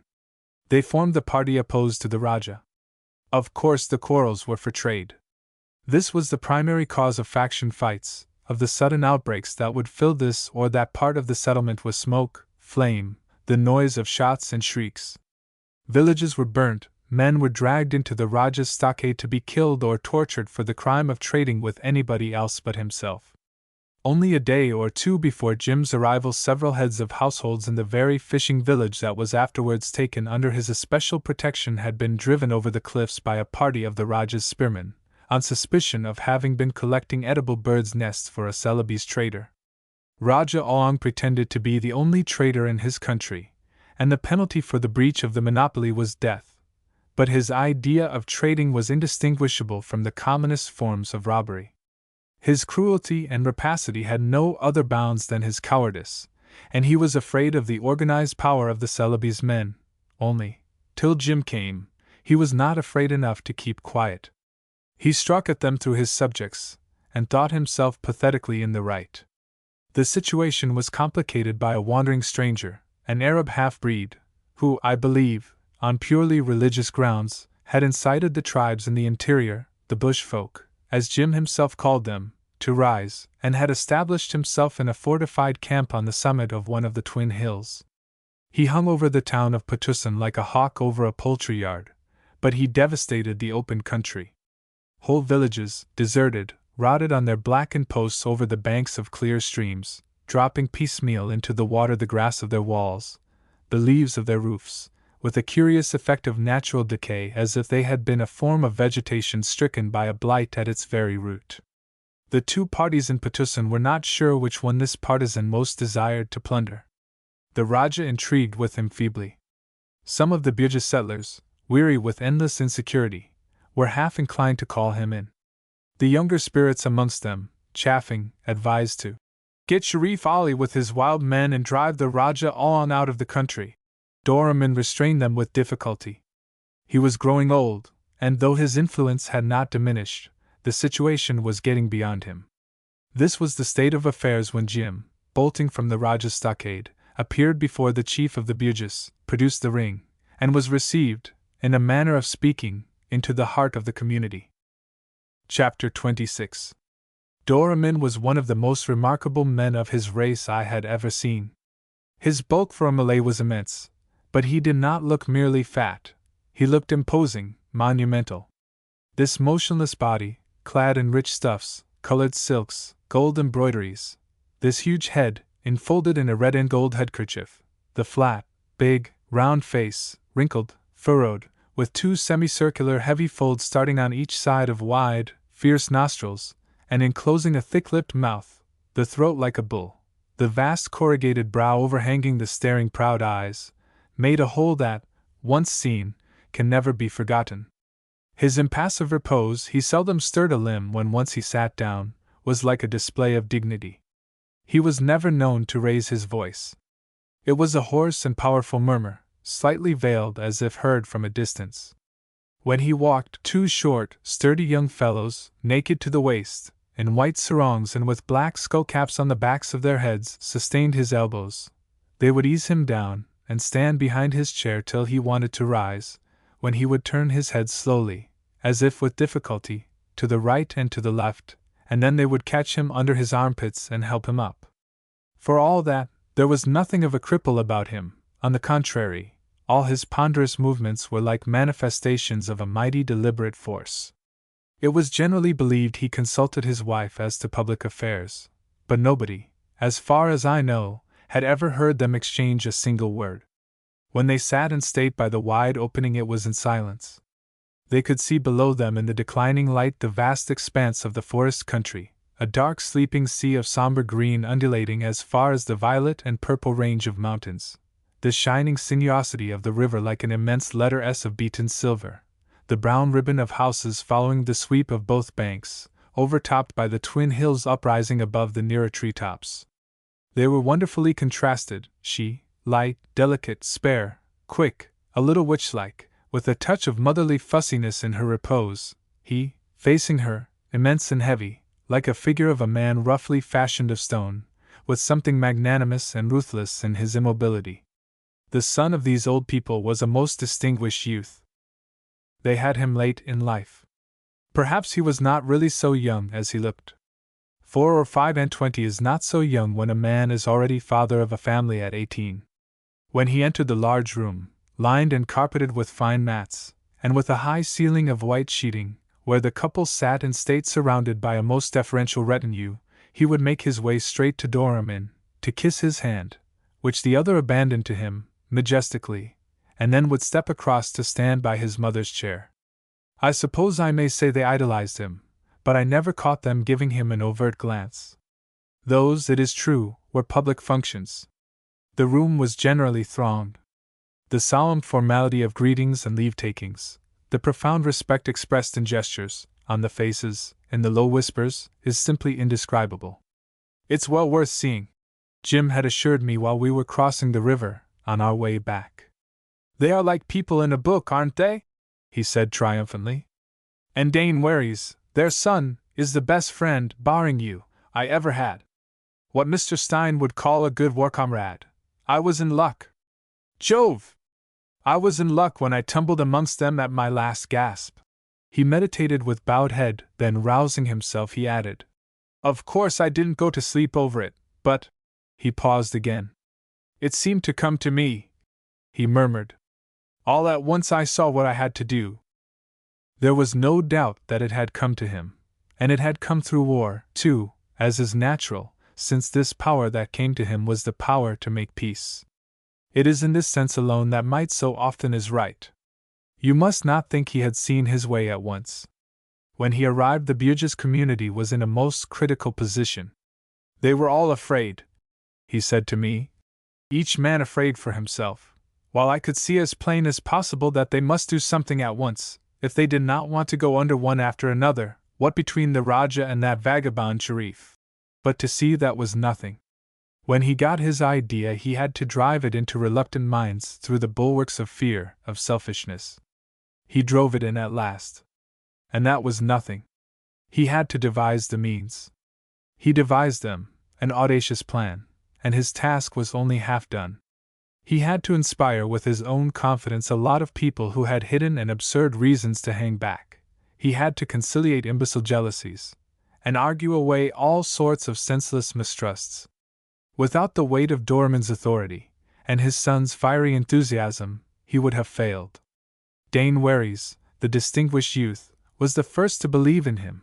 Theirs was one of those strange, profound, rare friendships between brown and white, in which the very difference of race seems to draw two human beings closer by some mystic element of sympathy. Of Dane Waries, his own people said with pride that he knew how to fight like a white man. This was true. He had that sort of courage, the courage in the open, I may say, but he had also a European mind.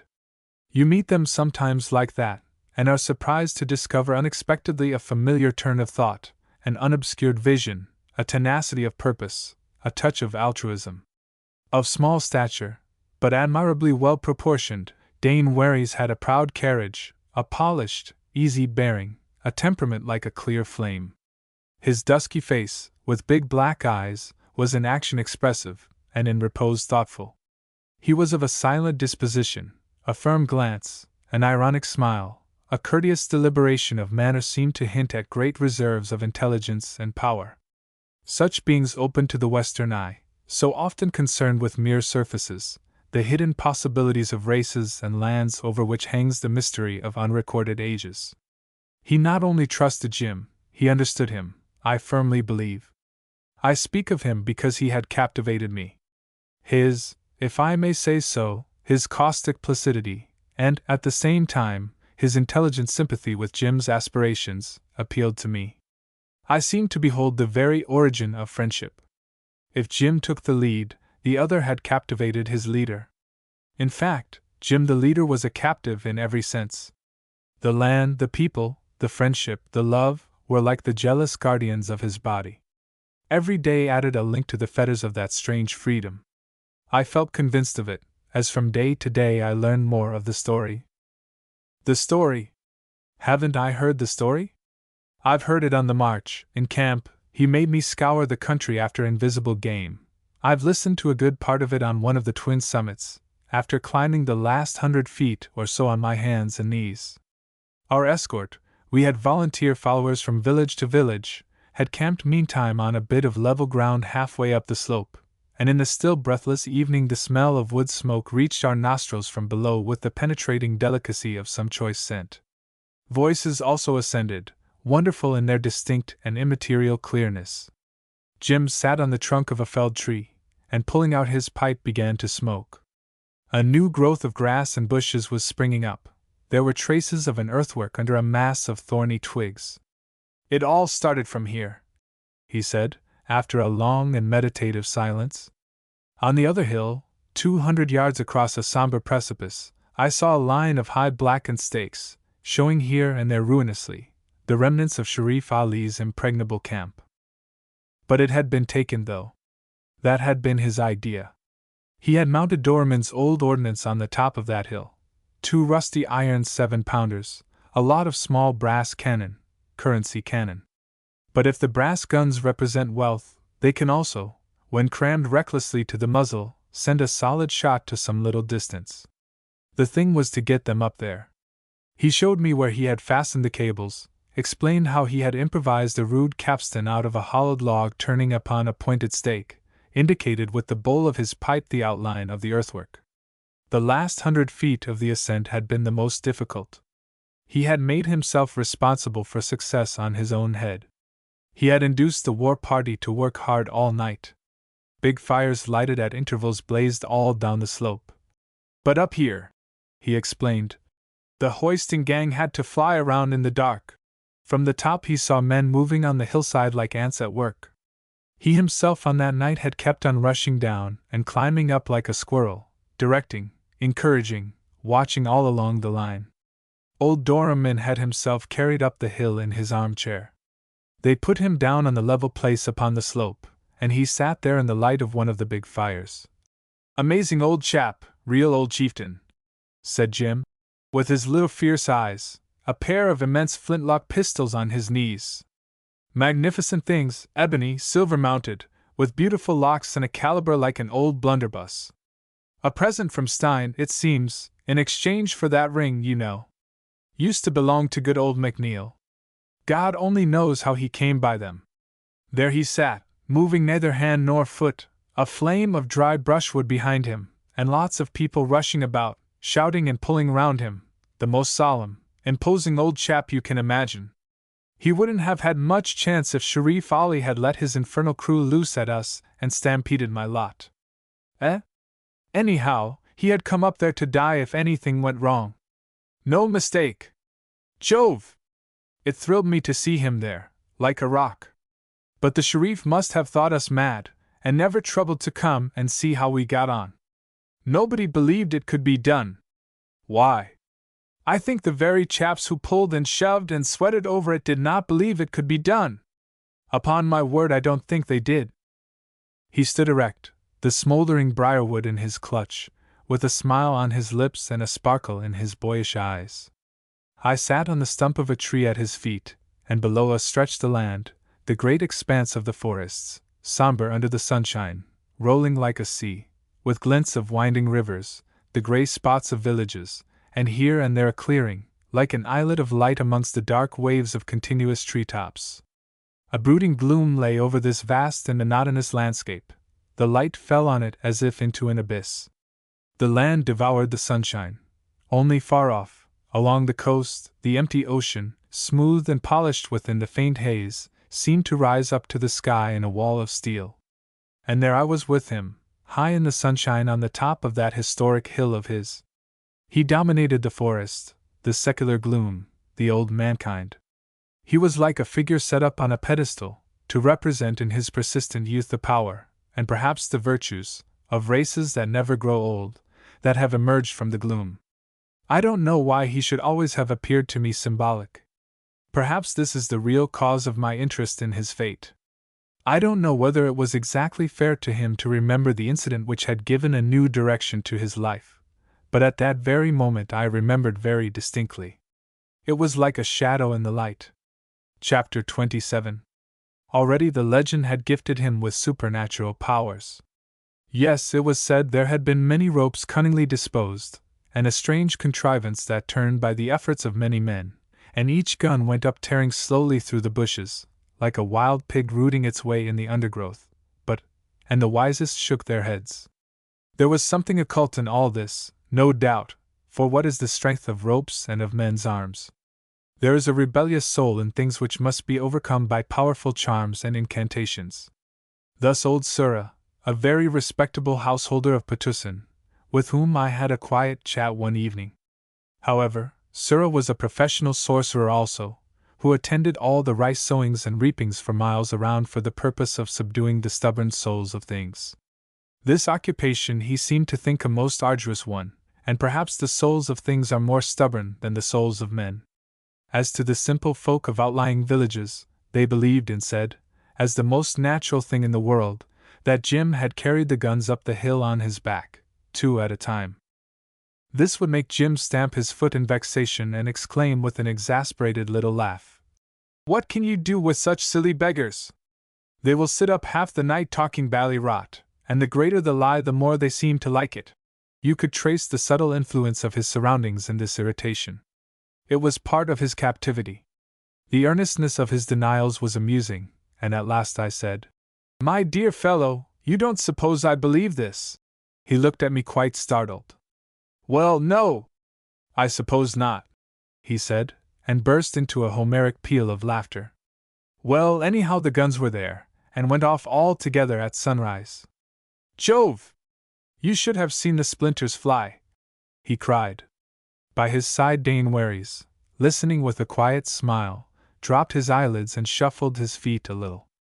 It appears that the success in mounting the guns had given Jim's people such a feeling of confidence that he ventured to leave the battery under charge of 2 elderly Bugis who had seen some fighting in their day, and went to join Dane Waries and the storming party who were concealed in the ravine. In the small hours they began creeping up, and when 2/3 of the way up, lay in the wet grass waiting for the appearance of the sun, which was the agreed signal. He told me with what impatient, anguishing emotion he watched the swift coming of the dawn, how, heated with the work and the climbing, he felt the cold dew chilling his very bones, how afraid he was he would begin to shiver and shake like a leaf before the time came for the advance. "It was the slowest half-hour in my life," he declared.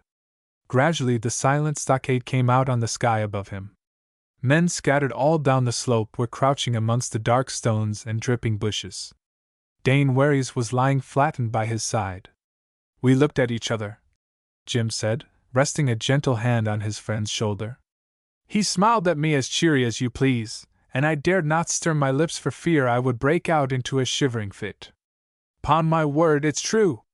I had been streaming with perspiration when we took cover, so you may imagine," he declared, and I believe him, that he had no fears as to the result. He was only anxious as to his ability to repress these shivers. He didn't bother about the result. He was bound to get to the top of that hill and stay there, whatever might happen. There could be no going back for him. Those people had trusted him implicitly. Him alone. His bare word. I remember how, at this point, he paused with his eyes fixed upon me. As far as he knew, they never had an occasion to regret it yet, he said. Never. He hoped to God they never would. Meantime, worse luck, they had got into the habit of taking his word for anything and everything. I could have no idea. Why, only the other day an old fool he had never seen in his life came from some village miles away to find out if he should divorce his wife. Fact. Solemn word. That's the sort of thing. He wouldn't have believed it. Would I? Squatted on the veranda chewing betel nut, sighing and spitting all over the place for more than an hour, and as glum as an undertaker before he came out with that dashed conundrum. That's the kind of thing that isn't so funny as it looks. What was a fellow to say? Good wife, yes. Good wife, old though. Started a confounded long story about some brass pots. Been living together for 15 years, 20 years, could not tell. A long, long time. Good wife. Beat her a little, not much, just a little, when she was young. Had to, for the sake of his honor. Suddenly in her old age she goes and lends 3 brass pots to her sister's son's wife, and begins to abuse him every day in a loud voice. His enemies jeered at him, his face was utterly blackened. Pots totally lost. Awfully cut up about it. Impossible to fathom a story like that. Told him to go home, and promised to come along myself and settle it all. It's all very well to grin, but it was the dashdest nuisance. A day's journey through the forest, another day lost in coaxing a lot of silly villagers to get at the rights of the affair. There was the making of a sanguinary shindig in the thing. Every bally idiot took sides with one family or the other, and one half of the village was ready to go for the other half with anything that came handy. Honor bright. No joke, instead of attending to their bally crops. Got him the infernal pots back, of course, and pacified all hands. No trouble to settle it. Of course not. Could settle the deadliest quarrel in the country by crooking his little finger. The trouble was to get at the truth of anything. Was not sure to this day whether he had been fair to all parties. It worried him. And the talk? Jove! There didn't seem to be any head or tail to it. Rather storm a 20-foot-high old stockade any day. Much. Child's play to that other job. Wouldn't take so long either. Well, yes, a funny set out, upon the whole, the fool looked old enough to be his grandfather.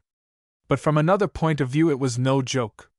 His word decided everything, ever since the smashing of Sharif Ali. An awful responsibility, he repeated. No, really, joking apart, had it been 3 lives instead of 3 rotten brass pots it would have been the same. Thus he illustrated the moral effect of his victory in war. It was in truth immense. It had led him from strife to peace, and through death into the innermost life of the people. But the gloom of the land spread out under the sunshine preserved its appearance of inscrutable, of secular repose. The sound of his fresh young voice, it's extraordinary how very few signs of where he showed, floated lightly, and passed away over the unchanged face of the forest like the sound of the big guns on that cold dewy morning when he had no other concern on earth but the proper control of the chills in his body. With the first slant of sunrays along these immovable treetops the summit of one hill wreathed itself, with heavy reports, in white clouds of smoke, and the other burst into an amazing noise of yells, war-cries, shouts of anger, of surprise, of dismay. Jim and Dane Warys were the first to lay their hands on the stakes. The popular story has it that Jim with a touch of one finger had thrown down the gate. He was, of course, anxious to disclaim this achievement.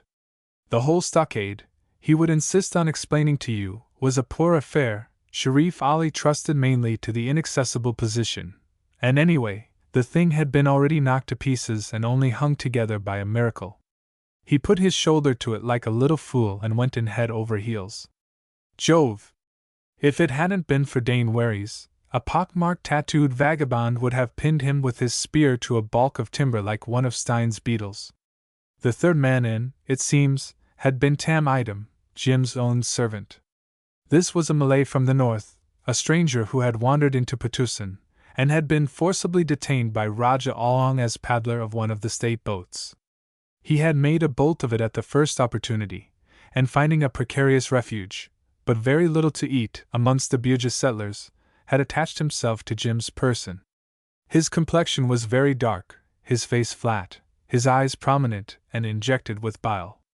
There was something excessive, almost fanatical, in his devotion to his white lord. He was inseparable from Jim like a morose shadow.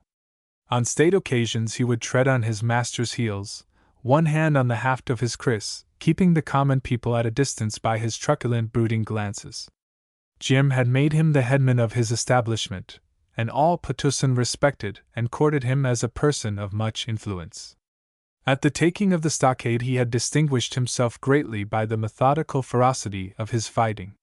The storming party had come on so quick, Jim said, that notwithstanding the panic of the garrison, there was a hot 5 minutes hand-to-hand inside that stockade, till some balias set fire to the shelters of boughs and dry grass, and we all had to clear out for dear life. The rout, it seems, had been complete. Doramin, waiting immovably in his chair on the hillside, with the smoke of the guns spreading slowly above his big head, received the news with a deep grunt. When informed that his son was safe and leading the pursuit, he, without another sound, made a mighty effort to rise. His attendants hurried to his help, and held up reverently, he shuffled with great dignity into a bit of shade, where he laid himself down to sleep, covered entirely with a piece of white sheeting. In Patusan the excitement was intense. Jim told me that from the hill, turning his back on the stockade with its embers, black ashes, and half-consumed corpses, he could see time after time the open spaces between the houses on both sides of the stream fill suddenly with a seething rush of people and get empty in a moment. His ears caught feebly from below the tremendous din of gongs and drums. The wild shouts of the crowd reached him in bursts of faint roaring. A lot of streamers made a flutter as of little white, red, yellow birds amongst the brown ridges of roofs. "You must have enjoyed it," I murmured, feeling the stir of sympathetic emotion. It was immense! Immense!" he cried aloud, flinging his arms open. The sudden movement startled me as though I had seen him bare the secrets of his breast to the sunshine, to the brooding forests, to the steely sea. Below us the town reposed in easy curves upon the banks of a stream whose current seemed to sleep. "Immense!" he repeated for a third time, speaking in a whisper, for himself alone. "Immense!"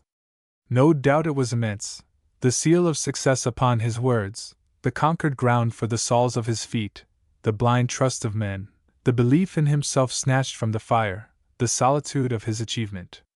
All this, as I've warned you, gets dwarfed in the telling. I can't with mere words convey to you the impression of his total and utter isolation. I know, of course, he was in every sense alone of his kind there, but the unsuspected qualities of his nature had brought him in such close touch with his surroundings that this isolation seemed only the effect of his power. His loneliness added to his stature. There was nothing within sight to compare him with, as though he had been one of those exceptional men who can be only measured by the greatness of their fame, and his fame, remember, was the greatest thing around for many a day's journey. You would have to paddle, pull, or track a long weary way through the jungle before you passed beyond the reach of its voice. Its voice was not the trumpeting of the disreputable goddess we all know, not blatant, not brazen. It took its tone from the stillness and gloom of the land without a past, where his word was the one truth of every passing day. It shared something of the nature of that silence through which it accompanied you into unexplored depths, heard continuously by your side, penetrating, far-reaching, tinged with wonder and mystery on the lips of whispering men. Chapter 28. The defeated Sharif Ali fled the country without making another stand, and when the miserable hunted villagers began to crawl out of the jungle back to their rotting houses, it was Jim who, in consultation with Dane Waries, appointed the headman. Thus he became the virtual ruler of the land. As to old Tunku Oolong, his fears at first had known no bounds. It is said that at the intelligence of the successful storming of the hill he flung himself, face down, on the bamboo floor of his audience hall, and lay motionless for a whole night and a whole day, uttering stifled sounds of such an appalling nature that no man dared approach his prostrate form nearer than a spear's length. Already he could see himself driven ignominiously out of Patusan, wandering abandoned, stripped, without opium, without his women, without followers, a fair gain for the first comer to kill.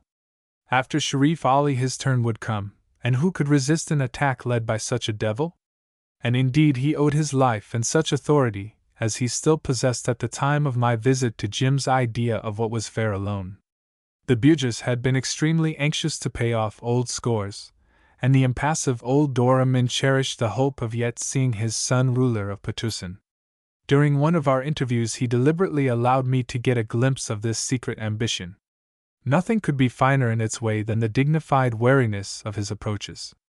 He himself, he began by declaring, had used his strength in his young days, but now he had grown old and tired.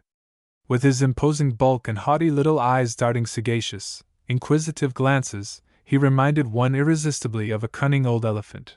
The slow rise and fall of his vast breast went on powerful and regular, like the heave of a calm sea. He too, as he protested, had an unbounded confidence in Tuan Jim's wisdom. If he could only obtain a promise, one word would be enough. His breathing silences, the low rumblings of his voice, recalled the last efforts of a spent thunderstorm. I tried to put the subject aside. It was difficult, for there could be no question that Jim had the power. In his new sphere there did not seem to be anything that was not his to hold or to give. But that, I repeat, was nothing in comparison with the notion, which occurred to me, while I listened with a show of attention, that he seemed to have come very near at last to mastering his fate. Doramin was anxious about the future of the country, and I was struck by the turn he gave to the argument. The land remains where God had put it, but white men, he said, they come to us and in a little while they go. They go away. Those they leave behind do not know when to look for their return. They go to their own land, to their people, and so this white man too would. I don't know what induced me to commit myself at this point by a vigorous no. The whole extent of this indiscretion became apparent when Doramin, turning full upon me his face, whose expression, fixed in rugged deep folds, remained unalterable, like a huge brown mask, said that this was good news indeed, reflectively, and then wanted to know why. His little, motherly witch of a wife sat on my other hand, with her head covered and her feet tucked up, gazing through the great shutter hole. I could only see a straying lock of gray hair, a high cheekbone, the slight masticating motion of the sharp chin. Without removing her eyes from the vast prospect of forest stretching as far as the hills, she asked me in a pitying voice why was it that he so young had wandered from his home, coming so far, through so many dangers. Had he no household there, no kinsman in his own country? Had he no old mother, who would always remember his face? I was completely unprepared for this. I could only mutter and shake my head vaguely. Afterwards I am perfectly aware I cut a very poor figure trying to extricate myself out of this difficulty. From that moment, however, the old Nakota became taciturn. He was not very pleased, I fear, and evidently I had given him food for thought. Strangely enough, on the evening of that very day, which was my last in Petusan, I was once more confronted with the same question, with the unanswerable why of Jim's fate. And this brings me to the story of his love. I suppose you think it is a story that you can imagine for yourselves. We have heard so many such stories, and the majority of us don't believe them to be stories of love at all. For the most part we look upon them as stories of opportunities, episodes of passion at best, or perhaps only of youth and temptation, doomed to forgetfulness in the end, even if they pass through the reality of tenderness and regret. This view mostly is right, and perhaps in this case too. Yet I don't know. To tell the story is by no means so easy as it should be, were the ordinary standpoint adequate. Apparently it is a story very much like the others. For me, however, there is visible in its background the melancholy figure of a woman, the shadow of a cruel wisdom buried in a lonely grave, looking on wistfully, helplessly, with sealed lips.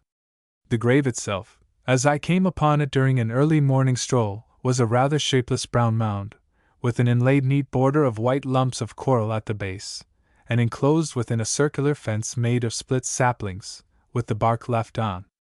A garland of leaves and flowers was woven about the heads of the slender posts, and the flowers were fresh. Thus, whether the shadow is of my imagination or not, I can at all events point out the significant fact of an unforgotten grave.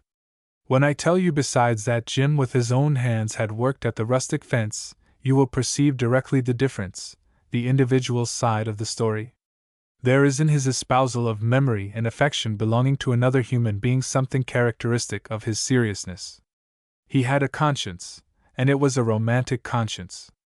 Through her whole life the wife of the unspeakable Cornelius had no other companion, confidant, and friend but her daughter. How the poor woman had come to marry the awful little Malacca Portuguese, after the separation from the father of her girl, and how that separation had been brought about, whether by death, which can be sometimes merciful, or by the merciless pressure of conventions, is a mystery to me. From the little which Stein, who knew so many stories, had let drop in my hearing, I am convinced that she was no ordinary woman. Her own father had been a high official, one of the brilliantly endowed men who are not dull enough to nurse a success, and whose careers so often end under a cloud. I suppose she too must have lacked the saving dullness, and her career ended in Potussin. Our common fate. For where is the man, I mean a real sentient man, who does not remember vaguely having been deserted in the fullness of possession by someone or something more precious than life? Our common fate fastens upon the women with a peculiar cruelty. It does not punish like a master, but inflicts lingering torment, as if to gratify a secret, unappeasable spite. One would think that, appointed to rule on earth, it seeks to revenge itself upon the beings that come nearest to rising above the trammels of earthly caution, for it is only women who manage to put at times into their love an element just palpable enough to give one a fright, an extraterrestrial touch. I ask myself with wonder, how the world can look to them, whether it has the shape and substance we know, the air we breathe. Sometimes I fancy it must be a region of unreasonable sublimities seething with the excitement of their adventurous souls, lighted by the glory of all possible risks and renunciations. However, I suspect there are very few women in the world, though of course I am aware of the multitudes of mankind and of the equality of sexes, in point of numbers, that is. But I am sure that the mother was as much of a woman as the daughter seemed to be.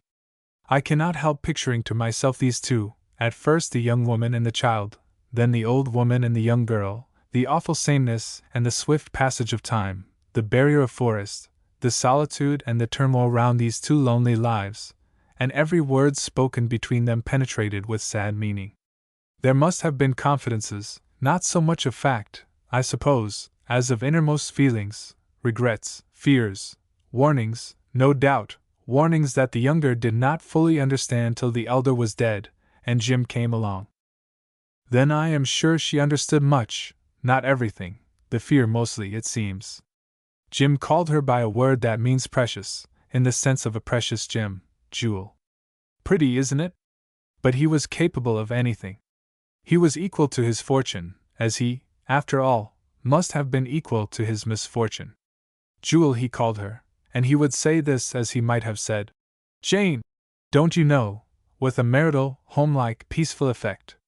I heard the name for the first time 10 minutes after I had landed in his courtyard, when, after nearly shaking my arm off, he darted up the steps and began to make a joyous, boyish disturbance at the door under the heavy eaves. Jewel! Oh, Jewel! Quick! Here's a friend come. And suddenly peering at me in the dim veranda, he mumbled earnestly, You know, this, no confounded nonsense about it, can't tell you how much I owe to her, and so, you understand, exactly as if. His hurried, anxious whispers were cut short by the flitting of a white form within the house, a faint exclamation, and a childlike but energetic little face with delicate features and a profound, attentive glance peeped out of the inner gloom, like a bird out of the recess of a nest. I was struck by the name, of course, but it was not till later on that I connected it with an astonishing rumor that had met me on my journey, at a little place on the coast about 230 miles south of Potussin River. Stein's schooner, in which I had my passage, put in there, to collect some produce, and going ashore, I found to my great surprise that the wretched locality could boast of a third-class deputy assistant resident, a big, fat, greasy, blinking fellow of mixed descent, with turned-out, shiny lips. I found him lying extended on his back in a cane chair, odiously unbuttoned, with a large green leaf of some sort on the top of his steaming head, and another in his hand which he used lazily as a fan. Going to Potussin? Oh yes. Stein's Trading Company. He knew. Had a permission? No business of his. It was not so bad there now, he remarked negligently, and he went on drawling. There's some sort of white vagabond has got in there, I hear. Eh? What you say? Friend of yours? So then it was true there was one of these Verdammt. What was he up to? Found his way in, the rascal. Eh? I had not been sure. Petussin, they cut throats there, no business of ours. He interrupted himself to groan. Phoo! Almighty! The heat! The heat! Well, then, there might be something in the story too, after all, and… He shut one of his beastly glassy eyes, the eyelid went on quivering, while he leered at me atrociously with the other. Look here, says he mysteriously. Do you understand? If he has really got hold of something fairly good, none of your bits of green glass, understand? I am a government official, you tell the rascal. Eh? What? Friend of yours? He continued, wallowing calmly in the chair. You said so, that's just it, and I am pleased to give you the hint. I suppose you two would like to get something out of it? Don't interrupt. You just tell him I've heard the tale, but to my government I have made no report. Not yet. See? Why make a report? Eh? Tell him to come to me if they let him get alive out of the country. He had better look out for himself. Eh? I promise to ask no questions. On the quiet, you understand? You too, you shall get something from me. Small commission for the trouble. Don't interrupt. I am a government official, and make no report. That's business. Understand? I know some good people that will buy anything worth having, and can give him more money than the scoundrel ever saw in his life. I know his sort. He fixed me steadfastly with both his eyes open, while I stood over him utterly amazed, and asking myself whether he was mad or drunk. He perspired, puffed, moaning feebly, and scratching himself with such horrible composure that I could not bear the sight long enough to find out. Next day, talking casually with the people of the little native court of the place, I discovered that a story was traveling slowly down the coast about a mysterious white man in Petussin who had got hold of an extraordinary gem, namely, an emerald of an enormous size, and altogether priceless. The emerald seems to appeal more to the Eastern imagination than any other precious stone. The white man had obtained it, I was told, partly by the exercise of his wonderful strength and partly by cunning, from the ruler of a distant country, whence he had fled instantly, arriving in Petussin in utmost distress, but frightening the people by his extreme ferocity, which nothing seemed able to subdue. Most of my informants were of the opinion that the stone was probably unlucky, like the famous stone of the Sultan of Succadana, which in the old times had brought wars and untold calamities upon that country. Perhaps it was the same stone, one couldn't say. Indeed, the story of a fabulously large emerald is as old as the arrival of the first white men in the archipelago, and the belief in it is so persistent that less than 40 years ago there had been an official Dutch inquiry into the truth of it. Such a jewel, it was explained to me by the old fellow from whom I heard most of this amazing gem myth, a sort of scribe to the wretched little Raja of the place. Such a jewel, he said, cocking his poor purblind eyes up at me, he was sitting on the cabin floor out of respect, is best preserved by being concealed about the person of a woman. Yet it is not every woman that would do. She must be young, he sighed deeply, and insensible to the seductions of love. He shook his head skeptically. But such a woman seemed to be actually in existence. He had been told of a tall girl, whom the white man treated with great respect and care, and who never went forth from the house unattended. People said the white man could be seen with her almost any day. They walked side by side openly, he holding her arm under his, pressed to his side, thus, in a most extraordinary way. This might be a lie, he conceded, for it was indeed a strange thing for any one to do. On the other hand, there could be no doubt she wore the white man's jewel concealed upon her bosom. Chapter 29. This was the theory of Jim's marital evening walks. I made a third on more than one occasion, unpleasantly aware every time of Cornelius, who nursed the aggrieved sense of his legal paternity, slinking in the neighborhood with that peculiar twist of his mouth as if he were perpetually on the point of gnashing his teeth. But do you notice how, 300 miles beyond the end of telegraph cables and mailboat lines, the haggard utilitarian lies of our civilization wither and die, to be replaced by pure exercises of imagination that have the futility, often the charm, and sometimes the deep hidden truthfulness, of works of art? Romance had singled Jim for its own, and that was the true part of the story, which otherwise was all wrong. He did not hide his jewel. In fact, he was extremely proud of it. It comes to me now that I had, on the whole, seen very little of her. What I remember best is the even, olive pallor of her complexion, and the intense blue-black gleams of her hair, flowing abundantly from under a small crimson cap she wore far back on her shapely head. Her movements were free, assured, and she blushed a dusky red. While Jim and I were talking, she would come and go with rapid glances at us, leaving on her passage an impression of grace and charm and a distinct suggestion of watchfulness. Her manner presented a curious combination of shyness and audacity. Every pretty smile was succeeded swiftly by a look of silent, repressed anxiety, as if put to flight by the recollection of some abiding danger. At times she would sit down with us, and, with her soft cheek dimpled by the knuckles of her little hand, she would listen to our talk. Her big clear eyes would remain fastened on our lips, as though each pronounced word had a visible shape. Her mother had taught her to read and write. She had learned a good bit of English from Jim, and she spoke it most amusingly, with his own clipping, boyish intonation. Her tenderness hovered over him like a flutter of wings. She lived so completely in his contemplation that she had acquired something of his outward aspect, something that recalled him in her movements, in the way she stretched her arm, turned her head, directed her glances. Her vigilant affection had an intensity that made it almost perceptible to the senses.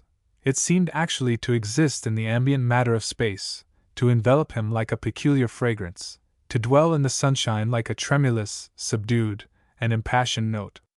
I suppose you think that I too am romantic, but it is a mistake. I am relating to you the sober impressions of a bit of youth, of a strange uneasy romance that had come in my way. I observed with interest the work of his, good fortune. He was jealously loved, but why she should be jealous, and of what, I could not tell.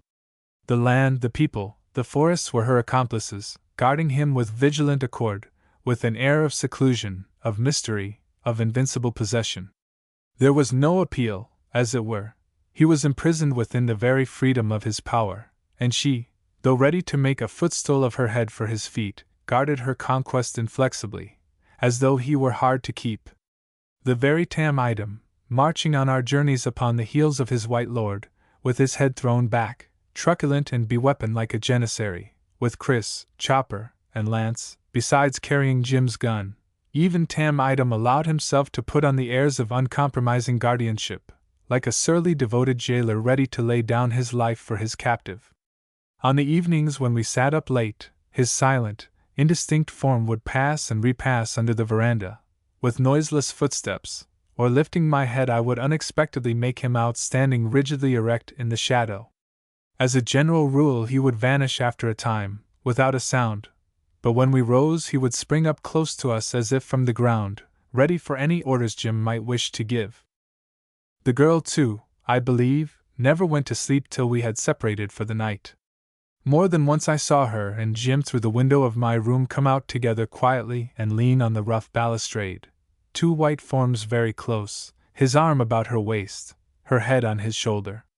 Their soft murmurs reached me, penetrating, tender, with a calm sad note in the stillness of the night, like a self-communion of one being carried on in two tones.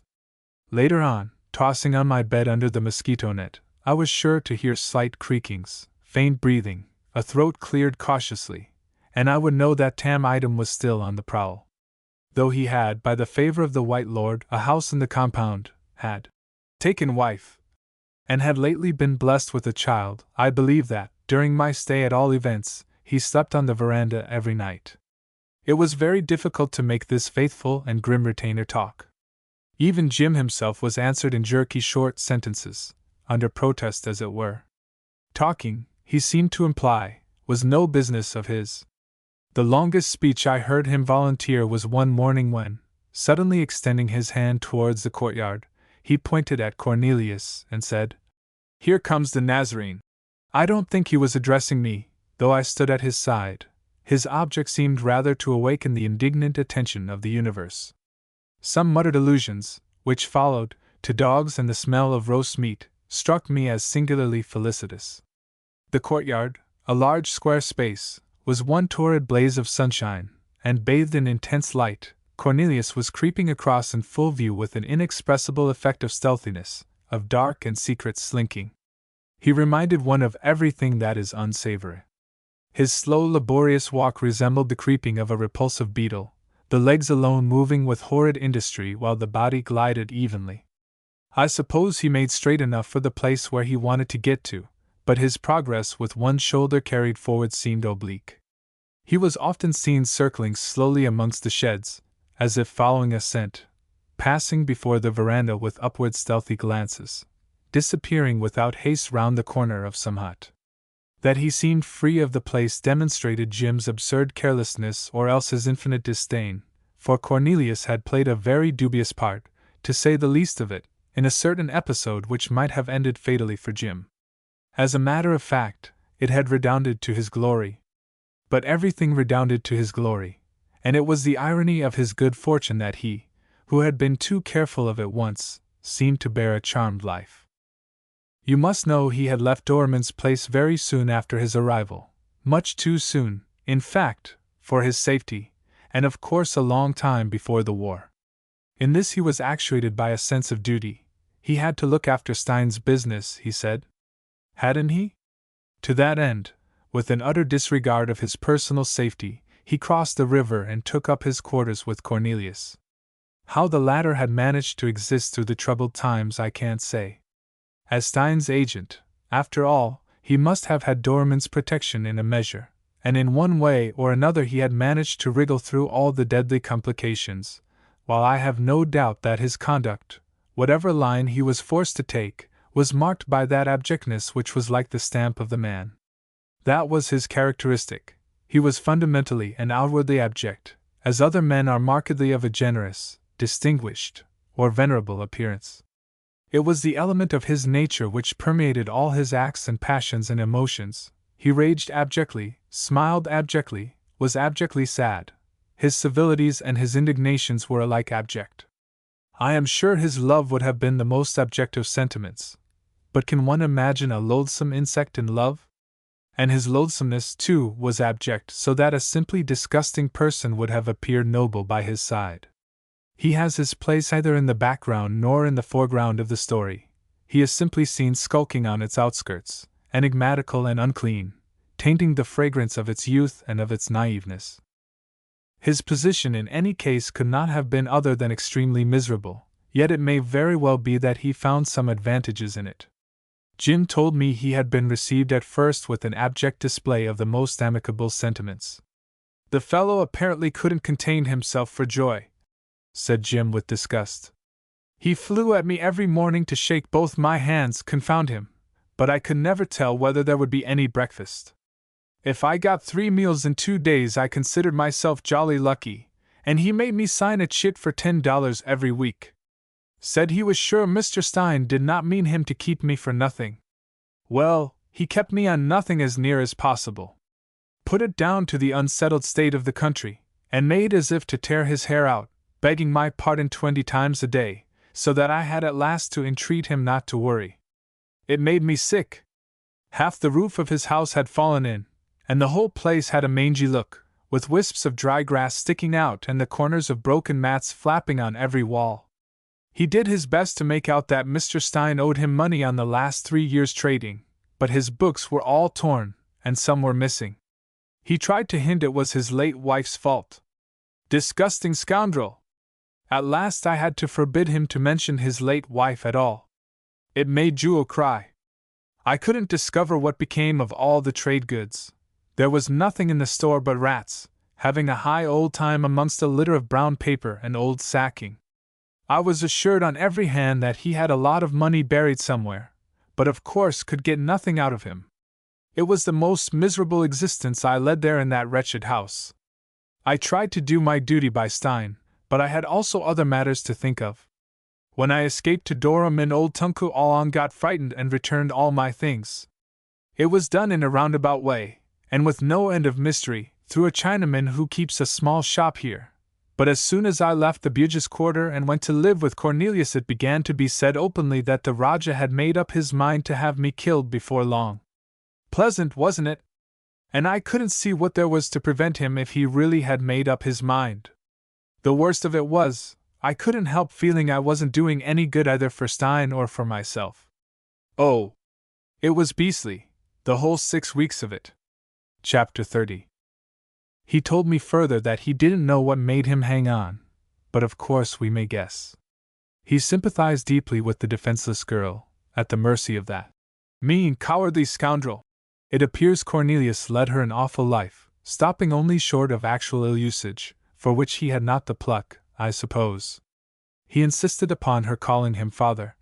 And with respect, too, with respect, he would scream, shaking a little yellow fist in her face. I am a respectable man, and what are you? Tell me, what are you? You think I am going to bring up somebody else's child and not be treated with respect? You ought to be glad I let you. Come, say yes, father. No, you wait a bit. Thereupon he would begin to abuse the dead woman, till the girl would run off with her hands to her head. He pursued her, dashing in and out and round the house and amongst the sheds, would drive her into some corner, where she would fall on her knees stopping her ears, and then he would stand at a distance and declaim filthy denunciations at her back for half an hour at a stretch. Your mother was a devil, a deceitful devil, and you too are a devil. He would shriek in a final outburst, pick up a bit of dry earth or a handful of mud, there was plenty of mud around the house, and fling it into her hair. Sometimes, though, she would hold out full of scorn, confronting him in silence, her face somber and contracted, and only now and then uttering a word or two that would make the other jump and writhe with the sting. Jim told me these scenes were terrible. It was indeed a strange thing to come upon in a wilderness. The endlessness of such a subtly cruel situation was appalling, if you think of it.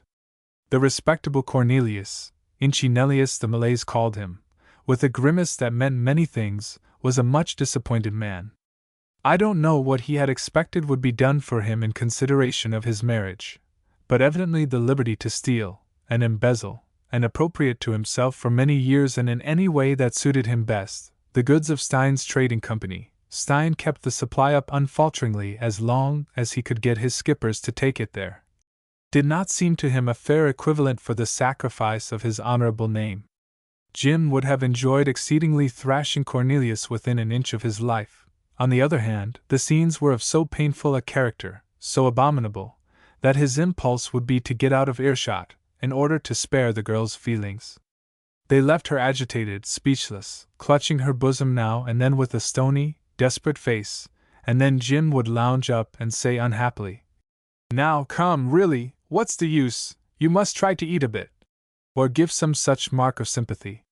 Cornelius would keep on slinking through the doorways, across the veranda and back again, as mute as a fish, and with malevolent, mistrustful, underhand glances. I can stop his game, Jim said to her once. Just say the word. And do you know what she answered? She said, Jim told me impressively, that if she had not been sure he was intensely wretched himself, she would have found the courage to kill him with her own hands. Just fancy that! The poor devil of a girl, almost a child, being driven to talk like that! He exclaimed in horror.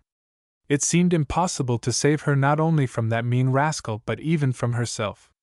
It wasn't that he pitied her so much, he affirmed. It was more than pity. It was as if he had something on his conscience, while that life went on. To leave the house would have appeared a base desertion.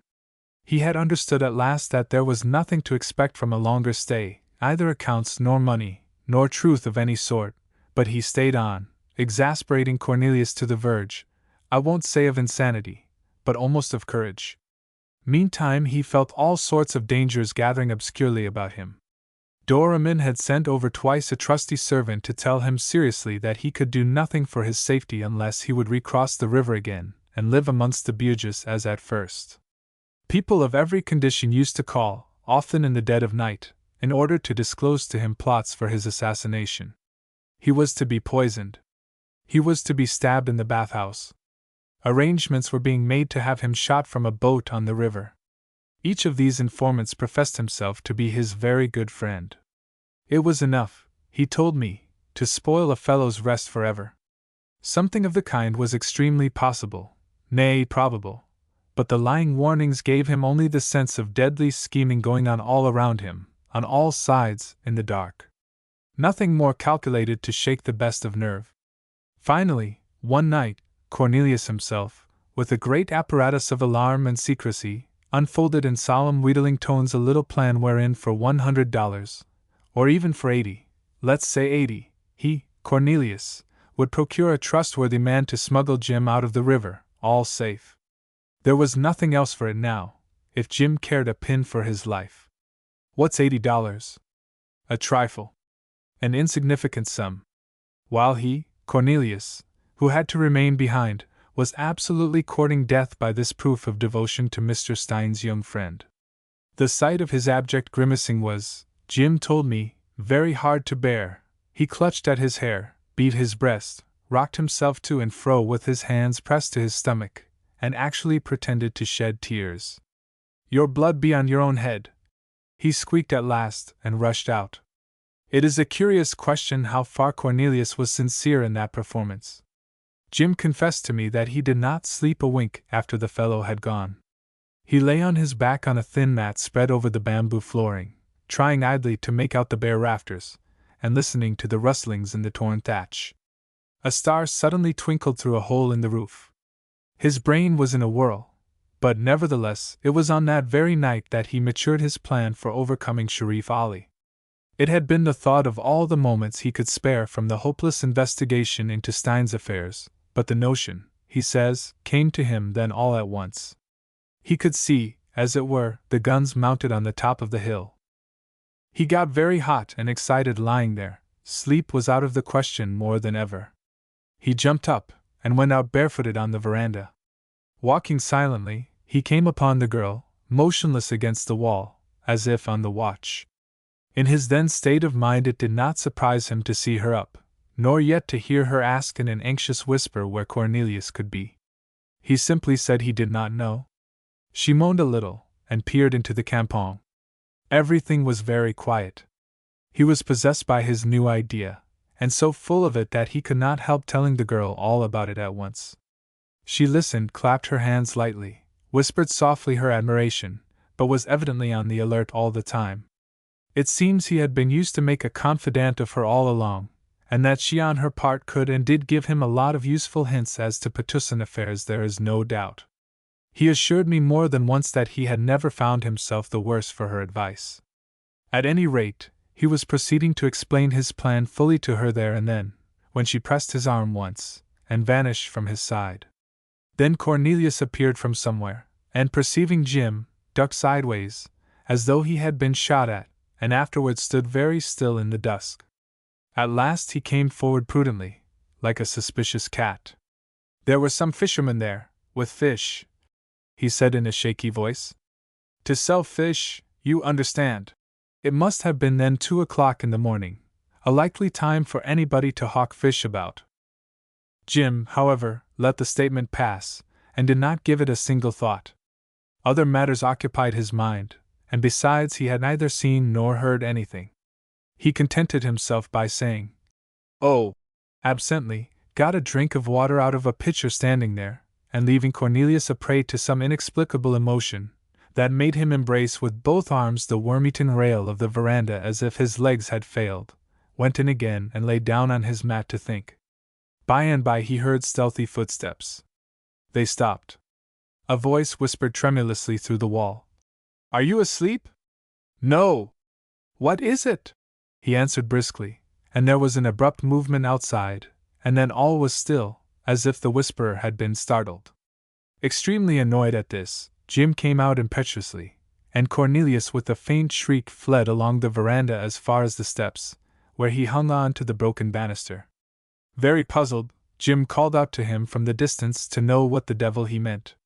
"Have you given your consideration to what I spoke to you about?" asked Cornelius, pronouncing the words with difficulty, like a man in the cold fit of a fever. No! Shouted Jim in a passion. I have not, and I don't intend to. I am going to live here, in Petusin. You shall die here, answered Cornelius, still shaking violently, and in a sort of expiring voice.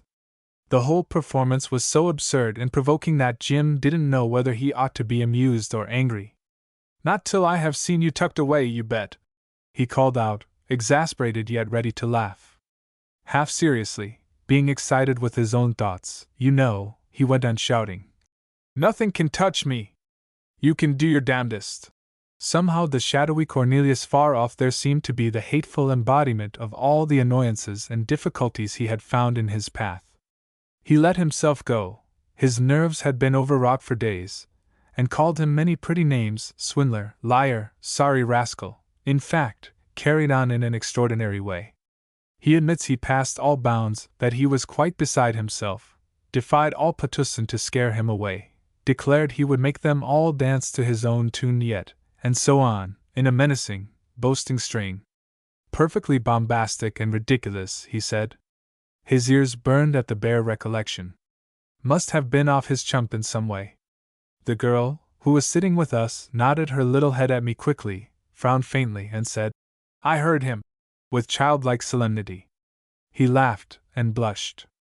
What stopped him at last, he said, was the silence, the complete death-like silence, of the indistinct figure far over there, that seemed to hang collapsed, doubled over the rail in a weird immobility.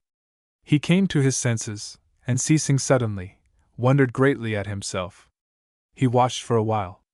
Not a stir, not a sound. Exactly as if the chap had died while I had been making all that noise, he said.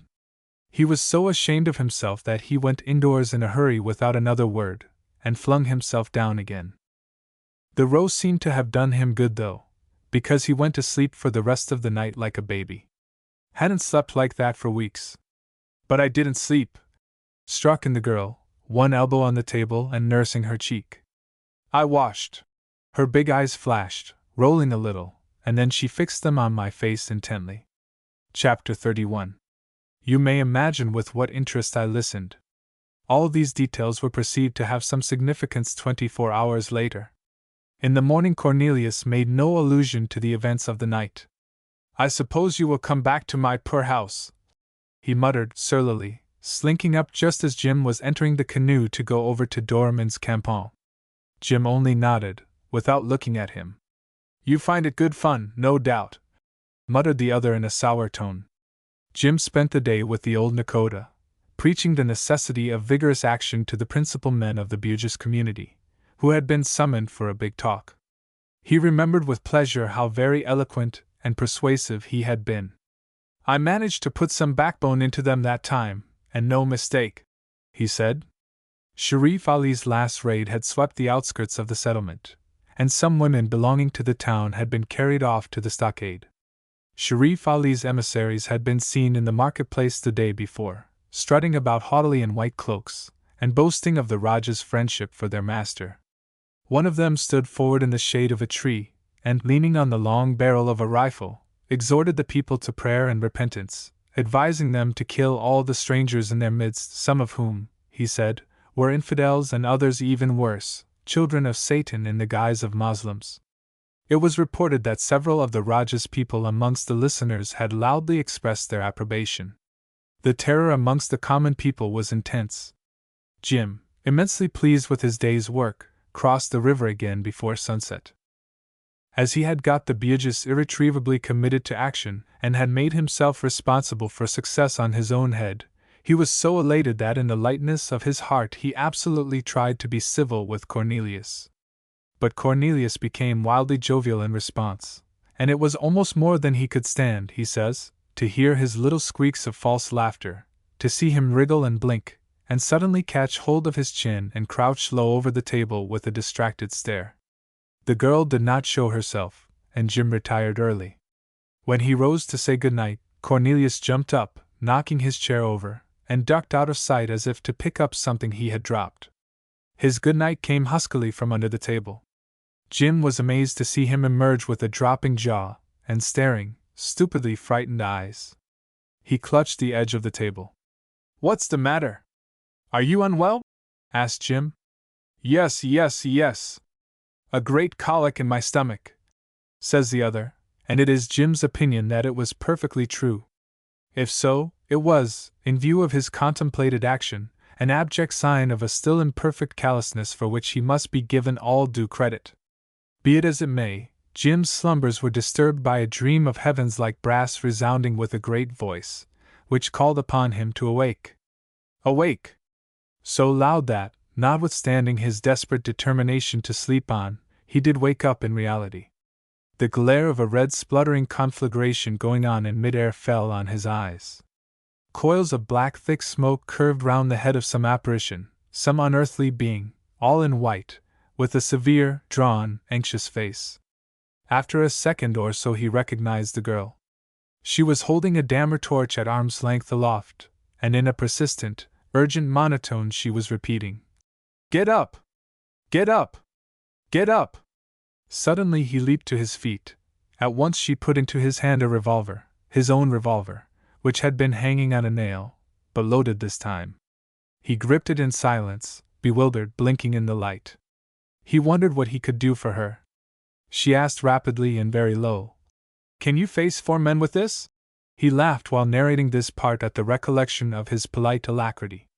It seems he made a great display of it. "Certainly, of course, certainly, command me."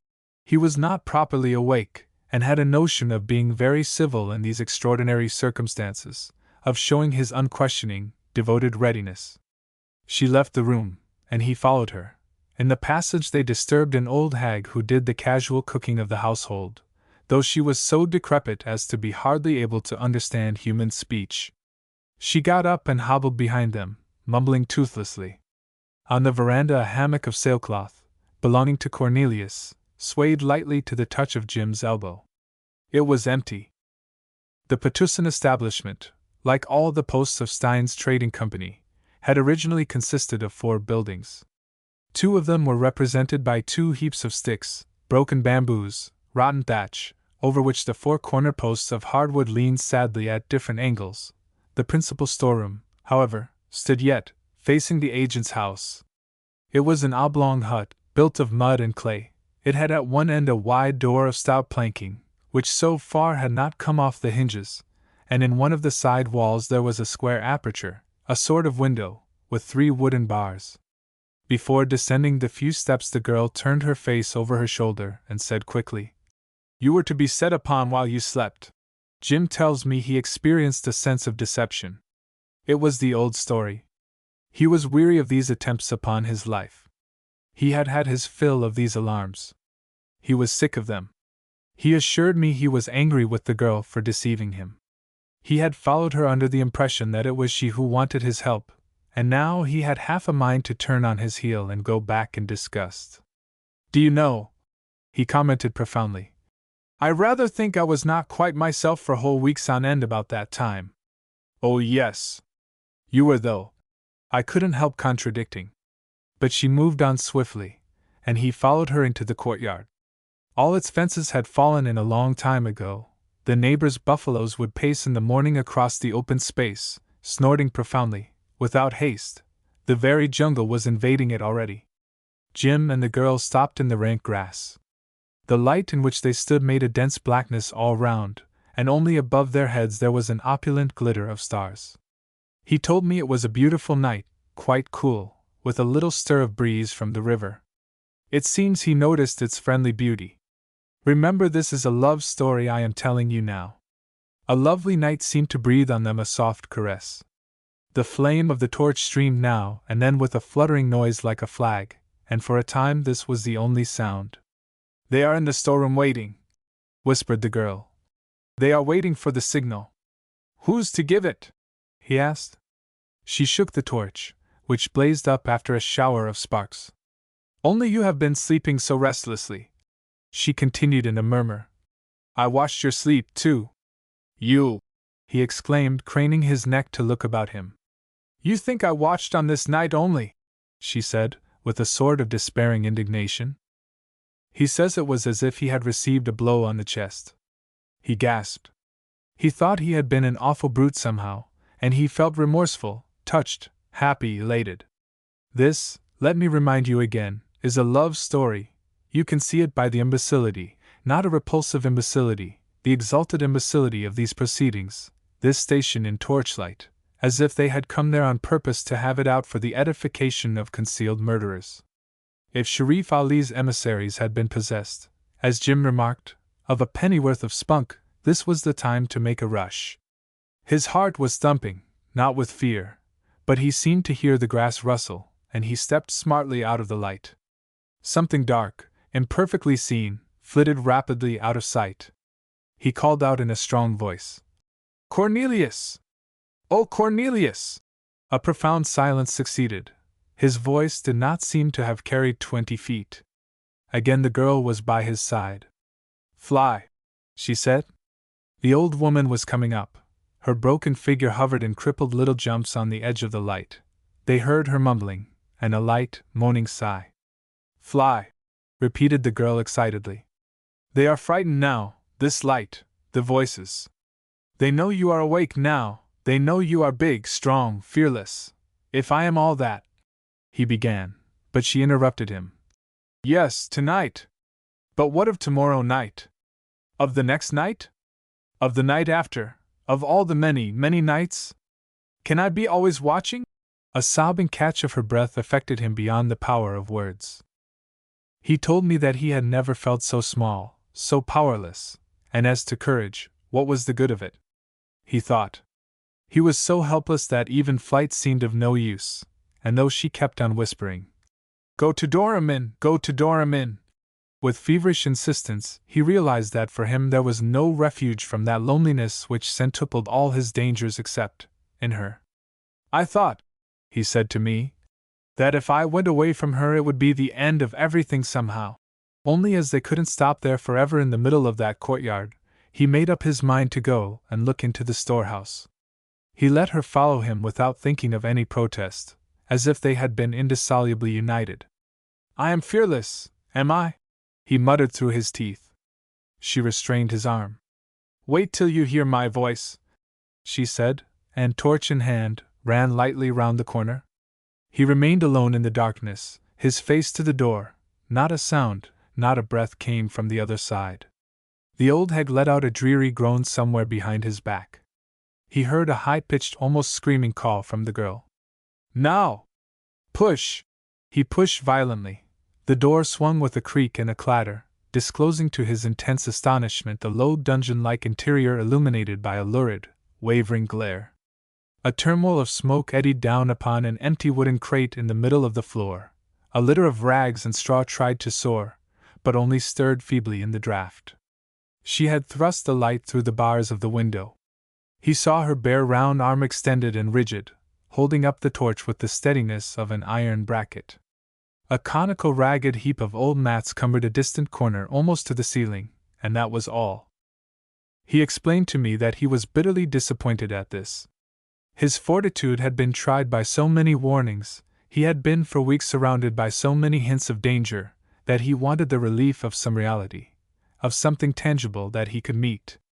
"It would have cleared the air for a couple of hours at least, if you know what I mean," he said to me. Jove! I had been living for days with a stone on my chest. Now at last he had thought he would get hold of something, and nothing. Not a trace, not a sign of anybody. He had raised his weapon as the door flew open, but now his arm fell. "Fire! Defend yourself!" the girl outside cried in an agonizing voice. She, being in the dark and with her arm thrust into the shoulder through the small hole, couldn't see what was going on, and she dared not withdraw the torch now to run round. "There's nobody here!" yelled Jim contemptuously, but his impulse to burst into a resentful, exasperated laugh died without a sound. He had perceived in the very act of turning away that he was exchanging glances with a pair of eyes in the heap of mats. He saw a shifting gleam of whites. "Come out!" he cried in a fury, a little doubtful, and a dark-faced head, a head without a body, shaped itself in the rubbish, a strangely detached head, that looked at him with a steady scowl. Next moment the whole mound stirred, and with a low grunt a man emerged swiftly, and bounded towards Jim. Behind him the mats as it were jumped and flew, His right arm was raised with a crooked elbow, and the dull blade of a kris protruded from his fist held off, a little above his head. A cloth wound tight round his loins seemed dazzlingly white on his bronze skin. His naked body glistened as if wet. Jim noted all this. He told me he was experiencing a feeling of unutterable relief, of vengeful elation. He held his shot, he says, deliberately. He held it for the 10th part of a second, for 3 strides of the man, an unconscionable time. He held it for the pleasure of saying to himself, "That's a dead man." He was absolutely positive and certain. He let him come on because it did not matter. A dead man anyhow. He noticed the dilated nostrils, the wide eyes, the intent, eager stillness of the face, and then he fired. The explosion in that confined space was stunning. He stepped back a pace. He saw the man jerk his head up, fling his arms forward, and drop the kris. He ascertained afterwards that he had shot him through the mouth, a little upwards, the bullet coming out high at the back of the skull. With the impetus of his rush, the man drove straight on, his face suddenly gaping disfigured, with his hands open before him gropingly, as though blinded, and landed with terrific violence on his forehead, just short of Jim's bare toes. Jim says he didn't lose the smallest detail of all this. He found himself calm, appeased, without rancor, without uneasiness, as if the death of that man had atoned for everything. The place was getting very full of sooty smoke from the torch, in which the unswaying flame burned blood-red without a flicker. He walked irresolutely, striding over the dead body, and covered with his revolver another naked figure outlined vaguely at the other end. As he was about to pull the trigger, the man threw away with force a short, heavy spear, and squatted submissively on his hams, his back to the wall and his clasped hands between his legs. "You want your life?" Jim said. The other made no sound. "How many more of you?" asked Jim again. "2 more, Tuan," said the man very softly, looking with big fascinated eyes into the muzzle of the revolver. Accordingly 2 more crawled from under the mats, holding out ostentatiously their empty hands. Chapter 32. Jim took up an advantageous position and shepherded them out in a bunch through the doorway. All that time the torch had remained vertical in the grip of a little hand, without so much as a tremble. The 3 men obeyed him, perfectly mute, moving automatically. He ranged them in a row. "Link arms," he ordered. They did so. "The first who withdraws his arm or turns his head is a dead man," he said. "March!" They stepped out together, rigidly. He followed, and at the side the girl, in a trailing white gown, her black hair falling as low as her waist, bore the light. Erect and swaying, she seemed to glide without touching the earth. The only sound was the silky swish and rustle of the long grass. "Stop!" cried Jim. The riverbank was steep. A great freshness ascended. The light fell on the edge of smooth, dark water frothing without a ripple. Right and left the shapes of the houses ran together below the sharp outlines of the roofs. "Take my greetings to Sharif Ali, till I come myself," said Jim. Not one head of the 3 budged. "Jump!" he thundered. The 3 splashes made one splash, a shower flew up, black heads bobbed convulsively, and disappeared. But a great blowing and spluttering went on, growing faint, for they were diving industriously in great fear of a parting shot. Jim turned to the girl, who had been a silent and attentive observer. His heart seemed suddenly to grow too big for his breast and choke him in the hollow of his throat. This probably made him speechless for so long, and after returning his gaze she flung the burning torch with a wide sweep of the arm into the river. The ruddy fiery glare, taking a long flight through the night, sank with a vicious hiss, and the calm soft starlight descended upon them, unchecked. He did not tell me what it was he said when at last he recovered his voice. I don't suppose he could be very eloquent. The world was still, the night breathed on them, one of those nights that seem created for the sheltering of tenderness, and there are moments when our souls, as if freed from their dark envelope, glow with an exquisite sensibility that makes certain silences more lucid than speeches. As to the girl, he told me, she broke down a bit. Excitement, don't you know? Reaction. Deucedly tired she must have been, and all that kind of thing. And hang it all, she was fond of me, don't you see? I, too, didn't know, of course, never entered my head. Then he got up and began to walk about in some agitation. I love her dearly. More than I can tell.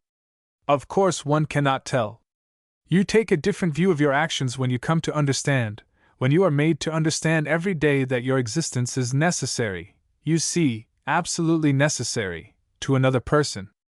I am made to feel that. Wonderful! But only try to think what her life has been. It is too extravagantly awful. Isn't it? And me finding her here like this, as you may go out for a stroll and come suddenly upon somebody drowning in a lonely dark place. Jove! No time to lose. Well, it is a trust too. I believe I am equal to it. I must tell you the girl had left us to ourselves some time before. He slapped his chest. Yes. I feel that, but I believe I am equal to all my luck. He had the gift of finding a special meaning in everything that happened to him. This was the view he took of his love affair.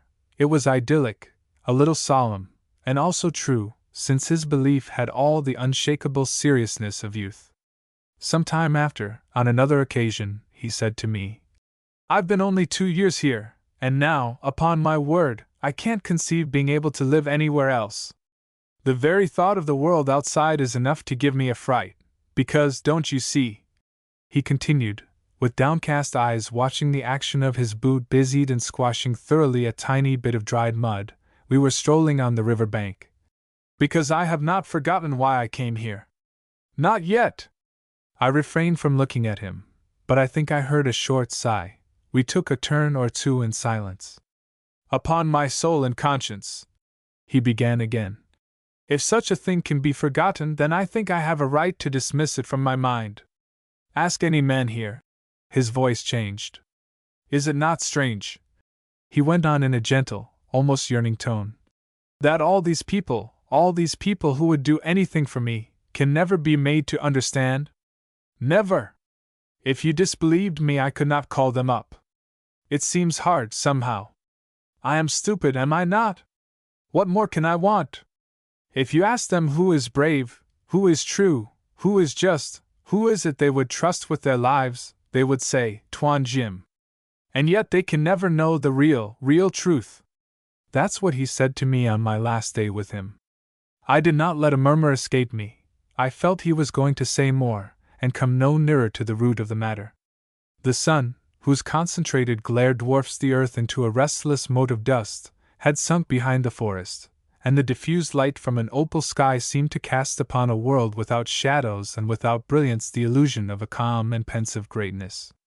I don't know why, listening to him, I should have noted so distinctly the gradual darkening of the river, of the air, the irresistible slow work of the night settling silently on all the visible forms, effacing the outlines, burying the shapes deeper and deeper, like a steady fall of impalpable black dust. Jove! He began abruptly. There are days when a fellow is too absurd for anything, only I know I can tell you what I like. I talk about being done with it, with the bally thing at the back of my head, forgetting, hang me if I know. I can think of it quietly. After all, what has it proved? Nothing. I suppose you don't think so? I made a protesting murmur. No matter, he said. I am satisfied, nearly. I've got to look only at the face of the first man that comes along, to regain my confidence. They can't be made to understand what is going on in me. What of that? Come! I haven't done so badly. Not so badly, I said. But all the same, you wouldn't like to have me aboard your own ship, hey? Confound you! I cried. Stop this. Aha!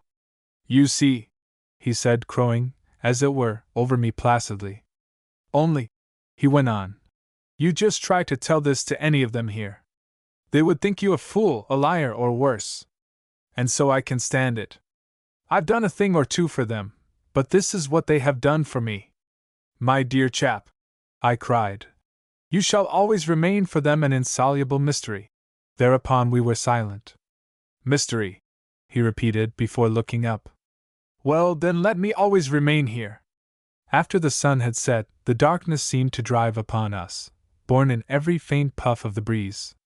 In the middle of a hedged path I saw the arrested, gaunt, watchful, and apparently one-legged silhouette of Tam Idem, and across the dusky space my eye detected something white moving to and fro behind the supports of the roof. As soon as Jim, with Tam Idem at his heels, had started upon his evening rounds, I went up to the house alone, and unexpectedly found myself waylaid by the girl, who had been clearly waiting for this opportunity. It is hard to tell you what it was precisely she wanted to wrest from me. Obviously it would be something very simple, the simplest impossibility in the world, as, for instance, the exact description of the form of a cloud. She wanted an assurance, a statement, a promise, an explanation. I don't know how to call it, the thing has no name. It was dark under the projecting roof, and all I could see were the flowing lines of her gown, the pale small oval of her face, with the white flash of her teeth, and turned towards me, the big somber orbits of her eyes, where there seemed to be a faint stir, such as you may fancy you can detect when you plunge your gaze to the bottom of an immensely deep well. What is it that moves there? You ask yourself? Is it a blind monster or only a lost gleam from the universe? It occurred to me, don't laugh, that all things being dissimilar, she was more inscrutable in her childish ignorance than the Sphinx propounding childish riddles to wayfarers. She had been carried off to Patusan before her eyes were open. She had grown up there, she had seen nothing, she had known nothing, she had no conception of anything. I asked myself whether she were sure that anything else existed.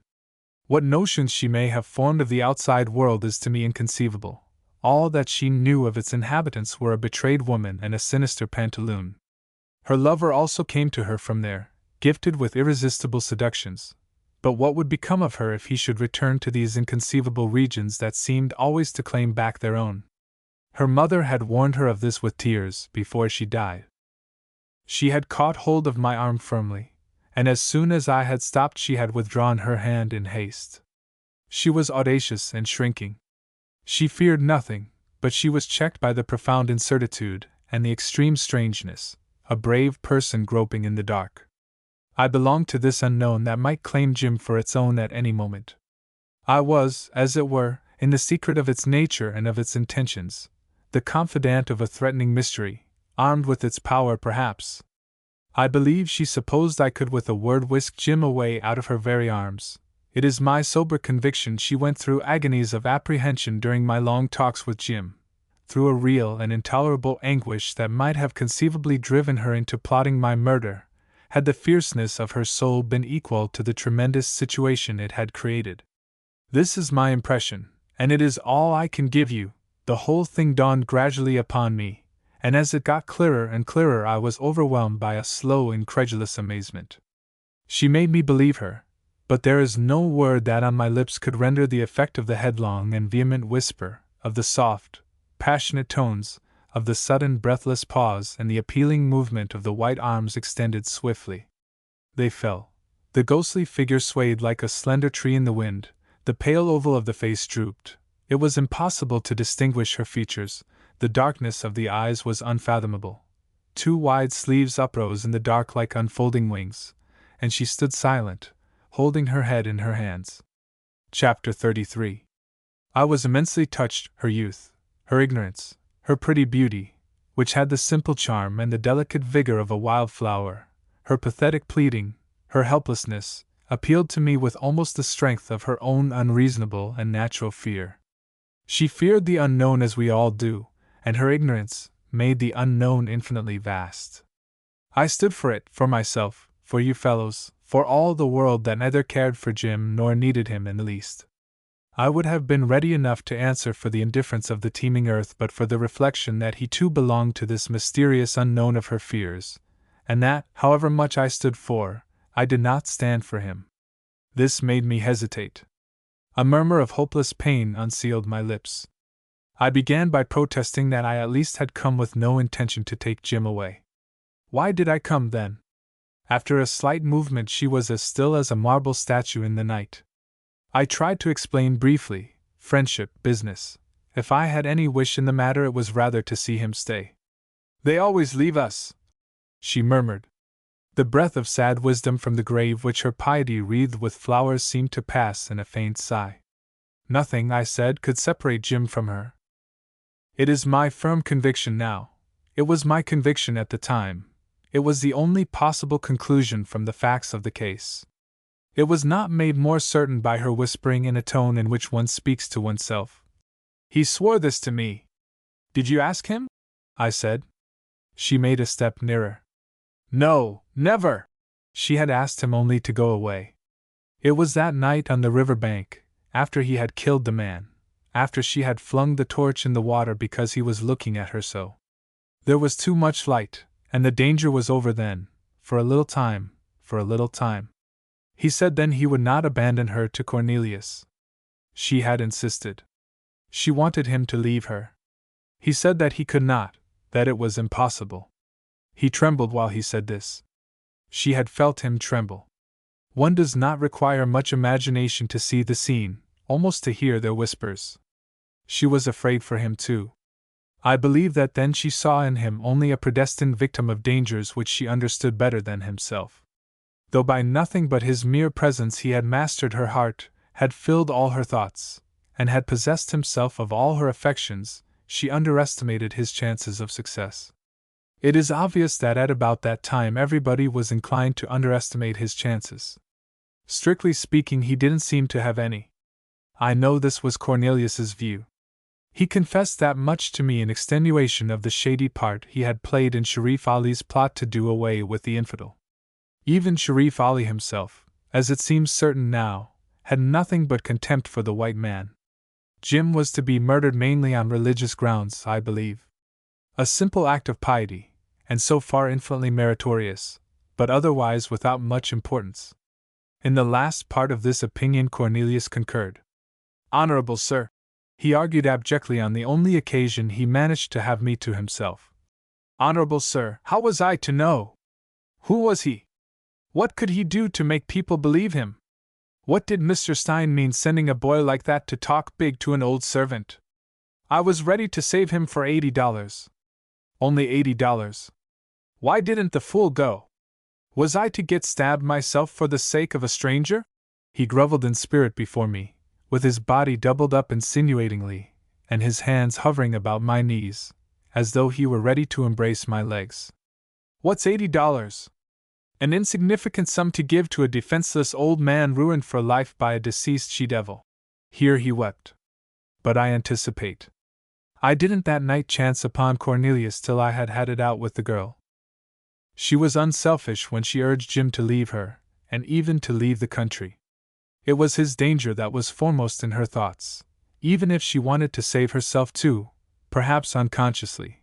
But then look at the warning she had, look at the lesson that could be drawn from every moment of the recently ended life in which all her memories were centered.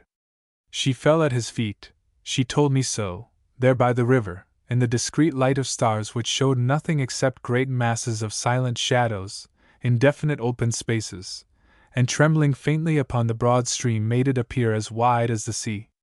He had lifted her up. He lifted her up, and then she would struggle no more. Of course not. Strong arms, a tender voice, a stalwart shoulder to rest her poor lonely little head upon. The need, the infinite need, of all this for the aching heart, for the bewildered mind, the promptings of youth, the necessity of the moment. What would you have? One understands, unless one is incapable of understanding anything under the sun, and so she was content to be lifted up, and held. You know, Jove! This is serious, no nonsense in it. As Jim had whispered hurriedly with a troubled, concerned face on the threshold of his house. I don't know so much about nonsense, but there was nothing light-hearted in their romance. They came together under the shadow of a life's disaster, like knight and maiden meeting to exchange vows amongst haunted ruins. The starlight was good enough for that story, a light so faint and remote that it cannot resolve shadows into shapes, and show the other shore of a stream. I did look upon the stream that night, and from the very place. It rolled silent and as black as Styx. The next day I went away, but I am not likely to forget what it was she wanted to be saved from when she entreated him to leave her while there was time. She told me what it was, calmed. She was now too passionately interested for mere excitement, in a voice as quiet in the obscurity as her white half-lost figure. She told me. I didn't want to die weeping. I thought I had not heard aright. You did not want to die weeping? I repeated after her. Like my mother, she added readily. The outlines of her white shape did not stir in the least. My mother had wept bitterly before she died, she explained. An inconceivable calmness seemed to have risen from the ground around us, imperceptibly, like the still rise of a flood in the night, obliterating the familiar landmarks of emotions. There came upon me, as though I had felt myself losing my footing in the midst of waters, a sudden dread, the dread of the unknown depths. She went on explaining that, during the last moments, being alone with her mother, she had to leave the side of the couch to go and set her back against the door, in order to keep Cornelius out. He desired to get in, and kept on drumming with both fists, only desisting now and again to shout huskily, Let me in! Let me in! Let me in! In a far corner upon a few mats the moribund woman, already speechless and unable to lift her arm, rolled her head over, and with a feeble movement of her hand seemed to command, No! No! And the obedient daughter, setting her shoulders with all her strength against the door, was looking on. The tears fell from her eyes, and then she died, concluded the girl in an imperturbable monotone, which more than anything else, more than the white statuesque immobility of her person, more than mere words could do, troubled my mind profoundly with the passive, irremediable horror of the scene. It had the power to drive me out of my conception of existence, out of that shelter each of us makes for himself to creep under in moments of danger, as a tortoise withdraws within its shell. For a moment I had a view of a world that seemed to wear a vast and dismal aspect of disorder, while, in truth, thanks to our unwearied efforts, it is as sunny an arrangement of small conveniences as the mind of man can conceive. But still, it was only a moment. I went back into my shell directly. One must, don't you know, though I seemed to have lost all my words in the chaos of dark thoughts I had contemplated for a second or two beyond the pale. These came back, too, very soon, for words also belong to the sheltering conception of light and order which is our refuge. I had them ready at my disposal before she whispered softly, He swore he would never leave me, when we stood there alone. He swore to me. And it is possible that you do not believe him? I asked, sincerely reproachful, genuinely shocked. Why couldn't she believe?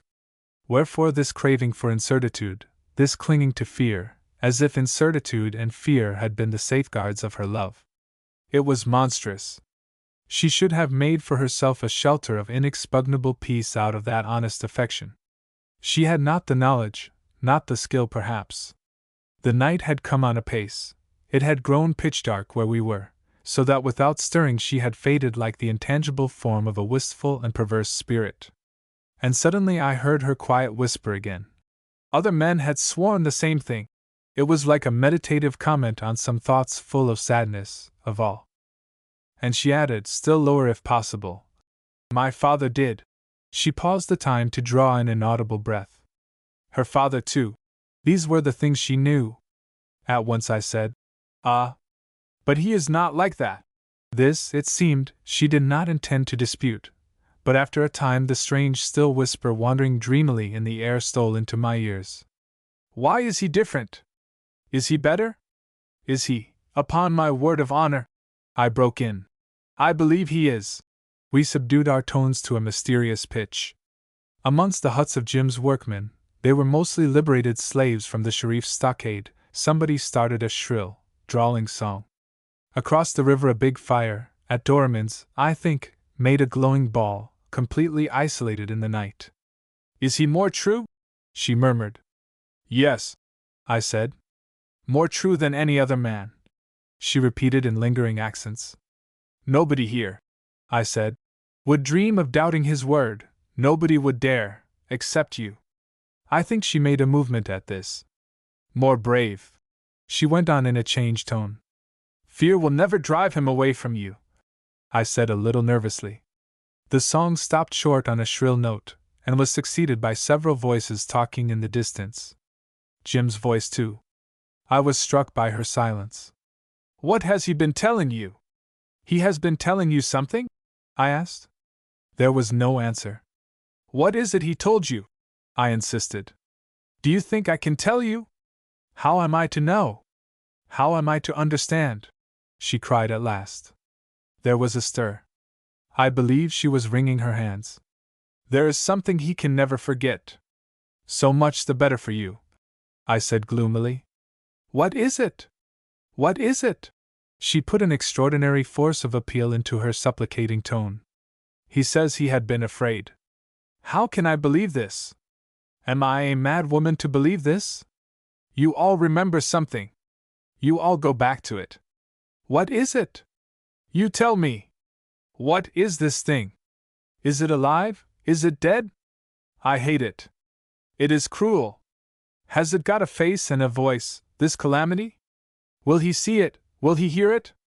In his sleep, perhaps, when he cannot see me, and then arise and go. Ah! I shall never forgive him. My mother had forgiven, but I never.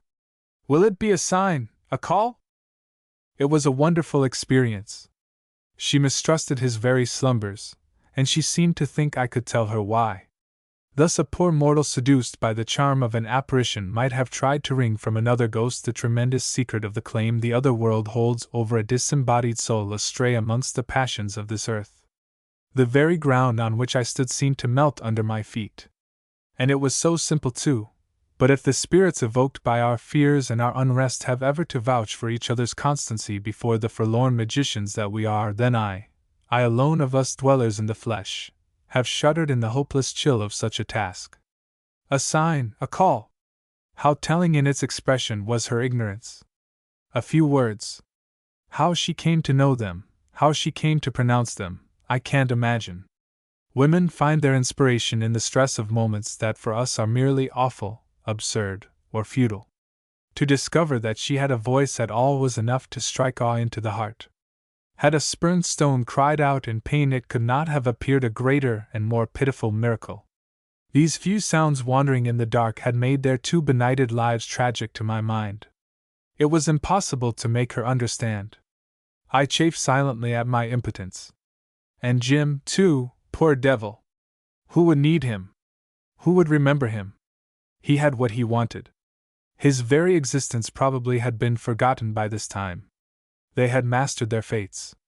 They were tragic. Her immobility before me was clearly expectant, and my part was to speak for my brother from the realm of forgetful shade. I was deeply moved at my responsibility and at her distress. I would have given anything for the power to soothe her frail soul, tormenting itself in its invincible ignorance like a small bird beating about the cruel wires of a cage. Nothing easier than to say, "Have no fear." Nothing more difficult. How does one kill fear, I wonder? How do you shoot a spectre through the heart, slash off its spectral head, take it by its spectral throat? It is an enterprise you rush into while you dream, and are glad to make your escape with wet hair and every limb shaking. The bullet is not run, the blade not forged, the man not born. Even the winged words of truth drop at your feet like lumps of lead. You require for such a desperate encounter an enchanted and poisoned shaft dipped in a lie too subtle to be found on earth. An enterprise for a dream, my masters. I began my exorcism with a heavy heart, with a sort of sullen anger in it too. Jim's voice, suddenly raised with a stern intonation, carried across the courtyard, reproving the carelessness of some dumb sinner by the riverside. Nothing, I said, speaking in a distinct murmur, there could be nothing, in that unknown world she fancied so eager to rob her of her happiness. There was nothing, either living nor dead, there was no face, no voice, no power, that could tear Jim from her side. I drew breath and she whispered softly, "He told me so." "He told you the truth?" I said. "Nothing." She sighed out, and abruptly turned upon me with a barely audible intensity of tone. "Why did you come to us from out there? He speaks of you too often. You make me afraid. Do you want him?" A sort of stealthy fierceness had crept into our hurried mutters. "I shall never come again," I said bitterly. "And I don't want him. No one wants him." "No one," she repeated in a tone of doubt. "No one," I affirmed, feeling myself swayed by some strange excitement. You think him strong, wise, courageous, great. Why not believe him to be true too? I shall go tomorrow, and that is the end. You shall never be troubled by a voice from there again. This world you don't know is too big to miss him. You understand? Too big. You've got his heart in your hand. You must feel that. You must know that. Yes, I know that. She breathed out, hard and still, as a statue might whisper. I felt I had done nothing. And what is it that I had wished to do? I am not sure now. At the time I was animated by an inexplicable ardor, as if before some great and necessary task, the influence of the moment upon my mental and emotional state. There are in all our lives such moments, such influences, coming from the outside, as it were, irresistible, incomprehensible, as if brought about by the mysterious conjunctions of the planets. She owned, as I had put it to her, his heart. She had that and everything else, if she could only believe it. What I had to tell her was that in the whole world there was no one who ever would need his heart, his mind, his hand. It was a common fate, and yet it seemed an awful thing to say of any man. She listened without a word, and her stillness now was like the protest of an invincible unbelief. What need she care for the world beyond the forests? I asked. From all the multitudes that peopled the vastness of that unknown there would come, I assured her, as long as he lived, either a call nor a sign for him. Never. I was carried away. Never. Never. I remember with wonder the sort of dogged fierceness I displayed. I had the illusion of having got the spectre by the throat at last. Indeed, the whole real thing has left behind the detailed and amazing impression of a dream. Why should she fear? She knew him to be strong, true, wise, brave. He was all that. Certainly. He was more. He was great, invincible, and the world did not want him, it had forgotten him, it would not even know him. I stopped. The silence over Patusan was profound, and the feeble dry sound of a paddle striking the side of a canoe somewhere in the middle of the river seemed to make it infinite. Why? She murmured. I felt that sort of rage one feels during a hard tussle. The spectre was trying to slip out of my grasp. Why? She repeated louder. Tell me! And as I remained confounded, she stamped with her foot like a spoilt child. Why? Speak! You want to know? I asked in a fury. Yes, she cried. Because he is not good enough, I said brutally. During the moment's pause I noticed the fire on the other shore blaze up, dilating the circle of its glow like an amazed stare, and contract suddenly to a red pinpoint. I only knew how close to me she had been when I felt the clutch of her fingers on my forearm. Without raising her voice, she threw into it an infinity of scathing contempt, bitterness, and despair. This is the very thing he said? You lie! The last two words she cried at me in the native dialect. Hear me out! I entreated. She caught her breath tremulously, flung my arm away. Nobody is good enough. I began with the greatest earnestness.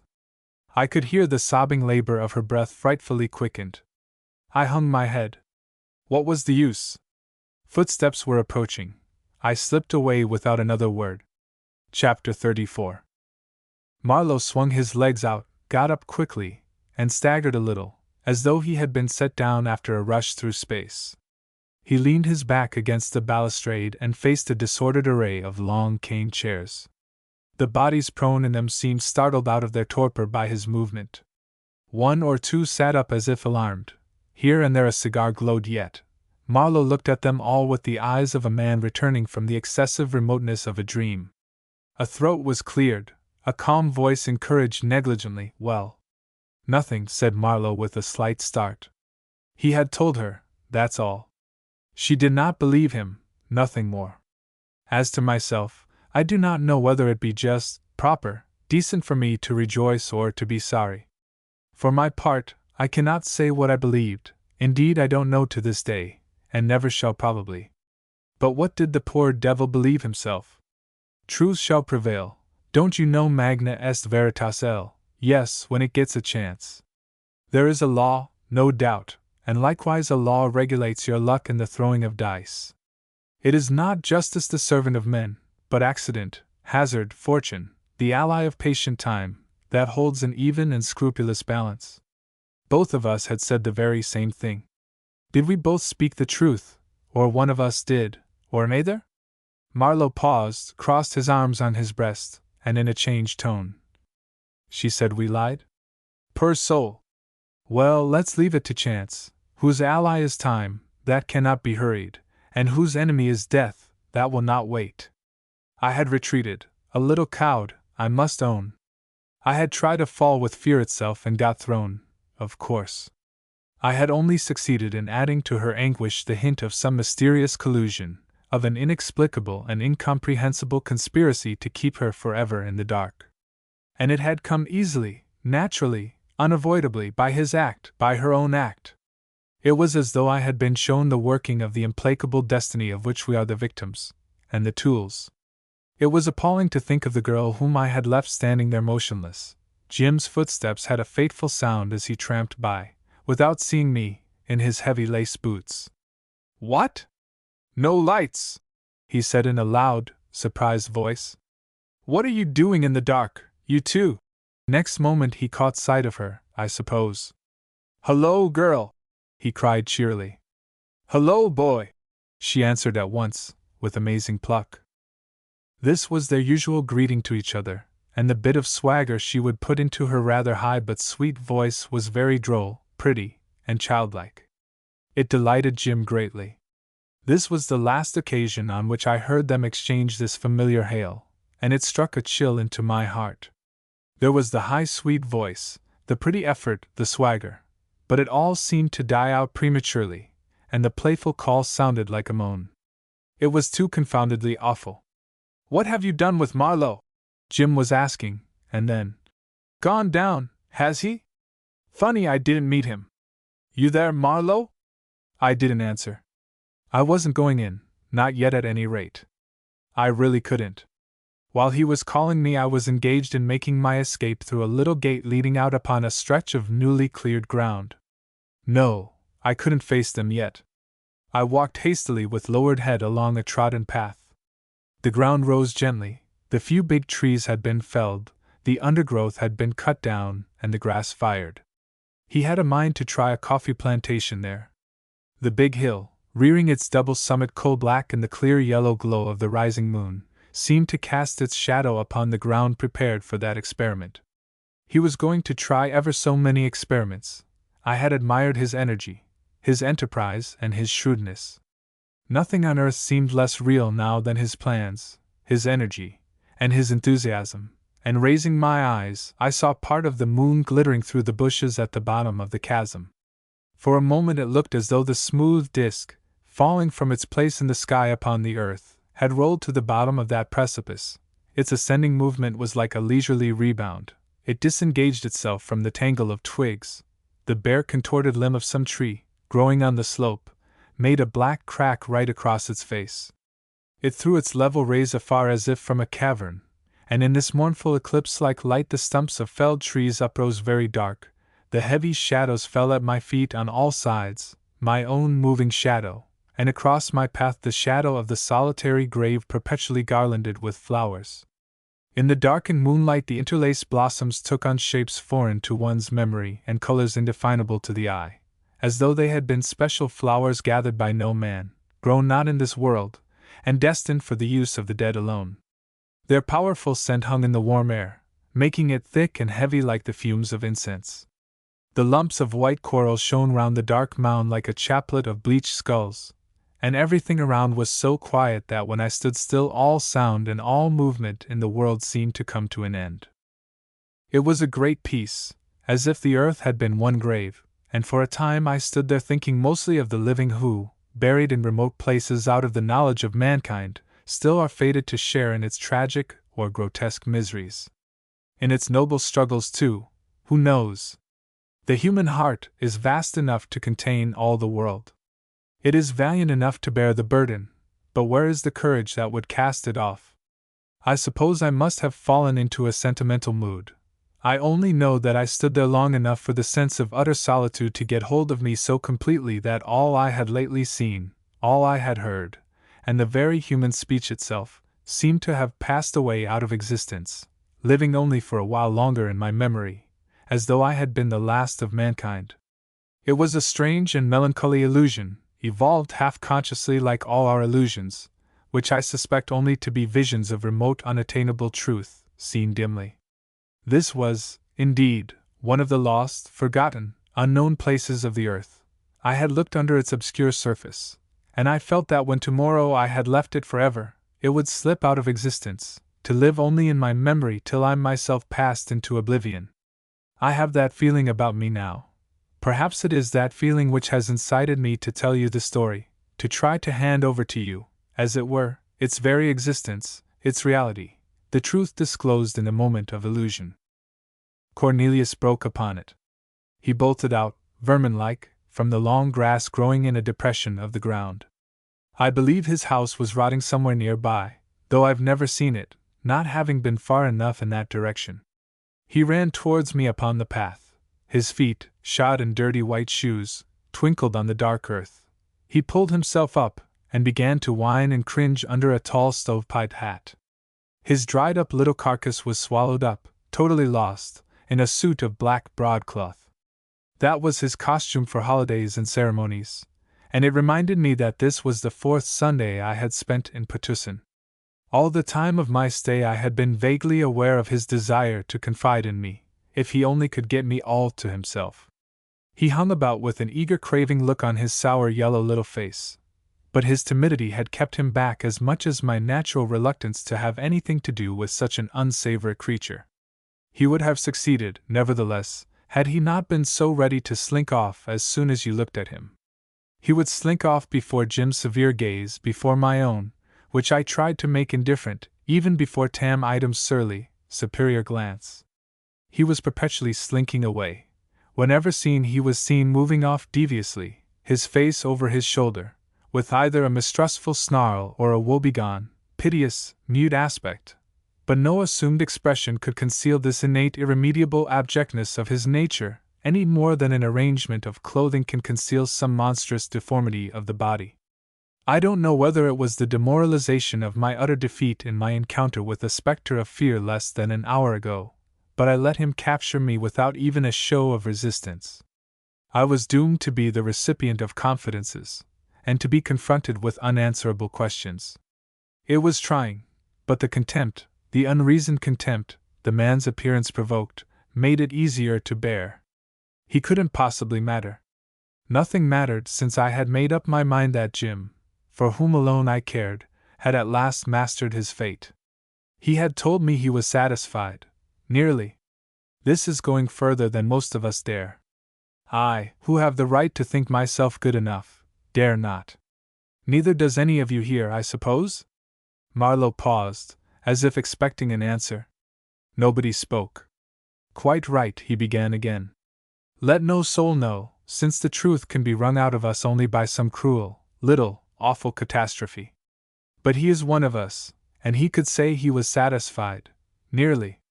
Just fancy this. Nearly satisfied. One could almost envy him his catastrophe. Nearly satisfied. After this nothing could matter. It did not matter who suspected him, who trusted him, who loved him, who hated him, especially as it was Cornelius who hated him. Yet after all this was a kind of recognition.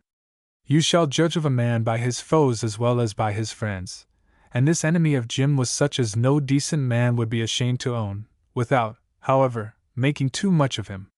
This was the view Jim took, and in which I shared, but Jim disregarded him on general grounds. My dear Marlowe, he said, I feel that if I go straight nothing can touch me. Indeed I do. Now you have been long enough here to have a good look round, and frankly, don't you think I am pretty safe? It all depends upon me, and, by Jove, I have lots of confidence in myself. The worst thing he could do would be to kill me, I suppose. I don't think for a moment he would. He couldn't, you know, not if I were myself to hand him a loaded rifle for the purpose, and then turn my back on him. That's the sort of thing he is. And suppose he would, suppose he could? Well, what of that?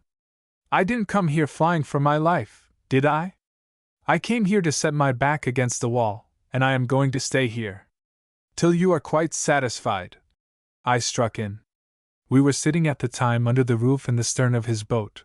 20 paddles flashed like one, 10 on a side, striking the water with a single splash, while behind our backs Tam Item dipped silently right and left, and stared right down the river, attentive to keep the long canoe in the greatest strength of the current. Jim bowed his head, and our last talk seemed to flicker out for good. He was seeing me off as far as the mouth of the river. The schooner had left the day before, working down and drifting on the ebb, while I had prolonged my stay overnight. And now he was seeing me off. Jim had been a little angry with me for mentioning Cornelius at all. I had not, in truth, said much. The man was too insignificant to be dangerous, though he was as full of hate as he could hold. He had called me, "Honorable Sir," at every second sentence, and had whined at my elbow as he followed me from the grave of his late wife to the gate of Jim's compound. He declared himself the most unhappy of men, a victim, crushed like a worm. He entreated me to look at him. I wouldn't turn my head to do so, but I could see out of the corner of my eye his obsequious shadow gliding after mine, while the moon, suspended on our right hand, seemed to gloat serenely upon the spectacle. He tried to explain, as I've told you, his share in the events of the memorable night. It was a matter of expediency. How could he know who was going to get the upper hand? I would have saved him, Honorable Sir. I would have saved him for $80, he protested in dulcet tones, keeping a pace behind me. He has saved himself, I said, and he has forgiven you. I heard a sort of tittering, and turned upon him. At once he appeared ready to take to his heels. What are you laughing at? I asked, standing still. Don't be deceived, Honorable Sir, he shrieked, seemingly losing all control over his feelings. He saved himself. He knows nothing, Honorable Sir, nothing whatever. Who is he? What does he want here, the big thief? What does he want here? He throws dust into everybody's eyes. He throws dust into your eyes, Honorable Sir, but he can't throw dust into my eyes. He is a big fool, Honorable Sir. I laughed contemptuously, and turning on my heel, began to walk on again. He ran up to my elbow and whispered forcibly, "He's no more than a little child here, like a little child, a little child." Of course I didn't take the slightest notice, and seeing the time pressed, because we were approaching the bamboo fence that glittered over the blackened ground of the clearing, he came to the point. He commenced by being abjectly lachrymose. His great misfortunes had affected his head. He hoped I would kindly forget what nothing but his troubles made him say. He didn't mean anything by it, only the Honorable Sir did not know what it was to be ruined, broken down, trampled upon. After this introduction he approached the matter near his heart, but in such a rambling, ejaculatory, craven fashion, that for a long time I couldn't make out what he was driving at. He wanted me to intercede with Jim in his favor. It seemed, too, to be some sort of money affair. I heard time and again the words, "Moderate provision, suitable present." He seemed to be claiming value for something, and he even went the length of saying with some warmth that life was not worth having if a man were to be robbed of everything. I did not breathe a word, of course, but neither did I stop my ears. The gist of the affair, which became clear to me gradually, was in this, that he regarded himself as entitled to some money in exchange for the girl. He had brought her up. Somebody else's child. Great trouble and pains, old man now, suitable present. If the Honorable Sir would say a word. I stood still to look at him with curiosity, and fearful lest I should think him extortionate, I suppose, he hastily brought himself to make a concession. In consideration of a suitable present, given at once, he would, he declared, be willing to undertake the charge of the girl. Without any other provision, when the time came for the gentleman to go home, his little yellow face, all crumpled as though it had been squeezed together, expressed the most anxious, eager avarice. His voice whined coaxingly, "No more trouble, natural guardian, a sum of money." I stood there and marveled. That kind of thing, with him, was evidently a vocation. I discovered suddenly in his cringing attitude a sort of assurance, as though he had been all his life dealing in certitudes. He must have thought I was dispassionately considering his proposal, because he became as sweet as honey. Every gentleman made a provision when the time came to go home, he began insinuatingly. I slammed the little gate. In this case, Mr. Cornelius, I said, the time will never come. He took a few seconds to gather this in. What? He fairly squealed. Why, I continued from my side of the gate. Haven't you heard him say so himself? He will never go home. Oh, this is too much, he shouted. He would not address me as honored sir any more. He was very still for a time, and then without a trace of humility began very low. Never go, ah! He comes here devil knows from where, comes here, devil knows why, to trample on me till I die, trample. He stamped softly with both feet. Trample like this, nobody knows why, till I die. His voice became quite extinct. He was bothered by a little cough. He came up close to the fence and told me, dropping into a confidential and piteous tone, that he would not be trampled upon. Patience, patience, he muttered, striking his breast. I had done laughing at him, but unexpectedly he treated me to a wild cracked burst of it. Ha! Ha! Ha! We shall see! We shall see! What? Steal from me! Steal from me everything! Everything! Everything! His head drooped on one shoulder, his hands were hanging before him lightly clasped. One would have thought he had cherished the girl with surpassing love, that his spirit had been crushed and his heart broken by the most cruel of spoliations. Suddenly he lifted his head and shot out an infamous word. Like her mother, she is like her deceitful mother. Exactly. In her face, too. In her face. The devil! He leaned his forehead against the fence, and in that position uttered threats and horrible blasphemies in Portuguese in very weak ejaculations, mingled with miserable plaints and groans, coming out with a heave of the shoulders as though he had been overtaken by a deadly fit of sickness. It was an inexpressibly grotesque and vile performance, and I hastened away. He tried to shout something after me. Some disparagement of Jim, I believe, not too loud though, we were too near the house. All I heard distinctly was, no more than a little child, a little child. Chapter 35. But next morning, at the first bend of the river shutting off the houses of Potussin, all this dropped out of my sight bodily, with its color, its design, and its meaning, like a picture created by fancy on a canvas, upon which, after long contemplation, you turn your back for the last time. It remains in the memory motionless, unfaded, with its life arrested, in an unchanging light. There are the ambitions, the fears, the hate, the hopes, and they remain in my mind just as I had seen them, intense and as if forever suspended in their expression. I had turned away from the picture and was going back to the world where events move, men change, light flickers, life flows in a clear stream, no matter whether over mud or over stones. I wasn't going to dive into it. I would have enough to do to keep my head above the surface. But as to what I was leaving behind, I cannot imagine any alteration. The immense and magnanimous Doramin and his little motherly witch of a wife, gazing together upon the land and nursing secretly their dreams of parental ambition, Tunku Oolong, wizened and greatly perplexed, Dane Waries, intelligent and brave, with his faith in Jim, with his firm glance and his ironic friendliness, the girl, absorbed in her frightened, suspicious adoration, Tam Idem, surly and faithful, Cornelius, leaning his forehead against the fence under the moonlight. I am certain of them. They exist as if under an enchanter's wand. But the figure round which all these are grouped, that one lives, and I am not certain of him. No magician's wand can immobilize him under my eyes. He is one of us.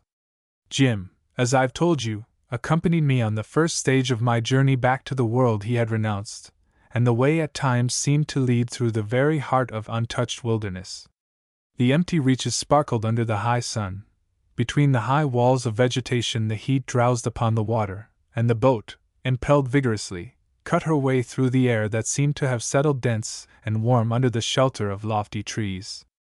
The shadow of the impending separation had already put an immense space between us, and when we spoke it was with an effort, as if to force our low voices across a vast and increasing distance. The boat fairly flew. We sweltered side by side in the stagnant superheated air. The smell of mud, of mush, the primeval smell of fecund earth, seemed to sting our faces, till suddenly at a bend it was as if a great hand far away had lifted a heavy curtain, had flung open an immense portal. The light itself seemed to stir, the sky above our heads widened, a far-off murmur reached our ears, a freshness enveloped us, filled our lungs, quickened our thoughts, our blood, our regrets, and straight ahead, the forest sank down against the dark blue ridge of the sea. I breathed deeply. I reveled in the vastness of the opened horizon, in the different atmosphere that seemed to vibrate with the toil of life, with the energy of an impeccable world. This sky and this sea were open to me. The girl was right. There was a sign, a call in them, something to which I responded with every fiber of my being. I let my eyes roam through space, like a man released from bonds who stretches his cramped limbs, runs, leaps, responds to the inspiring elation of freedom. "This is glorious!" I cried, and then I looked at the sinner by my side. He sat with his head sunk on his breast and said, "Yes," without raising his eyes, as if afraid to see writ large on the clear sky of the offing the reproach of his romantic conscience. I remember the smallest details of that afternoon. We landed on a bit of white beach. It was backed by a low cliff wooded on the brow, draped in creepers to the very foot. Below us the plain of the sea, of a serene and intense blue, stretched with a slight upward tilt to the thread-like horizon drawn at the height of our eyes. Great waves of glitter blew lightly along the pitted dark surface, as swift as feathers chased by the breeze. A chain of islands sat broken and massive facing the wide estuary, displayed in a sheet of pale glassy water reflecting faithfully the contour of the shore. High in the colorless sunshine a solitary bird, all black, hovered, dropping and soaring above the same spot with a slight rocking motion of the wings. A ragged, sooty bunch of flimsy mat hovels was perched over its own inverted image upon a crooked multitude of high piles the color of ebony. A tiny black canoe put off from amongst them with two tiny men, all black, who toiled exceedingly, striking down at the pale water, and the canoe seemed to slide painfully on a mirror. This bunch of miserable hovels was the fishing village that boasted of the White Lord's especial protection, and the two men crossing over were the old headman and his son-in-law. They landed and walked up to us on the white sand, lean, dark brown as if dried in smoke, with ashy patches on the skin of their naked shoulders and breasts. Their heads were bound in dirty but carefully folded handkerchiefs, and the old man began at once to state a complaint, voluble, stretching a lank arm, screwing up at Jim his old bleared eyes confidently. The Rajah's people would not leave them alone. There had been some trouble about a lot of turtles' eggs his people had collected on the islets there, and leaning at arm's length upon his paddle, he pointed with a brown skinny hand over the sea. Jim listened for a time without looking up, and at last told him gently to wait. He would hear him by and by. They withdrew obediently to some little distance, and sat on their heels, with their paddles lying before them on the sand. The silvery gleams in their eyes followed our movements patiently, and the immensity of the outspread sea, the stillness of the coast, passing north and south beyond the limits of my vision, made up one colossal presence watching us four dwarfs isolated on a strip of glistening sand. "The trouble is," remarked Jim moodily, "that for generations these beggars of fishermen in that village there had been considered as the Rajah's personal slaves, and the old rip can't get it into his head that—" He paused. "That you have changed all that," I said. "Yes, I've changed all that," he muttered in a gloomy voice. "You have had your opportunity," I pursued. "Have I?" he said. "Well, yes. I suppose so. Yes. I have got back my confidence in myself, a good name, yet sometimes I wish— No! I shall hold what I've got. Can't expect anything more." He flung his arm out towards the sea. "Not out there anyhow." He stamped his foot upon the sand. "This is my limit, because nothing less will do." We continued pacing the beach. "Yes, I've changed all that," he went on, with a sidelong glance at the two patient squatting fishermen. "But only try to think what it would be if I went away. Jove! Can't you see it? Hell loose. No! Tomorrow I shall go and take my chance of drinking that silly old Tunku Lang's coffee, and I shall make no end of fuss over these rotten turtles' eggs. No, I can't say enough. Never. I must go on forever holding up my end, to feel sure that nothing can touch me. I must stick to their belief in me to feel safe and to. He cast about for a word, seemed to look for it on the sea. To keep in touch with. His voice sank suddenly to a murmur. With those whom, perhaps, I shall never see any more. With you, for instance. I was profoundly humbled by his words. For God's sake, I said, don't set me up, my dear fellow, just look to yourself. I felt a gratitude and affection for that straggler whose eyes had singled me out, keeping my place in the ranks of an insignificant multitude. How little that was to boast of, after all.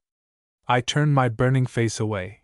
Under the low sun, glowing, darkened and crimson, like an ember snatched from the fire, the sea lay outspread, offering all its immense stillness to the approach of the fiery orb. Twice he was going to speak, but checked himself, at last, as if he had found a formula. I shall be faithful, he said quietly. I shall be faithful, he repeated, without looking at me, but for the first time letting his eyes wander upon the waters, whose blueness had changed to a gloomy purple under the fires of sunset. Ah! He was romantic. I recalled some words of Stein's. In the destructive element immerse, to follow the dream, and again to follow the dream, and so, always, usque ad finem. He was romantic, but none the less true. Who could tell what forms, what visions, what faces, what forgiveness he could see in the glow of the west? A small boat, leaving the schooner, moved slowly, with a regular beat of 2 oars, towards the sandbank to take me off. And then there's Jewel, he said, out of the great silence of earth, sky, and sea, which had mastered my very thoughts so that his voice made me start. There's Jewel. Yes, I murmured. I need not tell you what she is to me, he pursued. You've seen. In time she will come to understand. I hope so, I interrupted. She trusts me too, he mused, and then changed his tone. When shall we meet next, I wonder? He said. Never, unless you come out, I answered, avoiding his glance. He didn't seem to be surprised. He kept very quiet for a while. Goodbye, then, he said after a pause. Perhaps it's just as well. We shook hands, and I walked to the boat, which waited with her nose on the beach. The schooner, her mainsail set and jib sheet to windward, curved head on the purple sea. There was a rosy tinge on her sails. Will you be going home again soon? Asked Jim, just as I swung my leg over the gunwale. In a year or so if I live, I said. The forefoot grated on the sand, the boat floated, the wet oars flashed and dipped once, twice. Jim, at the water's edge, raised his voice. Tell them, he began. I signed to the men to cease rowing, and waited in wonder. Tell who? The half-submerged sun faced him. I could see its red gleam in his eyes that looked dumbly at me. No, nothing, he said, and with a slight wave of his hand motioned the boat away. I did not look again at the shore till I had clambered on board the schooner. By that time the sun had set. The twilight lay over the east, and the coast, turned black, extended infinitely its somber wall that seemed the very stronghold of the night. The western horizon was one great blaze of gold and crimson in which a big detached cloud floated dark and still, casting a slaty shadow on the water beneath, and I saw Jim on the beach watching the schooner fall off and gather headway. The 2 half-naked fishermen had arisen as soon as I had gone. They were no doubt pouring the plaint of their trifling, miserable, oppressed lives into the ears of the White Lord, and no doubt he was listening to it, making it his own, for was it not a part of his luck, the luck from the word go, the luck to which he had assured me he was so completely equal? They, too, I should think, were in luck, and I was sure their pertinacity would be equal to it. Their dark-skinned bodies vanished on the dark background long before I had lost sight of their protector. He was white from head to foot, and remained persistently visible with the strong hold of the night at his back, the sea at his feet, the opportunity by his side, still veiled. What do you say? Was it still veiled? I don't know. For me, that white figure in the stillness of coast and sea seemed to stand at the heart of a vast enigma. The twilight was ebbing fast from the sky above his head, the strip of sand had sunk already under his feet, he himself appeared no bigger than a child, then only a speck, a tiny white speck, that seemed to catch all the light left in a darkened world. And suddenly I lost him. Chapter 36. With these words Marlowe had ended his narrative, and his audience had broken up forthwith, under his abstract, pensive gaze. Men drifted off the veranda in pairs or alone without loss of time, without offering a remark, as if the last image of that incomplete story, its incompleteness itself, and the very tone of the speaker, had made discussion in vain and comment impossible. Each of them seemed to carry away his own impression, to carry it away with him like a secret, but there was only one man of all these listeners who was ever to hear the last word of the story. It came to him at home, more than 2 years later, and it came contained in a thick packet addressed in Marlowe's upright and angular handwriting. The privileged man opened the packet, looked in, then, laying it down, went to the window. His rooms were in the highest flat of a lofty building, and his glance could travel afar beyond the clear panes of glass, as though he were looking out of the lantern of a lighthouse. The slopes of the roofs glistened, the dark broken ridges succeeded each other without end like somber, uncrested waves, and from the depths of the town under his feet ascended a confused and unceasing mutter. The spires of churches, numerous, scattered haphazard, uprose like beacons on a maze of shoals without a channel.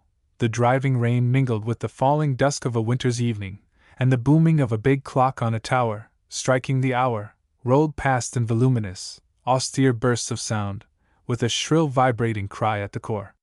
He drew the heavy curtains. The light of his shaded reading lamp slept like a sheltered pool, his footfalls made no sound on the carpet, his wandering days were over. No more horizons as boundless as hope, no more twilights within the forests as solemn as temples, in the hot quest for the ever undiscovered country over the hill, across the stream, beyond the wave. The hour was striking. No more! No more! But the open packet under the lamp brought back the sounds, the visions, the very savor of the past, a multitude of fading faces, a tumult of low voices, dying away upon the shores of distant seas under a passionate and unconsoling sunshine. He sighed and sat down to read. At first he saw 3 distinct enclosures. A good many pages closely blackened and pinned together, a loose square sheet of grayish paper with a few words traced in a handwriting he had never seen before, and an explanatory letter from Marlowe. From this last fell another letter, yellowed by time and frayed on the folds. He picked it up and, laying it aside, turned to Marlowe's message, ran swiftly over the opening lines, and checking himself, thereafter read on deliberately, like one approaching with slow feet and alert eyes the glimpse of an undiscovered country. "I don't suppose you've forgotten," went on the letter. "You alone have showed an interest in him that survived the telling of his story, though I remember well you would not admit he had mastered his fate. You prophesied for him the disaster of weariness and of disgust with acquired honor, with the self-appointed task, with the love sprung from pity in youth. You had said you knew so well. That kind of thing. It's illusory satisfaction, it's unavoidable deception. You said also, I call to mind, that giving your life up to them meaning all of mankind with skins brown, yellow, or black in color, was like selling your soul to a brute. You contended that that kind of thing was only endurable and enduring when based on a firm conviction in the truth of ideas racially our own, in whose name are established the order, the morality of an ethical progress. We wanted strength at our backs, you had said. We want a belief in its necessity and its justice, to make a worthy and conscious sacrifice of our lives.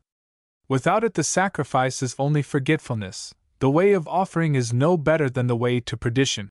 In other words, you maintain that we must fight in the ranks or our lives don't count. Possibly.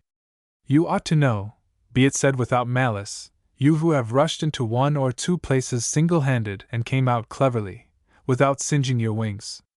The point, however, is that of all mankind Jim had no dealings but with himself, and the question is whether at the last he had not confessed to a faith mightier than the laws of order and progress. I affirm nothing. Perhaps you may pronounce, after you've read. There is much truth, after all, in the common expression, under a cloud. It is impossible to see him clearly, especially as it is through the eyes of others that we take our last look at him. I have no hesitation in imparting to you all I know of the last episode that, as he used to say, had come to him. One wonders whether this was perhaps that supreme opportunity, that last and satisfying test for which I had always suspected him to be waiting, before he could frame a message to the impeccable world. You remember that when I was leaving him for the last time he had asked whether I would be going home soon, and suddenly cried after me, "Tell them." I had waited, curious I alone, and hopeful too, only to hear him shout, "No, nothing." That was all then, and there will be nothing more. There will be no message, unless such as each of us can interpret for himself from the language of facts, that are so often more enigmatic than the craftiest arrangement of words.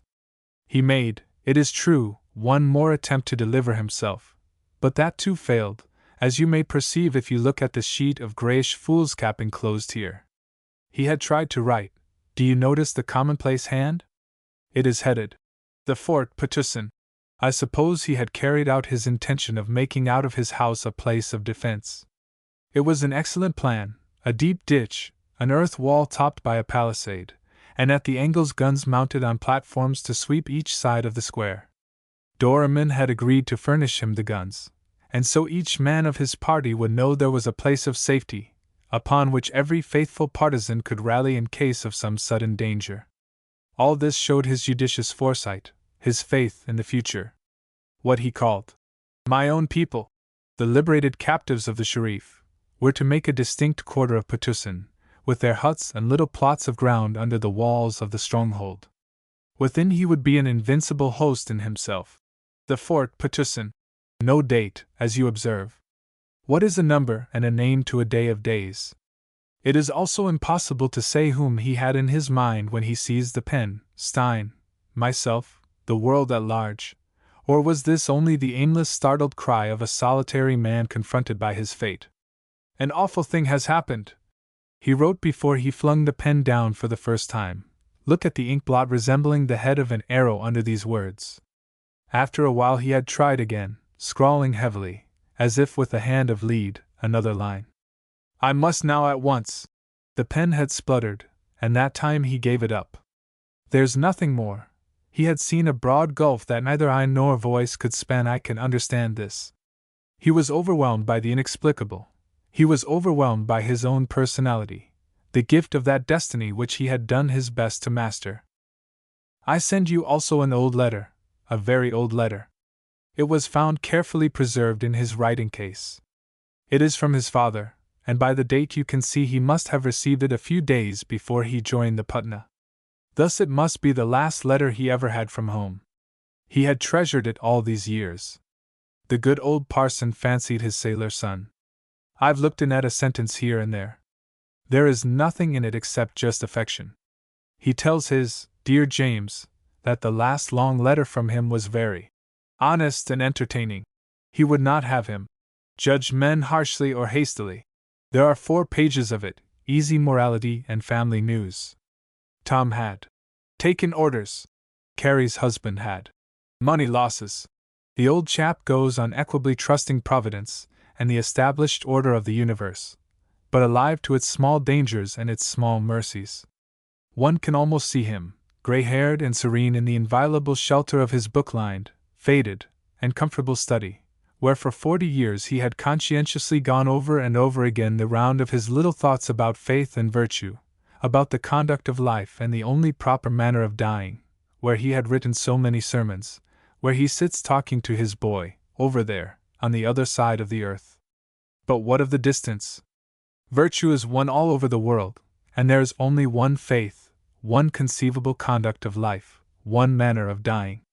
He hopes his dear James will never forget that. Who once gives way to temptation, in the very instant hazards his total depravity and everlasting ruin. Therefore resolve fixedly never, through any possible motives, to do anything which you believe to be wrong. There is also some news of a favorite dog, and a pony, which all you boys used to ride, had gone blind from old age and had to be shot. The old chap invokes heaven's blessing. The mother and all the girls then at home send their love. No, there is nothing much in that yellow frayed letter fluttering out of his cherishing grasp after so many years. It was never answered, but who can say what converse he may have held with all these placid, colorless forms of men and women peopling that quiet corner of the world as free of danger or strife as a tomb, and breathing equably the air of undisturbed rectitude. It seems amazing that he should belong to it, he to whom so many things had come. Nothing ever came to them. They would never be taken unawares, and never be called upon to grapple with fate.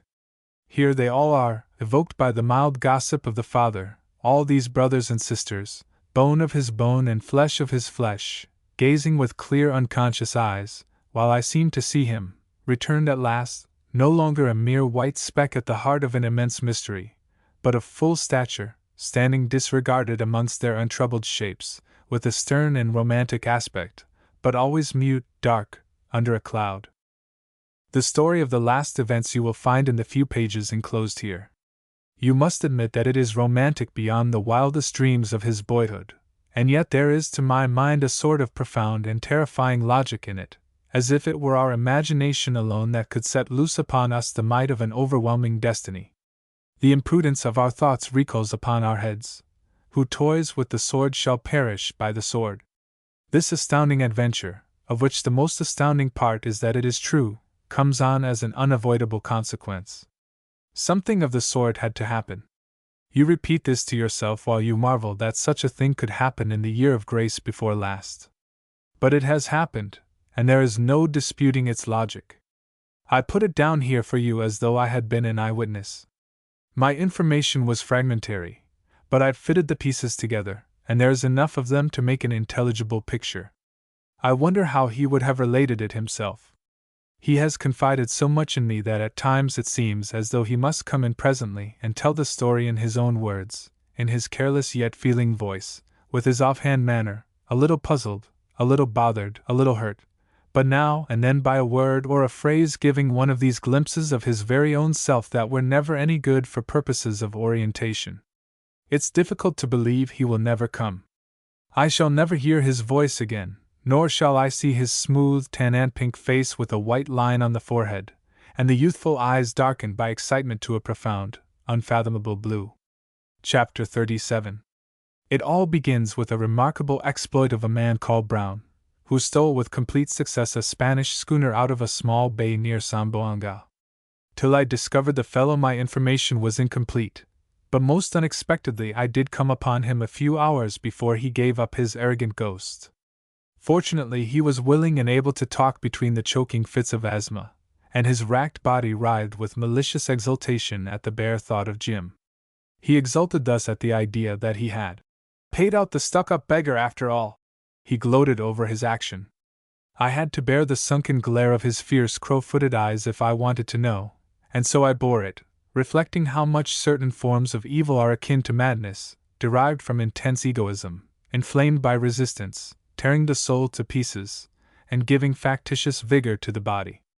The story also reveals unsuspected depths of cunning in the wretched Cornelius, whose abject and intense hate acts like a subtle inspiration, pointing out an unerring way towards revenge. I could see directly I set my eyes on him what sort of a fool he was, gasped the dying Brown. He a man! Hell! He was a hollow sham. As if he couldn't have said straight out, "Hands off my plunder, blast him!" That would have been like a man. Rot his superior soul! He had me there, but he hadn't devil enough in him to make an end of me. Not he! A thing like that letting me off as if I wasn't worth a kick! Brown struggled desperately for breath. Fraud! Letting me off! And so I did make an end of him after all. He choked again. I expect this thing will kill me, but I shall die easy now. You here, I don't know your name, I would give you a £5 note if I had it, for the news, or my name's not Brown. He grinned horribly. Gentleman Brown. He said all these things in profound gasps, staring at me with his yellow eyes out of a long, ravaged brown face. He jerked his left arm. A pepper and salt matted beard hung almost into his lap. A dirty ragged blanket covered his legs. I had found him out in Bangkok through that busybody Schaumburg, the hotel keeper, who had, confidentially, directed me where to look. It appears that a sort of loafing, fuddled vagabond, a white man living amongst the natives with a Siamese woman, had considered it a great privilege to give a shelter to the last days of the famous gentleman Brown. While he was talking to me in the wretched hovel, and, as it were, fighting for every minute of his life, the Siamese woman, with big bare legs and a stupid coarse face, sat in a dark corner chewing betel stolidly. Now and then she would get up for the purpose of shooing a chicken away from the door. The whole hut shook when she walked. An ugly yellow child, naked and pot-bellied like a little heathen god, stood at the foot of the couch, finger in mouth, lost in a profound and calm contemplation of the dying man. He talked feverishly, but in the middle of a word, perhaps, an invisible hand would take him by the throat, and he would look at me dumbly with an expression of doubt and anguish. He seemed to fear that I would get tired of waiting and go away, leaving him with his tale untold, with his exultation unexpressed. He died during the night, I believe, but by that time I had nothing more to learn. So much as to Brown, for the present. 8 months before this, coming into Samarang, I went as usual to see Stein. On the garden side of the house a Malay on the veranda greeted me shyly, and I remembered that I had seen him in Patusan, in Jim's house, amongst other Bugis men who used to come in the evening to talk interminably over their war reminiscences and to discuss state affairs. Jim had pointed him out to me once as a respectable petty trader owning a small seagoing native craft, who had showed himself one of the best at the taking of the stockade. I was not very surprised to see him, since any Patusan trader venturing as far as Samarang would naturally find his way to Stein's house. I returned his greeting and passed on. At the door of Stein's room I came upon another Malay in whom I recognized Tam Item. I asked him at once what he was doing there. It occurred to me that Jim might have come on a visit. I own I was pleased and excited at the thought. Tam Item looked as if he did not know what to say. "Is Tuan Jim inside?" I asked impatiently. "No," he mumbled, hanging his head for a moment, and then with sudden earnestness. "He would not fight. He would not fight," he repeated twice. As he seemed unable to say anything else, I pushed him aside and went in. Stein, tall and stooping, stood alone in the middle of the room between the rows of butterfly cases. "ACH! Is it you, my friend?" he said sadly, peering through his glasses. A drab sack coat of alpaca hung, unbuttoned, down to his knees. He had a Panama hat on his head, and there were deep furrows on his pale cheeks. "What's the matter now?" I asked nervously. "There's Tam Item there. Come and see the girl. Come and see the girl. She is here," he said, with a half-hearted show of activity. I tried to detain him, but with gentle obstinacy he would take no notice of my eager questions. She is here," he repeated, in great perturbation. "They came here 2 days ago. An old man like me, a stranger, saying SIE, cannot do much. Come this way. Young hearts are unforgiving." I could see he was in utmost distress. "The strength of life in them, the cruel strength of life," he mumbled, leading me round the house. I followed him, lost in dismal and angry conjectures. At the door of the drawing-room he barred my way. "He loved her very much?" he said interrogatively, and I only nodded, feeling so bitterly disappointed that I would not trust myself to speak. "Very frightful," he murmured. "She can't understand me. I am only a strange old man. Perhaps she knows you. Talk to her. We can't leave it like this. Tell her to forgive him. It was very frightful." "No doubt," I said, exasperated at being in the dark. "But have you forgiven him?" He looked at me queerly. "You shall hear," he said, and opening the door, absolutely pushed me in. You know Stein's big house and the 2 immense reception rooms, uninhabited and uninhabitable, clean, full of solitude and of shining things that look as if never beheld by the eye of man? They are cool on the hottest days, and you enter them as you would a scrubbed cave underground. I passed through one, and in the other I saw the girl sitting at the end of a big mahogany table, on which she rested her head, the face hidden in her arms. The waxed floor reflected her dimly, as though it had been a sheet of frozen water. The rattan screens were down, and through the strange greenish gloom made by the foliage of the trees outside a strong wind blew in gusts, swaying the long draperies of windows and doorways. Her white figure seemed shaped in snow. The pendant crystals of a great chandelier clicked above her head like glittering icicles. She looked up and watched my approach.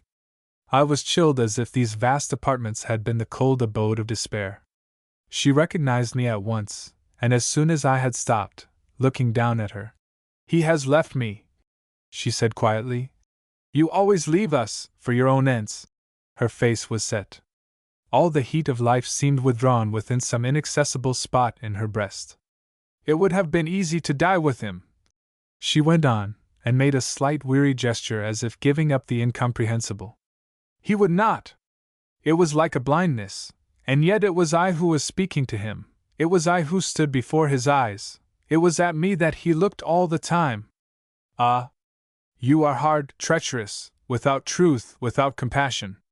What makes you so wicked? Or is it that you are all mad?" I took her hand. It did not respond, and when I dropped it, it hung down to the floor. That indifference, more awful than tears, cries, and reproaches, seemed to defy time and consolation. You felt that nothing you could say would reach the seat of the still and benumbing pain. Stein had said, "You shall hear." I did hear. I heard it all, listening with amazement, with awe, to the tones of her inflexible weariness. She could not grasp the real sense of what she was telling me, and her resentment filled me with pity for her, for him too. I stood rooted to the spot after she had finished. Leaning on her arm, she stared with hard eyes, and the wind passed in gusts, the crystals kept on clicking in the greenish gloom. She went on whispering to herself. "And yet he was looking at me! He could see my face, hear my voice, hear my grief! When I used to sit at his feet, with my cheek against his knee and his hand on my head, the curse of cruelty and madness was already within him, waiting for the day. The day came, and before the sun had set he could not see me any more. He was made blind and deaf and without pity, as you all are. He shall have no tears from me. Never, never. Not one tear. I will not. He went away from me as if I had been worse than death. He fled as if driven by some accursed thing he had heard or seen in his sleep." Her steady eyes seemed to strain after the shape of a man torn out of her arms by the strength of a dream. She made no sign to my silent bow. I was glad to escape. I saw her once again, the same afternoon. On leaving her I had gone in search of Stein, whom I could not find indoors, and I wandered out, pursued by distressful thoughts, into the gardens, those famous gardens of Stein, in which you can find every plant and tree of tropical lowlands. I followed the course of the canalous stream, and sat for a long time on a shaded bench near the ornamental pond, where some waterfowl with clipped wings were diving and splashing noisily. The branches of casuarina trees behind me swayed lightly, incessantly, reminding me of the soughing of fir trees at home. This mournful and restless sound was a fit accompaniment to my meditations. She had said he had been driven away from her by a dream, and there was no answer one could make her. There seemed to be no forgiveness for such a transgression. And yet is not mankind itself, pushing on its blind way, driven by a dream of its greatness and its power upon the dark paths of excessive cruelty and of excessive devotion? And what is the pursuit of truth, after all? When I rose to get back to the house I caught sight of Stein's drab coat through a gap in the foliage, and very soon at a turn of the path I came upon him walking with the girl. Her little hand rested on his forearm, and under the broad, flat rim of his Panama hat he bent over her, gray-haired, paternal, with compassionate and chivalrous deference. I stood aside, but they stopped, facing me. His gaze was bent on the ground at his feet. The girl, erect and slight on his arm, stared somberly beyond my shoulder with black, clear, motionless eyes. "Schrecklich," he murmured. "Terrible! Terrible! What can one do?" He seemed to be appealing to me, but her youth, the length of the days suspended over her head, appealed to me more, and suddenly, even as I realized that nothing could be said, I found myself pleading his cause for her sake.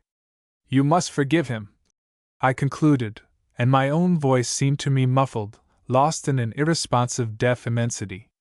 "We all want to be forgiven," I added after a while. "What have I done?" she asked with her lips only. "You always mistrusted him," I said. "He was like the others," she pronounced slowly. "Not like the others," I protested, but she continued evenly, without any feeling. "He was false." And suddenly Stein broke in. "No! No! No! My poor child!" He patted her hand lying passively on his sleeve. "No! No! Not false! True! True! True!" He tried to look into her stony face. "You don't understand. ACH! Why you do not understand, terrible!" he said to me. "Some day she shall understand." "Will you explain?" I asked, looking hard at him. They moved on. I watched them. Her gown trailed on the path, her black hair fell loose. She walked upright and light by the side of the tall man, whose long shapeless coat hung in perpendicular folds from the stooping shoulders, whose feet moved slowly. They disappeared beyond that spinney you may remember, where 16 different kinds of bamboo grow together, all distinguishable to the learned eye.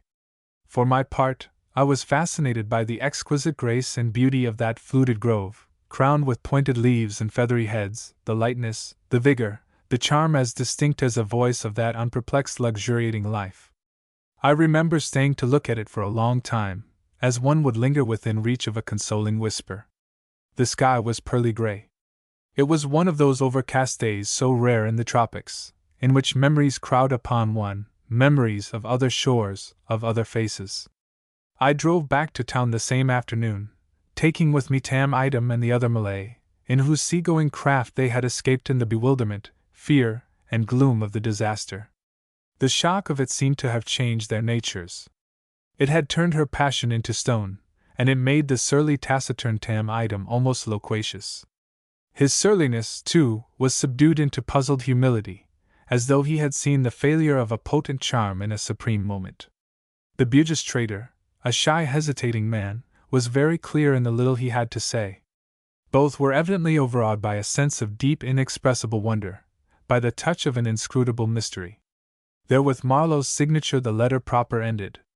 The privileged reader screwed up his lamp, and solitary above the billowy roofs of the town, like a lighthouse keeper above the sea, he turned to the pages of the story. Chapter 38. "It all begins, as I've told you, with the man called Brown," ran the opening sentence of Marlowe's narrative. "You who have knocked about the western Pacific must have heard of him. He was the show ruffian on the Australian coast, not that he was often to be seen there, but because he was always trotted out in the stories of lawless life a visitor from home is treated to, and the mildest of these stories which were told about him from Cape York to Eden Bay was more than enough to hang a man if told in the right place. They never failed to let you know, too, that he was supposed to be the son of a baronet. Be it as it may, it is certain he had deserted from a home ship in the early gold-digging days, and in a few years became talked about as the terror of this or that group of islands in Polynesia. He would kidnap natives, he would strip some lonely white trader to the very pajamas he stood in, and after he had robbed the poor devil, he would as likely as not invite him to fight a duel with shotguns on the beach, which would have been fair enough as these things go, if the other man hadn't been by that time already half dead with fright. Brown was a latter-day buccaneer, sorry enough, like his more celebrated prototypes, but what distinguished him from his contemporary brother ruffians, like Bully Hayes or the mellifluous Pease, or that perfumed, dunderee-whiskered, dandified scoundrel known as Dirty Dick, was the arrogant temper of his misdeeds and a vehement scorn for mankind at large and for his victims in particular. The others were merely vulgar and greedy brutes, but he seemed moved by some complex intention. He would rob a man as if only to demonstrate his poor opinion of the creature, and he would bring to the shooting or maiming of some quiet, unoffending stranger a savage and vengeful earnestness fit to terrify the most reckless of desperadoes. In the days of his greatest glory he owned an armed bark, manned by a mixed crew of Kanakas and runaway whalers, and boasted, I don't know with what truth, of being financed on the quiet by a most respectable firm of copra merchants.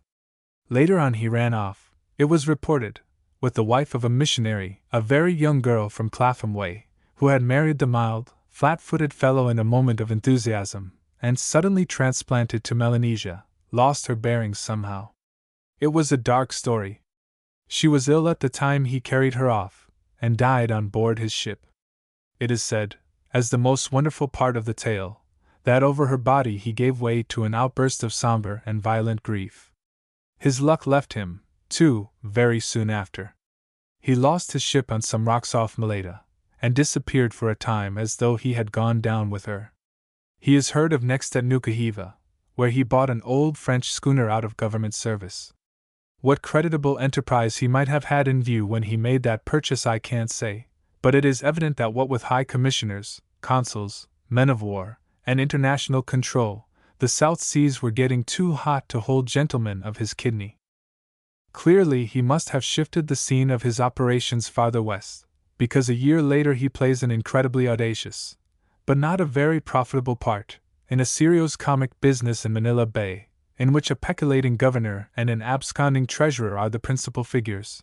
Thereafter he seems to have hung around the Philippines in his rotten schooner battling with an adverse fortune, till at last, running his appointed course, he sails into Jim's history, a blind accomplice of the dark powers. His tale goes that when a Spanish patrol cutter captured him he was simply trying to run a few guns for the insurgents. If so, then I can't understand what he was doing off the south coast of Mindanao. My belief, however, is that he was blackmailing the native villages along the coast. The principal thing is that the cutter, throwing a guard on board, made him sail in company towards Zamboanga.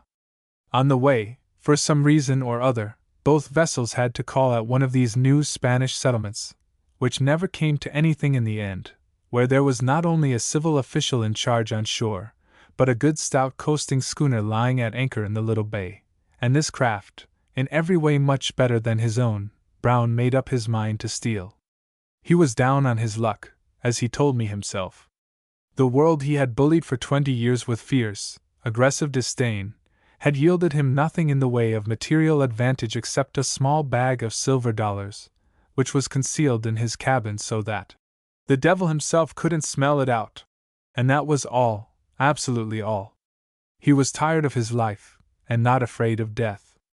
But this man, who would stake his existence on a whim with a bitter and jeering recklessness, stood in mortal fear of imprisonment. He had an unreasoning cold sweat, nerve-shaking, blood-to-water turning sort of horror at the bare possibility of being locked up, the sort of terror a superstitious man would feel at the thought of being embraced by a spectre. Therefore the civil official who came on board to make a preliminary investigation into the capture, investigated arduously all day long, and only went ashore after dark, muffled up in a cloak, and taking great care not to let Brown's little all clink in its bag.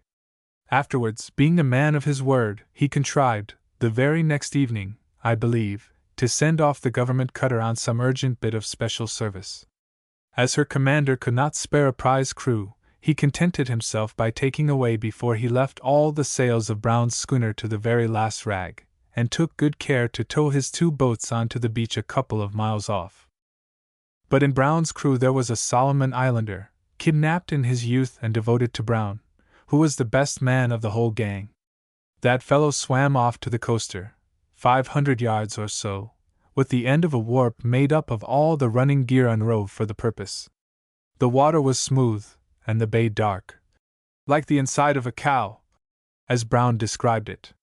The Solomon Islander clambered over the bulwarks with the end of the rope in his teeth.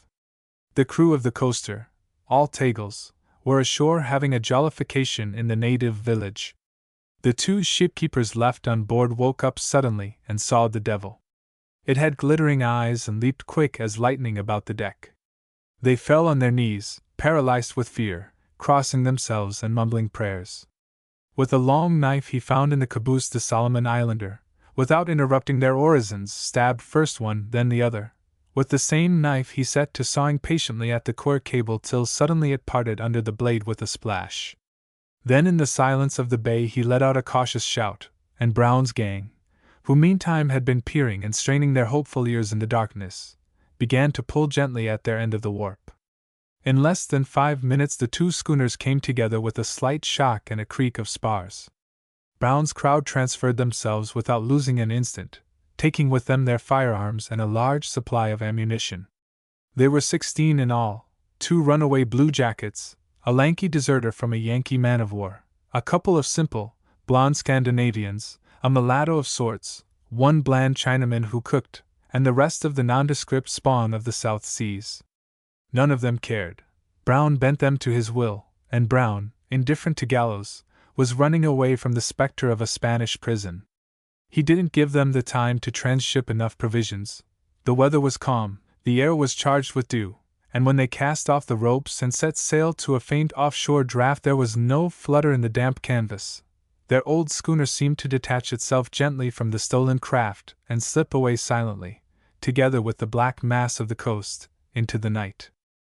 They got clear away. Brown related to me in detail their passage down the Straits of Macassar. It is a harrowing and desperate story. They were short of food and water. They boarded several native craft and got a little from each. With the stolen ship Brown did not dare to put into any port, of course. He had no money to buy anything, no papers to show, and no light plausible enough to get him out again. An Arab bark, under the Dutch flag, surprised one night at anchor off Pulo Lot, yielded a little dirty rice, a bunch of bananas, and a cask of water. 3 days of squally, misty weather from the northeast shot the schooner across the Java Sea. The yellow muddy waves drenched that collection of hungry ruffians. They sighted mailboats, moving on their appointed routes, past well-found home ships with rusty iron sides anchored in the shallow sea waiting for a change of weather or the turn of the tide. An English gunboat, white and trim, with 2 slim masts, crossed their bows one day in the distance, and on another occasion a Dutch corvette, black and heavily sparred, loomed up on their quarter, steaming dead slow in the mist. They slipped through unseen or disregarded, a wan, sallow-faced band of utter outcasts, enraged with hunger and hunted by fear.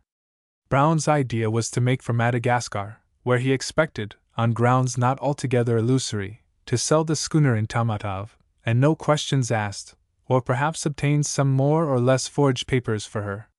Yet before he could face the long passage across the Indian Ocean food was wanted, water too. Perhaps he had heard of Patusan, or perhaps he just only happened to see the name written in small letters on the chart, probably that of a largish village up a river in a native state, perfectly defenseless, far from the beaten tracks of the sea and from the ends of submarine cables. He had done that kind of thing before, in the way of business, and this now was an absolute necessity, a question of life and death, or rather of liberty. Of liberty! He was sure to get provisions, bullocks, rice, sweet potatoes. The sorry gang licked their chops. A cargo of produce for the schooner perhaps could be extorted, and, who knows, some real ringing coin money. Some of these chiefs and village headmen can be made to part freely. He told me he would have roasted their toes rather than be balked. I believe him. His men believed him too.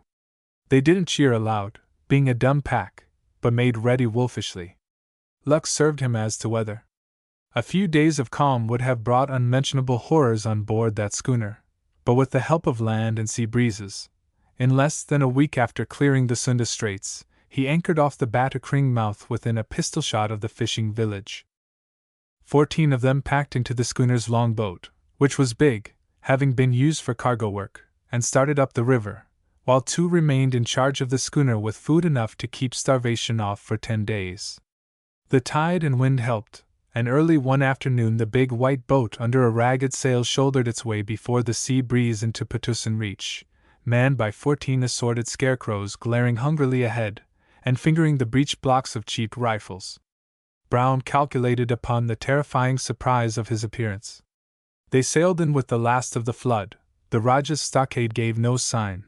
The first houses on both sides of the stream seemed deserted. A few canoes were seen up the reach in full flight. Brown was astonished at the size of the place. A profound silence reigned. The wind dropped between the houses. 2 oars were got out and the boat held on upstream, the idea being to effect a lodgment in the center of the town before the inhabitants could think of resistance. It seems, however, that the headman of the fishing village at Badakring had managed to send off a timely warning. When the longboat came abreast of the mosque, which Doramin had built, a structure with gables and roof finials of carved coral, the open space before it was full of people. A shout went up, and was followed by a clash of gongs all up the river. From a point above 2 little brass 6-pounders were discharged, and the round shot came skipping down the empty reach, spurting glittering jets of water in the sunshine. In front of the mosque a shouting lot of men began firing in volleys that whipped athwart the current of the river. An irregular, rolling fusillade was opened on the boat from both banks, and Brown's men replied with a wild, rapid fire. The oars had been got in. The turn of the tide at high water comes on very quickly in that river, and the boat in midstream, nearly hidden in smoke, began to drift back stern foremost. Along both shores the smoke thickened also, lying below the roofs in a level streak as you may see a long cloud cutting the slope of a mountain. A tumult of war cries, the vibrating clang of gongs, the deep snoring of drums, yells of rage, crashes of volley firing, made an awful din, in which Brown sat confounded but steady at the tiller, working himself into a fury of hate and rage against those people who dared to defend themselves. 2 of his men had been wounded, and he saw his retreat cut off below the town by some boats that had put off from Tunkualang's stockade. There were 6 of them, full of men. While he was thus beset he perceived the entrance of the narrow creek, the same which Jim had jumped at low water. It was then brimful. Steering the longboat in, they landed, and to make a long story short, they established themselves on a little knoll about 900 yards from the stockade, which, in fact, they commanded from that position. The slopes of the knoll were bare, but there were a few trees on the summit. They went to work cutting these down for a breastwork, and were fairly entrenched before dark. Meantime the Rajah's boats remained in the river with curious neutrality. When the sun set, the glue of many brushwood blazes lighted on the riverfront, and between the double line of houses on the land side threw into black relief the roofs, the groups of slender palms, the heavy clumps of fruit trees. Brown ordered the grass round his position to be fired. A low ring of thin flames under the slow ascending smoke wriggled rapidly down the slopes of the knoll. Here and there a dry bush caught with a tall, vicious roar. The conflagration made a clear zone of fire for the rifles of the small party, and expired smoldering on the edge of the forests, and along the muddy bank of the creek. A strip of jungle luxuriating in a damp hollow between the knoll and the Rajah's stockade stopped it on that side with a great crackling and detonations of bursting bamboo stems. The sky was somber, velvety, and swarming with stars. The blackened ground smoked quietly with low creeping wisps, till a little breeze came on and blew everything away. Brown expected an attack to be delivered as soon as the tide had flowed enough again to enable the warboats, which had cut off his retreat, to enter the creek. At any rate he was sure there would be an attempt to carry off his longboat, which lay below the hill, a dark high lump on the feeble sheen of a wet mud flat. But no move of any sort was made by the boats in the river. Over the stockade and the Rajah's buildings Brown saw their lights on the water. They seemed to be anchored across the stream. Other lights afloat were moving in the reach, crossing and recrossing from side to side. There were also lights twinkling motionless upon the long walls of houses up the reach, as far as the bend, and more still beyond, others isolated inland. The loom of the big fires disclosed buildings, roofs, black piles as far as he could see. It was an immense place. The 14 desperate invaders lying flat behind the felled trees raised their chins to look over at the stir of that town that seemed to extend upriver for miles and swarm with thousands of angry men. They did not speak to each other. Now and then they would hear a loud yell, or a single shot rang out, fired very far somewhere. But round their position everything was still, dark, silent. They seemed to be forgotten, as if the excitement keeping awake all the population had nothing to do with them, as if they had been dead already. Chapter 39. All the events of that night have a great importance, since they brought about a situation which remained unchanged till Jim's return. Jim had been away in the interior for more than a week, and it was Dane Warys who had directed the first repulse.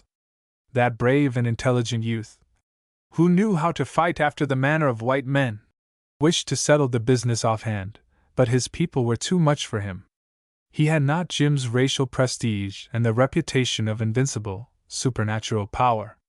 He was not the visible, tangible incarnation of unfailing truth and of unfailing victory. Beloved, trusted, and admired as he was still one of them, while Jim was one of us. Moreover, the white man, a tower of strength in himself, was invulnerable, while Dane Warys could be killed. Those unexpressed thoughts guided the opinions of the chief men of the town, who elected to assemble in Jim's fort for deliberation upon the emergency, as if expecting to find wisdom and courage in the dwelling of the absent white man. The shooting of Brown's ruffians was so far good, or lucky, that there had been half a dozen casualties amongst the defenders. The wounded were lying on the veranda tended by their womenfolk. The women and children from the lower part of the town had been sent into the fort at the first alarm. Their jewel was in command, very efficient and high-spirited, obeyed by Jim's own people, who, quitting in a body their little settlement under the stockade, had gone in to form the garrison. The refugees crowded round her, and through the whole affair, to the very disastrous last, she showed an extraordinary martial ardor. It was to her that Dane Warys had gone at once at the first intelligence of danger, for you must know that Jim was the only one in Patusan who possessed a store of gunpowder. Stein, with whom he had kept up intimate relations by letters, had obtained from the Dutch government a special authorization to export 500 kegs of it to Patusan. The powder magazine was a small hut of rough logs covered entirely with earth, and in Jim's absence the girl had the key. In the council, held at 11 o'clock in the evening in Jim's dining room, she backed up Warys's advice for immediate and vigorous action. I am told that she stood up by the side of Jim's empty chair at the head of the long table and made a warlike impassioned speech, which for the moment extorted murmurs of approbation from the assembled headmen. Old Doramin, who had not showed himself outside his own gate for more than a year, had been brought across with great difficulty. He was, of course, the chief man there. The temper of the council was very unforgiving, and the old man's word would have been decisive, but it is my opinion that, well aware of his son's fiery courage, he dared not pronounce the word. More dilatory counsels prevailed. A certain Haji Saman pointed out at great length that these tyrannical and ferocious men had delivered themselves to a certain death in any case. They would stand fast on their hill and starve, or they would try to regain their boat and be shot from ambushes across the creek, or they would break and fly into the forest and perish singly there. He argued that by the use of proper stratagems these evil-minded strangers could be destroyed without the risk of a battle, and his words had a great weight, especially with the Patusan men proper. What unsettled the minds of the townsfolk was the failure of the Rajah's boats to act at the decisive moment. It was the diplomatic Qasim who represented the Rajah at the council. He spoke very little, listened smilingly, very friendly and impenetrable. During the sitting messengers kept arriving every few minutes almost, with reports of the invaders' proceedings. Wild and exaggerated rumors were flying. There was a large ship at the mouth of the river with big guns and many more men, some white, others with black skins and of bloodthirsty appearance. They were coming with many more boats to exterminate every living thing. A sense of near, incomprehensible danger affected the common people. At one moment there was a panic in the courtyard amongst the women, shrieking, a rush, children crying. Haji Sunan went out to quiet them. Then a fort sentry fired at something moving on the river, and nearly killed a villager bringing in his women folk in a canoe together with the best of his domestic utensils and a dozen fowls. This caused more confusion. Meantime the palaver inside Jim's house went on in the presence of the girl. Doramin sat fierce-faced, heavy, looking at the speakers in turn, and breathing slow like a bull. He didn't speak till the last, after Qasim had declared that the Rajah's boats would be called in because the men were required to defend his master's stockade. Dane Warys in his father's presence would offer no opinion, though the girl entreated him in Jim's name to speak out. She offered him Jim's own men in her anxiety to have these intruders driven out at once. He only shook his head, after a glance or two at Doramin. Finally, when the council broke up, it had been decided that the houses nearest the creek should be strongly occupied to obtain the command of the enemy's boat. The boat itself was not to be interfered with openly, so that the robbers on the hills should be tempted to embark, when a well-directed fire would kill most of them, no doubt. To cut off the escape of those who might survive, and to prevent more of them coming up, Dane Waries was ordered by Doramin to take an armed party of Bugis down the river to a certain spot 10 miles below Potussin, and there form a camp on the shore and blockade the stream with the canoes. I don't believe for a moment that Doramin feared the arrival of fresh forces. My opinion is that his conduct was guided solely by his wish to keep his son out of harm's way. To prevent a rush being made into the town, the construction of a stockade was to be commenced at daylight at the end of the street on the left bank. The old Nakota declared his intention to command there himself. A distribution of powder, bullets, and percussion caps was made immediately under the girl's supervision. Several messengers were to be dispatched in different directions after Jim, whose exact whereabouts were unknown. These men started at dawn, but before that time Cassim had managed to open communications with the besieged Brown. That accomplished diplomatist and confidant of the Rajah, on leaving the fort to go back to his master, took into his boat Cornelius, whom he found slinking mutely amongst the people in the courtyard. Cassim had a little plan of his own, and wanted him for an interpreter. Thus it came about that towards morning Brown, reflecting upon the desperate nature of his position, heard from the marshy overgrown hollow an amicable, quavering, strained voice crying, in English, for permission to come up, under a promise of personal safety and on a very important errand. He was overjoyed. If he was spoken to, he was no longer a hunted wild beast. These friendly sounds took off at once the awful stress of vigilant watchfulness, as of so many blind men not knowing whence the death blow might come. He pretended a great reluctance. The voice declared itself. A white man, a poor ruined, old man who had been living here for years. A mist, wet and chilly, lay on the slopes of the hill, and after some more shouting from one to the other, Brown called out, "Come on, then, but alone, mind!" As a matter of fact, he told me, writhing with rage at the recollection of his helplessness, it made no difference. They couldn't see more than a few yards before them, and no treachery could make their position worse. By and by Cornelius, in his weekday attire of a ragged, dirty shirt and pants, barefooted, with a broken-rimmed pith hat on his head, was made out vaguely, sidling up to the defenses, hesitating, stopping to listen in a peering posture. "Come along! You are safe!" yelled Brown, while his men stared. All their hopes of life became suddenly centered in that dilapidated, mean newcomer, who in profound silence clambered clumsily over a felled tree trunk, and shivering, with his sour, mistrustful face, looked about at the knot of bearded, anxious, sleepless desperadoes. Half an hour's confidential talk with Cornelius opened Brown's eyes as to the home affairs of Potussin. He was on the alert at once. There were possibilities, immense possibilities. But before he would talk over Cornelius's proposals, he demanded that some food should be sent up as a guarantee of good faith. Cornelius went off, creeping sluggishly down the hill on the side of the Rajah's palace, and after some delay a few of Tunku Alang's men came up, bringing a scanty supply of rice, chilies, and dried fish. This was immeasurably better than nothing. Later on Cornelius returned accompanying Cassim, who stepped out with an air of perfect good-humored trustfulness, in sandals, and muffled up from neck to ankles in dark blue sheeting.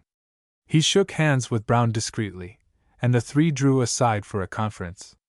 Brown's men, recovering their confidence, were slapping each other on the back, and cast knowing glances at their captain while they busied themselves with preparations for cooking. Cassim disliked Doramin and his Bugis very much, but he hated the new order of things still more. It had occurred to him that these whites, together with the Rajah's followers, could attack and defeat the Bugis before Jim's return.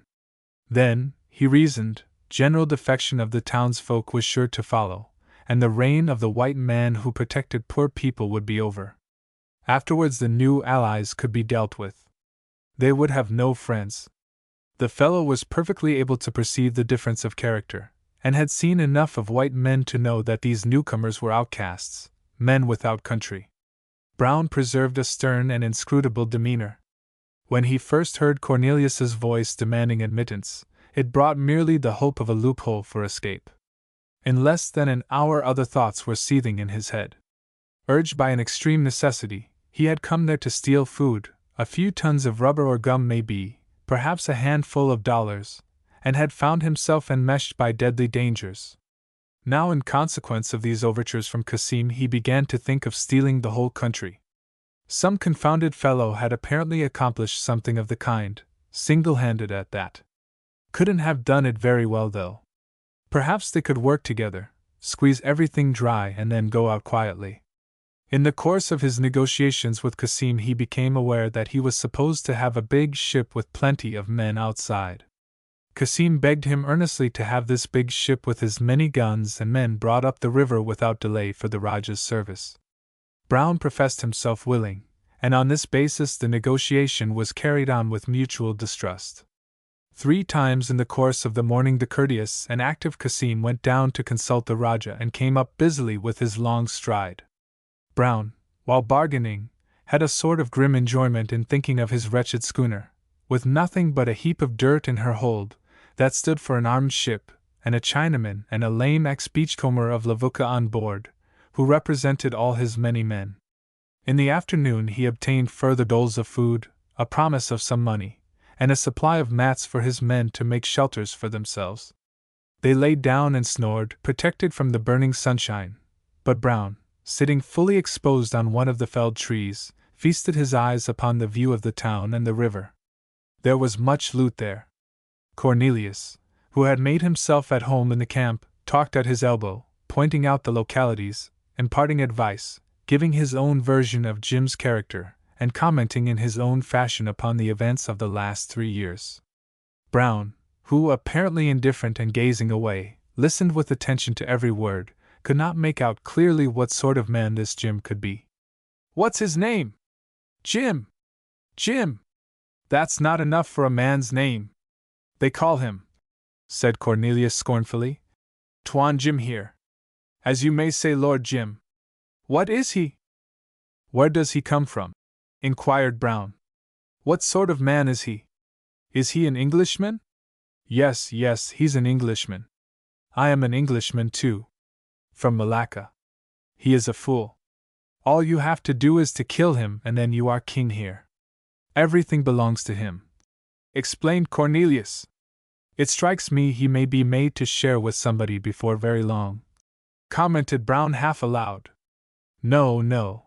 The proper way is to kill him the first chance you get, and then you can do what you like," Cornelius would insist earnestly.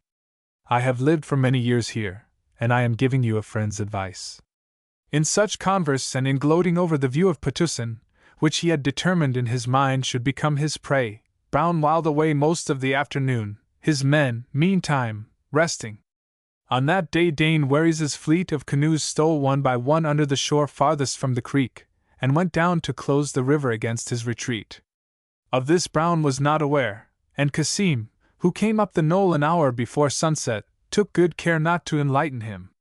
He wanted the white man's ship to come up the river, and this news, he feared, would be discouraging. He was very pressing with Brown to send the order, offering at the same time a trusty messenger, who for greater secrecy, as he explained, would make his way by land to the mouth of the river and deliver the order on board. After some reflection, Brown judged it expedient to tear a page out of his pocket book, on which he simply wrote, "We are getting on. Big job. Detain the man?" The stolid youth selected by Cassim for that service performed it faithfully, and was rewarded by being suddenly tipped, head first, into the schooner's empty hold by the ex-beachcomber and the Chinaman, who thereupon hastened to put on the hatches. What became of him afterwards Brown did not say. Chapter 40.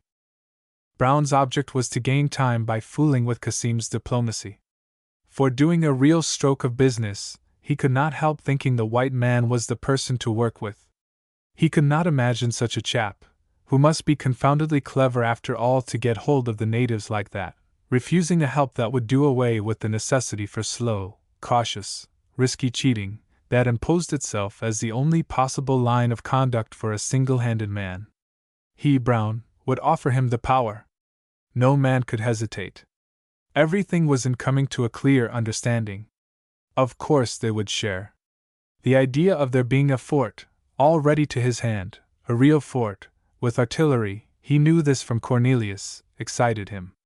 Let him only once get in and he would impose modest conditions. Not too low, though. The man was no fool, it seemed. They would work like brothers till the time came for a quarrel and a shot that would settle all accounts. With grim impatience of plunder, he wished himself to be talking with the man now. The land already seemed to be his to tear to pieces, squeeze, and throw away. Meantime, Cassim had to be fooled for the sake of food first, and for a second string. But the principal thing was to get something to eat from day to day. Besides, he was not averse to begin fighting on that Rajah's account, and teach a lesson to those people who had received him with shots. The lust of battle was upon him. I am sorry that I can't give you this part of the story, which of course I have mainly from Brown, in Brown's own words.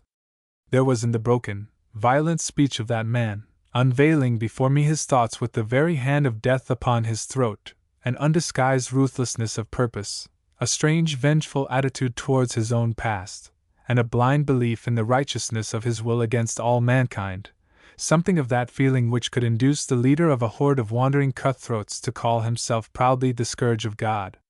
No doubt the natural senseless ferocity which is the basis of such a character was exasperated by failure, ill luck, and the recent privations, as well as by the desperate position in which he found himself. But what was most remarkable of all was this, that while he planned treacherous alliances, had already settled in his own mind the fate of the white man, and intrigued in an overbearing, off-hand manner with Cassim. One could perceive that what he had really desired, almost in spite of himself, was to play havoc with that jungle town which had defied him, to see it strewn over with corpses and enveloped in flames. Listening to his pitiless, panting voice, I could imagine how he must have looked at it from the hillock, peopling it with images of murder and rapine. The part nearest to the creek wore an abandoned aspect, though as a matter of fact every house concealed a few armed men on the alert.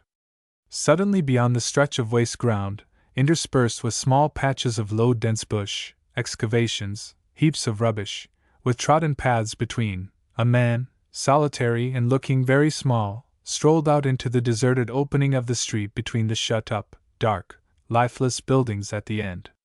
Perhaps one of the inhabitants, who had fled to the other bank of the river, coming back for some object of domestic use. Evidently he supposed himself quite safe at that distance from the hill on the other side of the creek. A light stockade, set up hastily, was just round the turn of the street, full of his friends. He moved leisurely. Brown saw him, and instantly called to his side the Yankee deserter, who acted as a sort of second in command. This lanky, loose-jointed fellow came forward, wooden-faced, trailing his rifle lazily. When he understood what was wanted from him, a homicidal and conceited smile uncovered his teeth, making two deep folds down his sallow, leathery cheeks. He prided himself on being a dead shot. He dropped on one knee, and taking aim from a steady rest through the unlopped branches of a felled tree, fired, and at once stood up to look. The man, far away, turned his head to the report, made another step forward, seemed to hesitate, and abruptly got down on his hands and knees. In the silence that fell upon the sharp crack of the rifle, the dead shot, keeping his eyes fixed upon the quarry, guessed that this there coon's health would never be a source of anxiety to his friends any more. The man's limbs were seen to move rapidly under his body in an endeavor to run on all fours. In that empty space arose a multitudinous shout of dismay and surprise. The man sank flat, face down, and moved no more. "That showed them what we could do," said Brown to me. "Struck the fear of sudden death into them. That was what we wanted. They were 200 to 1, and this gave them something to think over for the night. Not one of them had an idea of such a long shot before. That beggar belonging to the Rajah scooted downhill with his eyes hanging out of his head. As he was telling me this, he tried with a shaking hand to wipe the thin foam on his blue lips. 200 to 1. 200 to 1, strike terror, terror, terror, I tell you!" His own eyes were starting out of their sockets. He fell back, clawing the air with skinny fingers, sat up again, bowed and hairy, glared at me sideways like some man-beast of folklore, with open mouth in his miserable and awful agony before he got his speech back after that fit. There are sights one never forgets. Furthermore, to draw the enemy's fire and locate such parties as might have been hiding in the bushes along the creek, Brown ordered the Solomon Islander to go down to the boat and bring an oar, as you send a spaniel after a stick into the water. This failed, and the fellow came back without a single shot having been fired at him from anywhere. "There's nobody," opined some of the men. "It is unnatural," remarked the Yankee. Cassim had gone, by that time, very much impressed, pleased too, and also uneasy. Pursuing his tortuous policy, he had dispatched a message to Dane Waries warning him to look out for the white men's ship, which, he had had information, was about to come up the river. He minimized its strength, and exhorted him to oppose its passage. This double-dealing answered his purpose, which was to keep the Bugis forces divided and to weaken them by fighting. On the other hand, he had in the course of that day sent word to the assembled Bugis chiefs in town, assuring them that he was trying to induce the invaders to retire. His messages to the fort asked earnestly for powder for the Rajah's men. It was a long time since Tunku Along had had ammunition for the score or so of old muskets rusting in the arm racks in the audience hall. The open intercourse between the hill and the palace unsettled all the minds. It was already time for men to take sides, it began to be said. There would soon be much bloodshed, and thereafter great trouble for many people. The social fabric of orderly, peaceful life, when every man was sure of tomorrow, the edifice raised by Jim's hands, seemed on that evening ready to collapse into a ruin reeking with blood. The poorer folk were already taking to the bush or flying up the river. A good many of the upper class judged it necessary to go and pay their court to the Rajah. The Rajah's youths jostled them rudely. Old Tunku Along, almost out of his mind with fear and indecision, either kept a sullen silence, or abused them violently for daring to come with empty hands. They departed very much frightened. Only old Doramin kept his countrymen together and pursued his tactics inflexibly. Enthroned in a big chair behind the improvised stockade, he issued his orders in a deep veiled rumble, unmoved, like a deaf man, in the flying rumors. Dusk fell, hiding first the body of the dead man, which had been left lying with arms outstretched as if nailed to the ground, and then the revolving sphere of the night rolled smoothly over Patusan and came to a rest, showering the glitter of countless worlds upon the earth. Again, in the exposed part of the town big fires blazed along the only street, revealing from distance to distance upon their glares the falling straight lines of roofs, the fragments of wattled walls jumbled in confusion, here and there a whole hut elevated in the glow upon the vertical black stripes of a group of high piles, and all this line of dwellings, revealed in patches by the swaying flames, seemed to flicker tortuously away upriver into the gloom at the heart of the land. A great silence, in which the looms of successive fires played without noise, extended into the darkness at the foot of the hill. But the other bank of the river, all dark save for a solitary bonfire at the riverfront before the fort, sent out into the air an increasing tremor that might have been the stamping of a multitude of feet, the hum of many voices, or the fall of an immensely distant waterfall. It was then, Brown confessed to me, while, turning his back on his men, he sat looking at it all, that notwithstanding his disdain, his ruthless faith in himself, a feeling came over him that at last he had run his head against a stone wall. Had his boat been afloat at the time, he believed he would have tried to steal away, taking his chances of a long chase down the river and of starvation at sea. It is very doubtful whether he would have succeeded in getting away. However, he didn't try this. For another moment he had a passing thought of trying to rush the town, but he perceived very well that in the end he would find himself in the lighted street, where they would be shot down like dogs from the houses. They were 200 to 1, he thought, while his men, huddling round 2 heaps of smoldering embers, munched the last of the bananas and roasted the few yams they owed to Cassim's diplomacy. Cornelius sat amongst them dozing sulkily. Then one of the whites remembered that some tobacco had been left in the boat, and, encouraged by the impunity of the Solomon Islander, said he would go to fetch it. At this all the others shook off their despondency. Brown applied to said, "Go and be d to you," scornfully. He didn't think there was any danger in going to the creek in the dark. The man threw a leg over the tree trunk and disappeared. A moment later he was heard clambering into the boat, and then clambering out. "I've got it!" he cried. A flash and a report at the very foot of the hill followed. "I am hit!" yelled the man. Look out, I am hit!" And instantly all the rifles went off. The hill squirted fire and noise into the night like a little volcano, and when Brown and the Yankee with curses and cuffs stopped the panic-stricken firing, a profound, weary groan floated up from the creek, succeeded by a plaint whose heart-rending sadness was like some poison turning the blood cold in the veins. Then a strong voice pronounced several distinct incomprehensible words somewhere beyond the creek. "Let no one fire!" shouted Brown. "What does it mean? Do you hear on the hill? Do you hear? Do you hear?" repeated the voice 3 times. Cornelius translated, and then prompted the answer. "Speak!" cried Brown. "We hear." Then the voice, declaiming in the sonorous inflated tone of a herald, and shifting continually on the edge of the vague waste land, proclaimed that between the men of the Bugis nation living in Patusan and the white men on the hill and those with them, there would be no faith, no compassion, no speech, no peace. A bush rustled, a haphazard volley rang out. "Damn foolishness!" muttered the Yankee, vexedly grounding the butt. Cornelius translated. The wounded man below the hill, after crying out twice, "Take me up! Take me up!" went on complaining in moans.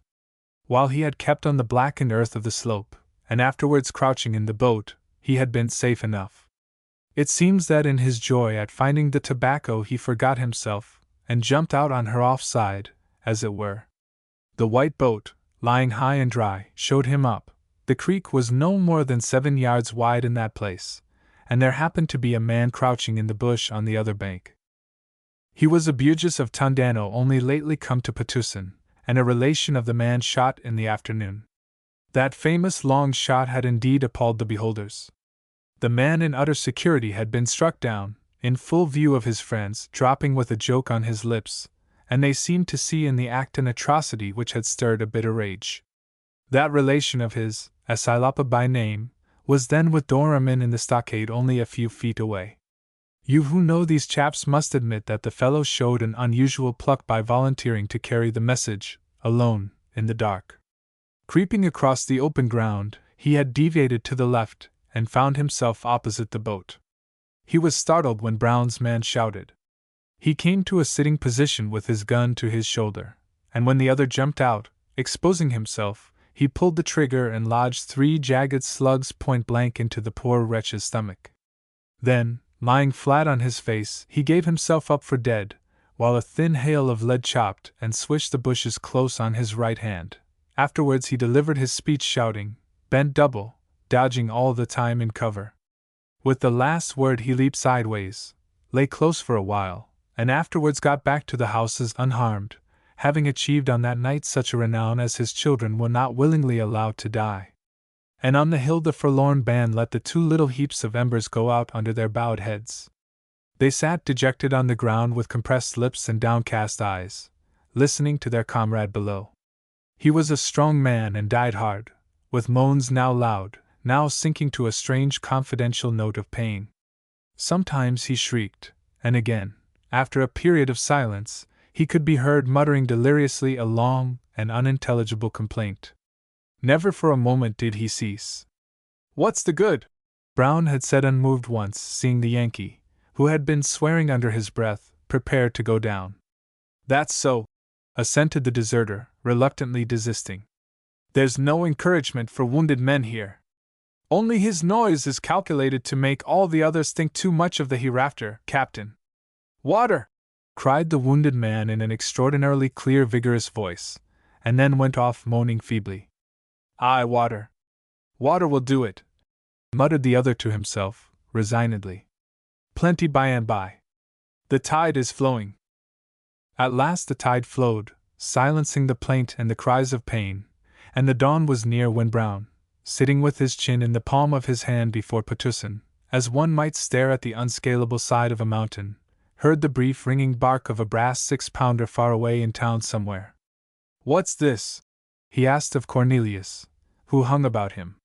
Cornelius listened. A muffled roaring shout rolled downriver over the town, a big drum began to throb, and others responded, pulsating and droning. Tiny scattered lights began to twinkle in the dark half of the town, while the part lighted by the loom of fires hummed with a deep and prolonged murmur. "He has come," said Cornelius. "What? Already? Are you sure?" Brown asked. "Yes. Yes. Sure. Listen to the noise. What are they making that row about?" pursued Brown. "For joy," snorted Cornelius. "He is a very great man, but all the same, he knows no more than a child, and so they make a great noise to please him, because they know no better." "Look here," said Brown. "How is one to get at him?" "He shall come to talk to you," Cornelius declared. "What do you mean? Come down here strolling as it were?" Cornelius nodded vigorously in the dark. "Yes. He will come straight here and talk to you. He is just like a fool. You shall see what a fool he is." Brown was incredulous. "You shall see, repeated Cornelius. "He is not afraid of anything. He will come and order you to leave his people alone. Everybody must leave his people alone. He is like a little child. He will come to you straight." Alas! He knew Jim well, that mean little skunk, as Brown called him to me. "Yes, certainly," he pursued with ardor. "And then, Captain, you tell that tall man with a gun to shoot him. Just you kill him, and you will frighten everybody so much that you can do anything you like with them afterwards, get what you like, go away when you like. Ha! Ha! Ha! Fine!" He almost danced with impatience and eagerness, and Brown, looking over his shoulder at him, could see, shown up by the pitiless dawn, his men drenched with dew, sitting amongst the cold ashes and the litter of the camp, haggard, cowed, and in rags. Chapter 41. To the very last moment, till the full day came upon them with a spring, the fires on the west bank blazed bright and clear, and then Brown saw in a knot of colored figures motionless between the advanced houses a man in European clothes, in a helmet, all white. "That's him! Look! Look!" Cornelius said excitedly. All Brown's men had sprung up and crowded at his back with lusterless eyes. The group of vivid colors and dark faces with the white figure in their midst were observing the knoll. Brown could see naked arms being raised to shade the eyes and other brown arms pointing. What should he do? He looked around, and the forests that faced him on all sides walled the cockpit of an unequal contest. He looked once more at his men. A contempt, a weariness, the desire of life, the wish to try for one more chance, for some other grave, struggled in his breast.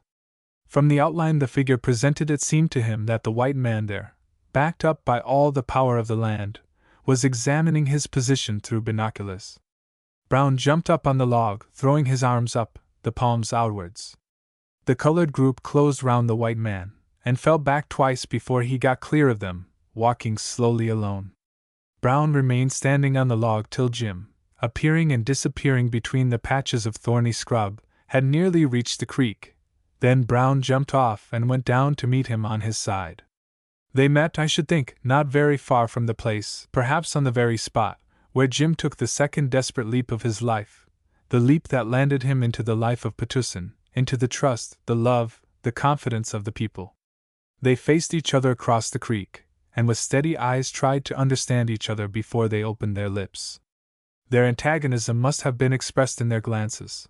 I know that Brown hated Jim at first sight. Whatever hopes he might have had vanished at once. This was not the man he had expected to see. He hated him for this, and in a checked flannel shirt with sleeves cut off at the elbows, gray-bearded, with a sunken, sun-blackened face, he cursed in his heart the other's youth and assurance, his clear eyes and his untroubled bearing. That fellow had gotten a long way before him. He did not look like a man who would be willing to give anything for assistance. He had all the advantages on his side: possession, security, power. He was on the side of an overwhelming force. He was not hungry and desperate, and he did not seem in the least afraid. And there was something in the very neatness of Jim's clothes, from the white helmet to the canvas leggings and the pipe-clayed shoes, which in Brown's somber, irritated eyes seemed to belong to things he had in the very shaping of his life condemned and flouted. "Who are you?" asked Jim at last, speaking in his usual voice. My name's Brown, answered the other loudly. Captain Brown. What's yours? And Jim, after a little pause, went on quietly, as if he had not heard. What made you come here? You want to know, said Brown bitterly. It's easy to tell. Hunger. And what made you? The fellow started at this, said Brown, relating to me the opening of this strange conversation between those two men, separated only by the muddy bed of a creek, but standing on the opposite poles of that conception of life which includes all mankind. The fellow started at this and got very red in the face. Too big to be questioned, I suppose? I told him that if he looked upon me as a dead man with whom you may take liberties, he himself was not a whit better off, really. I had a fellow up there who had a bead drawn on him all the time, and only waited for a sign from me. There was nothing to be shocked at in this. He had come down of his own free will. Let us agree, said I, that we are both dead men, and let us talk on that basis, as equals. We are all equal before death, I said. I admitted I was there like a rat in a trap, but we had been driven to it, and even a trapped rat can give a bite. He caught me up in a moment. Not if you don't go near the trap till the rat is dead. I told him that sort of game was good enough for these native friends of his, but I would have thought him too white to serve even a rat so. Yes, I had wanted to talk with him. Not to beg for my life, though. My fellows were, well, what they were, men like himself, anyhow. All we wanted from him was to come on in the devil's name and have it out. God d—n it, said I, while he stood there as still as a wooden post, you don't want to come out here every day with your glasses to count how many of us are left on our feet. Come. Either bring your infernal crowd along or let us go out and starve in the open sea, by God! You have been white once, for all your tall talk of this being your own people and you being one with them. Are you? And what the devil do you get for it? What is it you've found here that is so precious? Hey? You don't want us to come down here perhaps, do you? You are 200 to 1. You don't want us to come down into the open. I promise you we shall give you some sport before you've done. You talk about me making a cowardly set upon unoffending people. What's that to me that they are unoffending, when I am starving for next to no offense? But I am not a coward. Don't you be one. Bring them along or, by all the fiends, we shall yet manage to send half your unoffending town to heaven with us in smoke. He was terrible, relating this to me, this tortured skeleton of a man drawn up together with his face over his knees, upon a miserable bed in that wretched hovel, and lifting his head to look at me with malignant triumph. That's what I told him. I knew what to say. He began again, feebly at first, but working himself up with incredible speed into a fiery utterance of his scorn. We aren't going into the forest to wander like a string of living skeletons dropping one after another for ants to go to work upon us before we are fairly dead. Oh no! You don't deserve a better fate, he said. And what do you deserve? I shouted at him. You that I find skulking here with your mouth full of your responsibility, of innocent lives, of your infernal duty. What do you know more of me than I know of you? I came here for food. D'ye hear? Food to fill our bellies. And what did you come for? What did you ask for when you came here? We don't ask you for anything but to give us a fight or a clear road to go back whence we came. I would fight with you now, says he, pulling at his little mustache. And I would let you shoot me, and welcome, I said. This is as good a jumping-off place for me as another. I am sick of my infernal luck. But it would be too easy. There are my men in the same boat, and by God, I am not the sort to jump out of trouble and leave them in a lurch, I said. He stood thinking for a while and then wanted to know what I had done, out there, he says, tossing his head downstream, to be hazed about so. Have we met to tell each other the story of our lives? I asked him. Suppose you begin. No? Well, I am sure I don't want to hear. Keep it to yourself. I know it is no better than mine. I've lived, and so did you, though you talk as if you were one of those people that should have wings so as to go about without touching the dirty earth. Well, it is dirty. I haven't got any wings. I am here because I was afraid once in my life. Want to know what of? Of a prison. That scares me, and you may know it, if it's any good to you. I won't ask you what scared you into this infernal hole, where you seem to have found pretty pickings.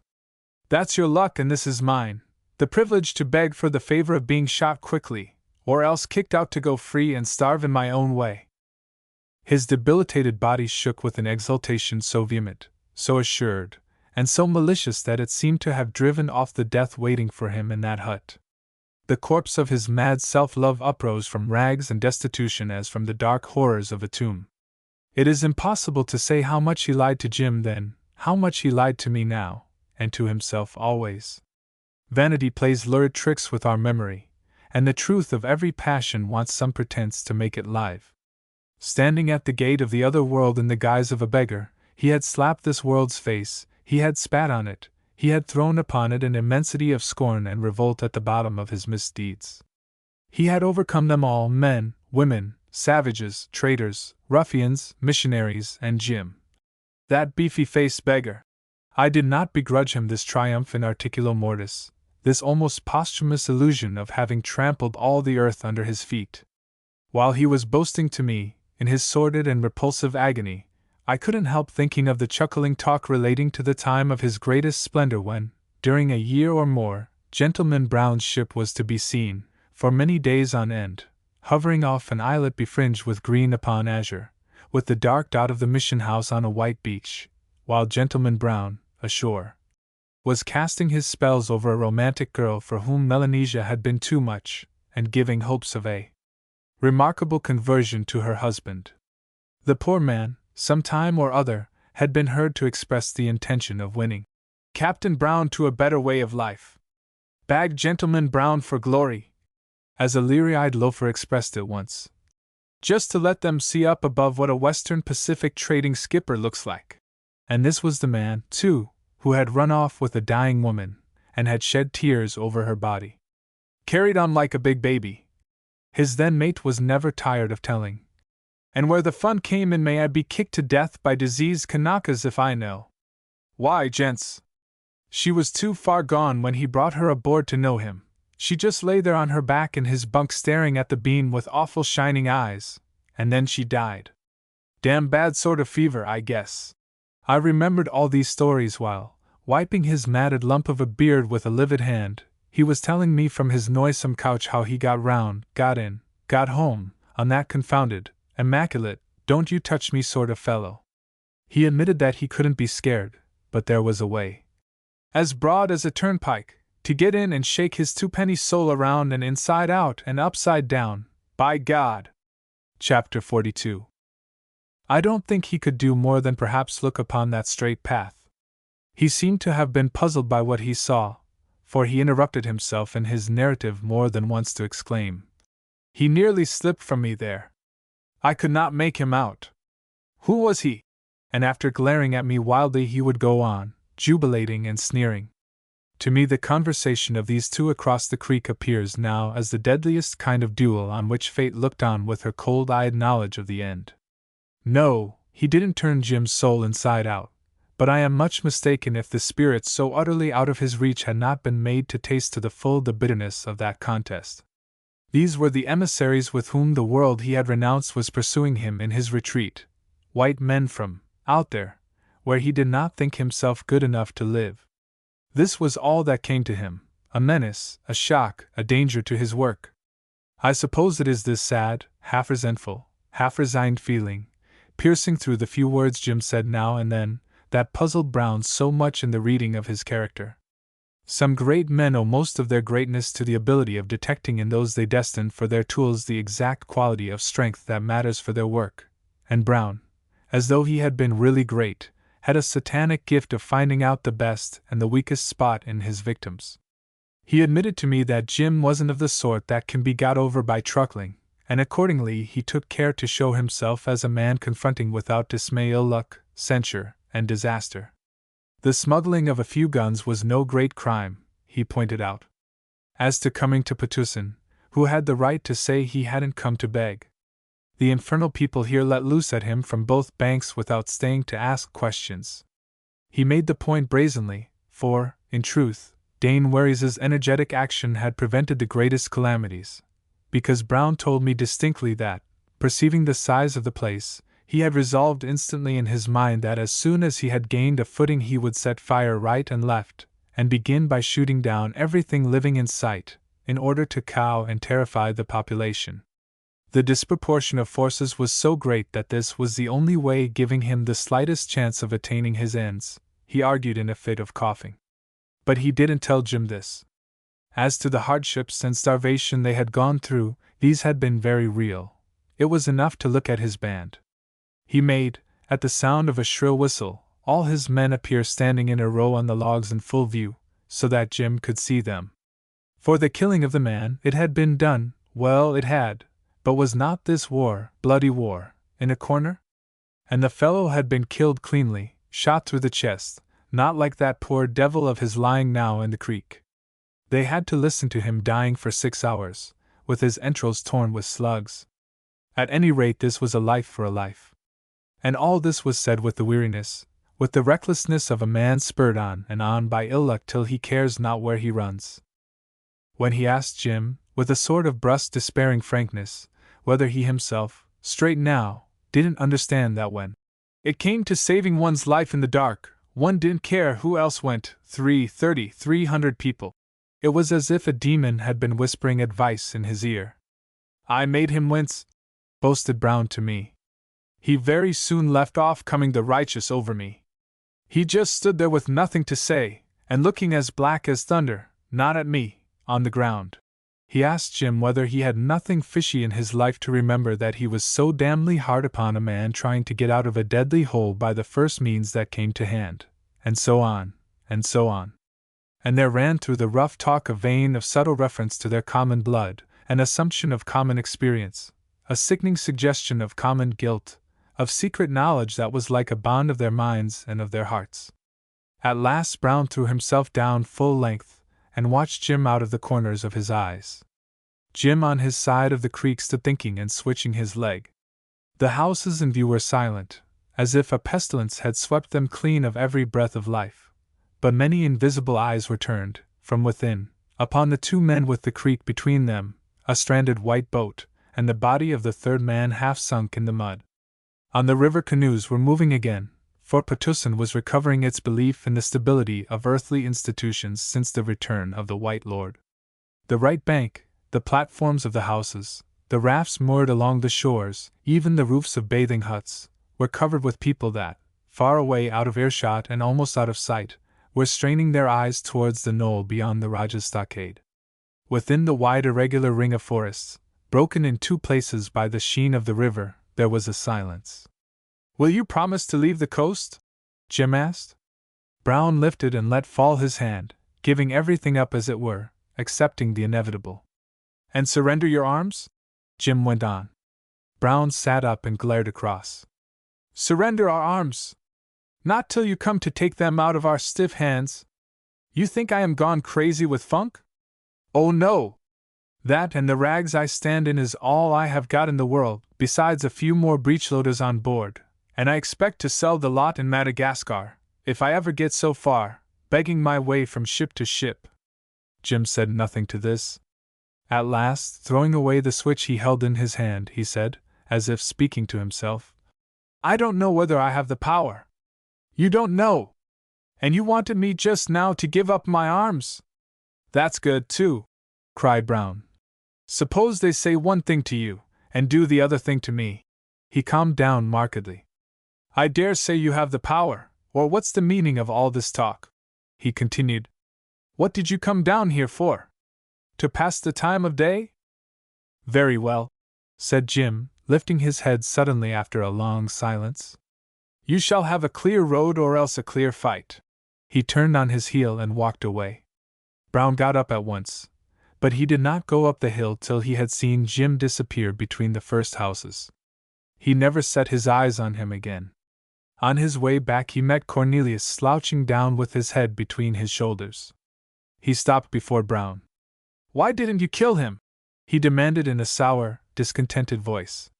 Because I could do better than that, Brown said with an amused smile. Never! Never! Protested Cornelius with energy. Couldn't. I have lived here for many years. Brown looked up at him curiously. There were many sides to the life of that place in arms against him, things he would never find out. Cornelius slunk past dejectedly in the direction of the river. He was now leaving his new friends. He accepted the disappointing course of events with a sulky obstinacy which seemed to draw more together his little yellow old face, and as he went down he glanced askant here and there, never giving up his fixed idea. Henceforth events move fast without a check, flowing from the very hearts of men like a stream from a dark source, and we see Jim amongst them, mostly through Tam Item's eyes. The girl's eyes had watched him too, but her life is too much entwined with his. There is her passion, her wonder, her anger, and above all, her fear and her unforgiving love. Of the faithful servant, uncomprehending as the rest of them, it is the fidelity alone that comes into play, a fidelity and a belief in his Lord so strong that even amazement is subdued to a sort of saddened acceptance of a mysterious failure. He has eyes only for one figure, and through all the mazes of bewilderment he preserves his air of guardianship, of obedience, of care. His master came back from his talk with the white men, walking slowly towards the stockade in the street. Everybody was rejoiced to see him return, for while he was away every man had been afraid not only of him being killed, but also of what would come after. Jim went into one of the houses, where old Doramin had retired, and remained alone for a long time with the head of the Bugis settlers. No doubt he discussed the course to follow with him then, but no man was present at the conversation. Only Tam Item, keeping as close to the door as he could, heard his master say, "Yes, I shall let all the people know that such is my wish. But I spoke to you, O Doramin, before all the others, and alone, for you know my heart as well as I know yours and its greatest desire. And you know well also that I have no thought but for the people's good." Then his master, lifting the sheeting in the doorway, went out, and he, Tam Item, had a glimpse of old Doramin within, sitting in the chair with his hands on his knees, and looking between his feet. Afterwards he followed his master to the fort, where all the principal Bugis and Petusan inhabitants had been summoned for a talk. Tam Item himself hoped there would be some fighting. "What was it but the taking of another hill?" he exclaimed regretfully. However, in the town many hoped that the rapacious strangers would be induced, by the sight of so many brave men making ready to fight, to go away. It would be a good thing if they went away. Since Jim's arrival had been made known before daylight by the gun fired from the fort and the beating of the big drum there, the fear that had hung over Petusan had broken and subsided like a wave on a rock, leaving the seething foam of excitement, curiosity, and endless speculation. Half of the population had been ousted out of their homes for purposes of defense, and were living in the street on the left side of the river, crowding round the fort, and in momentary expectation of seeing their abandoned dwellings on the threatened bank burst into flames. The general anxiety was to see the matter settled quickly. Food, through Jewel's care, had been served out to the refugees. Nobody knew what their white man would do. Some remarked that it was worse than in Sharif Ali's war. Then many people did not care. Now everybody had something to lose. The movements of canoes passing to and fro between the two parts of the town were watched with interest. A couple of Bugis warboats lay anchored in the middle of the stream to protect the river, and a thread of smoke stood at the bow of each. The men in them were cooking their midday rice when Jim, after his interviews with Brown and Doramin, crossed the river and entered by the water gate of his fort. The people inside crowded round him, so that he could hardly make his way to the house. They had not seen him before, because on his arrival during the night he had only exchanged a few words with the girl, who had come down to the landing stage for the purpose, and had then gone on at once to join the chiefs and the fighting men on the other bank. People shouted greetings after him. One old woman raised a laugh by pushing her way to the front madly, and enjoining him in a scolding voice to see to it that her two sons, who were with Doramin, did not come to harm at the hands of the robbers. Several of the bystanders tried to pull her away, but she struggled and cried, "Let me go! What is this, O Muslims? This laughter is unseemly. Are they not cruel, bloodthirsty robbers bent on killing?" "Let her be," said Jim, and as a silence fell suddenly, he said slowly, "Everybody shall be safe." He entered the house before the great sigh, and the loud murmurs of satisfaction, had died out. There's no doubt his mind was made up that Brown should have his way clear back to the sea. His fate, revolted, was forcing his hand. He had for the first time to affirm his will in the face of outspoken opposition. There was much talk, and at first my master was silent, Tam Item said. Darkness came, and then I lit the candles on the long table. The chief sat on each side, and the lady remained by my master's right hand. When he began to speak, the unaccustomed difficulty seemed only to fix his resolve more immovably. The white men were now waiting for his answer on the hill. Their chief had spoken to him in the language of his own people, making clear many things difficult to explain in any other speech. They were erring men whom suffering had made blind to right and wrong. It is true that lives had been lost already, but why lose more? He declared to his hearers, the assembled heads of the people, that their welfare was his welfare, their losses his losses, their mourning his mourning. He looked round at the grave listening faces and told them to remember that they had fought and worked side by side. They knew his courage. Here a murmur interrupted him, and that he had never deceived them. For many years they had dwelt together. He loved the land and the people living in it with a very great love. He was ready to answer with his life for any harm that should come to them if the white men with beards were allowed to retire. They were evildoers, but their destiny had been evil, too. Had he ever advised them ill? Had his words ever brought suffering to the people? He asked. He believed that it would be best to let these whites and their followers go with their lives. It would be a small gift. I whom you have tried and found always true ask you to let them go. He turned to Doramin. The old Nakota made no movement. Then, said Jim, call in Dane Waries, your son, my friend, for in this business I shall not lead. Chapter 43. Tam Item behind his chair was thunderstruck. The declaration produced an immense sensation. Let them go because this is best in my knowledge which has never deceived you, Jim insisted.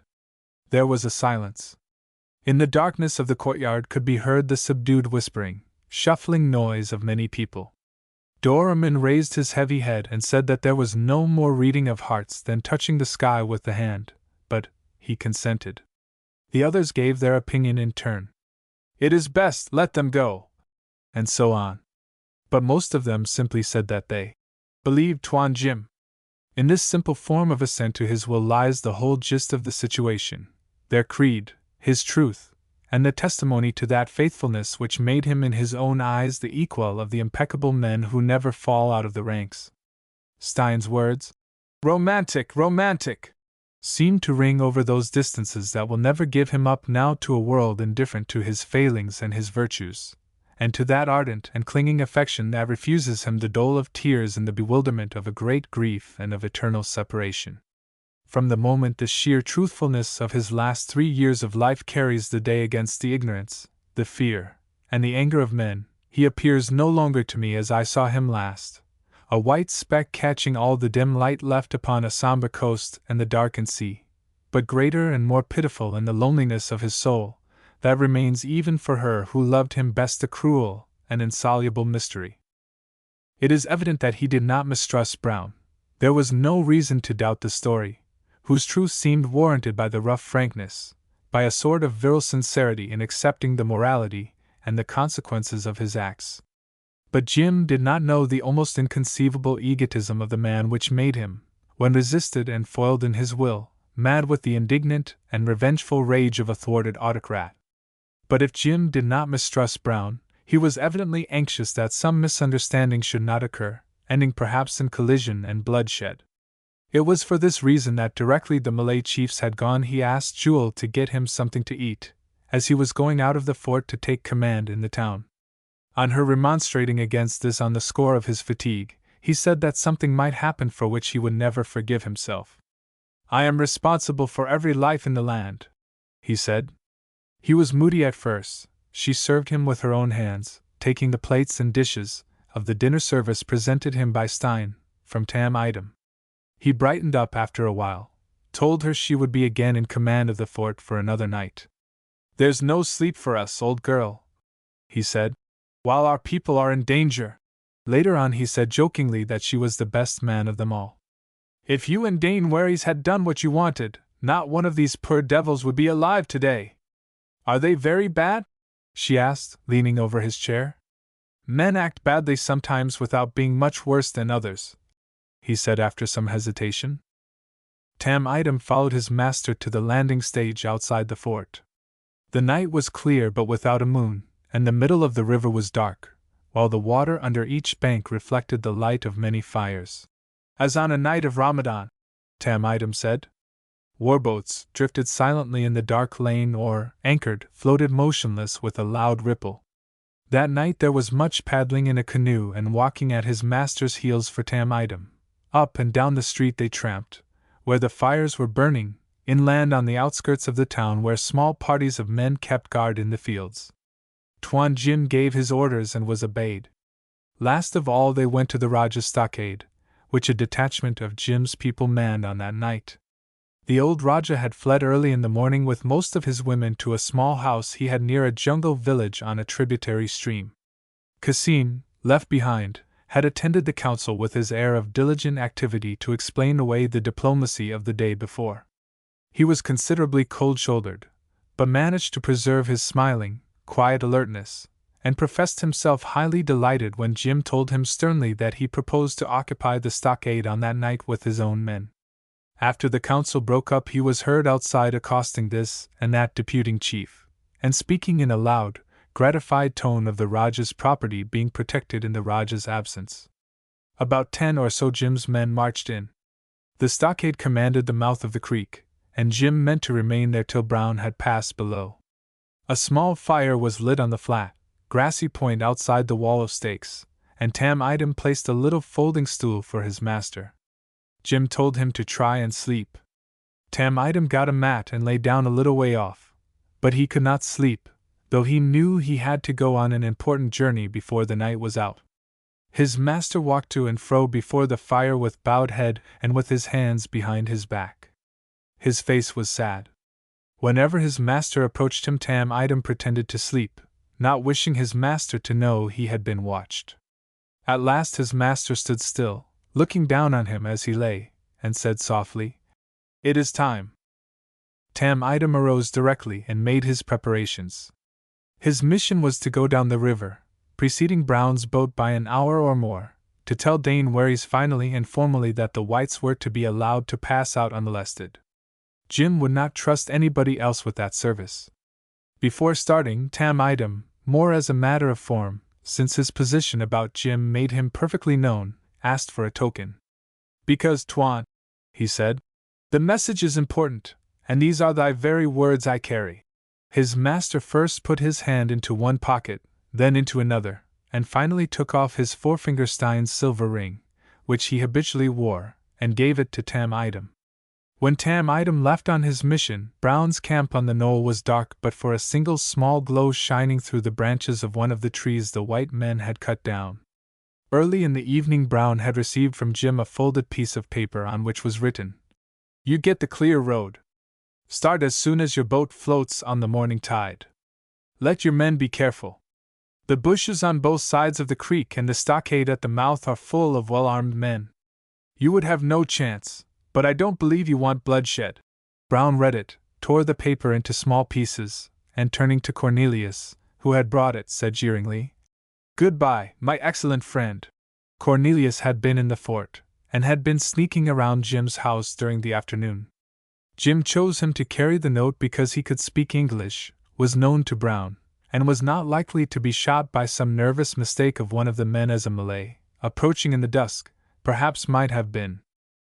Cornelius didn't go away after delivering the paper. Brown was sitting up over a tiny fire. All the others were lying down. "I could tell you something you would like to know," Cornelius mumbled crossly. Brown paid no attention. "You did not kill him," went on the other. "And what do you get for it?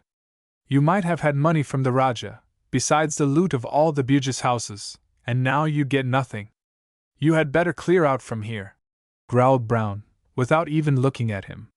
But Cornelius let himself drop by his side and began to whisper very fast, touching his elbow from time to time. What he had to say made Brown sit up at first, with a curse.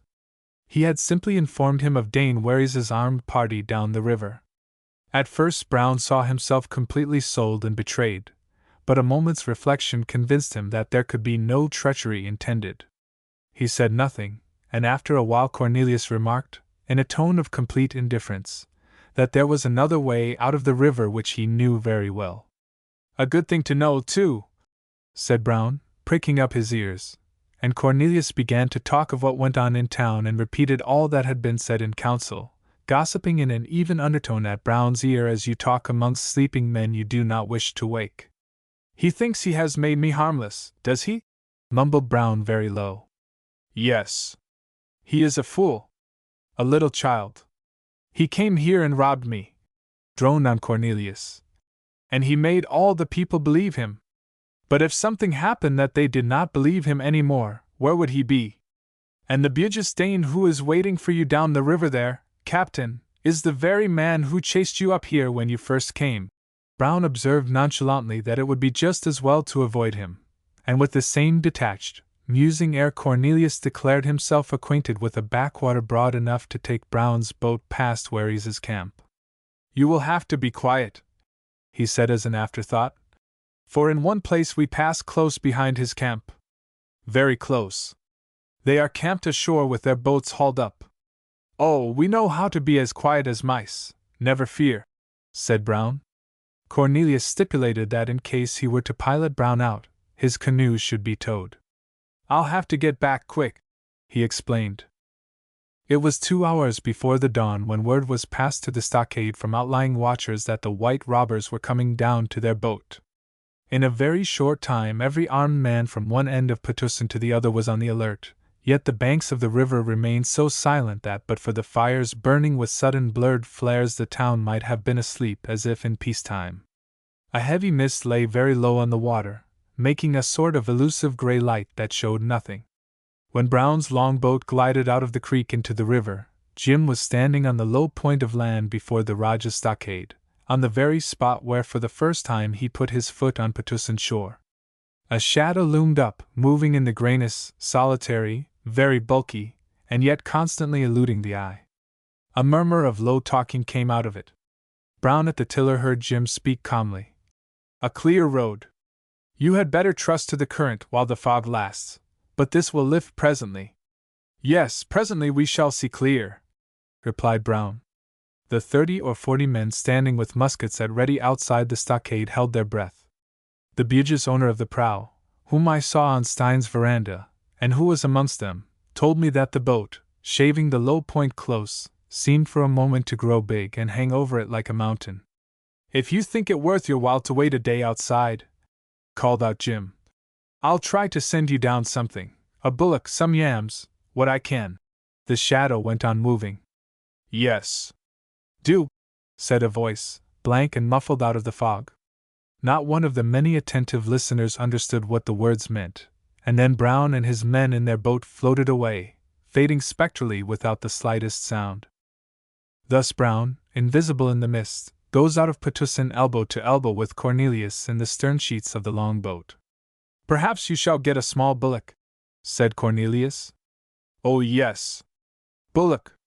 Yam. You'll get it if he said so. He always speaks the truth. He stole everything I had. I suppose you like a small bullock better than the loot of many houses. I would advise you to hold your tongue, or somebody here may fling you overboard into this damned fog," said Brown. The boat seemed to be standing still. Nothing could be seen, not even the river alongside, only the water dust flew and trickled, condensed, down their beards and faces. It was weird, Brown told me. Every individual man of them felt as though he were adrift alone in a boat, haunted by an almost imperceptible suspicion of sighing, muttering ghosts. "Throw me out, would you? But I would know where I was," mumbled Cornelius surlily. "I've lived many years here. Not long enough to see through a fog like this," Brown said, lolling back with his arms swinging to and fro on the useless tiller. "Yes. Long enough for that," snarled Cornelius. "That's very useful," commented Brown. "Am I to believe you could find that back way you spoke of blindfold, like this?" Cornelius grunted. "Are you too tired to row?" he asked after a silence. "No, by God!" shouted Brown suddenly. Out with your oars there! There was a great knocking in the fog, which after a while settled into a regular grind of invisible sweeps against invisible thole-pins.